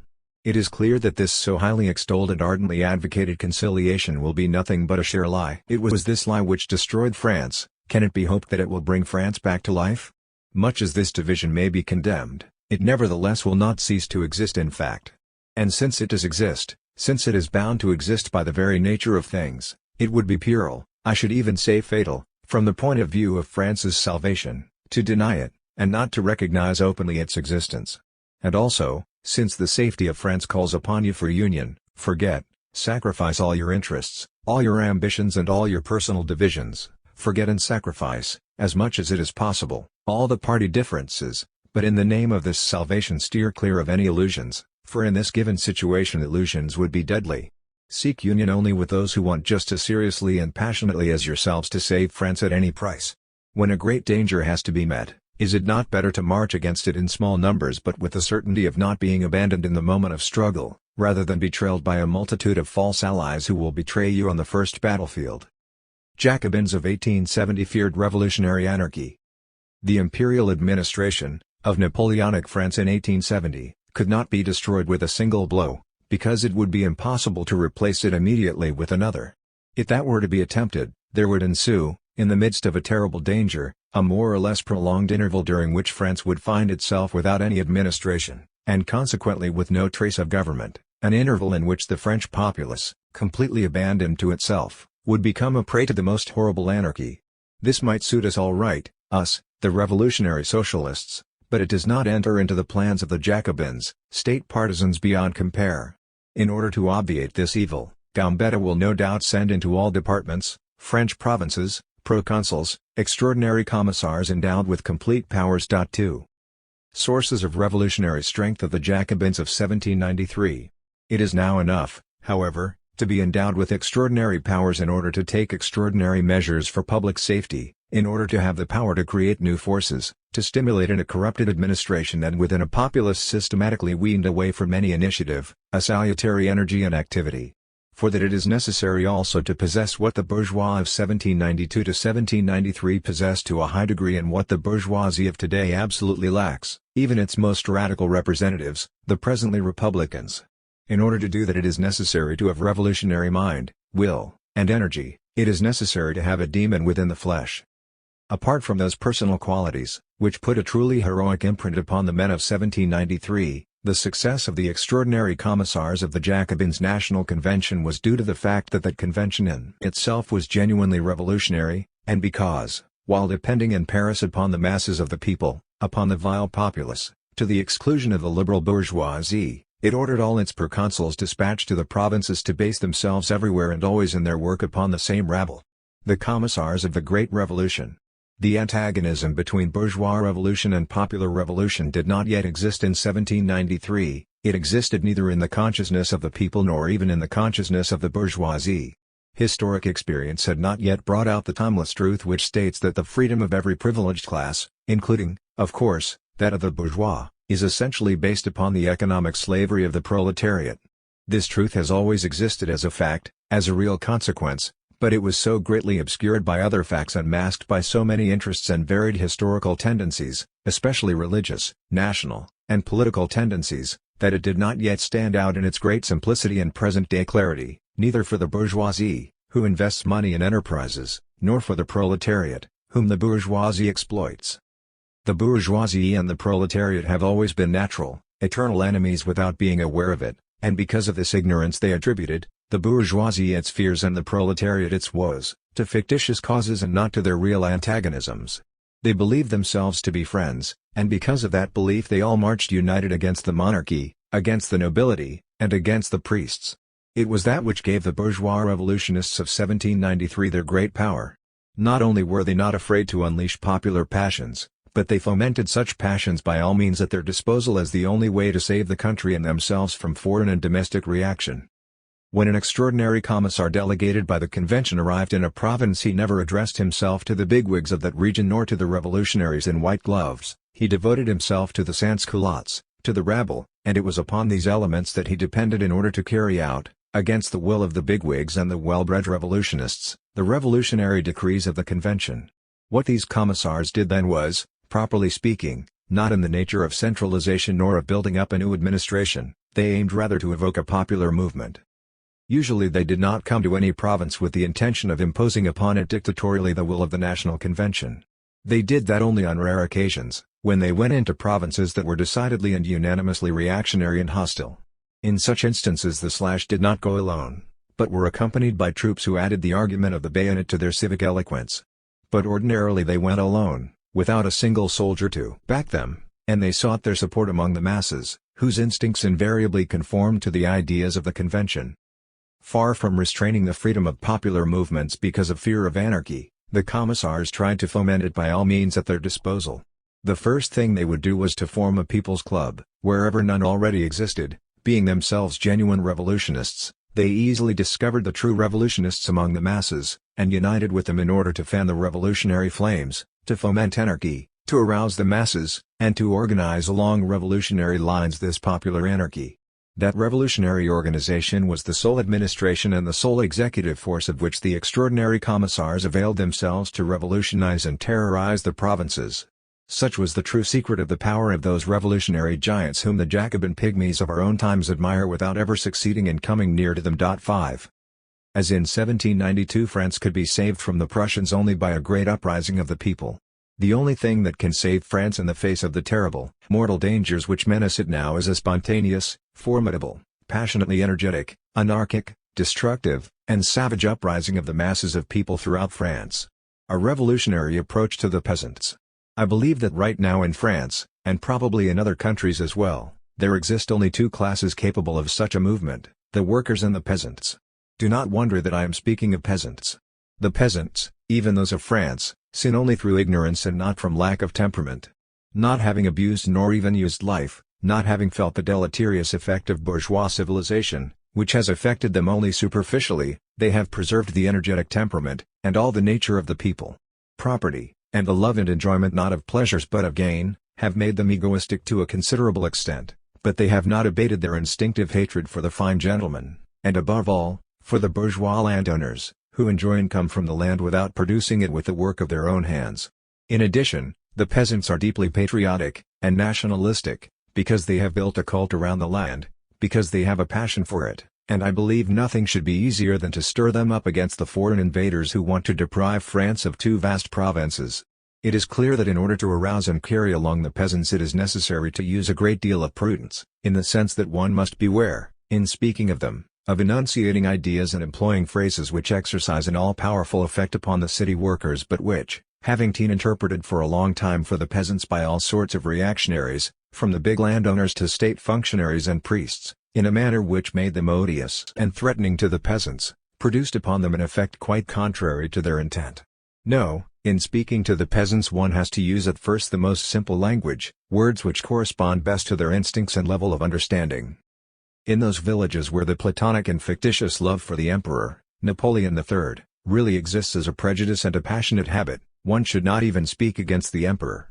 It is necessary to undermine in fact the power of the state, and of the Emperor, without saying anything against him, by undermining the influence, the official organization, and as much as it is possible, by destroying the persons who act as functionaries for the Emperor, the mayors, justices of the peace, priests, gendarmes, and chiefs of village police, who, I believe, can be septemberized by arousing the peasants against them.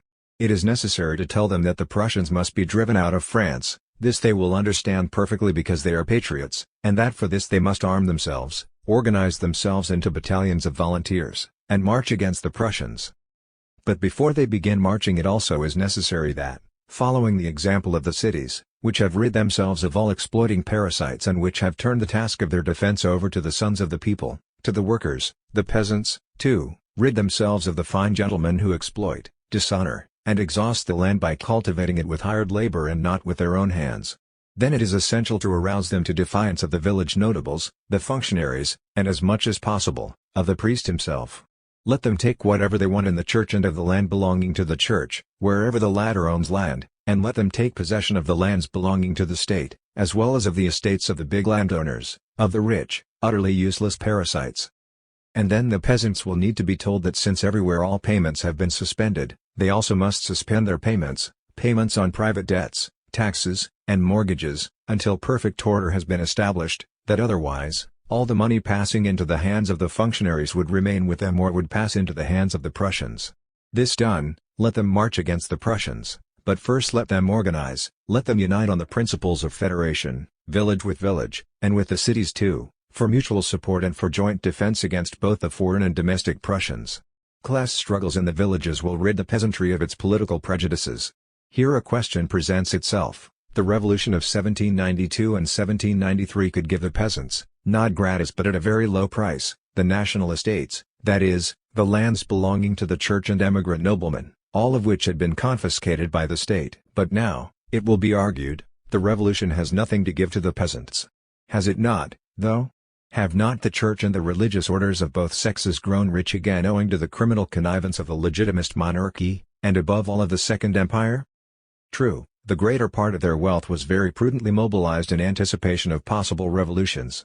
The church, which, though preoccupied with celestial matters, has never overlooked its material interests, being notorious for its shrewd economic speculations, doubtless has placed the greater part of its earthly possessions, which it continues augmenting from day to day for the greater good of the poor and unfortunate, in all kinds of commercial, industrial, and banking enterprises, and in private bonds of every country.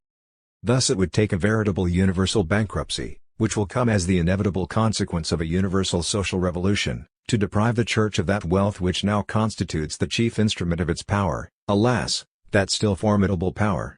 But it remains no less certain that the Church now possesses, especially in the southern provinces of France, vast land holdings, and buildings, as well as ornaments and church plate which represent veritable treasures in silver, gold, or precious stones. Well, all of that can and should be confiscated, and not for the benefit of the state but for that of the communes.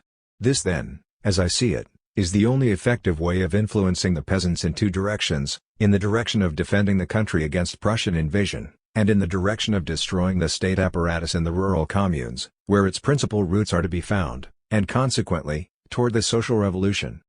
It is only by this kind of propaganda, only by a social revolution thus understood, that one can fight against the reactionary spirit of the villages, that one can succeed in overcoming it and transforming it into a revolutionary spirit. The alleged Bonapartist sympathies of the French peasants do not alarm me. Such sympathies are merely the surface symptoms of the socialist instinct led astray by ignorance and exploited by malice, a skin disease which will yield to the heroic treatment of revolutionary socialism. The peasants will not give away their own land, their money, nor their lives to preserve the power of Napoleon III, but they will willingly give for that purpose the lives and property of others, because they detest those others. They entertain the utmost, altogether socialistic hatred of men of labor against men of leisure, against the fine gentleman. Antagonism between peasants and city workers due to misunderstanding. If we want to be practical, if, tired of daydreaming, we make up our minds to fight in earnest in order to bring about a revolution, we still have to start by ridding ourselves of a number of doctrinaire, bourgeois prejudices, unfortunately taken over to a great extent from the bourgeoisie by the city proletariat. The city worker, more highly developed than the peasant, too often despises the latter and speaks of him with an altogether bourgeois contempt. Nothing is more irritating than disdain and contempt, that is why the peasant answers this contempt on the part of the industrial workers with hatred. And this is nothing short of a misfortune, for such contempt and hatred divide the people into two camps, each of which paralyzes and undermines the other. Between these two parties there are in fact no conflicting interests, there is only a vast and baneful misunderstanding which should be smoothed out at any price.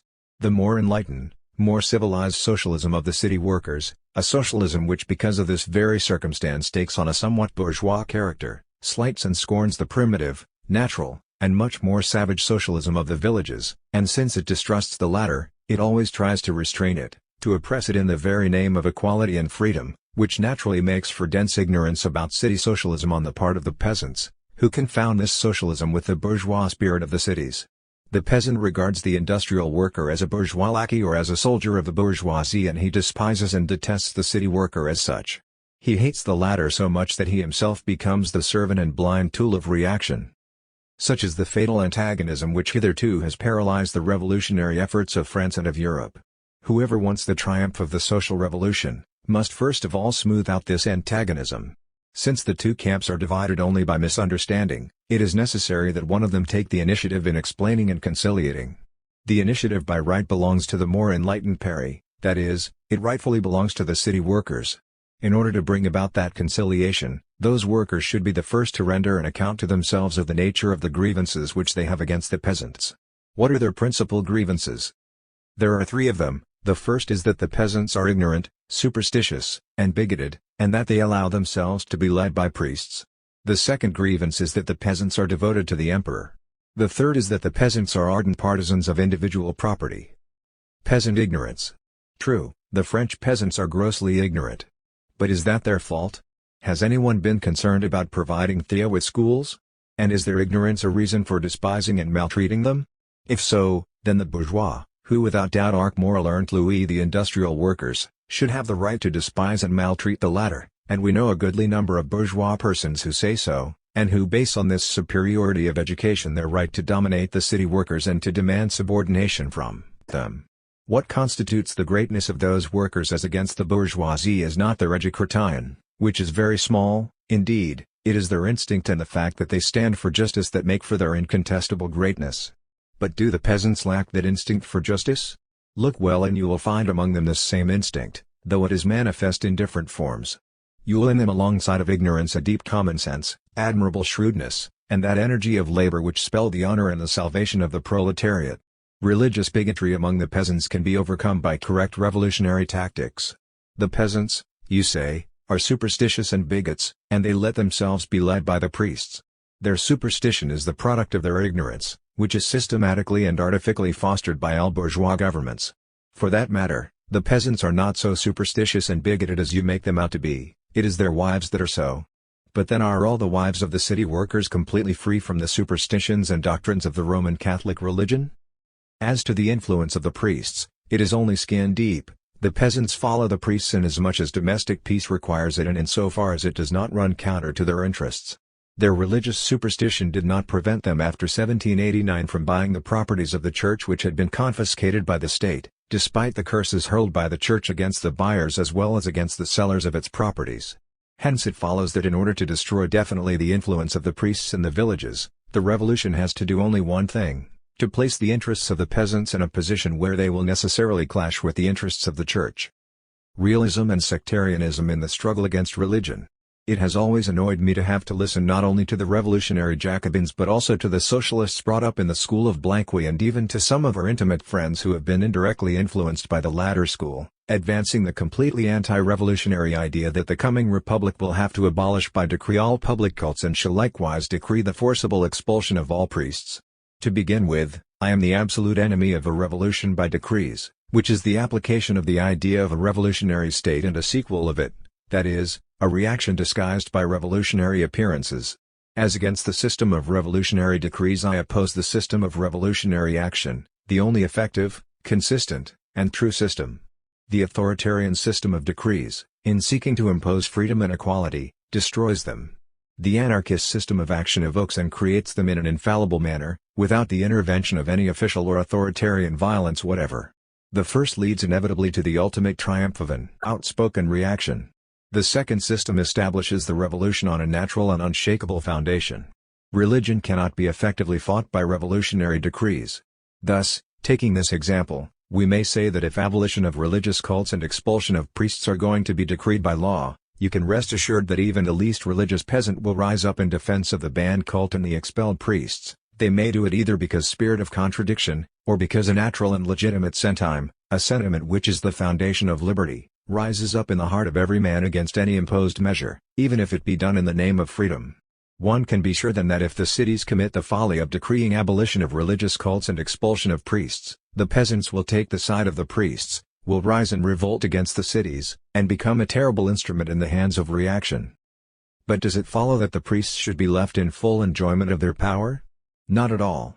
It is necessary to fight against them most energetically, not, however, because they are priests, nor because they are ministers of the Roman Catholic religion, but because they are Prussian agents. In the villages as well as in the cities, it should not be the revolutionary authorities, not even though they be a revolutionary committee of public safety, that should strike down the priests.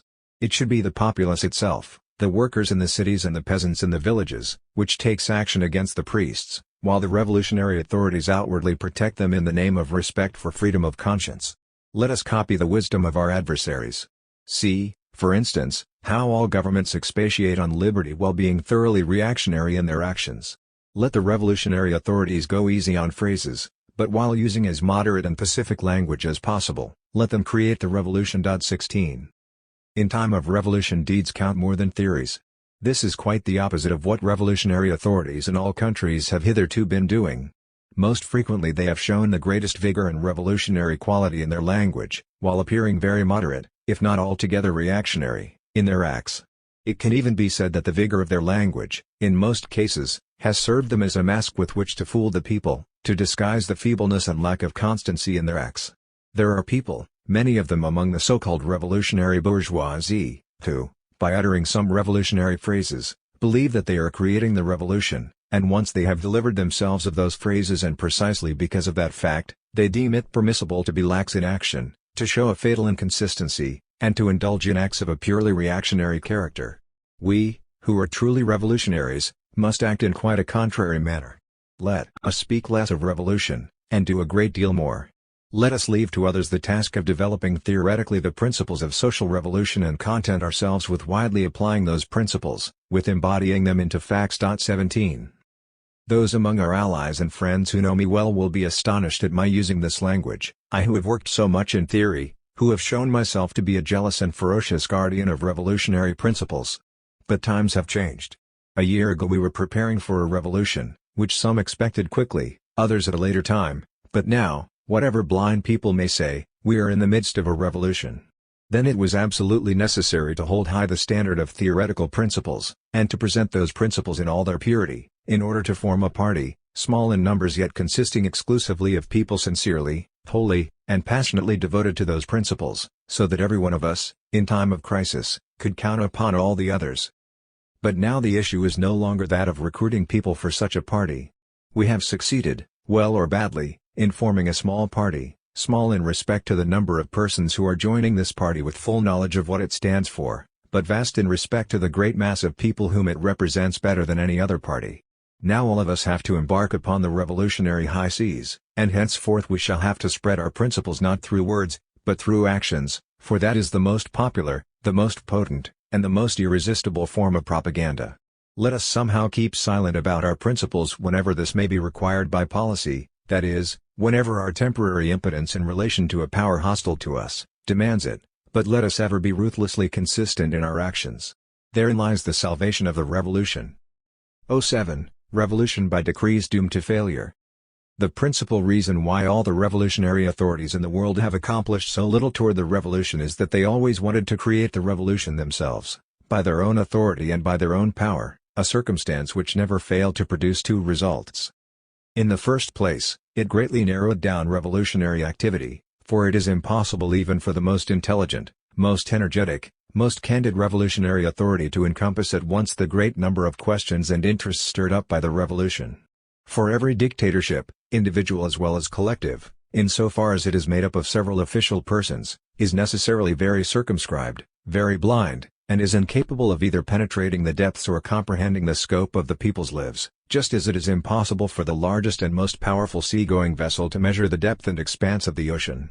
Second, every act of official authority, legally imposed, necessarily awakens within the masses a rebellious feeling, a legitimate counter-reaction. What should revolutionary authorities, and let us try to have as few of them as possible, do in order to organize and extend the revolution? They must not do it themselves, by revolutionary decrees, by imposing this task upon the masses, rather their aim should be that of provoking the masses to action. They must not try to impose upon the masses any organization whatever, but rather should induce the people to set up autonomous organizations. This can be done by gaining influence over the most intelligent and advanced individuals of high standing in each locality, so that these organizations will conform as much as possible to our principles. Therein lies the whole secret of our triumph. 1. Jacobinism of 1793 should not be copied. Who doubts that this work is fraught with immense difficulties? Does anyone think that the revolution is child's play, and that it can be carried out without surmounting innumerable obstacles? Revolutionary socialists of our days could find nothing, or almost nothing, to imitate in the revolutionary tactics and proceedings of the Jacobins of 1793. Revolutionary routine would ruin them. They should work upon the basis of living experience, they must create everything anew. Peasants' attachment to property no serious obstacle to revolution. To return to the subject of the peasantry. I have already said that the alleged attachment of the peasants to the emperor does not frighten me. It is neither a deep nor a real attachment. It is simply a negative expression of their hatred against the landed gentry and the city bourgeoisie. That attachment therefore cannot be much in the way of the social revolution. The final and chief argument of the city workers against the peasants is the cupidity of the latter, their gross egoism, and their attachment to individual ownership of land. The workers who level these reproaches at the peasants should ask themselves, who is not an egoist? Who in present-day society is not grasping in the sense of passionately clinging to the little property he has succeeded in acquiring and which guarantees to him, in the prevailing economic chaos and in this society which shows no pity for those who die of starvation, his own existence and that of his near ones? The peasants are not communists, that is quite true. They fear, they hate the protagonists of the division of property, because they do have something to hold on to, in their imagination at least, and imagination is a great power which is generally underestimated in society. The workers, the great majority of whom do not have any property, are immeasurably more inclined toward communism, which is quite natural. The communism of the workers is just as natural as the individualism of the peasants. There is nothing, here deserving of praise on one hand or of scorn on the other. Both, with their ideas, with all their passions, are the products of different environments. And, then, are all city workers communists? Importance of correct tactics toward the peasants. There is no need to grumble nor to scorn or disparage the peasants. It is necessary to lay down a line of revolutionary conduct which will obviate the difficulty of proselytizing the peasants and which will not only prevent the individualism of the peasants from pushing them into the camp of reaction but, on the contrary, will make it instrumental in the triumph of the revolution. Remember, my dear friends, and keep repeating to yourselves 100, 1,000 times a day, that upon the establishment of this line of conduct depends the outcome of the revolution, victory or defeat. Revolutionary terror against peasants would be fatal to revolution. You will agree with me that there is no more time left in which to convert the peasants by means of theoretical propaganda. There remains then, apart from the means I have already suggested, the following measure: terrorism by the cities against the villages. This excellent measure is cherished by all our friends, the workers of the big centers of France, who do not realize nor even suspect that they have borrowed this instrument of revolution, I was going to say of reaction, from the arsenal of revolutionary Jacobinism, and that if they ever have the misfortune to avail themselves of it, they will thus destroy themselves, and, what is more, they will have destroyed the revolution itself. For what would be the inevitable, fatal consequence of that tactic? Simply that the whole rural population, 10 million peasants, would be swept into the enemy camp of reaction, reinforcing the latter by their formidable and invincible masses. In this, as in many other respects, I deem the Prussian invasion a veritable piece of good fortune for France and for world social revolution. If that invasion had not taken place, and if the revolution in France were to occur without such an invasion, the French socialists themselves would attempt again, all on their own account, to carry out a revolution to seize the state. That would be utterly illogical, it would be a fatal step so far as socialism is concerned, but the socialists certainly would make an attempt at it, so greatly are they imbued and permeated with the principles of Jacobinism. Consequently, among other measures of public safety decreed by a convention of city delegates, they would try to impose communism or collectivism upon the peasants. They would arouse and arm against themselves the whole mass of peasants, and in order to put down the peasant revolt, they would find themselves compelled to have recourse to a vast armed force, well organized and well disciplined. As a result, they would give an army to the reaction, and would form a caste of reactionary militarists, of ambitious generals, in their own midst. The state machine thus reinforced, they would soon have a leader to drive that machine, a dictator, an emperor. All this inevitably would happen, for it is in the logic of things, not just in the capricious fancy of an individual, and this logic never errs. 5. Fortunately, the events themselves will open the eyes of the city workers and will compel them to give up the fatal system which they borrowed from the Jacobins. One must be mad to want to revert, under the present circumstances, to terrorism against the peasants. If the peasants rise up now against the cities, the latter, and France with them, will go down in ruin. Under existing circumstances, the use of the terroristic method so beloved by the Jacobins, obviously has become impossible. And the French workers who do not know any other methods are now completely at a loss. Collectivism imposed upon the people is the negation of humanity. I do not believe that even under the most favorable circumstances the city workers will have sufficient power to impose communism or collectivism upon the peasants, and I have never wanted this way of realizing socialism, because I hate every system imposed by force, and because I sincerely and passionately love freedom. This false idea and this hope are destructive of liberty, and they constitute the basic delusion of authoritarian communism, which, because it needs the regularly organized violence of the state, and thus needs the state, necessarily leads to the re-establishment of the principle of authority and of a privileged class of the state. Collectivism can be imposed only upon slaves, and then collectivism becomes the negation of humanity. Among a free people, collectivism can come about only in the natural course of things, by force of circumstances, not by imposing it from above, but by a spontaneous movement from below, which springs forth freely and necessarily when the conditions of privileged individualism, state politics, the codes of civil and criminal law, the juridical family and inheritance rights, have been swept away by the revolution. Peasant grievances against the city workers. One must be mad, I have said, to impose anything upon the peasants under present conditions. It would surely make enemies out of them and surely would ruin the revolution. What are the principal grievances of the peasants, the main causes of their sullen and deep hatred for the cities? 1. The peasants feel that the cities despise them, and that contempt is felt directly, even by the children, and is never forgiven. 2. The peasants imagine, not without plenty of reasons, although lacking sufficient historic proofs and experiences to back up those assumptions, that the cities want to dominate and govern them, that they frequently want to exploit them, and that they always want to impose upon the peasants a political order which is very little to the liking of the latter. 3. In addition, the peasants consider the city workers partisans of dividing up property, and they fear that the socialists will confiscate their land, which they love above everything else. 7. A friendly attitude on the part of the city workers necessary to overcome the peasants' hatred. And what should the city workers do in order to overcome this distrust and enmity of the peasants toward themselves? In the first place, they must cease displaying their contempt, stop despising the peasants. This is necessary for the salvation of the revolution and of the workers themselves, for the hatred of the peasants constitutes an immense danger.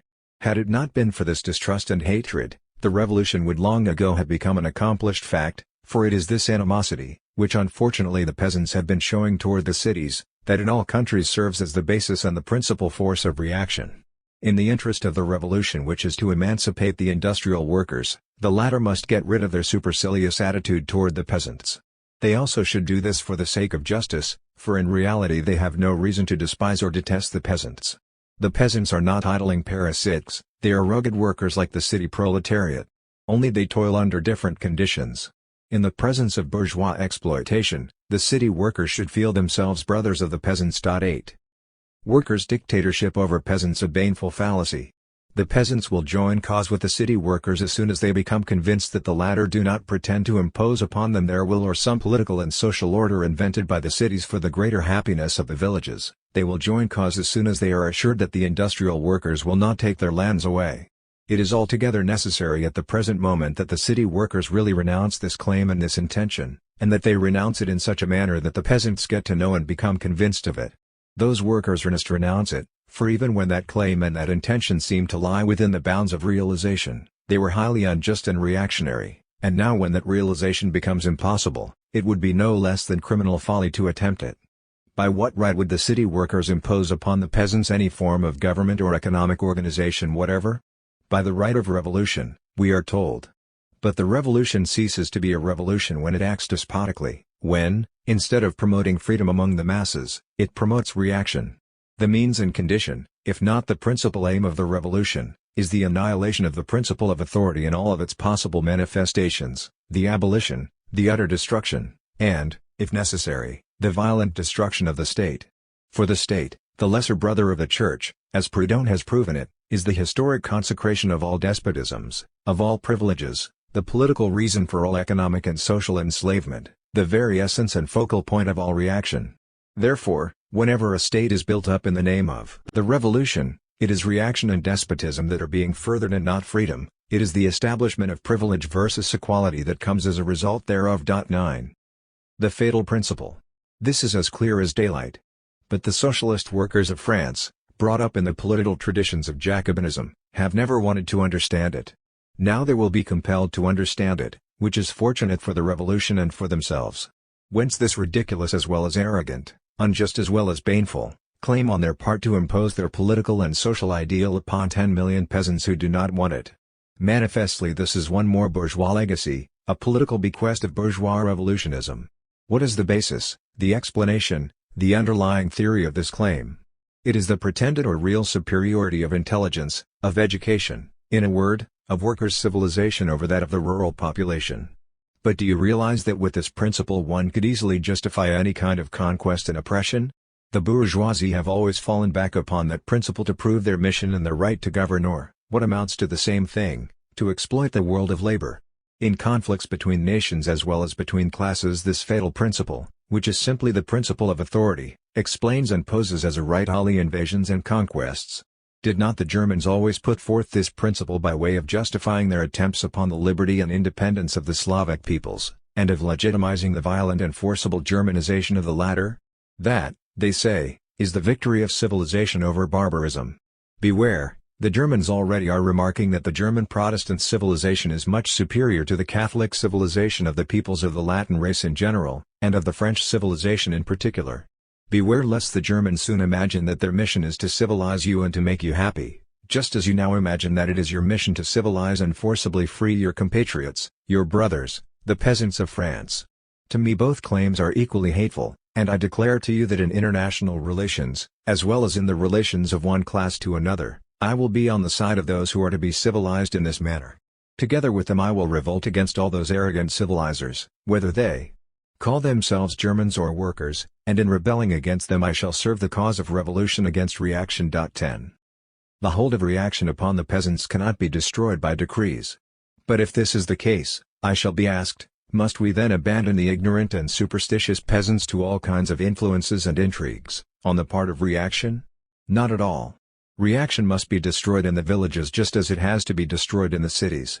But in order to attain this goal, it is not enough to say, we want to destroy reaction. It must be destroyed and torn out by its roots, which can be done only by decrees. On the contrary, and I can prove it by citing history, decrees, and in general all acts of authority extirpate nothing, they perpetuate that which they set out to destroy.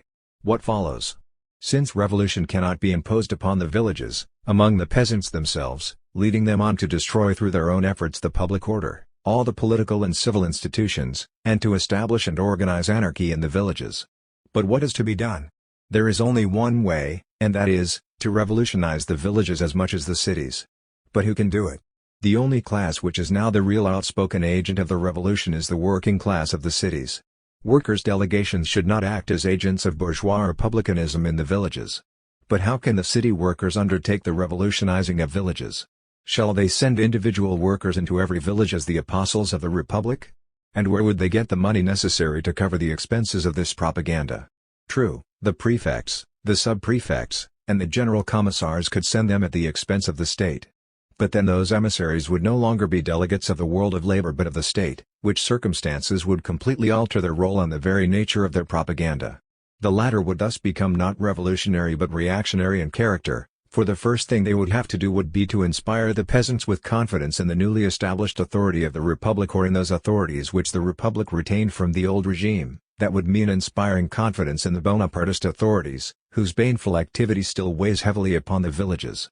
However, it is clear that the prefects, the sub-prefects, and the general commissars, acting in conformity with the natural law which makes everyone prefer that which agrees with and not that which is contrary to his nature, would select for this role of propagandists for the republic the least revolutionary, the most docile, and the most obliging workers. This again would be reaction parading under the banner of labor. But, as we have said, it is only the revolution that can revolutionize the villages. Finally, it must be added that individual propaganda, even when carried on by the most revolutionary people in the world, cannot exercise too great an influence upon the peasants. They do not respond much to rhetoric, and words, when they do not come as a manifestation of force and are not accompanied by deeds, remain mere words to them. A worker who would simply confine himself to haranguing the peasants, would risk being made the laughing-stock of any village, and being chased out of it as a bourgeois. 08. Revolutionary Program for the Peasants. It is necessary to send free detachments into the villages as propagandists for the revolution. There is a general rule to the effect that those who want to spread the revolution by means of propaganda must be revolutionists themselves. One must have the devil within himself in order to be able to arouse the masses, otherwise there can be only abortive speeches and empty clamor, but not revolutionary acts. Therefore, above all else the propagandistic free detachments have to be inspired and organized along revolutionary lines. They must carry the revolution within themselves in order to be able to provoke and arouse it in their listeners. And then they have to draw up a plan, a line of conduct conforming to the aim which they have set for themselves. What is this aim?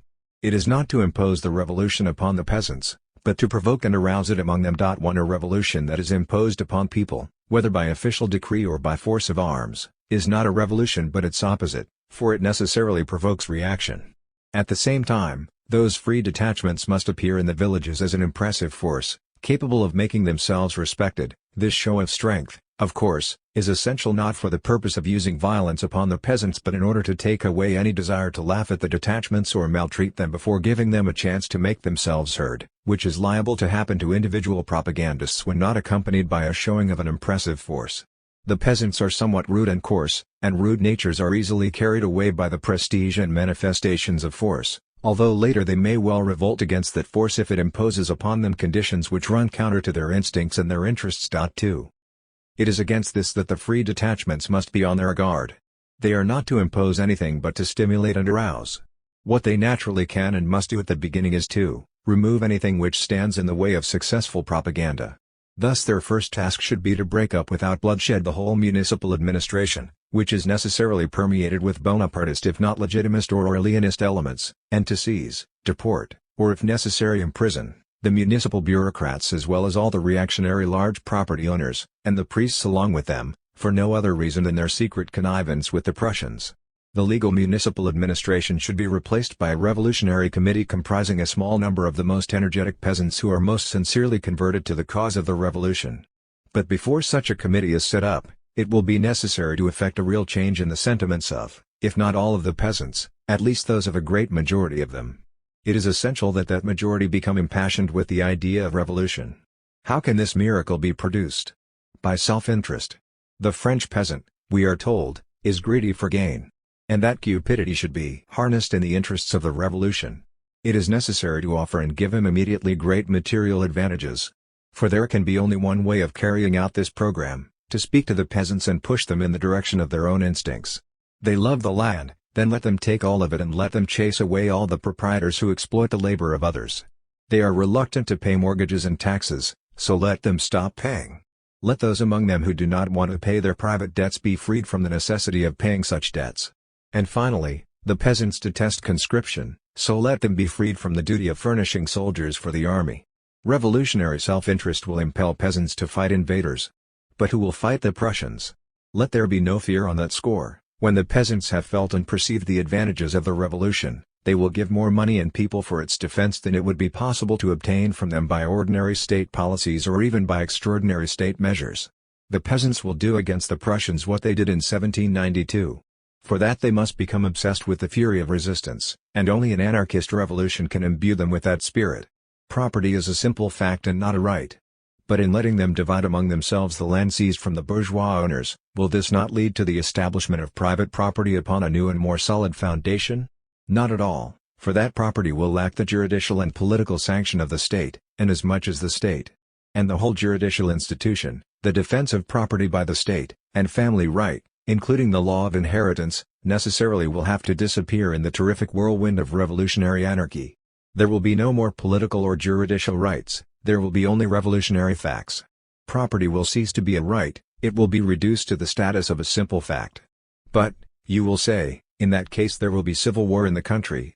For if private property is not going to be guaranteed anymore by any external political, administrative, juridical, or police power, but is to be defended only by the efforts of the owners of that property, everyone will want to take possession of the property of others, and the stronger will despoil the weaker.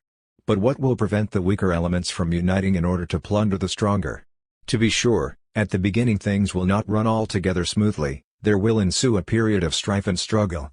Social order, that holy of holies of the bourgeoisie, will be disturbed and the primary results flowing from this state of affairs may come very near to what is called civil war. Civil war in the villages is not to be feared.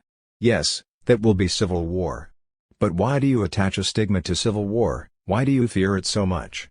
I am asking this question with history as my guide. Was it civil war or a social order imposed by some tutelary government that brought forth great thoughts, great characters, great nations? Because you were fortunate in having escaped civil war during the last 20 years, have you, a great nation, not fallen so low that the Prussians could swallow you in one mouthful? To return to the topic of the villages, I am asking you, do you want to see your 10 million peasants unite against you in one solid and compact mass moved by a common hatred which is brought about by your decrees and revolutionary violence? Or would you prefer that a wide cleavage be effected in their ranks by this anarchist revolution, which will enable you to build up a powerful party among them? But do you not see that the peasants are backward precisely because there has not yet come a civil war with its consequent strife in the villages? Their compact mass is simply a human herd, hardly capable of development and almost impervious to the propaganda of ideas. The civil war, on the contrary, by breaking up that compact mass, begets ideas, bringing forth a diversity of interests and aspirations. The peasants do not lack a soul, or human instincts, what they lack is spirit. The civil war will give them this spirit. That war will open wide the door for the propaganda of your socialist and revolutionary ideas in the villages. You will have in their villages, I repeat, a party, something which you are now lacking, and you will be able widely to organize there a true socialism, a collectivity inspired and animated by the ideas of complete liberty. You will organize it from below upward, by the action of the peasants themselves, a spontaneous action, but one that at the same time will be brought about by the logic of things. Your work shall then be true revolutionary socialism. Civil war in the villages will result in a higher social order. Do not fear that civil war, and anarchy, will lead to the destruction of the villages. There is in every society a great deal of the instinct of self-preservation, of the power of collective inertia, which safeguards it against the danger of annihilation and which precisely renders the progress of revolutionary action so slow and difficult. Present-day European society, in the villages as well as in the cities, in the villages even more than in the cities, has fallen asleep, has, under the tutelage of the state, lost all energy, power, and independence of thought and action. A few more decades passed in that condition and the sleep may end in death. Do not fear that the peasants, once they are not restrained by public authority and respect for criminal and civil law, will cut one another's throats. They may at first try to do it, but they will not be slow in convincing themselves of the practical impossibility of continuing such a course, following which they will endeavor to come to a mutual understanding, with the view of putting an end to their strife and forming some kind of an organization. The need of eating and providing for their children, and consequently the necessity of cultivating the land and continuing work in the fields, the necessity of securing the safety of their houses, families, and their own lives against unforeseen attacks, all that will necessarily compel them to enter into some kind of mutual arrangements. And do not believe that if these arrangements are concluded apart from the tutelage of any official authority and brought about by the force of circumstances, the stronger and wealthier peasants will exercise a predominant influence. Once the wealth of the rich people is not guaranteed by laws, it ceases to be a power. Rich peasants are now powerful because they are specially protected and courted by the functionaries of the state and because they are backed up by the state. With the disappearance of the state, this backing and power also will disappear. As to the more cunning and economically stronger peasants, they will have to give way before the collective power of the peasant mass, of the great number of poor and very poor peasants, as well as the rural proletarians, a mass which is now enslaved and reduced to silent suffering, but which revolutionary anarchy will bring back to life and will arm with an irresistible power. The implicitly progressive role of civil war. Civil war, so baneful for the power of the states, is on the contrary and by virtue of this very cause, always favorable to the awakening of popular initiative and the intellectual, moral, and even material development of the people. The reason thereof is quite simple: civil war upsets and disturbs in the masses the sheepish state so beloved of all governments, a state turning the people into herds to be tended and to be shorn at will by their shepherds. Civil war breaks up the brutalizing monotony of their daily existence, a mechanical existence devoid of thought, and compels them to reflect upon the claims of the various princes or parties contending for the right to oppress and exploit the masses of people. And it often leads them to the realization, if not conscious at least instinctive realization, of the profound truth that neither one of the contending parties has any claim upon them, and that both are equally bad. Besides, from the moment that the people's collective mind, which is usually kept in a state of torpor, wakes up at one point, it necessarily asserts itself in other directions.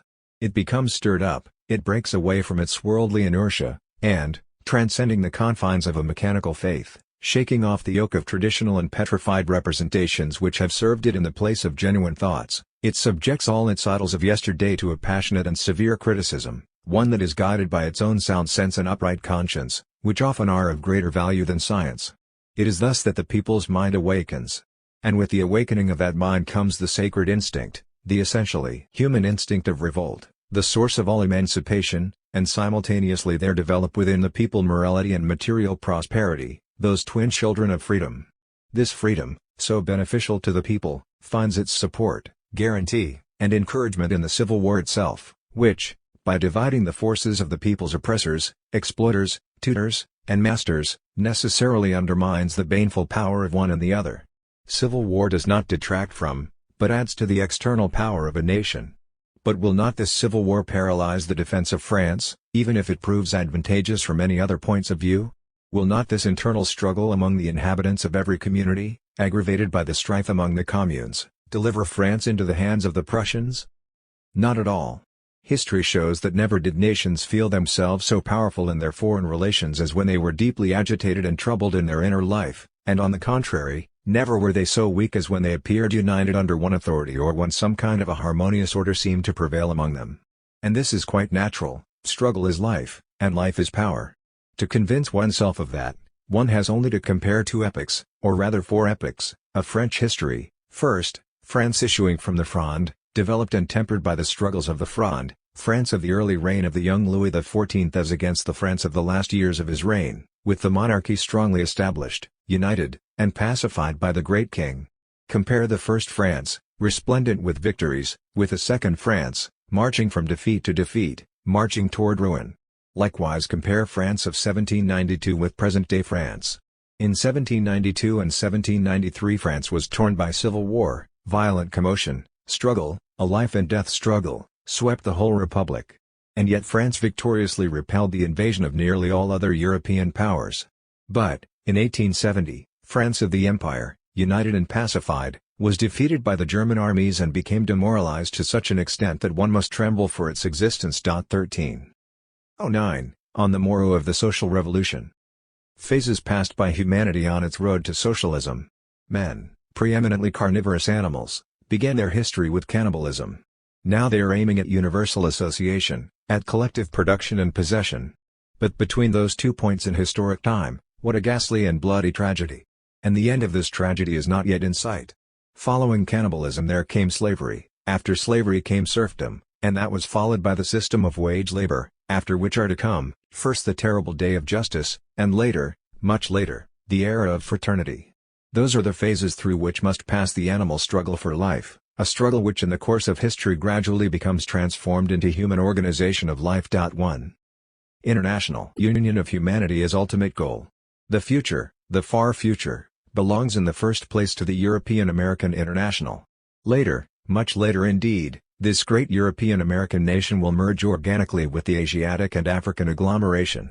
But that is too far distant in the future to be discussed here in a positive and precise fashion. 2. Socialism formulated.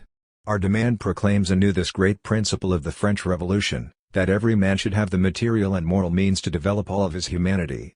That principle, in our opinion, is to be translated into the following task. To organize society in such a manner that every individual, man or woman, should find, on entering life, approximately equal means for the development of his, or her, various faculties and for their utilization in his work, to create a society which would place every individual, whoever he might be, in such a position that it would be impossible for him to exploit the labor of anyone else, and whereby he would be enabled to participate in the enjoyment of social wealth, which in reality is simply the product of human labor, only insofar as he contributed directly toward the production of that wealth. Liberty essential to socialism. Complete solution of this problem doubtless will be the work of successive centuries. But history has posed the problem and we cannot ignore it without condemning ourselves to utter impotence. We hasten to add here that we vigorously reject any attempt at social organization which, being alien to the fullest liberty of individuals as well as of associations, would demand the establishment of a regimenting authority, of whatever character it might be.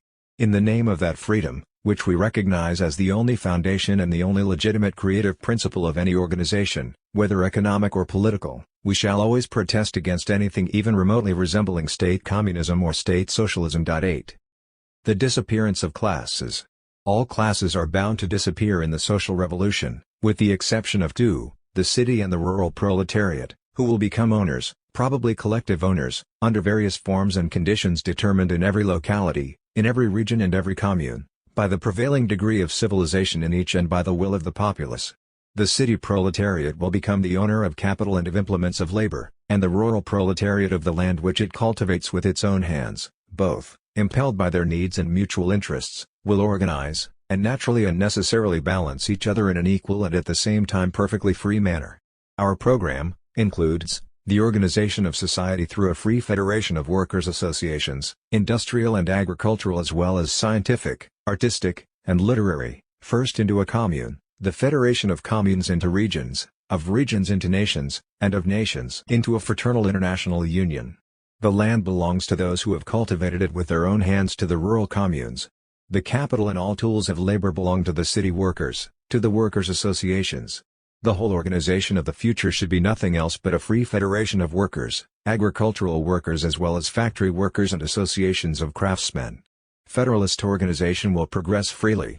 I do not assert that the villages reorganized in this manner, freely reorganized from below upward, will immediately create an ideal organization, conforming in every respect to the kind of organization which we fancy and of which we dream. What I am convinced of, however, is that it will be a living organization, 1,000 times superior to and more just than the one existing now. And moreover, that, while on one hand laying itself open to the active propaganda of the cities and on the other hand, being of a type of organization which cannot become fixed, or so to speak petrified, by the protection of the state and by that of the law, since there will then be neither state nor law in existence, each new local organization arising in the villages will be able to progress freely, and to keep on developing indefinitely, but at the same time ever remaining a living and free organization and not one brought into existence and sponsored by decree or by law, an organization capable of developing to any point that we may hope to achieve in our days. Since life and spontaneous action, suspended for centuries by the absorbing action of the all-powerful state, are going to be brought back to the communes by virtue of the abolition of the state. It is natural that every commune will take for the starting point of its new development not the intellectual and moral state ascribed to it by the official fiction but the real state of civilization.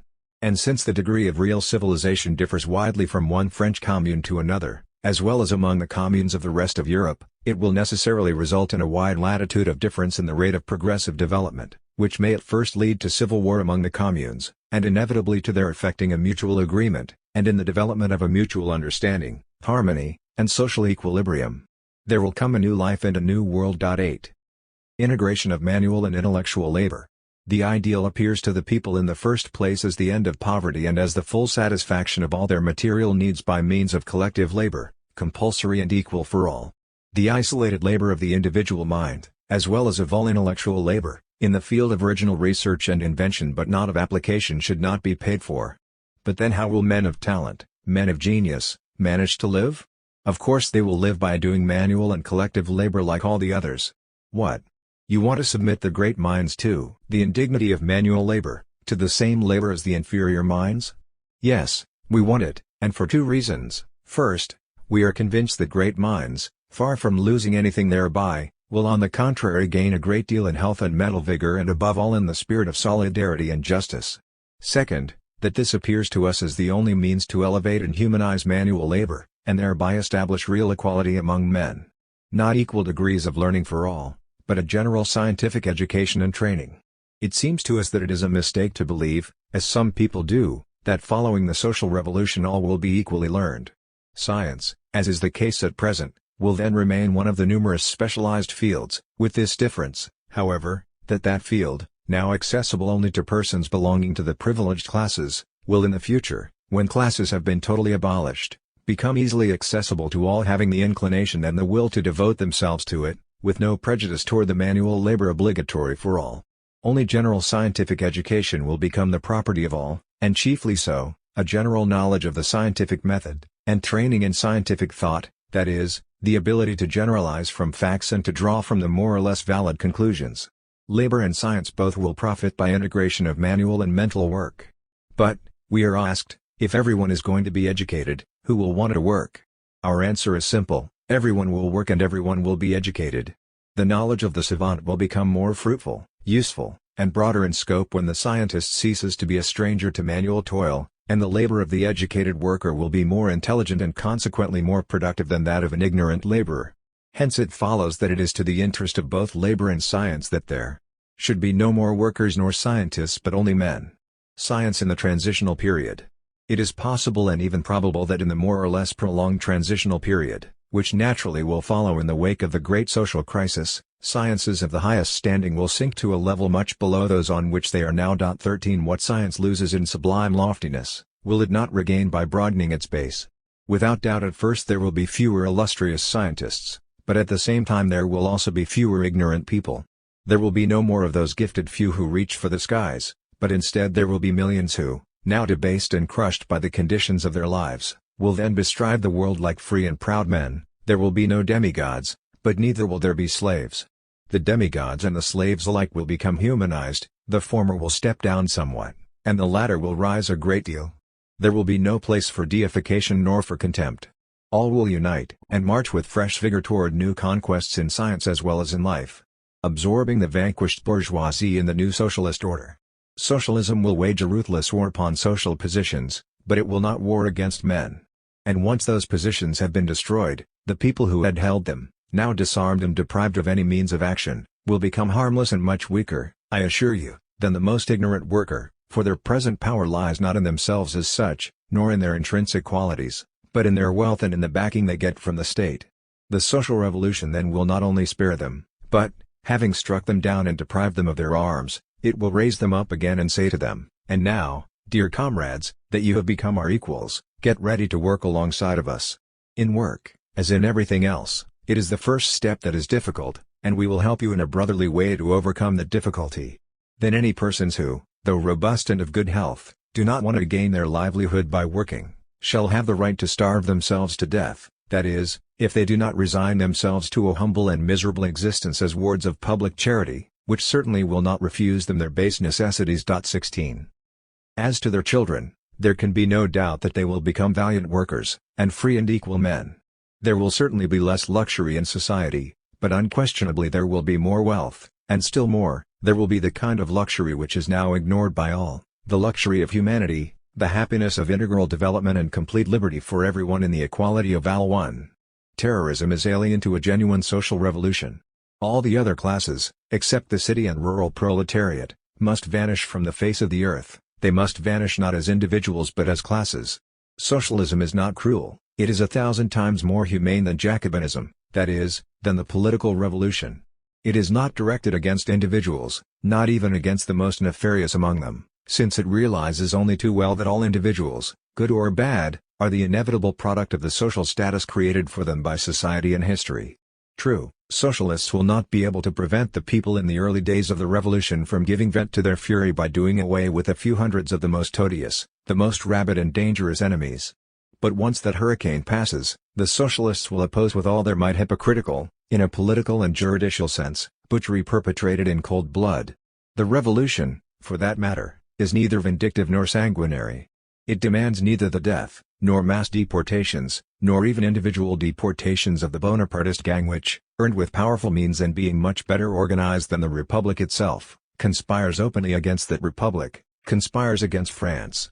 The revolution demands only the imprisonment of all the Bonapartists, simply as a measure of public safety, until the end of the war and until those scoundrels and their female counterparts disgorge at least 9/10 of the wealth which they have amassed by robbing France. Following that, they shall be permitted to go wherever they wish. The revolution will even grant a certain sum to every one of them to enable them to live out their days and hide their shame. As one can see, this hardly can be called a cruel measure, but obviously it will be very effective, just to the highest degree, and absolutely necessary from the standpoint of the welfare of France. As soon as the revolution begins to take on a socialist character, it will cease to be cruel and sanguinary. The people are not at all cruel, it is the ruling classes that have shown themselves to be cruel. At times the people rise up, raging against all the deceits, vexations, oppressions, and tortures, of which they are victims, and then they break forth like an enraged bull, seeing nothing ahead of them and demolishing everything in their way. But those are very rare and very brief moments. Ordinarily the people are good and humane. They suffer too much themselves not to sympathize with the sufferings of others. But alas! Too often have they served as instruments of the systematic fury of the privileged classes. All the national, political, and religious ideas, for the sake of which the people have shed their own blood and the blood of their brothers, the blood of foreign peoples, all these ideas have always served only the interests of those classes, ever turning into means of new oppression and exploitation of the people. In all the furious scenes in the history of all the countries wherein the masses of the people, enraged to the point of madness, have turned their energies to mutual destruction, you will invariably find that behind those masses are agitators and leaders belonging to the privileged classes, army officers, noblemen, priests, and bourgeois. It is not among the people that one should look for cruelty and concentrated and systematically organized cold fury, but in the instincts, the passions, and the political and religious institutions of the privileged classes, in the church and in the state, in their laws, and in the ruthless and iniquitous application of those laws. I have already shown the fury of the bourgeoisie in 1848. The fury of 1792, 1793, and 1794 likewise was an exclusively bourgeois fury. The famous Avignon massacres, in October, 1791, which opened the era of political assassinations in France, were directed and partly perpetrated by priests and noblemen, and on the other hand, by the bourgeoisie. The Vendée butcheries carried out by the peasants also were led by reactionary noblemen leagued with the church. Without exception the instigators of the September massacres were all bourgeois, and what is less known, the initiators of those massacres, and most of the principal killers involved therein belonged to this class. Collot D'Herbois, Bonus, the worshipper of Robespierre, Chaumet, Bourdon, Fouquier Tinville, that personification of revolutionary hypocrisy, and the guillotine, Carrier, who was responsible for the drownings at Nantes, all these were bourgeois. And the Committee of Public Safety, the calculated, cold, legal terror, the guillotine itself, all these also were bourgeois institutions. The people were in the role of spectators, and at times, alas! They foolishly applauded those exhibitions of hypocritical legality and political fury of the bourgeoisie. Following the execution of Danton, even the people became the victim of that fury. The Jacobin, bourgeois, exclusively political revolution of 1792–94 was bound to lead to legal hypocrisy and the solution of all difficulties and all questions by the victorious argument of the guillotine. When, in order to extirpate reaction, we content ourselves with attacking its manifestations without touching its roots and the causes which continually produce it anew, we perforce arrive at the necessity of killing many people, of exterminating, with or without legal sanctions, many reactionaries. It inevitably comes about that after killing many people, the revolutionaries see themselves driven to the melancholy conviction that nothing has been gained and that not a single step has been made toward the realization of their cause, but that, on the contrary, they did an ill turn to the revolution by employing those methods, and that they prepared with their own hands the triumph of reaction. And that is so for two reasons: first, that the causes of the reaction having been left intact, the reaction is given a chance to reproduce and multiply itself in new forms, and second, that ere long all those bloody butcheries and massacres must arouse against them everything that is human in man. The revolution of 1793, whatever one may say about it, was neither socialist nor materialist, nor, using the pretentious expression of M. Gambetta, was it by any means a positivist revolution. It was essentially bourgeois, Jacobin, metaphysical, political, and idealist. Generous and sweeping in its aspirations, it reached out for an impossible thing: establishment of an ideal equality in the midst of material inequality. While preserving as sacred foundations all the conditions of economic inequality, it believed that it could unite and envelop all men in a sweeping sentiment of brotherly, humane, intellectual, moral, political, and social equality. That was its dream, its religion, manifested by the enthusiasm, by the grandly heroic acts of its best and greatest representatives.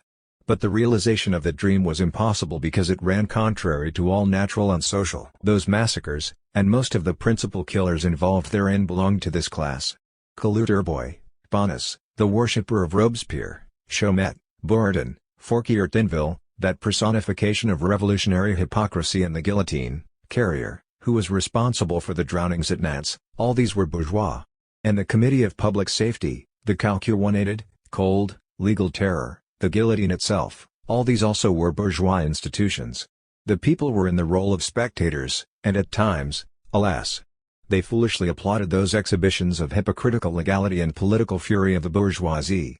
Following the execution of Danton, even the people became the victim of that fury. The Jacobin, bourgeois, exclusively political revolution of 1792–94 was bound to lead to legal hypocrisy and the solution of all difficulties and all questions by the victorious argument of the guillotine. When, in order to extirpate reaction, we content ourselves with attacking its manifestations without touching its roots and the causes which continually produce it anew, we perforce arrive at the necessity of killing many people, of exterminating, with or without legal sanctions, many reactionaries.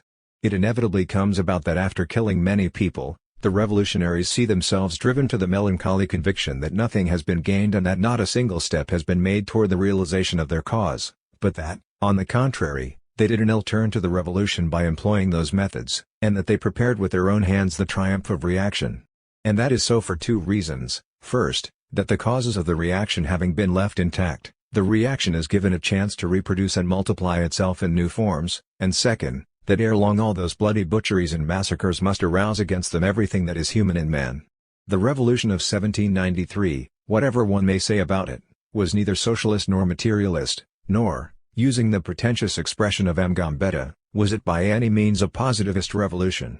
It was essentially bourgeois, Jacobin, metaphysical, political, and idealist.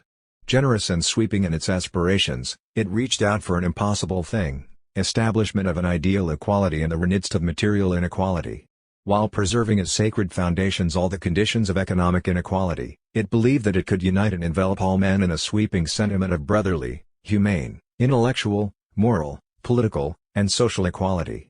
That was its dream, its religion, manifested by the enthusiasm, by the grandly heroic acts of its best and greatest representatives. But the realization of that dream was impossible because it ran contrary to all natural and social